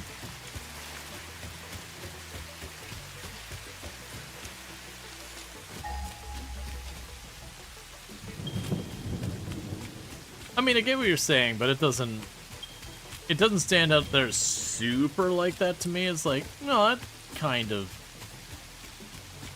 sounds maybe right.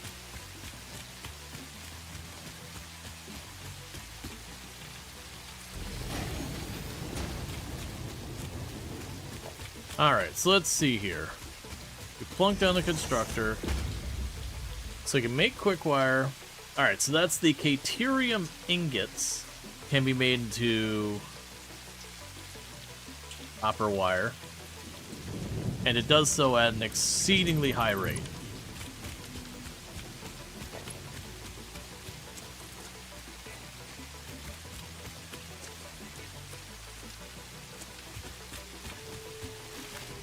Alright, so it's going to be a whole thing to get that over here.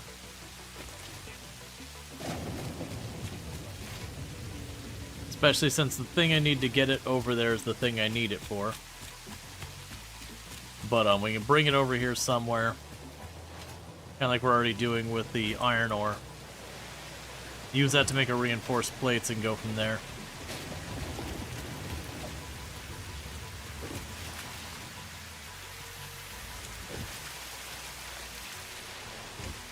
Alright.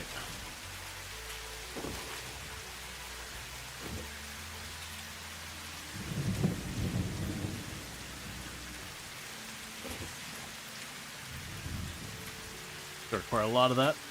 Are we getting any extra screws now?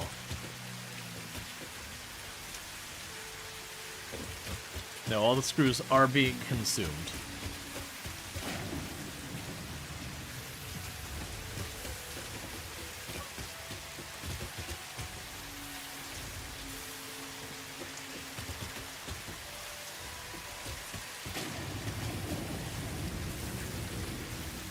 What's going on here? No, you're working. That's fair. Alright. We can go over here and make some more reinforced plates while we wait.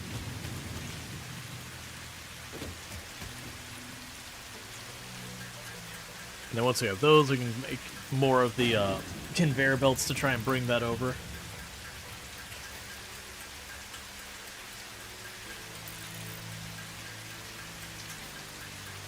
I'm assuming I'm going to be able to do an utterly obnoxious amount of copper wire with all that caterium. Alright, so let's go over here.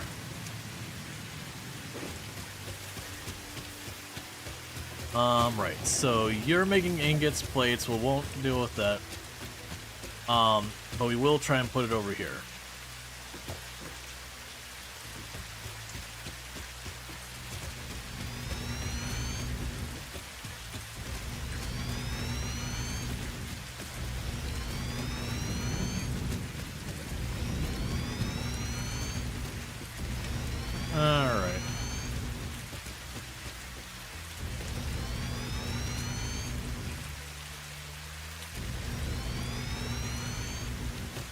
So I've given myself more space because, like I said, the plan is going to be over here somewhere to start making the Caterium into the copper wire.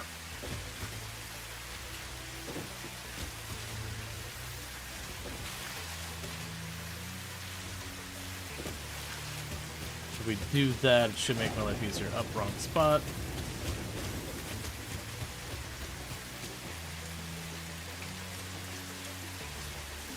Okay.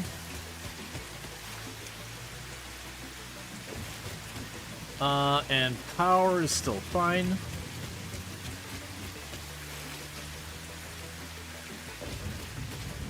Alright.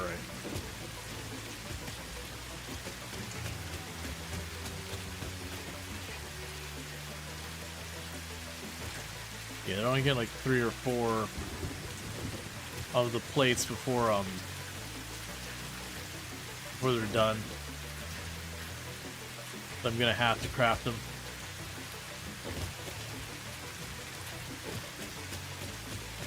I think we'll start working from where we're gonna have the factory floor up here backwards until we reach the Caterium.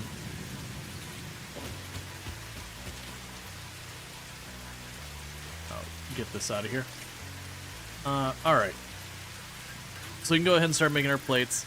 We'll want to set ourselves up the constructor to make the copper wire and figure out how many reinforced plates that one can support. I suspect it's a lot, but I haven't done like the math or anything like that. But with that, we can bring in the one thing of Caterium, let that run, get all those reinforced plates going, and then reassess what needs doing.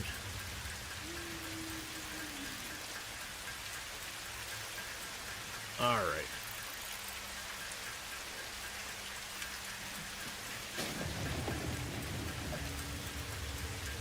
We'll also eventually start hitting the point where throughput on the lines for the iron plates is going to be a problem.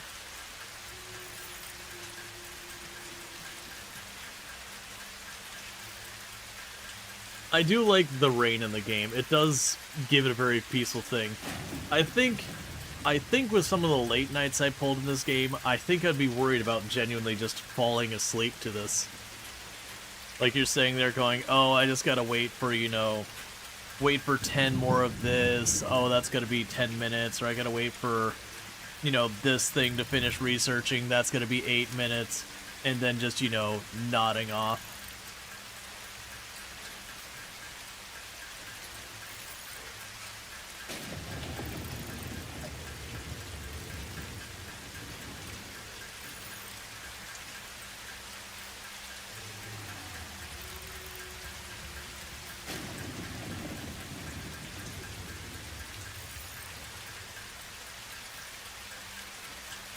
So again, pretty good stack of reinforcements. One useless meeting turned into 2 in a row. Both which could have been with emails, and also could have gone to the spam folder.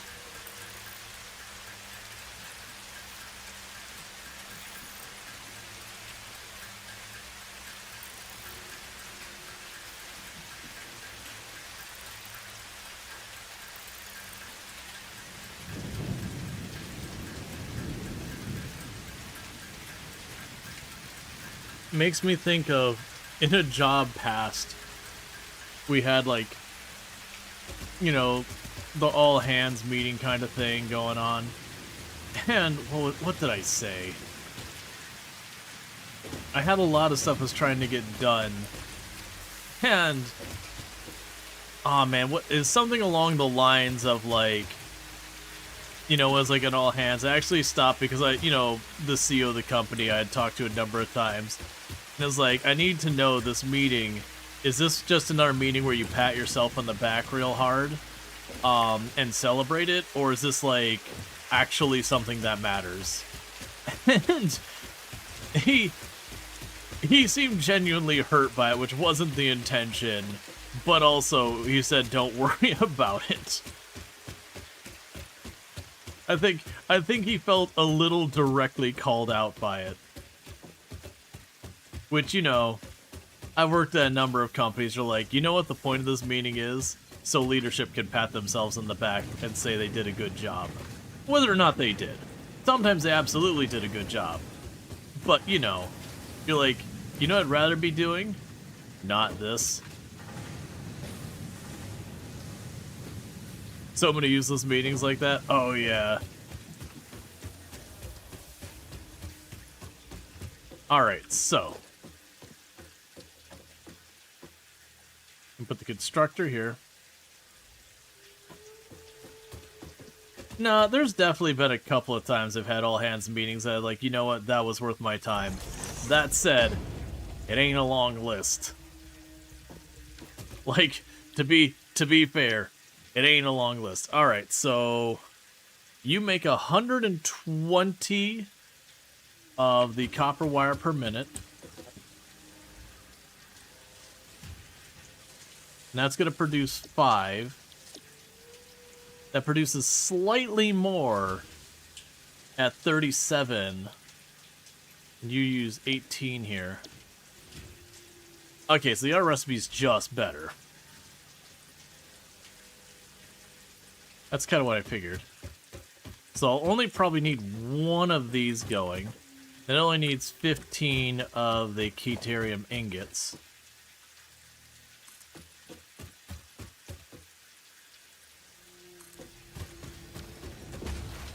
And about a concrete. But so you're currently, we're currently in a pre-new system phase. It involves you being in 3-hour-long team meetings most days. You want to smash your head into the keyboard. I don't miss any of that. That was another discussion I've had multiple times, where they're like, we're changing whatever to help us be more agile, to move faster and all that garbage.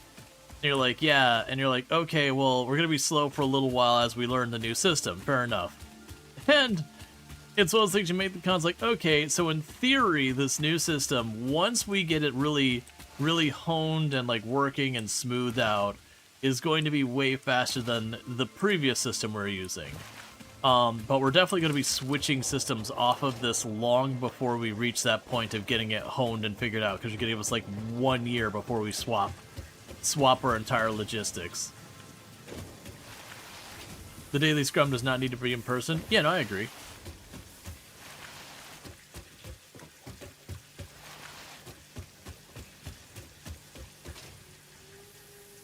Yeah, no, that's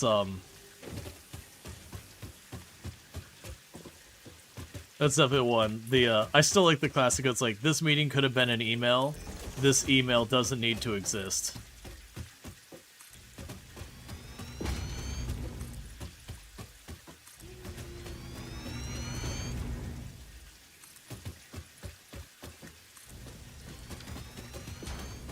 Alright, so you can go here.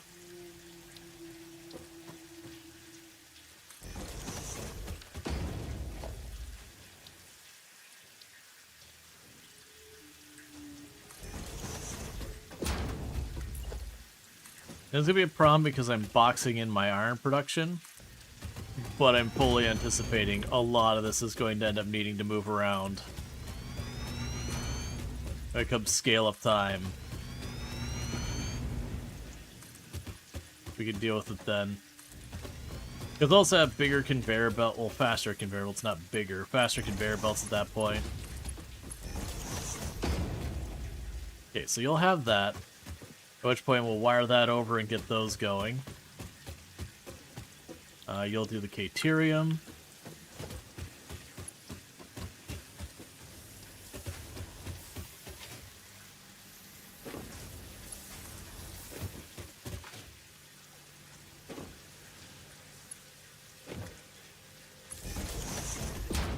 Okay.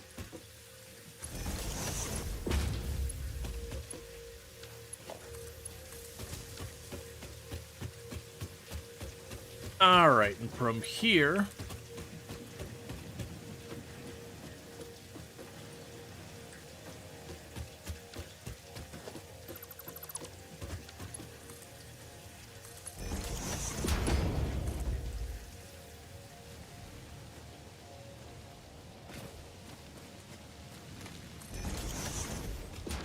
We can drop you off. Let's see, last time you got a new system, it was FAF. But they're like, let's understand the process and build something to meet your business requirements. And this time they're like, this is our out-of-the-box package. Please change your practice in order to adapt. We'll only have something custom for instances. For instances, yeah. Yup.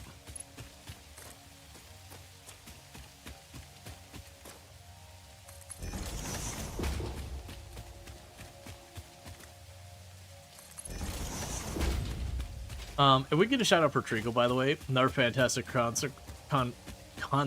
content creator on the platform. Plays a lot of similar games to what we play, does like a lot of RimWorld, that kind of thing, so if you like any of that, you can find it there, and it's good times and all that good stuff. Very relaxing, chill, fun times over there. Okay, so let's go back up here. We're working real hard on getting these reinforced plates going. I technically don't need the reinforced plates for what I'm doing right now, but I do like to try to, as we move up in the conveyor belts, just get the conveyor belts used anywhere I can. Okay. It does look like the number of reinforced plates are going up gradually. They got 3 of these running solid.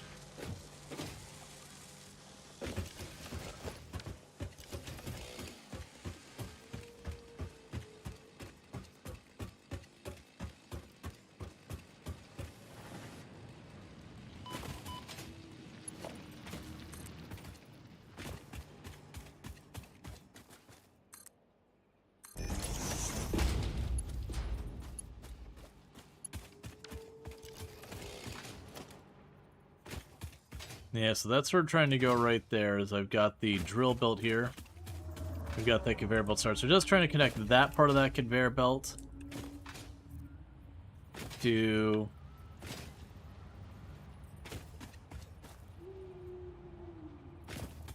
that part of the conveyor belt, which is unfortunately going to be like 100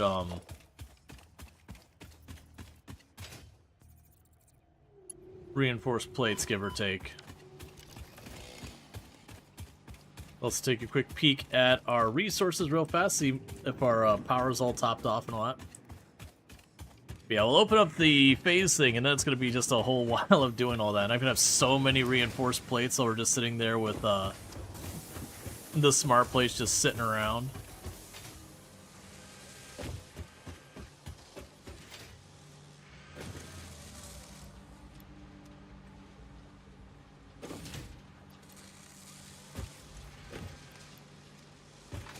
Alright.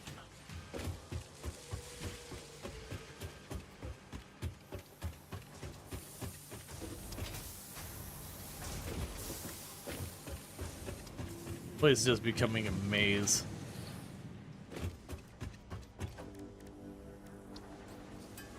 Alright. I'll end up needing to get more plates again. Before we get into that, let's go over and check on our fuel.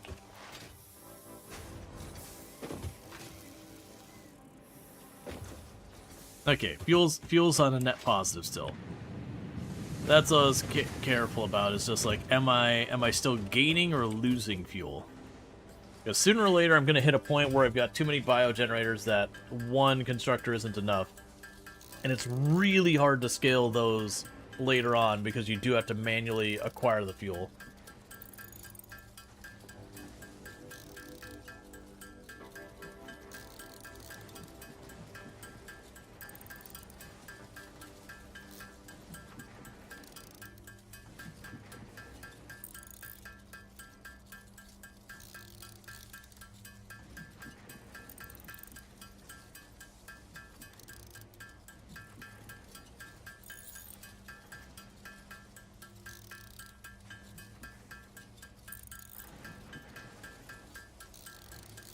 But then once we get the stitch plates going, what the next move would be after that is basically find the next iron node.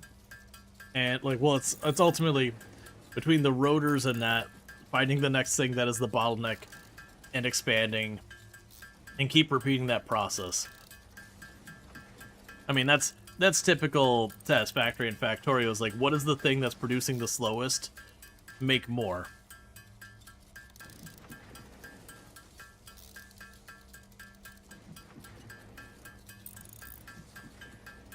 But in this case, we just blew up the numbers in a big way.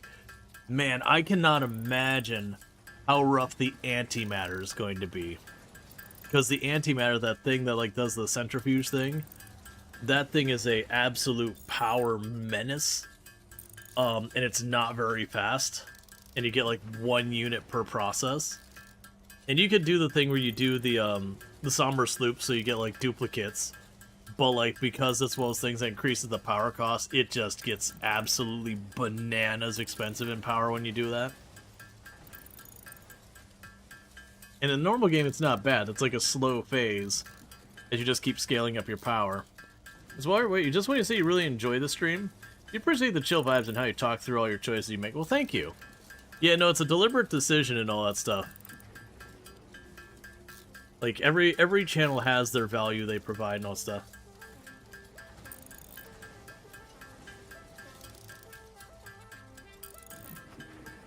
Yeah, I'm debating doing TwitchCon EU next year in Berlin. I've been to Germany a bunch of times, but never Berlin. Still this year for like TwitchCon US. Like, again, unless I get a panel or you know, I get like some sponsor thing or whatever, I probably won't go. November's the big earning month for a lot of streamers, so that's kind of a hard sell in its own right. It's like, you know, working retail and then closing your store for the holidays. It's just, you know, if you want to stay in business, that's probably not what you're doing. And then on top of that, it ending right before Thanksgiving, which means I'll be flying back home, like, during the Thanksgiving holiday season. It's like, man, that is a real hard sell. It's not like an absolutely there's no way in hell, but it's a real hard sell. So it's very unlikely I'll be going. Which is a shame. I've gone to, like, the last 4? No, wait, is that 3? The last 3? Because I did Vegas.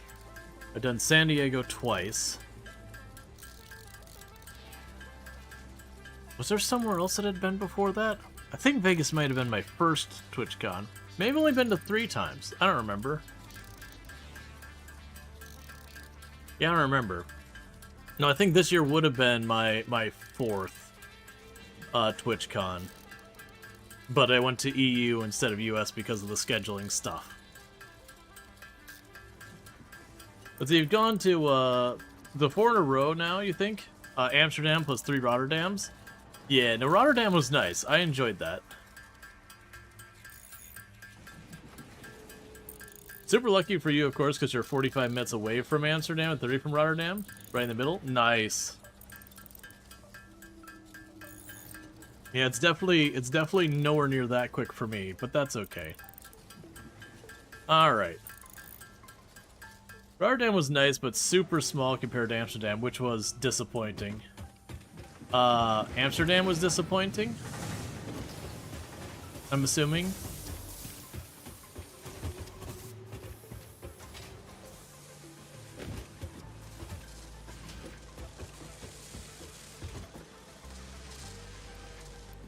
No, Rotterdam, since Rotterdam is super small? Gotcha. Yeah, no, I kind of liked it, because I usually go to TwitchCon US, and it's a lot. It's a lot of a lot. It's a lot, like, every meaning of a lot.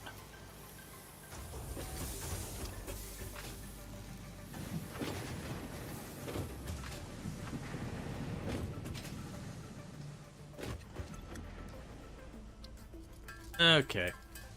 Let's see. Yeah, you're very, very tempted to do TwitchCon EU next year. You had such a nice time on the first one, mainly because Rual took you under wing. Made you feel not alone for much of it. Yeah, no, and I think that's a good thing for people if they're ever going to their first convention. If you can find someone to group up with, that can really help. Like, it's not that you have to, like, hover around each other the whole time or whatever. But just, you know, roughly speaking, you know, that you're hanging out a little bit. Because it's a lot harder when you're at a convention and you're literally there by yourself kind of thing. You don't know the people around. It's way more difficult. As a partner and such, it's much different, of course. You're affiliate with no real interest in growing your channel a huge amount. So for you, it's 99% social. You would not go if you didn't know anyone. Yeah, no, that's like that's definitely something that like for me, TwitchCon EU this year, the primary motivator was just basically seeing all the friends, like a bunch of the friends I've made while doing content creation. Like, you know, I only kind of get to see them when the conventions happen because, you know, we're all over the world, so, you know, all these friends I made, like, from everywhere from, like, Australia, New Zealand, and all that. You know, getting everyone together is very difficult, but the convention gives us an excuse, which is nice. And I still think I got a lot of value out of it outside of the social aspect. But that's kind of the bummer of TwitchCon US, is like, again, you go to see your friends and that's an awesome part. But man, during the con itself, it is just scrambling from one thing to the next thing to the next thing that you sit there and be like, man, I didn't get to spend much time. Like, I had a lot of fun in TwitchCon US San Diego last year, but it was like go, go, go, go, go that there was an event that Hooded Horse held that was like where we could just chill and relax and hang out. That was nice to finally just hang out with some of the friends. And then like after the con 1 or 2 days going out for like tacos or whatever. But otherwise, like the con itself, you didn't see half of your friends because you're just busy dashing from, like, oh, I'm gonna meet with these people over here. And it isn't being like, oh, look how successful I am. It's just the cons are busy. Like, imagine you can imagine, you feel the TwitchCon US is better for partners and people trying to network, but way too busy to really connect up with friends. Yeah, no, and that's the thing, you can make the choice. You can make the choice to be like, hey, I'm just here to do the, like, to hang with friends. Like, I'm not gonna go to, like, all these different, you know, mixers or meeting up with various, like, publishers and all that to, like, get their pitch for, you know, hear their pitch for their latest games, or get them on the radar, build the network connection with them so that when their game drops, like, you might be more likely to be considered for like a sponsorship or keys or whatever.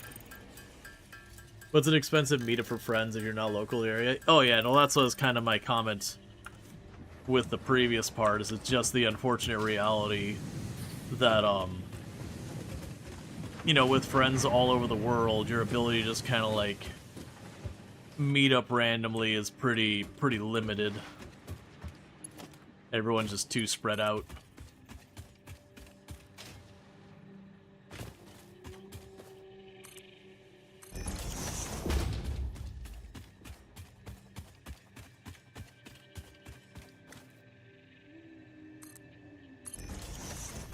Okay.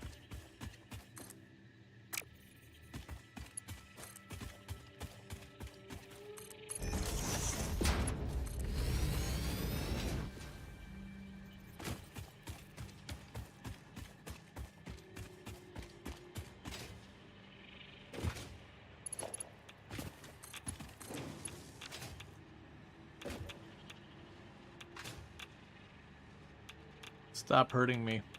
I should make sure this is working.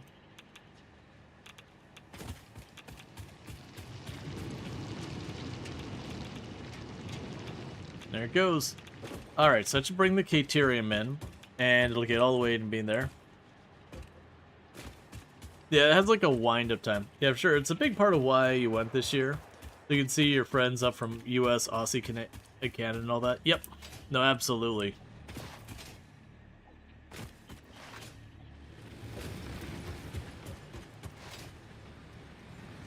Okay. So that'll bring it here, which will then make that into Caterium ingots. At a rate of, we'll get 15 per minute, which will get stored there. And then 15 per minute will be consumed here to make 120 wire per minute. So with that, what's going to end up happening is we're going to be switching up our recipe. So we're going to disconnect this part real fast.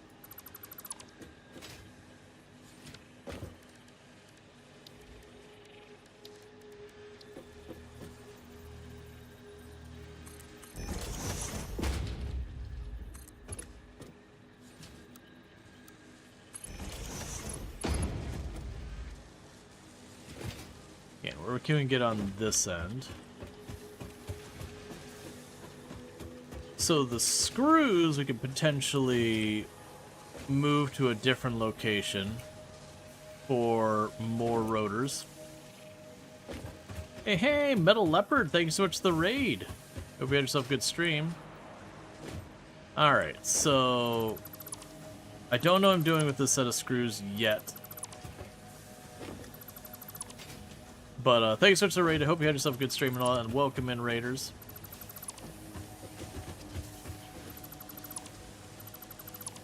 Yeah, so right now it's surplus screws.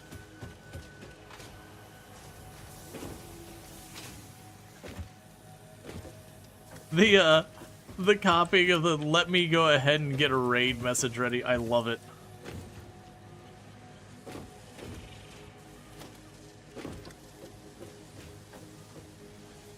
I did not get sick, but British Airways gave me incorrect information about what visas I would need for traveling. So I did get home,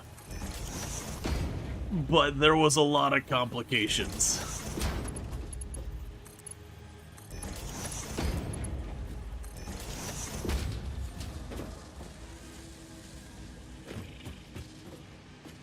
And thank you for the hype train and the 100 biddies Metal Leopard, as well as the 100 biddies Quillin. I do really appreciate that. It means a heck of a lot. Yeah, no, it was, so it was only a very recent thing that came into play. I think it was in February that in the UK they've got what's called the ETA. It's a transit visa. It's a really fancy name for a transit visa.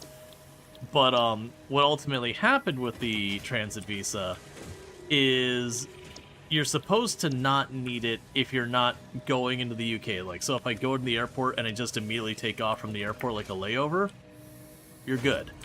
And that's what I was told by British Airways. And going out to Rotterdam, everything was good. The coming back, though, because I had my one flight would land, and then a couple hours later the next flight would go out overnight, that counts as staying in the UK, and it requires a transit visa. Turns out Twitch doesn't raid in VR. Interesting. If it's any consolation, last time you went transatlantic, both airlines ignored being told that you're allergic to onion.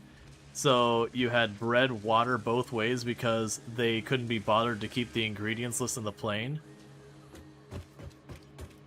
I love the UK bureaucracy.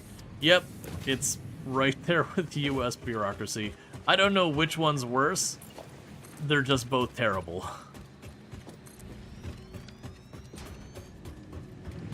Okay. So with that saying, we are now getting our wire. Yeah.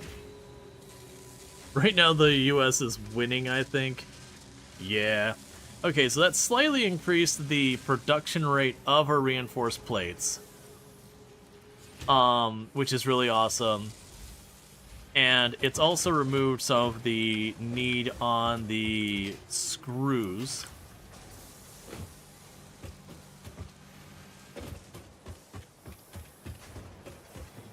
And thank you, Koala says, what? For the Prime Gaming sub, you only get one of those a month. You used it here. And I really do appreciate that, so thank you so much for that. I do hope you've been enjoying the stream.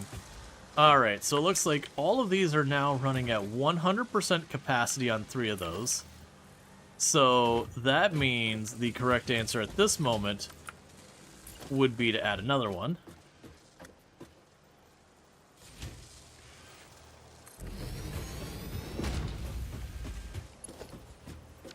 And thank you for the 100 biddies, Treacle. I do appreciate that.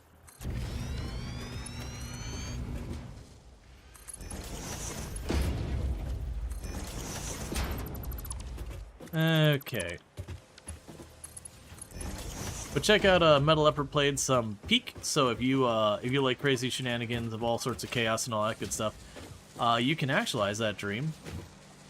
Because that's exactly what's going on over there. Alright, so this is gonna split that one. So those two are liable to not stay maxed out, but that's okay. So yoink you.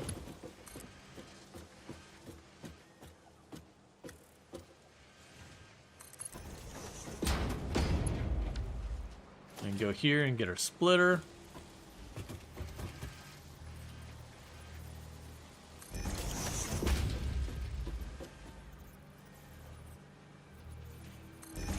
That's going to be cursed. Peak is aptly named. It is so far from the peak of friend sub genre. It's so funny.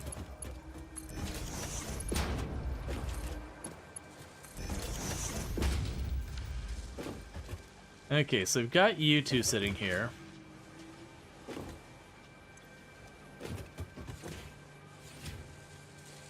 And that'd be the plates. Friends up is a way to, just accurate way to describe games like Peak. Oh yeah, no, absolutely. Alright, so we're gonna change this up a little bit here.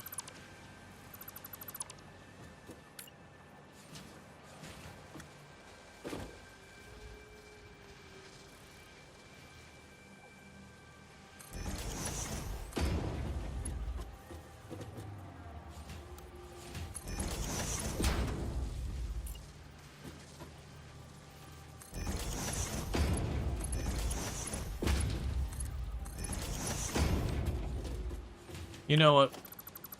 Let's make this not awful. So start this.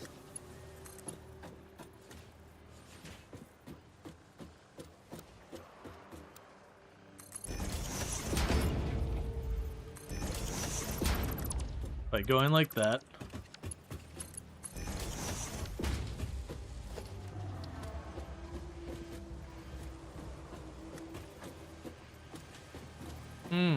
Okay, so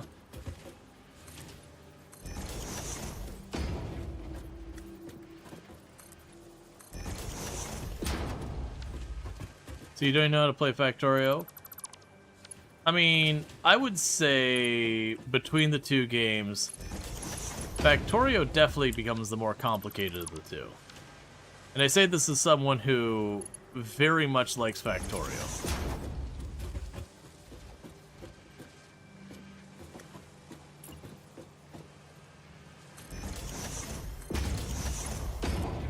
Oh yeah, no, I would definitely say Factorio gets to be ridiculous. Let's see, you played pretty far into Satisfactory back and say 0.1. Yeah, Factorio is black magic to you, but Satisfactory can still understand the later phases. Yeah, no, Factorio where you could like get straight up into like programming stuff and all that. And thank you for the follow. Welcome to the stream, as well as doing like signaling and stuff. Hey, Spoofy, how's it going? Oh, you're not plugged in yet.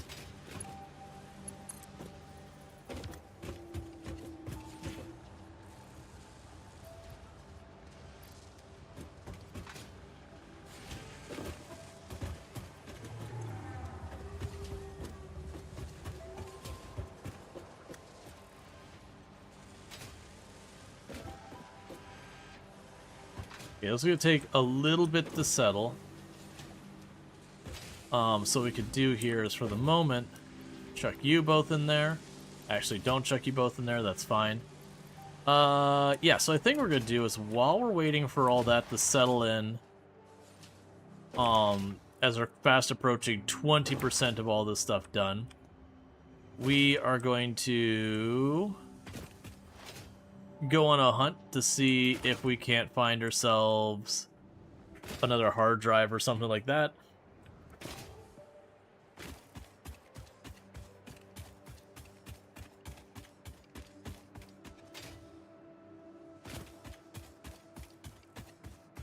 Because right now, I just need to let that settle, let it collect materials.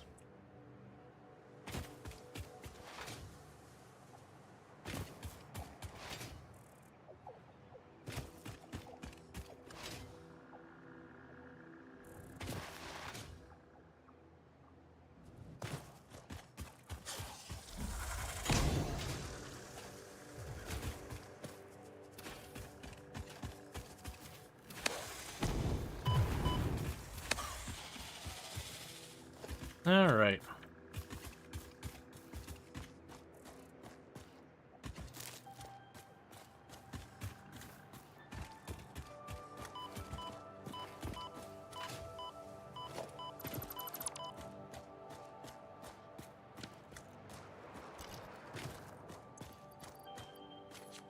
Okay.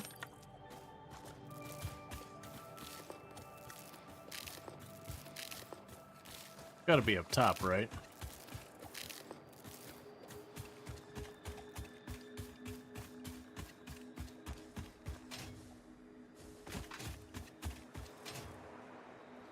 Okay.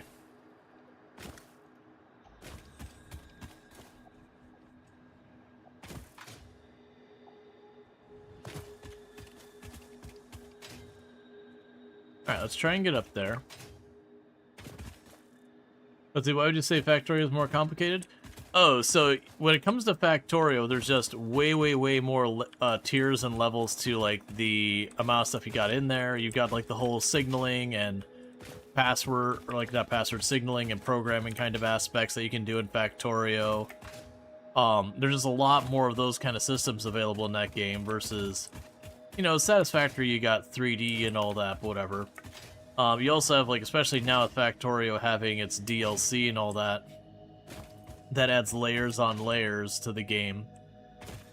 You know, you've got, like, each planet, while it follows the same generalized rule set, you know, each planet now has, like, its own entire way of doing things to accomplish those same relative goals and all that. It's not that I'd be, like, looking at either game and be like, oh, that's the easy one. But, I'd definitely say for the two games, Factorio's the one that gets way more involved.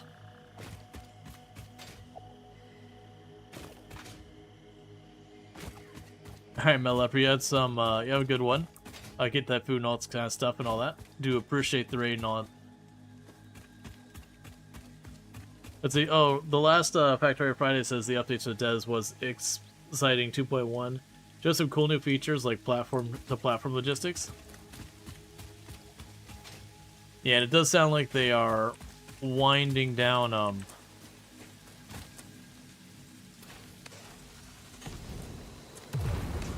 development for Factorio, so I could focus on other projects, which I think is fair. For how many years they've been doing Factorio as, like, the thing.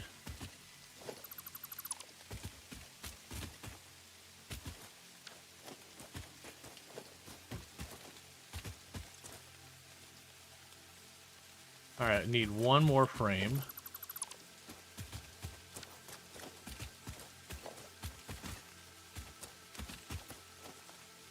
Oh, we found some steel.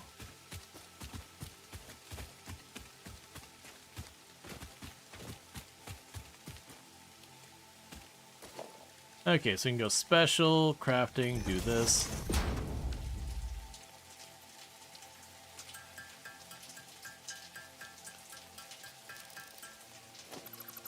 Let's see, yeah, there's a bunch of new quality of life coming in 2.1 for modders and all that. So get ourselves a new hard drive.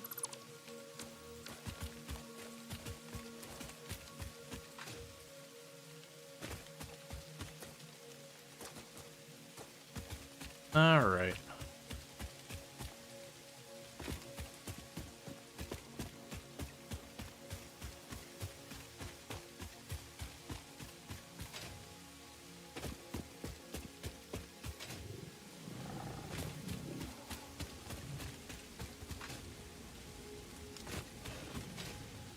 Got more oil and all that up here.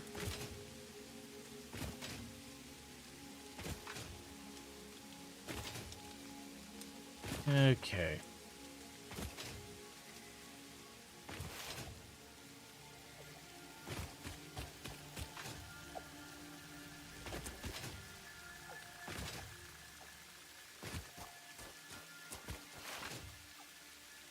It'll be good when we get our scanner. Got a quartz deposit up there.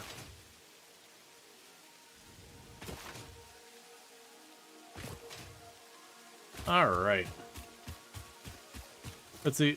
Thank you for the follow. Forward to stream. This Hercules got pretty far from where it started. It even has a usable blueprint system nowadays. Yeah, I definitely would say, though, between the two games, and this is just a matter of 2D top-down versus 3D, I would definitely say the Factorio blueprint system I found way easier to work with. And like I said, I think it's just the nature of 2D versus 3D. Not really, I think about the devs one way or the other. But yeah, no, I found the one in Satisfactory pretty difficult to use effectively. Like, I did get it to work. I was building this giant base at one point to do the last achievement, and I was able to, like, just stamp out the design again and again. But, like, it was a lot more frustrating to make it all work and all that. Okay, last time I actually jumped down there.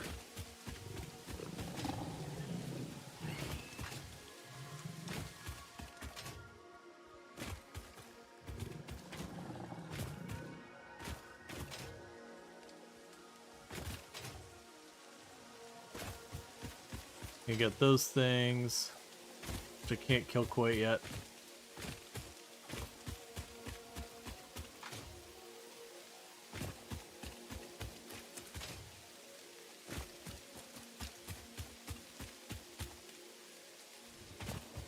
All right.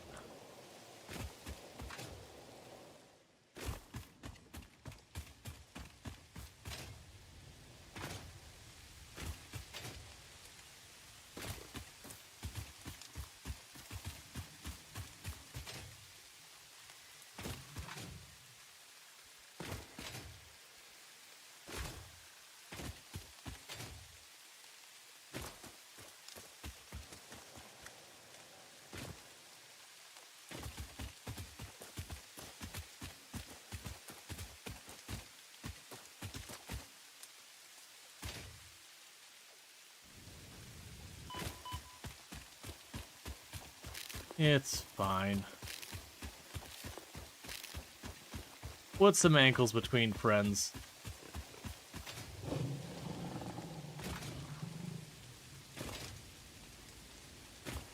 All right.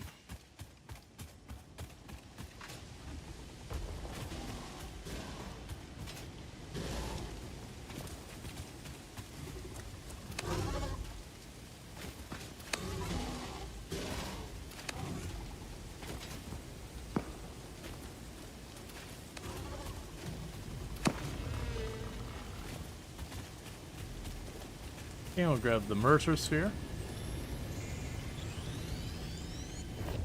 Yeah, no, I agree that they're fundamentally different The games. effigy has no song, only echoes, but it is part of a river. Why does the effigy avoid the windows? Attention.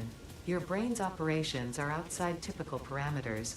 Time spent daydreaming will be deducted from your sustenance budget.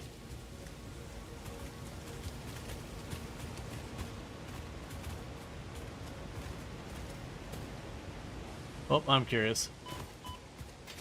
Yeah, no, it's, I said it towards the beginning of the stream that the way I look at it is Factorio and Satisfactory live in the same genre. But fundamentally, they almost take the inverse of each other on how they approach the game. So, for example, like, Factorio, everything's procedurally generated for the most part on your maps and all that. Where Satisfactory, it's all handcrafted.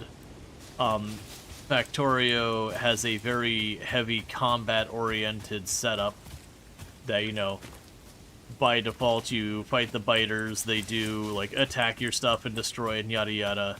Whereas Satisfactory, like, combat's there.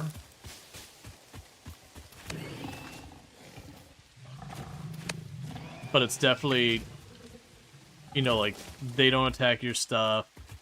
You could just turn it off. Like, in the middle of rounds, just say, I want it to be peaceful.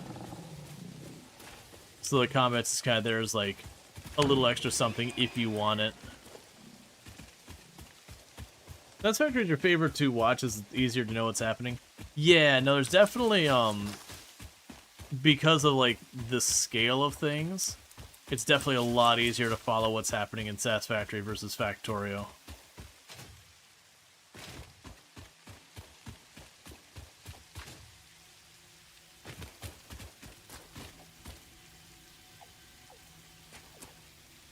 Yeah, I want to deal with that.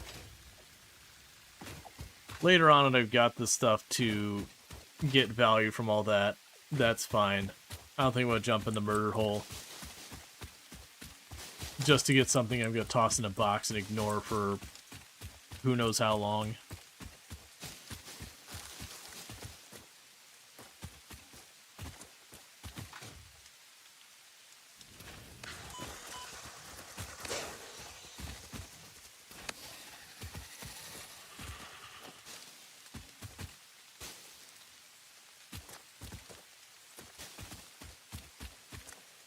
Okay. It's fine.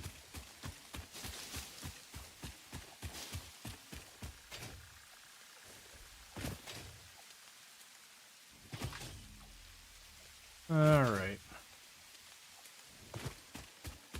Ah, it's just a gnarled tree. I thought I saw something yellow down there. I was like, oh. There's another merchant with it. Let's see, Factory really turns the copy pasting me there, but it's sometimes that's what you want. Yeah, no, absolutely.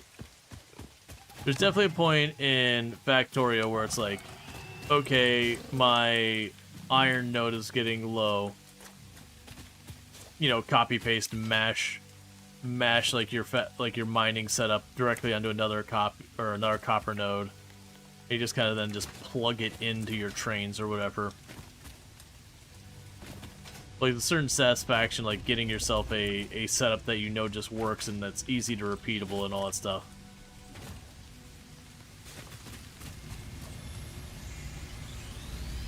How do you feel about the randomized nodes so far? It's interesting. It actually definitely feels easier. Like, significantly easier. Because normally it's like, oh, I'm after, you know, insert name a resource. Okay, well, to get that resource, you have to go through this dangerous or difficult area. I'm saying very relatively speaking. And then this was just like, hey, here's salmon quartz right next to your base. Have a nice time.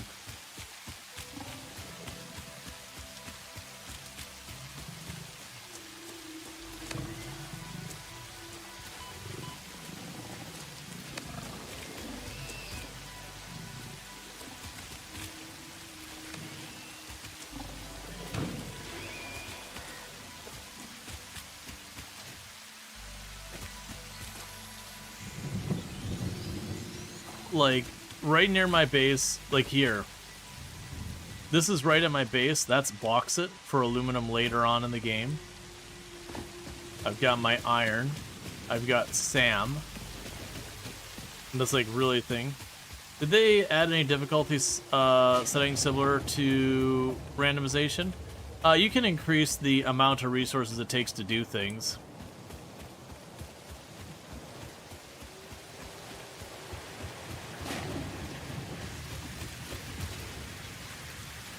Alright. Let's see, you found it easier until you really want to scale up. You no longer have 5 pure iron nodes right next to each other. Yeah, no, I can see that.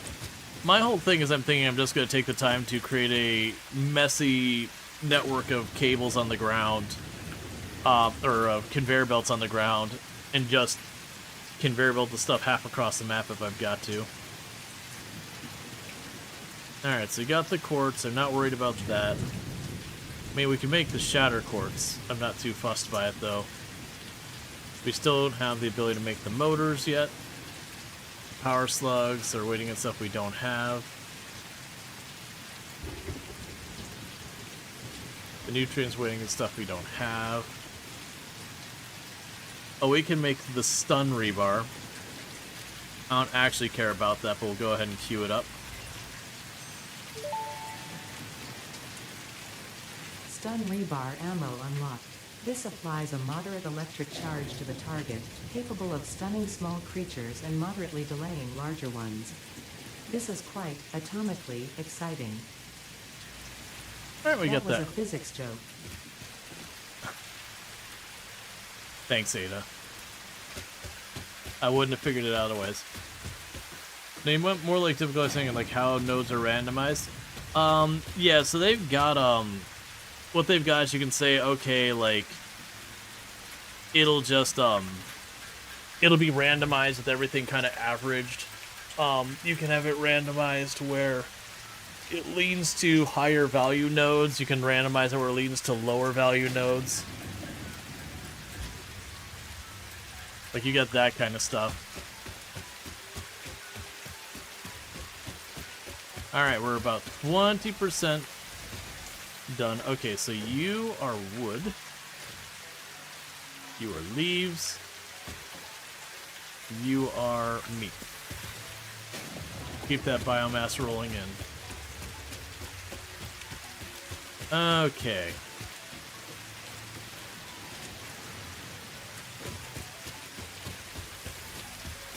So we've got all these going. Let's see where they're all at now that they've been churning for a while, because that was what we ran off for. Just one, looking for hard drives. So you're at 100% and stacking up. And let's go to the other extreme. You're at 67%. Yeah, so those two are filling up, and then the other ones aren't getting done. My expectation is that's just them playing catch-up, that once it fills up, we'll get there. Oh, so there can actually be more or less pure nodes than default when randomizing? You don't expect the number of each quality of node to be the same. Cool. Yeah, no, it even goes in, like, it takes, like, reading it, you're like, wait, hang on, could you explain that farther? But, we actually leaned more towards the heavier, purer nodes, and that's because, for those who didn't notice, I do have the magnitude of what we have to have for our stuff. We did lean that to be exceedingly expensive. Alright, so reinforced plates are churning away. So if we look at these ones that aren't getting done, they're on rotors. Rotors is our bottleneck. I do have a whole spare conveyor belt of, I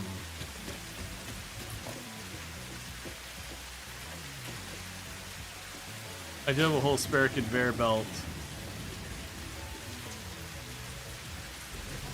of screws.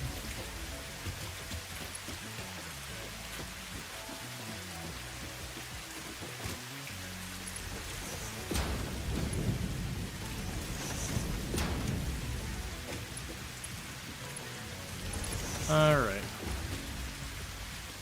And that's the rotor. The other one's going to be rods.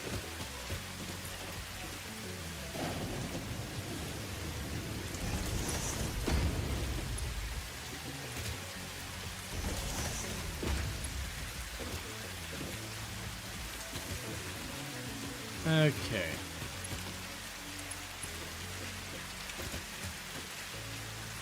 Cool. Hey, Sim. How's it going? Yeah, no, Satisfactory is really good. Satisfactory requires such an insanely huge builds. More pure, I could see being just reduction in tedium. Yeah, well, I mean, reduction in tedium immediately met by increase in tedium.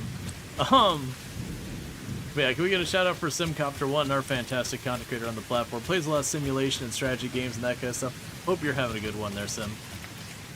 But yeah, no, it's, I haven't played Satisfactory in a little bit here. But, I've been doing relatively good.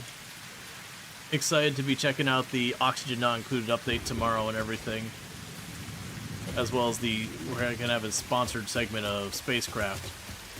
But I enjoy Satisfactory. What we can do really fast now, because we're going to be wrapping up in not too long, let me save this really quick. And, yeah, random sweaty. What I can show you is, oh man, over the years, the many one. Okay, so I think it was on stream. Less cursed. I wish they told me the play hours on these. Because I've had a few of these, like, man, I've had so many of these. Like, you can see we got one all the way back to 22 we had played on stream and all that. And we had this one. And then we had the 1.0. What I'm trying to remember is Let's Do Everything. Because I was going to show people, like, some of my past factories before we wrap up for the night. Because it's been so long. Oh, the classic. So, I think this is one that I didn't really go very far. Yeah, this is one we didn't go very far, because it's like that, not test, new, less cursed. Looks like I did glitched.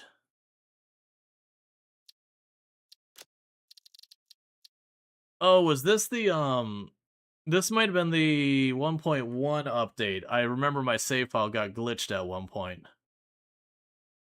So, like, I had a spot where the save file was glitched, and then before that. Yeah, I think this is the train base we made. So it's a base built entirely around trains, so you can see, like, the train network going all over the place. So we pull up the map. Like, I got trains moving all over the place. Let's, hide our nodes. But yeah, so you can see, like, it's just trains.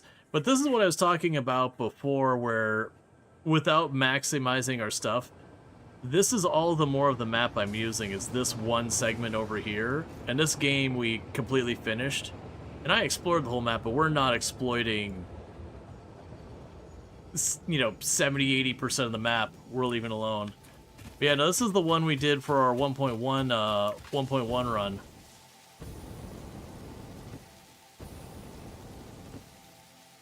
Oh, I forgot I switched to, you.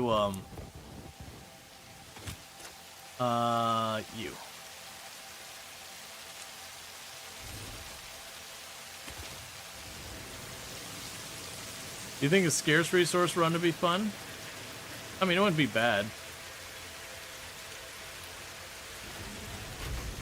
To force you to explore exploiting it. Well, that's the reason I turned up the maximum. But yeah, so you look at it, it's like, this one, the entire idea is everything was kind of remote from each other. So we had our trains all over the place. So, like, this is the starting factory over here. Way up there, I believe it was my nuclear power, I think it was. We have a bunch of our circuitry and stuff, all stuff. Those air rails, yep. And then up there was a bunch of our endgame production. No, the nuclear wasn't up there. The nuclear was down, yeah, so there's our whole set of factories. The nuclear's down there on the left. And I've got more factory back there. I think my aluminum is way back there. Yeah, there's the nuclear down there on the left. Actually, you know what? I think there's nuclear down there, and I want to say there's nuclear way over there in the distance as well. But yeah, like I said, this is a factory that's entirely built around chain. Oh, right! I was doing achievement stuff at the end, and I had the giant platform I was, Oh yeah, no, I'm not showing anything the space elevator. But you might see things you don't realize are in the game. But yeah, so you got like a lot of our late game technology is over here. It's raining kittens and puppies out there. We've got all of this over here. But yeah, so we've got a lot of stuff going on all over the place. But yeah, like I said, you can see that there's just railways everywhere that I have different segments of the bases are all responsible for different things, and then it's just railways to go. But I had forgot, this was, I was doing achievements on this one. This is where I was going for the golden nut or whatever it was. And so, like, this is just what I was doing, because I had everything queued up to get me the golden nut. And so I was just building this sky factory. Because I had nothing better to do with my time. We'll take a quick peek at that, and I'll see if I can't find my old tower factory. But yeah, so as you can see, like, this one's all about having, you know, fairly spread out, specialized areas of the factory.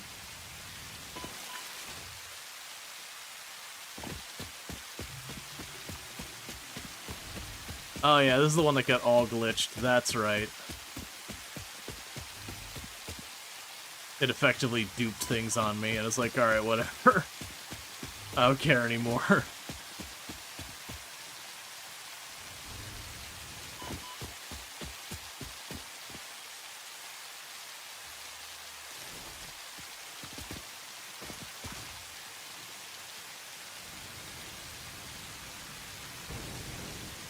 Was it for performance streams? You remember when it was building a mega factory, it got so laggy past a certain thing? No, not really. Do you ever try to build nice looking factories? You know those are mostly open with no walls? Yeah, I'll show you one of my other ones in a minute. But yeah, so you look at like up here, this is what it's actually working at in the meantime. And yeah, so like this whole column here I had made like copy and paste it again and again. But it's making this giant thing that the intention here, and I had started it, was just go to each resource node on the map and just push them up here and bring them all together. And obviously it never got finished.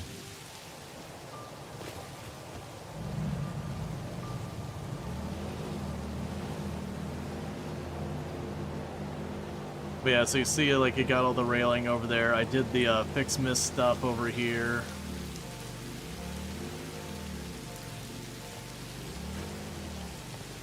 And all that.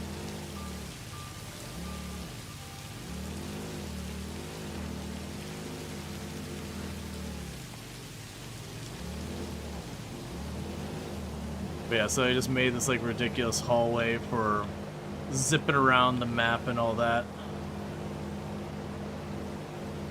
But like, you know, I gotten all the achievements and I never did see it through. But it was just kind of a cool setup. Anyways, that was one of them. So that was the less cursed on-stream 1.0. So this would be the 1.0 save. So this would be the, oh, did we do the bunch of, like, random towers? Another aspect you like to see more explorers factory carts used instead of conveyors. So they did do a bunch of work with the trucks and all that. Yeah, so this is the factory we probably spent the most time in. But as you can see, this is another one where everything was kind of based mostly in the same area. And so when you're looking at the top area, like when you're looking at it from the top down, it's very organized. Everything has got its whole systems, whether you're using bus style or whatever. But then you look down here, you just don't look in the basement. Don't worry about what's happening in the basement. The basement is full of curses. And then we had a bunch of stuff up there. So yeah, we put a lot of time into this. This is when 1.0 released. This is like a whole bridge. I think my nuclear power is up there on this one. We can see like it had like all sorts of walls and all that going on. Yeah, that's exactly. It's like the buildings themselves are in like very clean and organized. There's like one or two cursed belts like these ones cutting between the buildings. I was getting very late game where I was getting very like, I just want to get this sorted.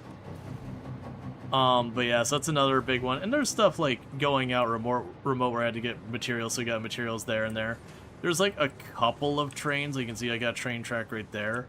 But there's only like 2 or 3 trains. I believe that goes out to my aluminum. But yeah, you saw is like mostly the entire main factory is all in this one general spot. So that was the idea. Is this one I kept everything in one area. The other one it was all dispersed. And then the last one, let's see. Was it new on Twitch? Not off stream. Was it Eden?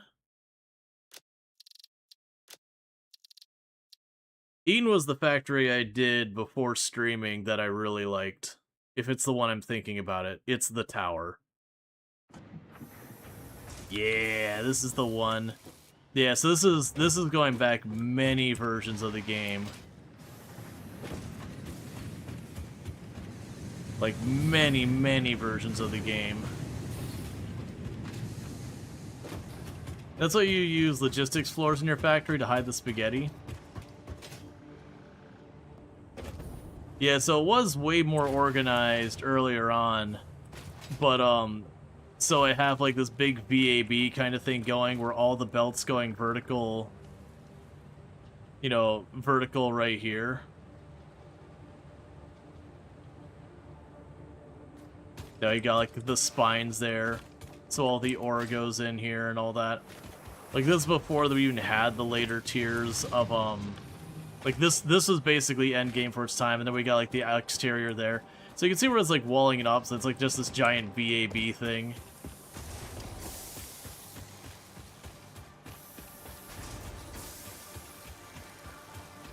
How tall do you make logistics floors? You usually need to make them a little bit of height. Like, 1 or 2 segments of walls at least have enough room to shove stuff under the flooring. Yeah, and then I've got, like, the vacuum tubes, which are relatively new at the time that I had played this. We got to reach all the different floors. And then this is the electronics building that I was working on, and you can see, like, I was taking the time to slowly close it. Yeah, where I mentioned earlier, people were like, oh yeah, you know, this is the beach start or whatever. Yeah, that's this start. But, and so I reloaded this a couple of times as updates came out to add the next updates thing to the game. But yeah, so you have, like, all the spaghetti here. But yeah, no, it's a whole thing. It's been fun making different style factories, because like I said, this one, it's just one giant monolith, and all these doors, they just empty, open out to the abyss, and then there's just gel in the bottom. But like, I had this one, I had where the giant factory was a bunch of these towers and all that, and I had the very dispersed base as well. And so it's nice that with Satisfactory, you can have very different factories. You can do that with Factorio as well, but it's not the same. Like, you're gonna have to, like, it's a bus style, it's a this style or that style, certainly. But, like, it definitely feel like with the three-dimensional, like, the experience of the factory is entirely different. Just based on how you decide to build it. I'm gonna reload Random Sweaty, which is the one we were doing, just so it's the most recent one, so when I hit continue, it loads up the right factory next time. But, I'm gonna be wrapping up here in just a minute. I just wanted to kind of do a quick tour of a couple different factories I built over the years. And versus this one, I'm kind of going with the it's flat. I'm just going to kind of like level and flat it out and see how we're going. Which will be the most annoying to navigate, I think. I think I'll have to have like a sky walkway and all that stuff. You made it to Sweden safe and sound? Oh, nice! I'm glad you did and all that stuff. How goes the factory going? It's going good. So many more solutions and problems. Factorio seems to evolve into bus or city block styles naturally, like life evolving to crabs. Yeah, I tend to do city block mostly, that I end up using the trains so I can just and I don't actually do like the grid or whatever, but it's definitely those ones I like to just set up your trains, kind of program them all so that you can just go like thump, it's a copper node, and then the train will just go there because it's all programmed correctly, so I don't have to think about it. And yeah. Let's see, the buses were really annoying. You ended up having to pay for 3 tickets because of bad information. But at least it's only bus tickets, not plane tickets. Yeah. But yeah, no, it's definitely one of those ones like Factorio. There's a couple of designs that people tend to go for. But I do like, this is one of the advantages, say, that Satisfactory has, is just how different the aesthetic ends up being depending on what you're building, since it is 3D. Again, Factorio is the one I like the most out of the two of them, but there's definitely strengths for each of them. Now, with that said, though, I'm getting pretty tired. I woke up earlier than I wanted to today. My sleep schedule's still totally jacked. We are going to be back tomorrow at 7 p.m. EST, where the intention is to start out with the new Oxygen Not Included DLC that's dropping, I don't know, anytime now tonight or whatever. Where it's going to be an ocean planet, if I remember correctly. So we'll be checking that kind of stuff out. And then after that, there'll be later on in the evening where we get checking out the spacecraft playtest and all that, which is, it's like No Man's Sky if it was like trying to take itself a little bit more seriously. And I don't mean that in a negative for No Man's Sky. No Man's Sky has a certain amount of like whimsy to it and everything. Whereas the spacecraft is a little bit more, I wouldn't say realistic, that's not the word I would use for it, but it does have a little bit more stuff going on with all that kind of stuff. Now, with that said, what's going to end up happening is if you have enjoyed tonight's content, you're not already following the channel, don't forget to drop your follow. That way you can find your way back here in the future. If you are watching over on YouTube, don't forget to like and subscribe, but the stream will be dropping abruptly for you over on the YouTube side because I don't have a host ready, but thank you for tuning in. And everyone over here on Twitch, I'm going to go ahead and put up my ending stream screen and see who I